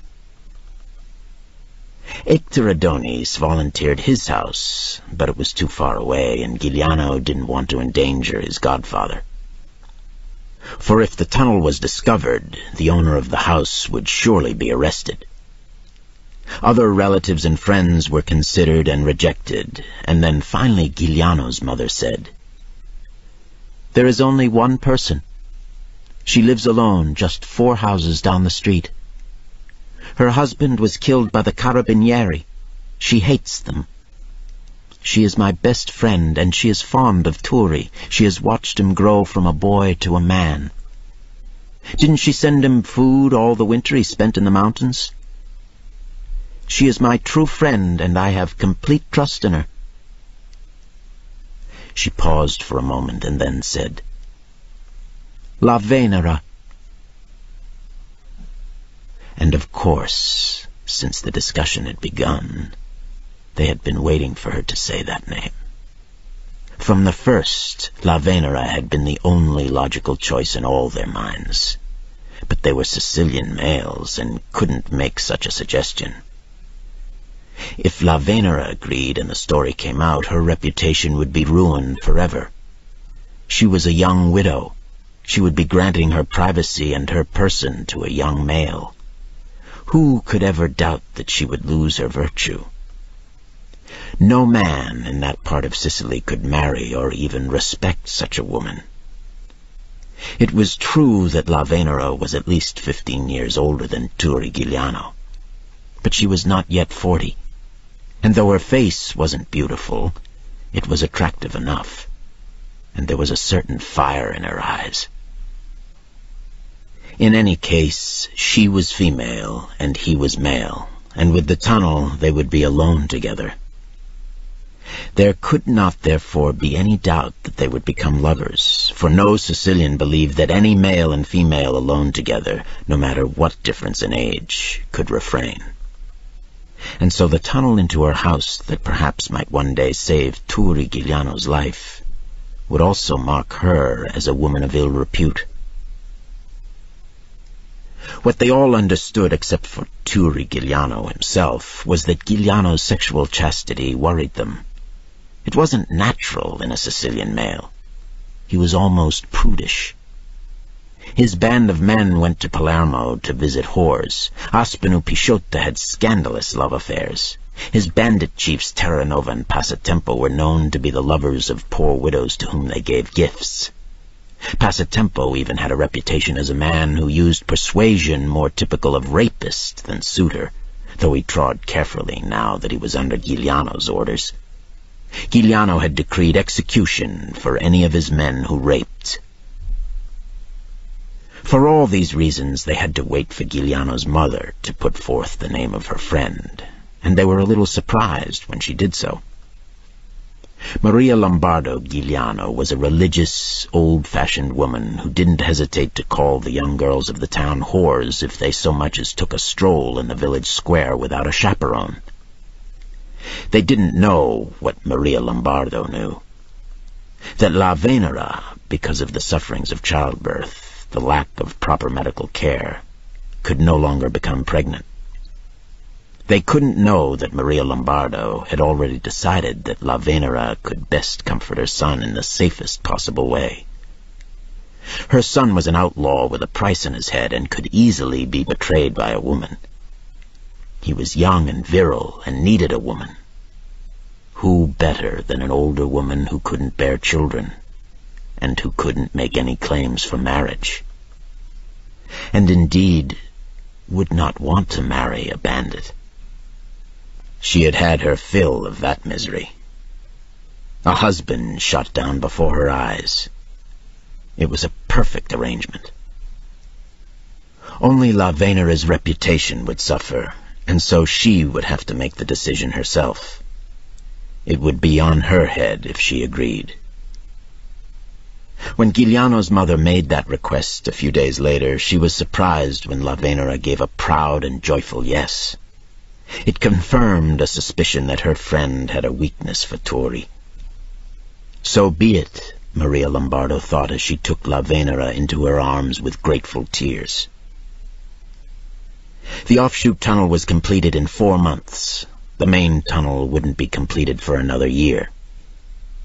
Periodically, Giuliano would sneak into town at night and visit his family and sleep in a warm bed after his mother's hot meals. There would always be a feast. But it was nearly spring before he found it necessary to use the offshoot tunnel. A carabinieri patrol in strength came down the Via Bella and passed by. They were armed to the teeth. Giuliano's bodyguard of 4 men hidden in nearby houses was ready to do battle. But they passed on. Still, there was the fear that on their return they might decide to raid the Giuliano home. So Turi Giuliano went through the trap door in his parents' bedroom and into the tunnel. The offshoot was disguised by a wooden panel covered with a foot of dirt so that workers on the main tunnel wouldn't know it existed. Giuliano had to dig away the dirt and remove the wooden disc. It took him another 15 minutes to crawl through the narrow space that led under La Venera's house. The trap door there led to the kitchen and was covered by a huge iron stove. Giuliano tapped on the trap door with the prearranged signal and waited. He tapped again. He never feared bullets, but he feared this darkness. Finally, there was a faint noise above him, and then the trapdoor was raised. It could not rise all the way because the stove above it broke the plane of the lid. Giuliano had to squeeze through the opening and wound up on his belly on La Venera's kitchen floor.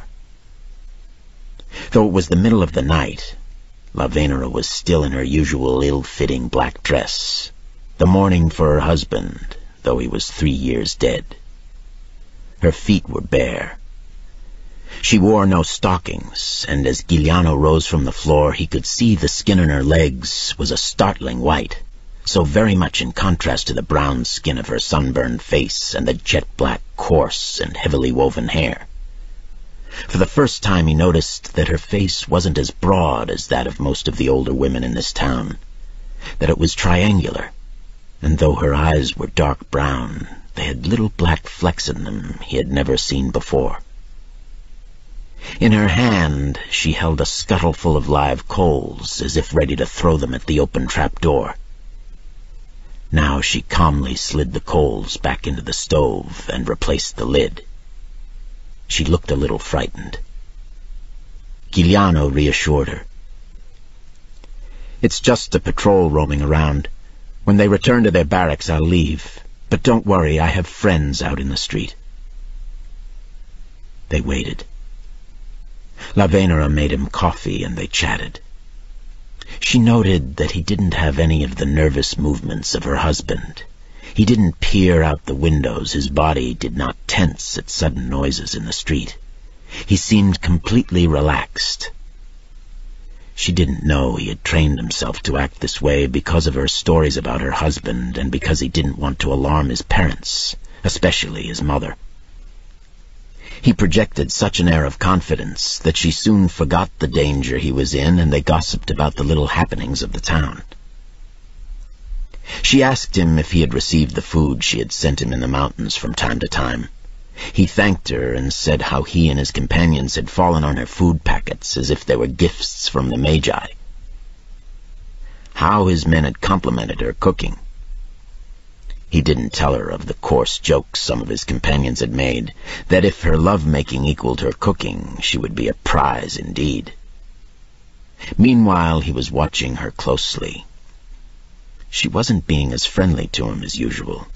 She didn't show that fond tenderness she had always shown in public. He wondered if he had offended her in some way. When the danger was past and it was time for him to leave, they were formal with each other. 2 weeks later, Giuliano came to her again. The winter was near its end, but the mountains were filled with storm gales, and the padlocked shrines of saints along the roads were dripping with rain. Giuliano in his cave dreamed of his mother's cooking, a hot bath, his soft bed in his childhood room. And mixed with these longings, much to his surprise, was the memory of the white skin of Lavenera's legs. Night had fallen when he whistled up to his bodyguards and took the road down to Montelepre. His family greeted him with joy. His mother started to cook his favorite dishes, and as they were cooking, she prepared a hot bath. His father had poured him a glass of anisette when one of the network of spies came to the house and told him that carabinieri patrols were surrounding the town, and the Maresciallo himself was about to lead a flying squadron out of the Belampo barracks to raid the Giuliano household. Giuliano went through the closet trap-door and into the tunnel. It was muddy with rain, and the earth clung to him and made the trip long and laborious. When he crawled into Lavenera's kitchen, his clothes were covered with slime, his face black. When Lavenera saw him, she laughed, and it was the first time Giuliano could ever remember her laughing. "You look like a Moor," she said. And for a moment he felt a child's hurt, perhaps because the Moors were always the villains in the puppet shows of Sicily, and instead of being a hero in danger of his life, he could be seen as a villain. Or perhaps because her laugh made her seem inaccessible to his inner desire. She saw that in some way she had injured his vanity. "I'll fill the bath tin and you can get clean," she said. "And I have some of my husband's clothes you can wear while I clean yours." She had expected him to object, that he would be too nervous to bathe in such a moment of danger. Her husband had been so jumpy when he visited her that he would never undress, never leave his guns out of reach of his hands. But Giuliano smiled at her and took off his heavy jacket and his guns and put them over the wooden box that held her firewood. It took time to heat pots of water and fill the tin tub. She gave him coffee while they waited and studied him. He was handsome as an angel, she thought, but she wasn't deceived. Her husband had been as handsome and murdered men. And the bullets that killed him had made him ugly enough, she thought with misery. It wasn't clever to love a man's face, not in Sicily. How she had wept. But secretly there was the tremendous surge of relief. His death had been certain once he had turned bandit, and every day she had waited, hoping he would die in the mountains or some far-off town. But he had been shot down before her eyes, and ever since she had been unable to escape the shame, not of his being a bandit, but of his dying an inglorious and not a brave death. He had surrendered and begged for mercy, and the carabinieri had massacred him before her eyes. Thank God her daughter had not seen her father slain. A small mercy from Christ. She saw that Turi Giuliano was watching her with that special light on his face that signaled desire in all men. She knew it well. Her husband's followers often had such a look. But she knew Turi would not try to seduce her, out of respect for his mother, out of respect for her sacrifice in allowing the tunnel to be built. She left the kitchen and went into the small living room so that he could bathe in privacy. When she left, Giuliano stripped and stepped into the bath. The act of being naked with a woman nearby was erotic to him. He washed with scrupulous care and then put on her husband's clothes. The trousers were a little short, and the shirt was tight around his chest so that he had to leave the top buttons undone. The towels she had warmed near the stove were little more than rags. His body still felt damp, and for the first time he realized how poor she was, and resolved to supply her with money through his mother. He called out to La Venera that he was dressed, and she came back into the kitchen. She looked him over and said, "But you haven't washed your hair. You have a nest of geckos hiding there." She said this roughly, but with a warm affection so that he didn't take offense. Like some old grandmother, she ran her hands over his matted hair, then took him by the arm and led him to the sink. Giuliano felt a warm glow where her hand had touched his skull. He quickly put his head under the faucet, and she ran water over him and shampooed his hair with the yellow kitchen soap. She had no other. When she did so, her body and legs brushed against him, and he felt the sudden urge to pass his hands over her breast, her soft belly. When she finished washing his hair, La Venera made him sit on one of her black enameled kitchen chairs and vigorously dried his hair with a rough, raggedy brown towel. His hair was so long that it covered the collar of his shirt. "You look like one of those ruffian English lords in the movies," she said. "I must cut your hair, but not in the kitchen. It will blow into my pots and spoil your dinner. Come into the other room." Giuliano was amused by her sternness. She was assuming the role of an aunt or mother, as if to prevent any show of a more tender feeling. He was aware of the sexuality behind it, but he was wary. In this area he was inexperienced, and he didn't want to look foolish. It was like the guerrilla warfare he waged in the mountains. He wouldn't commit himself until all the odds were on his side. This was not scouted terrain. But the last year of commanding and killing men made his natural boyish fear seem more like a joke, the rejection by a woman not so paralyzing to his ego. And despite his reputation for chastity, he had gone to Palermo with his friends to visit prostitutes. But that was before he had become an outlaw and acquired the dignity of a bandit chief, and of course a romantic hero who would never do such a thing. La Venera led him into the small living room, cluttered with stuffed furniture, small tables topped with black varnished wood. On these tables were photographs of her dead husband and dead child, singly and together. Some were of La Venera with her family. The photos were framed in black oval wood, the prints tinged with sepia brown. Giuliano was surprised by the beauty of La Venera in these younger, happier days, especially when she was dressed in pretty, youthful clothes. There was a formal portrait of her alone, dressed in a dark dress that struck him to the heart, and for a moment he thought of her husband and how many crimes he must have committed to bring her such finery. "Don't look at those pictures," Lavenera said with a sad smile. "That was in a time when I thought the world could make me happy." He realized that one of the reasons she had brought him into this room was to make him see these pictures. She kicked the small stool from a corner of the room, and Giuliano sat on it.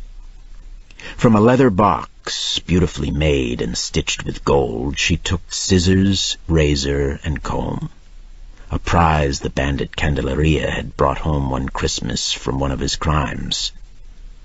Then she went into the bedroom and brought a white cloth, which she hung over Giuliano's shoulders. She also brought a wooden bowl, which she placed on the table beside her. A jeep went by the house. She said, "Should I bring your guns from the kitchen? Would you be more comfortable?"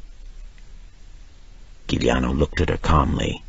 He seemed absolutely serene. He didn't want to alarm her.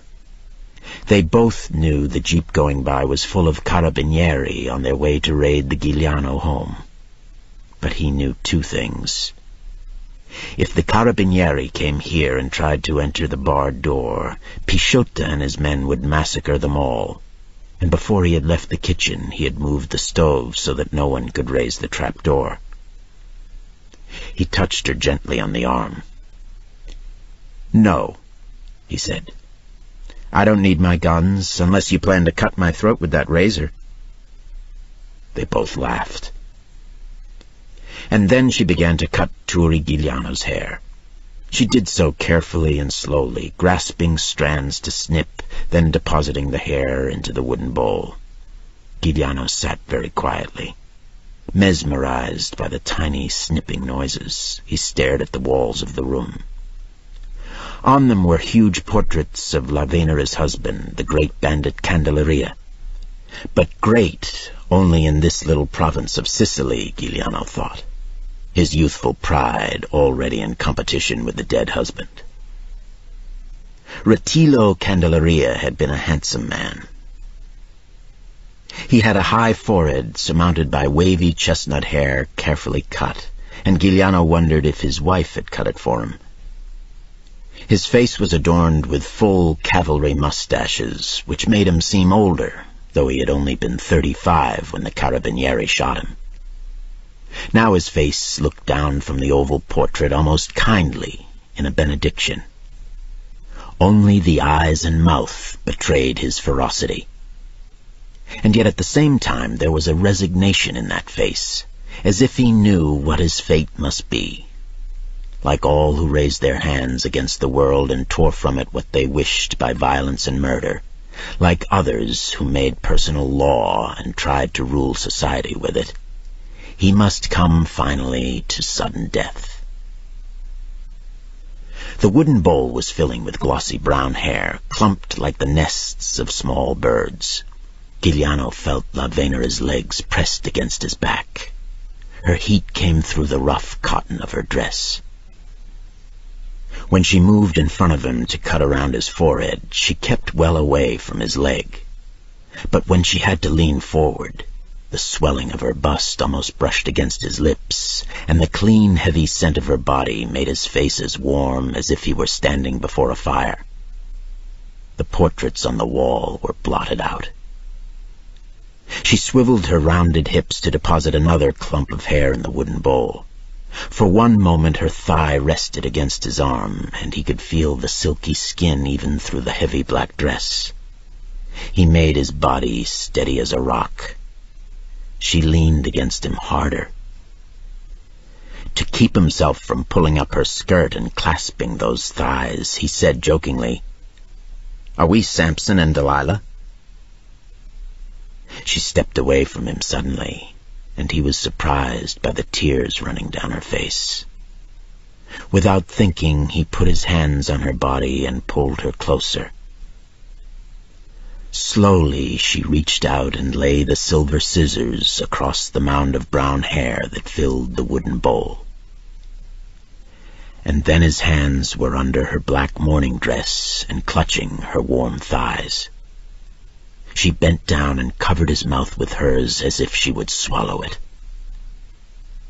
Their initial tenderness was a second spark that roared into an animal passion fed by her 3 years of chaste widowhood, his springing from the sweet lust of a young man who had never tasted the love of a woman, but only the bought exercise of whores.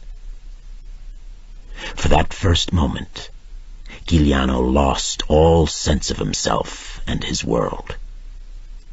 Lavenera's body was so lush, and it burned with a tropical heat that went to his very bones. Her breasts were fuller than he could ever have imagined. The black widow's dress had cleverly disguised and protected them. And at the sight of those oval globes of flesh, he felt the blood pounding in his head. And then they were on the floor making love and taking off their clothing at the same time. She kept whispering, "Tori, Tori," in an agonized voice, but he said nothing. He was lost in the smell, the heat and fleshiness of her body. When they finished, she led him into the bedroom and they made love again. He couldn't believe the pleasure he found in her body, and even felt some dismay at his own surrender, and was only comforted that she succumbed even more completely. When he fell asleep, she stared down into his face for a long time.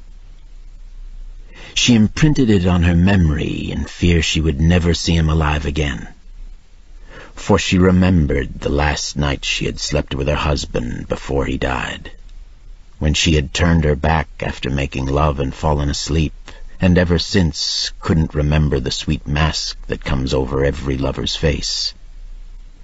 She had turned her back because she couldn't bear the fearful nervousness of her husband when he was in the house, his terror of being trapped so that he could never fall asleep, the way he started up if she rose from the bed to cook or do some chore.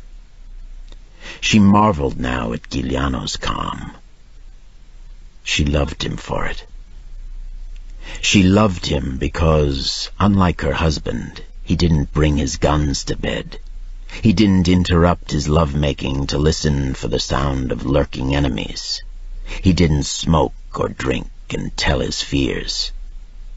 He was gentle in his speech, but took his pleasure with fearless and concentrated passion. She rose noiselessly from the bed, and still he didn't stir. She waited a moment, and then went out and into the kitchen to cook him her best dish. When he left her house in the morning, he went through the front door, stepping out carelessly, but with guns hidden beneath his jacket. He had told her he wouldn't stop to say goodbye to his mother, and asked her to do so for him, to let her know he was safe. She was frightened at his boldness, not knowing he had a small army in the town, not noticing that he had held her door open a few minutes before he went out, so that Pisciotto would be warned and would eliminate any carabinieri going by. She kissed him goodbye with a shyness that moved him, and then she whispered, "When will you come to see me again?" "Whenever I come to see my mother, I'll come to see you afterward," he said. "In the mountains I'll dream about you every night." And at these words she felt an overwhelming joy that she had made him happy. She waited until noon before she went down the street to see Giuliano's mother. Maria Lombardo had only to see her face to know what had happened. Lavenera looked 10 years younger. Her dark brown eyes had black flecks dancing in them. Her cheeks were rosy with color, and for the first time in almost 4 years she wore a dress that wasn't black. It was the frilly dress, beribboned with velvet, that a girl wears to show the mother of her lover. Maria Lombardo felt a rush of gratitude for her friend, for her loyalty and her courage, and also a certain satisfaction that her plans had come out so well. This would be a wonderful arrangement for her son, a woman who would never be a traitor, a woman who could never make a permanent claim on him. Though she loved her son fiercely, she felt no jealousy. except when La Venera told how she had cooked her best dish, a pie stuffed with rabbit meat and chunks of strong cheese riddled with fat grains of pepper, and how Turi had devoured enough for 5 men and sworn he had never eaten anything better in his life.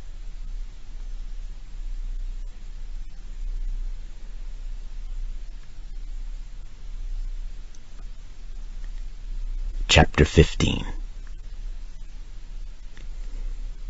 Even in Sicily, a land where men killed each other with the same ferocious enthusiasm with which the Spaniards slaughtered bulls, the murderous madness of the citizens of Corleone inspired a universal dread.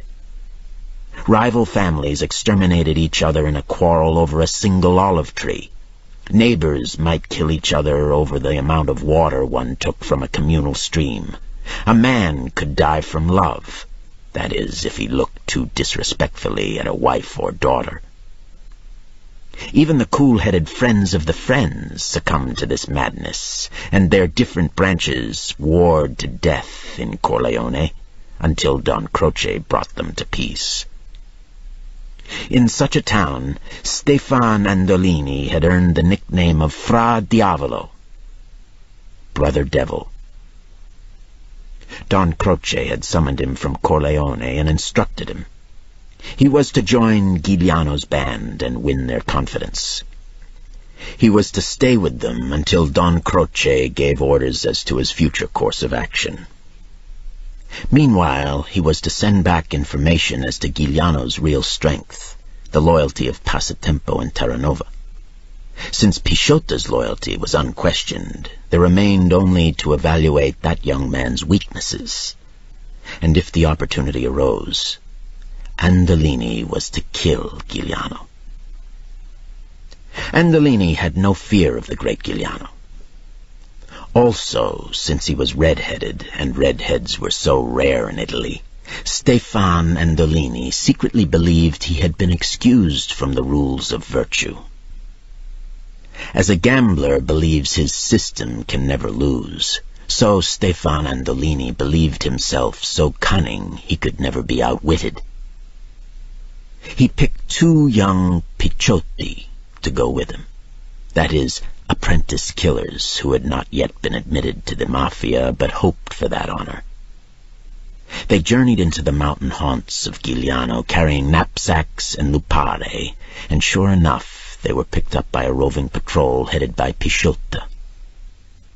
Pisciotta listened to Stefan Andolini's story with an impassive face. Andolini told him that the Carabinieri and security police were looking for him because of the murder of a socialist agitator in Corleone. This was quite true. What Andolini didn't say was that the police and Carabinieri had no proof and were merely seeking him for questioning. A questioning that would be more kindly than exhaustive due to the influence of Don Croce. Andolini also told Pisciotta that the 2 picciotti with him were men who were also being sought by the police as co-conspirators in the killing. This was also true. But as he was telling this story, Stefan Andolini felt a mounting uneasiness. Pisciotta was listening with the expression of a man who has met someone he has known before, or of whom he has heard a great deal.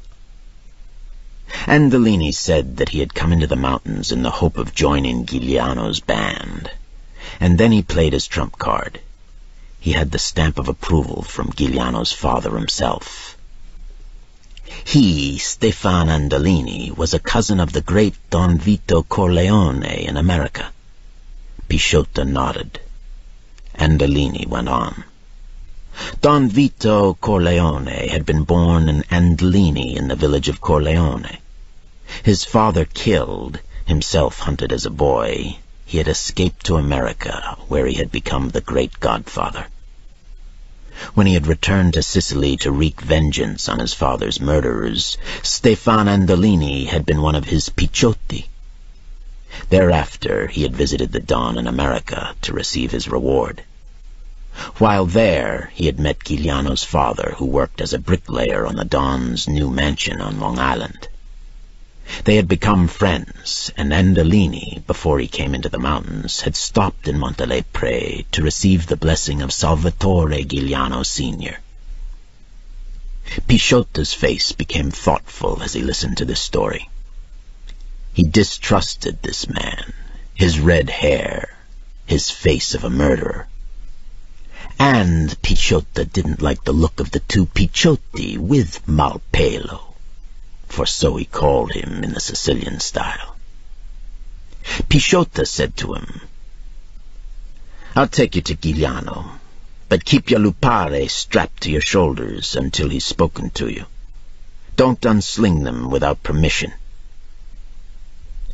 Stefan Andolini grinned widely and said with the utmost affability, "But I recognize you, Aspinall. I trust you. Take my lupara off my shoulder, and your men can do the same with my Picciotti here. After we speak with Giuliano, I'm sure he'll return our guns." Pisciotta said, "We're not pack animals to carry your weapons for you. Carry them yourselves." And he led the way through the mountains to Giuliano's hideout on the edge of the cliff overlooking Montelepre. More than 50 of the band were scattered around the cliff cleaning guns and repairing equipment. Giuliano was seated at the table watching through his binoculars. Pisciotta talked to Giuliano before he had the new recruits brought forward. He told all the circumstances, and then he said, "Turi, he seems a little moldy to me." Moldy, the Sicilian idiom for a man who informs. "And you think you've seen him before?" Giuliano asked. "Or heard of him," Pisciotta said. "He's familiar to me somehow, but red-headed men are rare. I should remember him." Giuliano said quietly, "You heard about him from La Venera. She called him Malpelo. She didn't know his name was Andolini. She told me about him, too. He joined her husband's band. A month later, her husband was ambushed and killed by the Carabinieri. La Venera didn't trust him either. He was full of little tricks, she said." Silvestro came over to them. "Don't trust that redhead. I've seen him at Palermo headquarters for private visits with the commandant of Carabinieri." Giuliano said, "Go down to Montelepre and bring my father here. Meanwhile, keep them under guard." This ends Side 2 of Cassette 6 of The Sicilian. The Sicilian, Cassette 7.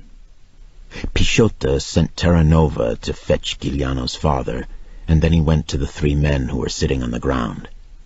He bent down and picked up Stefan Andolini's weapon. Members of the band encircled the 3 men like wolves surrounding a fallen prey.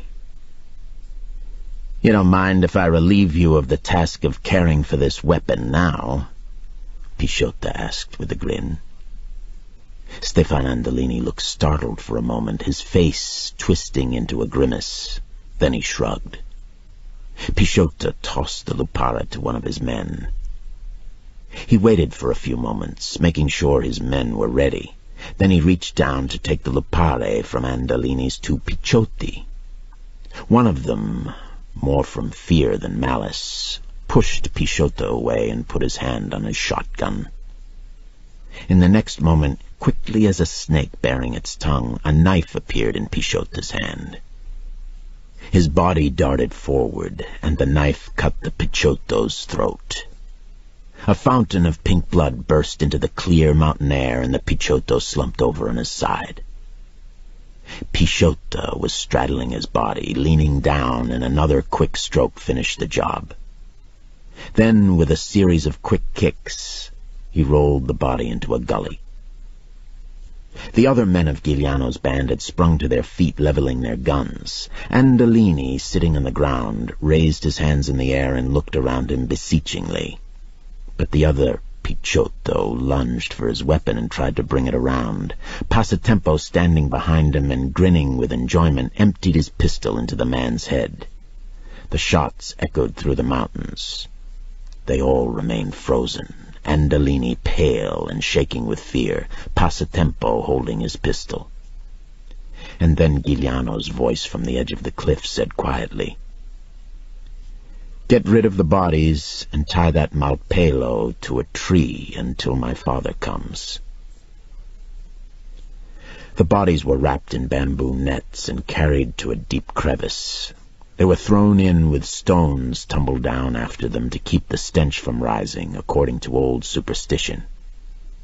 This was a task for Passatempo, who robbed the bodies before he buried them. Giuliano constantly fought against his distaste for Passatempo. No amount of rationalization could turn that animal into a knight. It was after dusk, almost 7 hours later, that Giuliano's father was brought into the camp. Stefan Andolini was released from his tree and brought over to the cave lit with kerosene lamps. Giuliano's father was angry when he saw Andolini's condition. "But this man is my friend," he said to his son. "We both worked for the Godfather in America. I told him he could come and join your band, that he would be well treated." He shook hands with Andolini and said, "I apologize. My son must have misunderstood or heard some gossip about you." He paused for a moment, troubled. It distressed him to see his old friend so full of fear, for Andolini could barely stand. Andolini was sure he would be killed, that this was all a charade.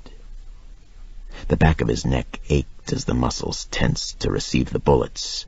He almost wept at his own brashness that had made him underestimate Giuliano. The quick killings of his 2 Picciotti had sent him into shock. Signor Giuliano sensed that his friend was in mortal danger from his son. He said to him, "Turi, how often do I ask you to do something for me? If you have anything against this man, forgive him and let him go. He was kind to me in America, and he sent you a gift when you were christened. I trust him and hold his friendship dear." Giuliano said, "Now that you've identified him, he will be treated as an honored guest. If he wishes to remain as a member of my band, he is welcome." Giuliano's father was taken back to Montelepre by horse so that he could sleep in his own bed. And after he was gone, Giuliano spoke to Stefan Andolini alone. "I know about you and Candelaria," he said. "You were a spy for Don Croce when you joined Candelaria's band. A month later, Candelaria was dead. His widow remembers you. From what she told me, it wasn't hard for me to figure out what happened. We Sicilians are good at putting together puzzles of treacheries. Bands of outlaws are disappearing. The authorities have become amazingly clever. I sit in my mountain and think all day. I think of the authorities in Palermo. They have never been so clever before. And then I learn that the Minister of Justice in Rome and Don Croce are hand in glove. And we know, you and I, that Don Croce is clever enough for both of them. So then it is Don Croce who is clearing away these bandits for Rome. And then I think soon it will be my turn to be visited by the spies of Don Croce. And I wait, and I wait, and I wonder why the dawn is taking so long. For, with all modesty, I am the biggest prize of all. And then today I see the 3 of you in my binoculars, and I think, ha! It's Malpelo again. I will be glad to see him. But I must kill you all the same. I won't distress my father, so your body will disappear." Stefan Andolini lost his fear for a moment in his outrage. You would deceive your own father?" he shouted.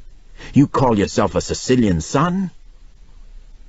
He spat in the ground. "Then kill me and go straight down to hell." Pisciota, Terranova, and Passatempo were also astonished. But they had been astonished many times in the past. Giuliano, who was so honorable, who prided himself on keeping his word, who spoke always of justice for everyone, would suddenly turn and do something that seemed to them villainous. It was not that they objected to him killing Andolini. He could kill 100 Andolinis, 1,000. But that he should break his word to his father and deceive him seemed to them unforgivable. Only Corporal Silvestro seemed to understand and said, "He can't endanger all our lives because his father is soft-hearted."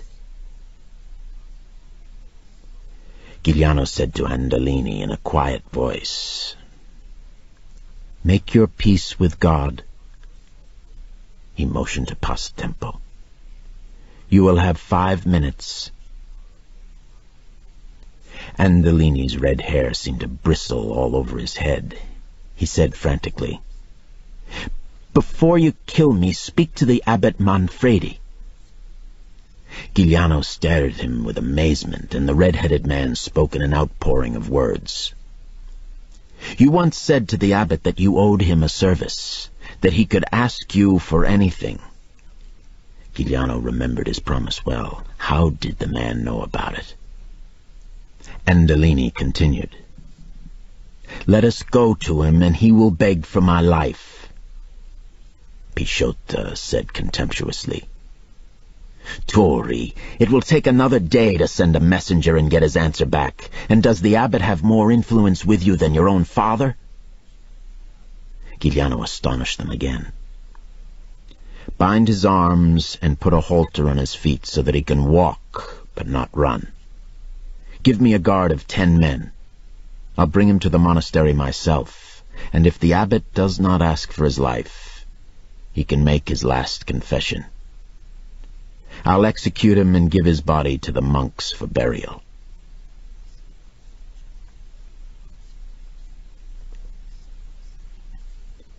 Giuliano and his band arrived at the monastery gates as the sun was rising and the monks were going out to work the fields. Turi Giuliano watched them, a smile on his lips. Was it only 2 years ago that he had gone into the fields with these priests, wearing his brown cloak and the crumpled black American fedora on his head? He remembered how this amused him. Who would have dreamed then of his future ferocity? A nostalgia came for those old days of peace working in the fields. The abbot himself was coming toward the gate to greet them. The tall, black-robed figure hesitated when the prisoner stepped forward, then opened his arms. Stefan Andolini rushed to embrace the old man, kissed him on both cheeks, and said, "Father, these men are going to kill me. Only you can save me." The abbot nodded. He held out his arms to Giuliano, who came forward to embrace him. Giuliano understood everything now. The peculiar accent on the word father was not how a man addressed his priest, but as a son addressed his parent. The abbot said, "I ask you for this man's life as a boon to me." Giuliano took the ropes off Andolini's arms and feet. "He is yours," Turi Giuliano said. Andolini was sagging to the ground. The fear rushing out of his body made him weak. The abbot supported him with his own frail frame. He said to Giuliano, "Come into my dining room. I will have your men fed, and the 3 of us can talk about what we must do." He turned to Andolini and said, "My dear son, you are not yet out of danger. What will Don Croce think when he learns of all this?" We must take counsel together, or you are lost."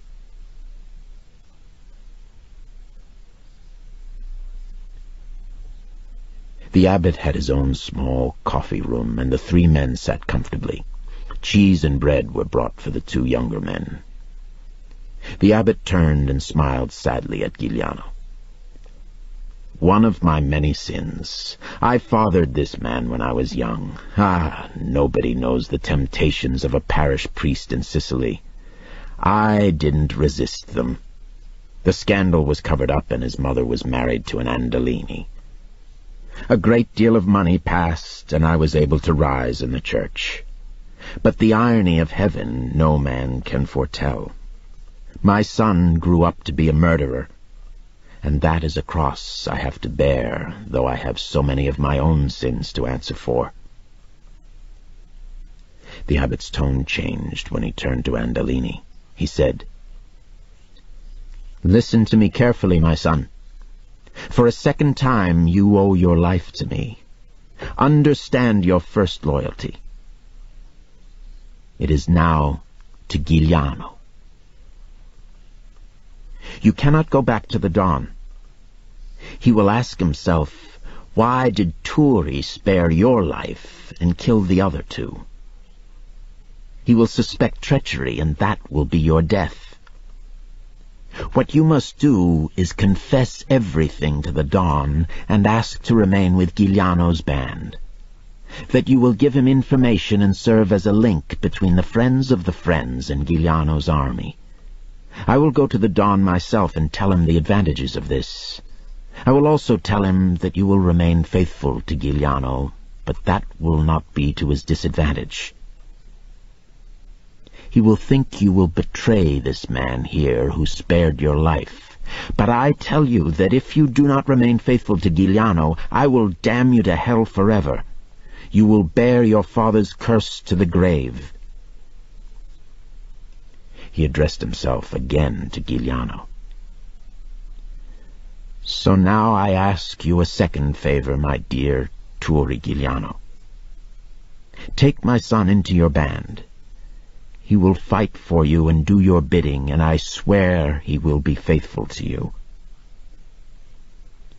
Giuliano thought about this carefully.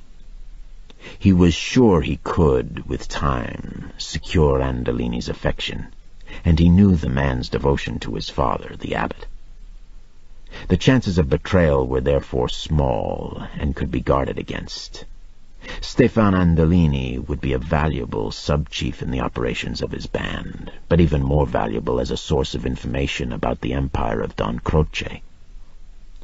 Giuliano asked, "And what will you tell Don Croce?" The abbot paused for a moment. "I will speak to the Don. I have influence there, and then we shall see. Now, will you take my son into your band?" "Yes, by my sworn word to you," Giuliano said. "But if he betrays me, your prayers will not be swift enough to catch him on his way to hell."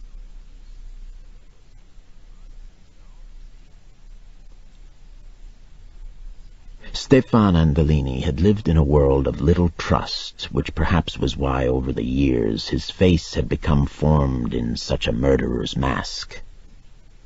He knew that in the coming years he would be like a trapeze artist, constantly teetering on the wire of death.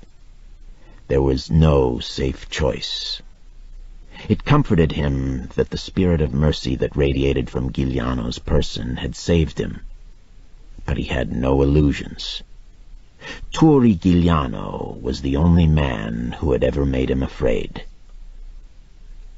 From that day, Stefan Andolini was a member of Giuliano's band, and in the years to come he became so known for ferociousness and religious piety that his nickname Fra Diavolo became famous all over Sicily. The piety came from the fact that every Sunday he went to Mass. He usually went in the town of Villaba, where Father Beniamino was the priest. And in the confessional, he told the secrets of Giuliano's band to his confessor to be relayed to Don Croce. not the secrets Giuliano ordered him not to tell.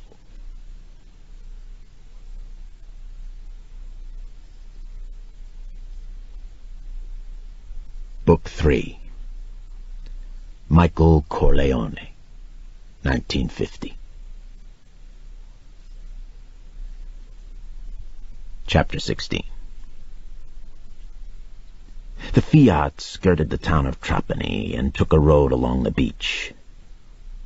Michael Corleone and Stefan Andolini came to a villa, larger than most, with 3 outlying houses. There was a wall around the villa, with only a gap left on the beach side. The gate to the villa was guarded by 2 men, and just inside Michael could see a wide, fat man dressed in clothes that looked alien in this landscape. A sport jacket and slacks with an open knit polo shirt. As they waited for the gate to open, Michael saw the grin on the man's broad face and was astonished to see it was Peter Clemenza. Clemenza was the chief underling of Michael Corleone's father back in America. What was he doing here? Michael had last seen him that fatal night when Clemenza had planted the gun he had used to assassinate the police captain and the Turk Sollozzo. He had remembered the look of pity and sadness on Clemenza's face at that moment over 2 years ago. Now Clemenza was genuinely overjoyed to see Michael. He pulled him out of the tiny Fiat and almost crushed him in a bear hug. "Michael, it's great to see you. I've been waiting for years to tell you how proud I am of you. What a great job you did.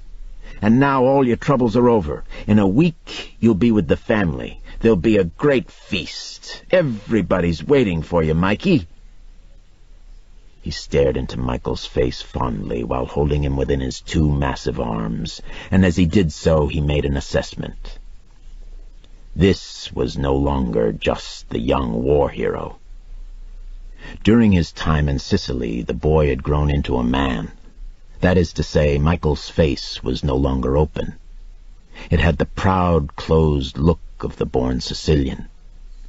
Michael was ready to take his rightful place in the family. Michael was happy to see Clemenza's huge, bulky form, his broad, heavily featured face. He asked for news of his family. His father had recovered from the assassination attempt, but his health was not good. Clemenza shook his head mournfully. "It never does anybody any good when they get holes punched in their body, no matter how good they recover. But it's not the first time your father was shot. He's like an ox. He'll be okay. Sonny getting killed, that's what did the damage to him and your mother. It was brutal, Mikey. They cut him to pieces with machine guns. That wasn't right. They didn't have to do that. That was spite work. But we're making plans. Your father will tell you when you get home. Everybody is happy you're coming back." Stefan Andolini nodded to Clemenza. They obviously had met before. He shook hands with Michael and said he had to leave. There were things he had to do back in Montelepre. "Remember this, whatever you may hear," he said, "that I always remained faithful to Turi Giuliano, and that he trusted me to the end. If he is betrayed, it is not I who will have betrayed him." He stuttered with sincerity. "And I will not betray you." Michael believed him.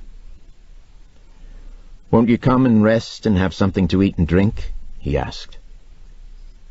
Stefan Andolini shook his head. He got into the Fiat and drove back out the gates, which immediately clanged shut behind him. Clemenza led Michael across the open grounds to the main villa. There were armed men patrolling the walls and on the beach where the estate was open to the sea. A small dock stretched toward the faraway coast of Africa, and tethered to the dock was a large, sleek motorboat flying the flag of Italy. Inside the villa were 2 old crones dressed in black without one color of light on their persons. their skin dark with the sun, black shawls over their heads.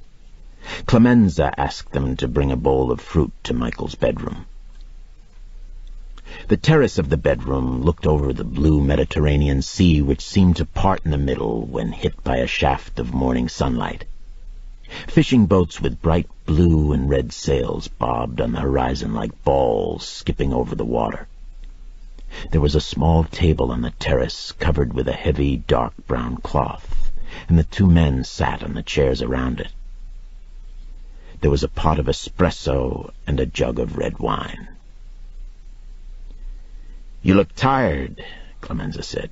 "Get some sleep, and then I'll spell everything out for you in detail." "I could use it," Michael said. "But first tell me, is my mother all right?" "She's fine," Clemenza said. "She's waiting for you to get home. We can't disappoint her. It would be too much for her after Sonny." Michael asked again, "And my father? He's completely recovered?" Clemenza laughed. It was an ugly laugh. "He sure is. The 5 families will find out. Your father is just waiting for you to get home, Mike. He's got big plans for you. We can't let him down, so don't worry too much for Giuliano. If he shows up, we'll take him with us. If he keeps screwing off, we leave him here." "Are those my father's orders?" Michael asked. Clemenza said, "A courier comes by air every day to Tunis, and I go over by boat to talk to him. Those were my orders yesterday. At first Don Croce was supposed to help us, or so your father told me before I left the States.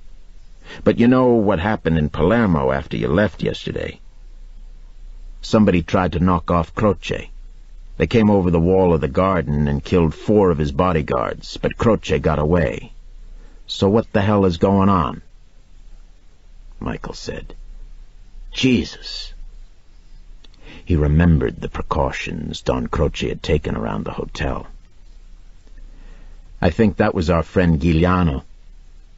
I hope you and my father know what you're doing. I'm so tired I can't think." Clemenza rose and patted him on the shoulder. "Mikey, get some sleep. When you wake up, you'll meet my brother. A great man, just like your father, just as smart, just as tough, and he's the boss in this part of the country. Never mind Croce." Michael undressed and got into bed. He hadn't slept for over 30 hours, and yet his mind jumped and wouldn't let his body rest. He could feel the heat of the morning sun, though he had closed the heavy wooden shutters. There was a heavy fragrance of flowers and lemon trees. His mind worked over the events of the past few days. How did Pisciotta and Andolini move around so freely? Why did Giuliano seem to have decided Don Croce was his enemy at this most inappropriate of times? Such an error was not Sicilian. After all, the man had lived 7 years in the mountains as an outlaw. Enough was enough. He must want to live a better life. Not possible here, but certainly in America. And he definitely had such plans, or he wouldn't be sending his fiancée, pregnant, to America before him. The clarifying thought struck him that the answer to all this mystery was that Giuliano was bent on fighting one last battle, that he didn't fear to die here on his native ground. There were plans and conspiracies spinning out to their final conclusions that he, Michael, couldn't be aware of, and so he must be wary.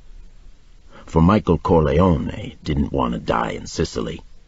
He wasn't part of this particular myth.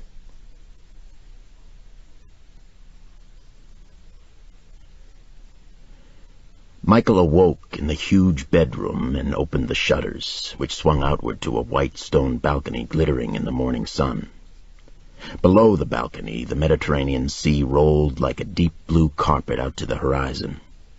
Streaks of crimson laced the water, and on these boats fishermen sailed out of sight. Michael watched them for a few minutes, utterly bewitched by the beauty of the sea and the majestic cliffs of Erice up the coast to the north. The room was full of huge rustic furniture. There was a table on which stood a blue enameled basin and a jug of water. Over a chair there was a rough brown towel. On the walls were paintings of saints and the Virgin Mary with the infant Jesus in her arms. Michael washed his face and then left the room. At the bottom of the stairs, Peter Clemenza was waiting for him. "Ah, now you look better, Mikey," Clemenza said. "Good meal to give you back your strength, and then we can talk business." He led Michael into a kitchen that held a long wooden table. They sat down, and an old woman in black appeared magically at the stove and poured 2 cups of espresso and served them.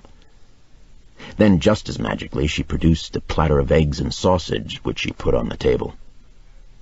From the oven came a great sun-shaped, brown-crusted loaf of bread. Then she disappeared into a room beyond the kitchen. She didn't acknowledge Michael's thanks. At that moment a man entered the room. He was older than Clemenza, but looked so much like him that Michael knew immediately that this was Don Dominic Clemenza, Peter Clemenza's brother. Don Dominic was attired much differently. He was in black velvet trousers that tucked into sturdy brown boots. He wore a white silk shirt with ruffled sleeves and a long black vest. On his head was a short-billed cap. In his right hand he carried a whip, which he threw into a corner.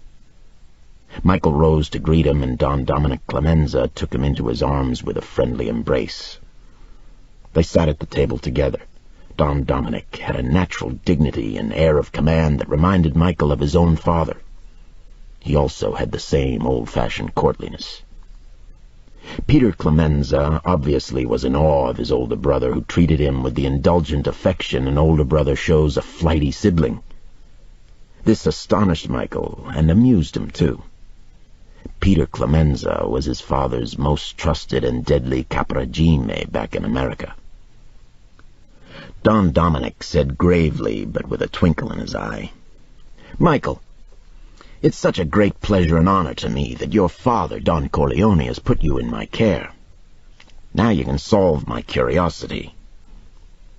My good-for-nothing brother here, is his success in America as great as he claims? Has he climbed so high, this younger brother of mine, I could never trust to slaughter a pig properly? Does Don Corleone really set him on his right hand? And he says he commands over 100 men. How can I believe all this?" But as he said this, he patted his younger brother's shoulder fondly. "It's all true," Michael said. "My father always says he'd be selling olive oil if not for your brother." They all laughed. Peter Clemenza said, "I'd have spent most of my life in jails. He taught me how to think instead of just using a gun." Don Dominic sighed. "I'm only a poor country farmer. It's true my neighbors come to me for counsel, and here in Trapani they say I'm an important man. They call me the Unfaithful because I won't do Don Croce's bidding. Perhaps that's not very clever. Perhaps the Godfather would find ways to get along better with Don Croce. But I find it impossible. Unfaithful I may be, but only to those who have no honor. Don Croce sells information to the government, and to me that is an infamita, no matter how subtle the reasons. The old ways are still the best, Michael, as you'll see after you've been here the next few days." "I'm sure I will," Michael said politely. "And I must thank you for the help you're giving me now." "I have work to do," Don Dominic said. "If you need anything, send for me." He picked up his whip and went out the door. Peter Clemenza said, "Michael, your father agreed to help Torre Giuliano get out of this country out of his friendship and respect for Giuliano's father. But your safety comes first. Your father still has enemies here. Giuliano has a week to make a rendezvous with you. But if he doesn't appear, you must go back to the United States alone. Those are my orders. We have a special plane waiting in Africa, and we can leave any time. You just give the word." Michael said, "Pisciota said he'd bring Giuliano to me very soon." Clemenza whistled. "You saw Pisciota? Hell, they're looking for him as hard as they are for Giuliano. How did he get out of the mountains?" Michael shrugged. "He had one of the special red-boarded passes signed by the Minister of Justice, and that worries me, too." Peter Clemenza shook his head. Michael continued. "That guy who brought me here, Andolini, do you know him, Pete?" "Yeah," Peter Clemenza said. "He worked for us in New York, a couple of button jobs, but Giuliano's father was straight and a great artist with brick. They were both stupid to come back, but a lot of Sicilians are like that. They can't forget their shitty little houses in Sicily. I brought 2 men over with me this time to help out. They haven't been back in 20 years, so we take a walk in the country up near Erice, a beautiful town, Mikey. And we were out in the fields with all those sheep they have and drinking wine, and we all had to take a leak. So there we were pissing, and when we finished, these 2 guys jump about 10 feet in the air and yell, 'Long live Sicily!' What are you going to do? That's how they are. Sicilians till they die." Michael said, "Yeah, but what about Andolini?" Clemenza shrugged. "He's your father's cousin. He's been one of Giuliano's right-hand men for the last 5 years. But before that, he was close with Don Croce. Who knows? He's dangerous." Michael said, "Andolini is bringing Giuliano's fiancée here. She's pregnant. We have to ship her to the States, and she sends back a code word to Giuliano saying that the route works, and then Giuliano comes to us. I promised we'd do it. Is that okay?" Clemenza whistled. "I never heard Giuliano had a girl. Sure, we can do it." They went outside to a huge garden. Michael could see guards at the gate, and down at the beach at least 6 armed men strolling up and down. There was a large motorboat docked against a short pier. In the garden itself was a group of men obviously waiting for an audience with Peter Clemenza. There were about 20 of them, all typical Sicilians with their dusty clothes and brimmed hats, like poorer versions of Don Dominic. In a corner of the garden, beneath a lemon tree, was an oval wooden table with rustic wooden chairs around it. Clemenza and Michael sat in 2 of the chairs, and then Clemenza called out to the group of men. One of them came over and sat down. Clemenza asked questions about the man's personal life. Was he married? Did he have children? How long had he worked for Don Dominic? Who were his relatives in Trapani? Did he ever think of going to America to make his fortune? The answer to the last question was invariably a yes. An old woman in black brought out a huge jug of wine mixed with fresh lemons, then brought out a tray with many glasses. Clemenza offered each man he interviewed a drink and a cigarette. When he had finished, and the last one was gone, and the group had left the garden, Clemenza said to Michael, "Any of them hit you wrong?" Michael shrugged and said, "They all seemed the same to me. They all want to go to America." Clemenza said, "We need fresh blood back home. We lost a lot of men, and we might lose a lot more. Every 5 years or so, I come back and bring about 12 guys back with me. I train them myself, little jobs first, collections, strong arm, guard duty. I test their loyalty. When I feel the time is right and the opportunity comes along, I give them a chance to make their bones. But I'm very careful about that. Once they get that far, they know they have a good living for the rest of their lives as long as they remain loyal. Everybody here knows I'm the recruiter for the Corleone family, and every man in the province wants to see me. But my brother picks them out. Nobody gets to see me without his okay." Michael looked around the beautiful garden with its many-colored flowers, fragrant lemon trees, the old statues of the gods dug from ancient ruins, other newer ones of holy saints, the rose-colored walls around the villa. It was a lovely setting for the examination of 12 murderous apostles.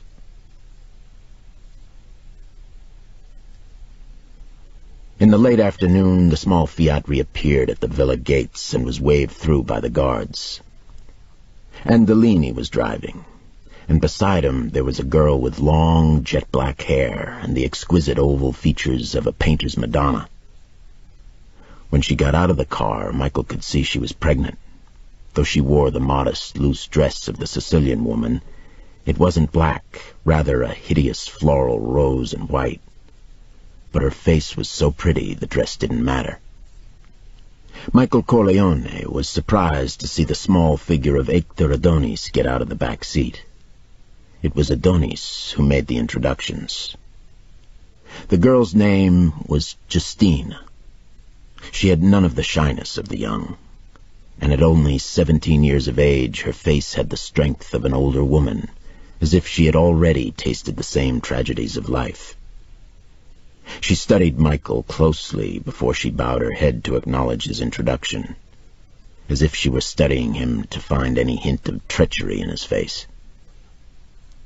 One of the old women took her away to her room, and Andolini took her luggage out of the car. It consisted of only a small suitcase. Michael carried it into the house himself. That night they all had dinner together, except for Andolini, who had left in the Fiat. Hector Adonis remained. At the dinner table they made plans to get Justina to America. Don Dominic said the boat to Tunis was ready. It always would be, since they didn't know when Giuliano would arrive, and they would have to move quickly when he did. "Who knows what evil companions he will bring after him," Don Dominic said with a little smile. Peter Clemenza said he would accompany Justina to Tunis and make sure she was put on a special plane with special documents that would enable her to enter the United States without trouble. Then he would return to the villa. When Justina arrived in America, she would send her code word back, and the final operation to save Giuliano would begin. Justina said very little during the meal. Don Dominic asked her if she was up to making the journey this very night after she had traveled so much of the day. When she answered, Michael could see the attraction she must have had for Giuliano. She had the same flashing black eyes, the determined jaw and mouth of the strongest Sicilian women, and spoke as imperiously. "Traveling is easier than working, and less dangerous than hiding," she said. "I've slept in the mountains and in the fields with sheep, so why can't I sleep in a ship or on an airplane? Surely it won't be as cold." She said this with all the pride of the young, but her hands trembled as she lifted her glass of wine. "I only worry that Turi be able to escape. Why couldn't he come with me?" Hector Adonis said gently, "Justina, he didn't want to endanger you with his presence. It is more difficult for him to travel. More precautions must be taken." Peter Clemenza said, "The boat takes you to Africa just before dawn, Justina. Perhaps you'd better get some rest." Justina said, "No, I'm not tired, and I'm too excited to sleep. Could I have another glass of wine?" Don Dominic poured her glass full. "Drink. It's good for your baby, and it will help you sleep later. Did Giuliano give you any messages for us?" Justina smiled at him sadly. "I haven't seen him for months. Aspenu Pisciotta is the only one he trusts. Not that he thinks I would betray him, but that I am his weakness through which they might snare him. It's from his reading all those romances where the love of women brings about the downfall of heroes. He thinks his love for me his most terrible weakness, And of course he never tells me his plans. Michael was curious to find out more about Giuliano, the man he might have been if his father had remained in Sicily, the man Sonny might have been. "How did you meet Turi?" he asked Justina. She laughed. "I fell in love with him when I was 11 years old," she said. "That was almost 7 years ago, and the first year that Turi was an outlaw. But he was already famous in our little village in Sicily. My younger brother and I were working in the fields with my father, and Papa gave me a packet of lira notes to bring back to my mother. My brother and I were silly children, and we flaunted the notes. We were so excited at having that much money in our hands.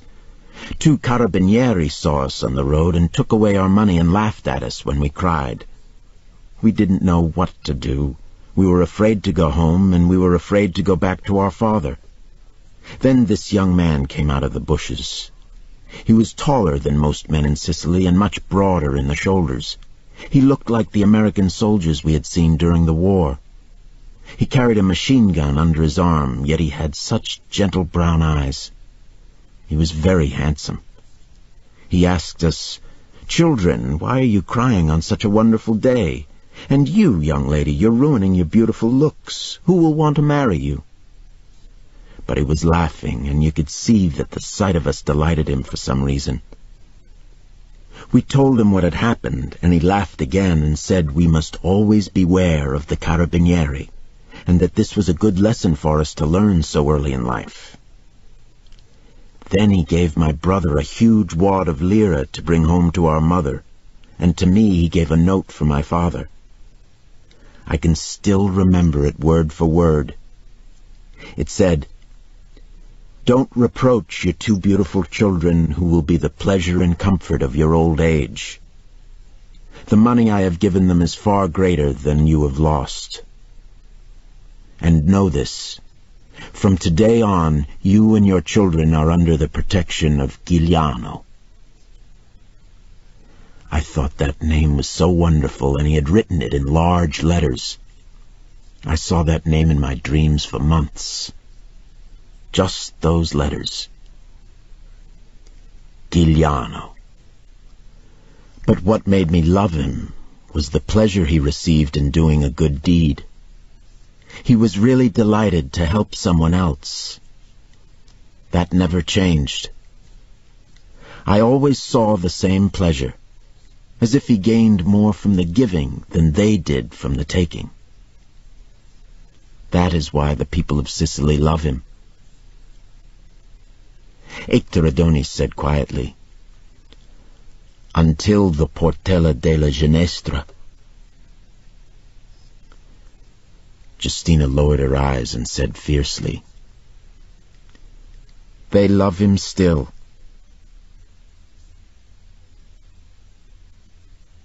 This ends side 1 of cassette 7. Michael said quickly, "But how did you meet him again?" Justina said, "My older brother was a friend of his, and maybe my father was a member of the band, I don't know. Only my family and Turi's chiefs know we were married. Turi swore everybody to secrecy, afraid the authorities would arrest me." Everybody at the table was stunned at this news. Justina reached inside her dress and drew out a small purse. From it she took out a cream-colored stiff-paper document with a heavy seal and offered it to Michael, but Hector Adonis took it and read it. Then he smiled at her. "You will be in America tomorrow. Can I tell Turi's parents the good news?" Justina blushed. "They always thought I was pregnant without being married," she said. "They thought less of me for it. Yes, you can tell them." Michael said, "Have you seen or read the testament that Turi has hidden?" Justina shook her head. "No," she said. "Turi never spoke of it to me."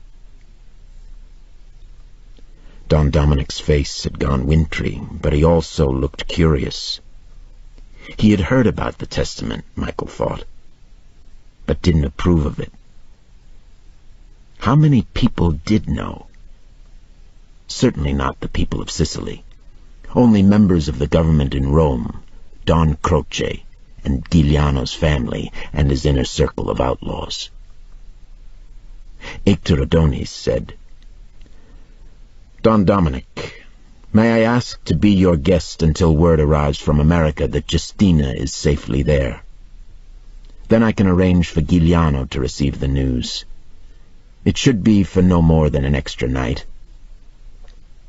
Don Dominic said with blunt forcefulness, "You will do me an honor, my dear professor. Stay as long as you like. But now it's time for all of us to go to bed. Our young signora must get some sleep for her long journey, and I am too old to stay up so late. Avanti." And he made a shooing gesture like a great affectionate bird to send them on their way. He personally took Hector Adonis by the arm to lead him to a bedroom, shouting orders to the women servants to take care of the rest of his guests. When Michael rose the next morning, Justina was gone.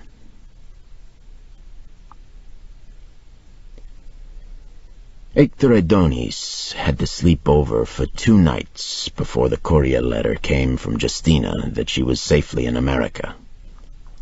Somewhere in the letter was the code word that satisfied Adonis, and the morning he was to leave, he asked Michael for a private conference.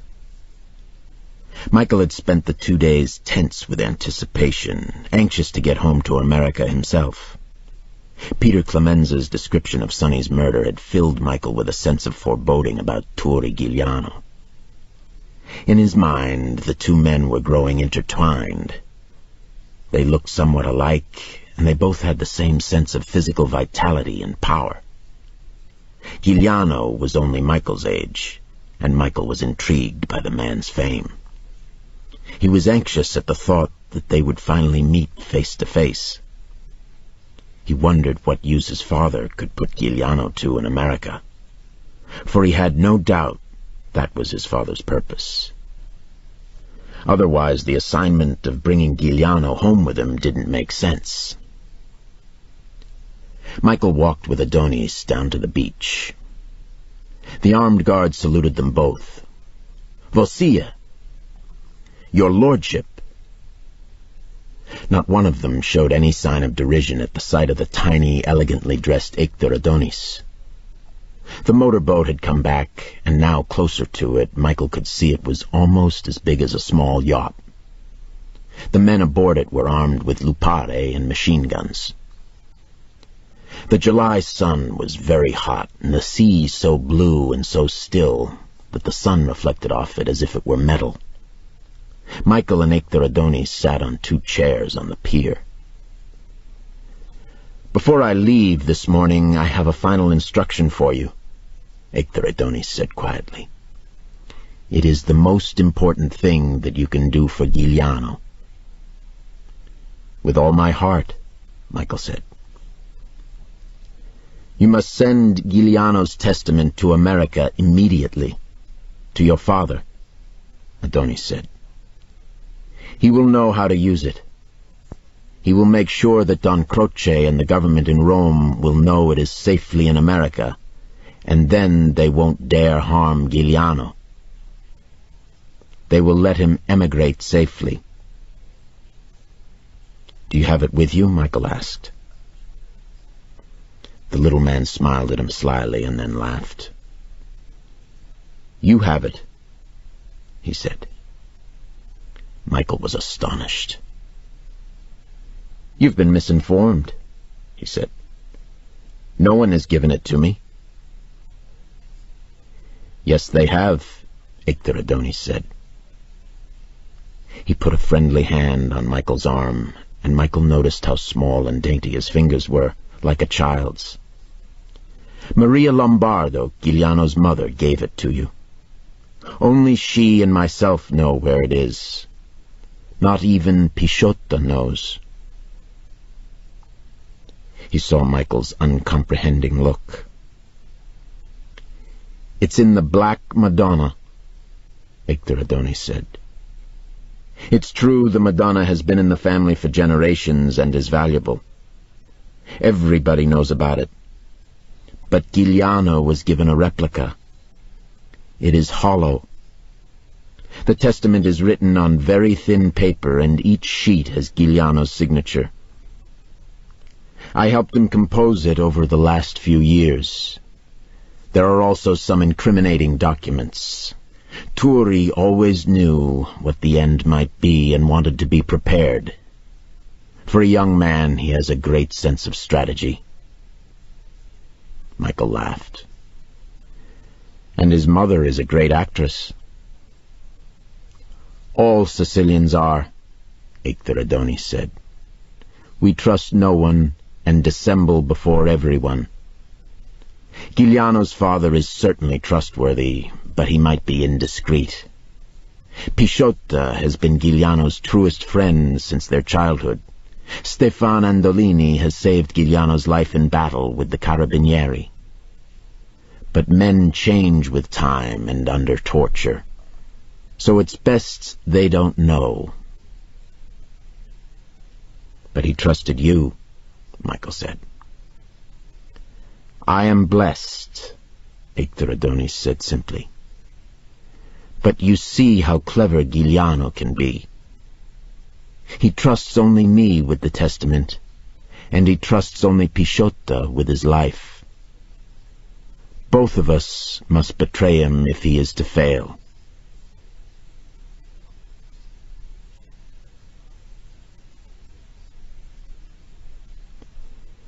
Chapter 17. Michael Corleone and Victor Adonis walked back to the villa and sat under a lemon tree with Peter Clemenza. Michael was eager to read the testament, but Victor Adonis said that Andolini was due to pick him up for the trip back to Montelepre, and Michael waited to see if Andolini had any messages for him. An hour passed. Victor Adonis looked at his watch, his face worried. Michael said, "His car probably broke down. That Fiat is on its last legs." Victor Adonis shook his head. "Stefan Andolini has the heart of a murderer, but he is the soul of punctuality, and dependable. I'm afraid that since he is already an hour late, something has gone wrong, and I must be in Montelepre before dark when curfew begins." Peter Clemenza said, "My brother will give you a car and driver." Adonis thought about this for a moment. "No," he said. "I will wait. It's important that I see him." Michael said, "Do you mind if we go on and read the testament without you? How do you open the statue?" Victor Adonis said, "Of course, read it. As for opening it, there's no trick. It's carved out of solid wood. The head was soldered on after Turi put the papers inside. You simply chop off the head. If you have trouble reading it, I will be glad to assist you. Send one of the servants for me." Michael and Peter Clemenza went up to Michael's bedroom. The statue was still in Michael's jacket. He had completely forgotten it. When he took it out, both men stared at the Black Virgin Mary. The features were definitely African, yet the expression was exactly that of the white Madonnas that decorated almost every poor household in Sicily. Michael turned it over in his hands. It was very heavy. You couldn't guess that it was hollow. Peter Clemenza went to the door and shouted an order down to one of the woman servants. The woman appeared carrying the kitchen cleaver. She stared into the room for a moment and handed the cleaver to Clemenza. He shut the door to close out her curious eyes. Michael held the Black Madonna on the heavy wooden dresser table.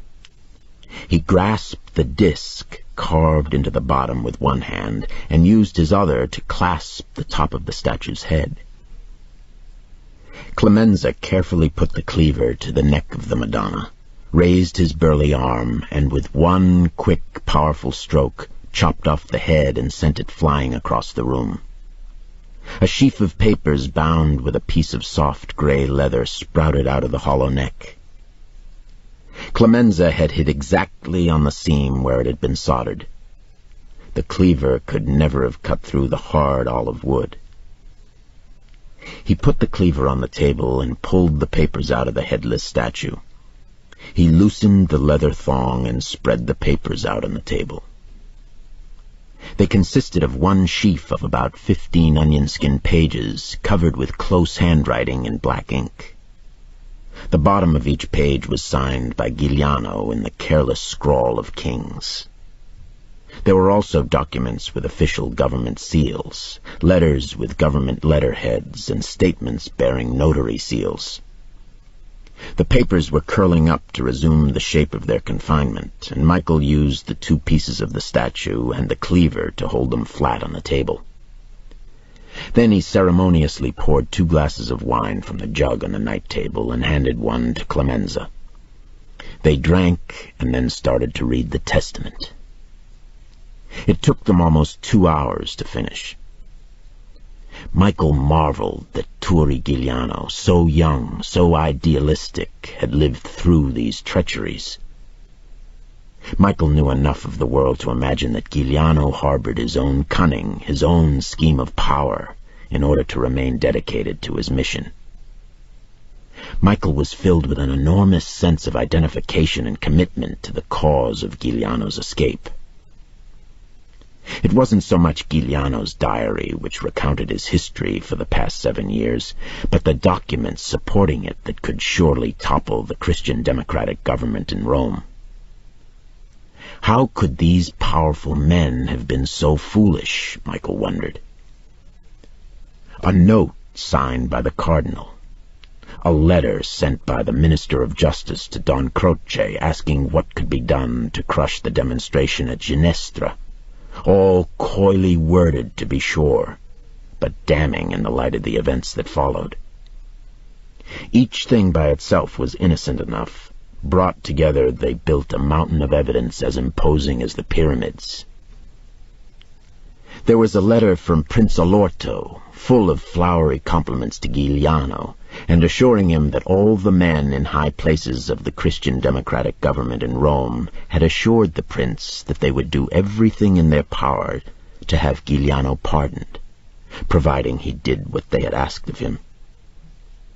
In his letter, Prince Olorto claimed he had complete understanding with the Minister of Justice in Rome. There were also copies of operational plans prepared by high officials of the Carabinieri to capture Giuliano. Plans that had been turned over to Giuliano in exchange for services rendered. No wonder they don't want to catch Giuliano, Michael said. He can blow them all up with these papers. Peter Clemenza said, I'm taking this stuff to Tunis right away. By tomorrow night, they'll be in your father's safe. He picked up the headless Madonna and stuffed the papers back inside. He put the statue in his pocket and said to Michael, Let's get going. If I start now, I can be back here tomorrow morning. They went out of the villa, Clemenza depositing the cleaver with the old crone in the kitchen, who examined it suspiciously as if for some sign of blood. They started down toward the beach when they were surprised by the sight of Hector Adonis still waiting. Stefan Andolini had not appeared. The little man had unloosened his tie and taken off his jacket. His shiny white shirt was dulled with sweat, though he was in the shade of a lemon tree. He was also a bit drunk. The big wine jug on the wooden garden table was empty. He greeted Michael and Peter Clemenza despairingly. The final treacheries are beginning. Andolini is 3 hours late. I must get to Montelepre and Palermo. I must send word to Giuliano. Peter Clemenza said with rough good humor, Professor, his car might have broken down. Or he might have been detained by some other more urgent business, any number of things. He knows you're here in safety and will wait. Spend another night with us if he doesn't come today. But Hector Adonis kept muttering, "It will all go badly, it will all go badly," and begged them for transportation. Clemenza ordered 2 men to use one of the Alfa Romeos and drive Hector Adonis as far as Palermo. He told the men to be sure to have the car back at the villa before nightfall. They helped Hector Adonis get into the car and told him not to worry. The testament would be in America within 24 hours, and Giuliano would be safe. After the car rolled through the gates, Michael walked down to the beach with Clemenza and watched him get on the motor launch, and continued watching as the boat started its journey to Africa. "I'll be back in the morning," Peter Clemenza called out. And Michael wondered what would happen if this was the night Giuliano chose to appear. Later he had dinner, the 2 old women serving him. Afterward he walked along the beach until turned back by the guards at the perimeter of the villa's estate. It was the few minutes before darkness, and the Mediterranean Sea was the deepest and most velvety blue, and from beyond the horizon he could smell the continent of Africa, a perfume of wild flowers and wild animals. Here by the water there wasn't the whirring of insects. Those creatures needed the lush vegetation, the smoky heated air of the interior. It was almost as if a machine had stopped running. He stood on the beach, feeling the peace and beauty of a Sicilian night, and he pitied all the others voyaging fearfully in the darkness. Giuliano in his mountains, Pisciotto with the fragile shield of his special red-bordered pass going through enemy lines, Professor Adonis and Stefan Andolini searching for each other on the dusty roads of Sicily, Peter Clemenza riding the blue-black sea to Tunis. And where had Don Dominic Clemenza gone that he hadn't appeared for dinner? They were all shadows in the Sicilian night, and when they reappeared, the stage would be set for the life or death of Turi Giuliano.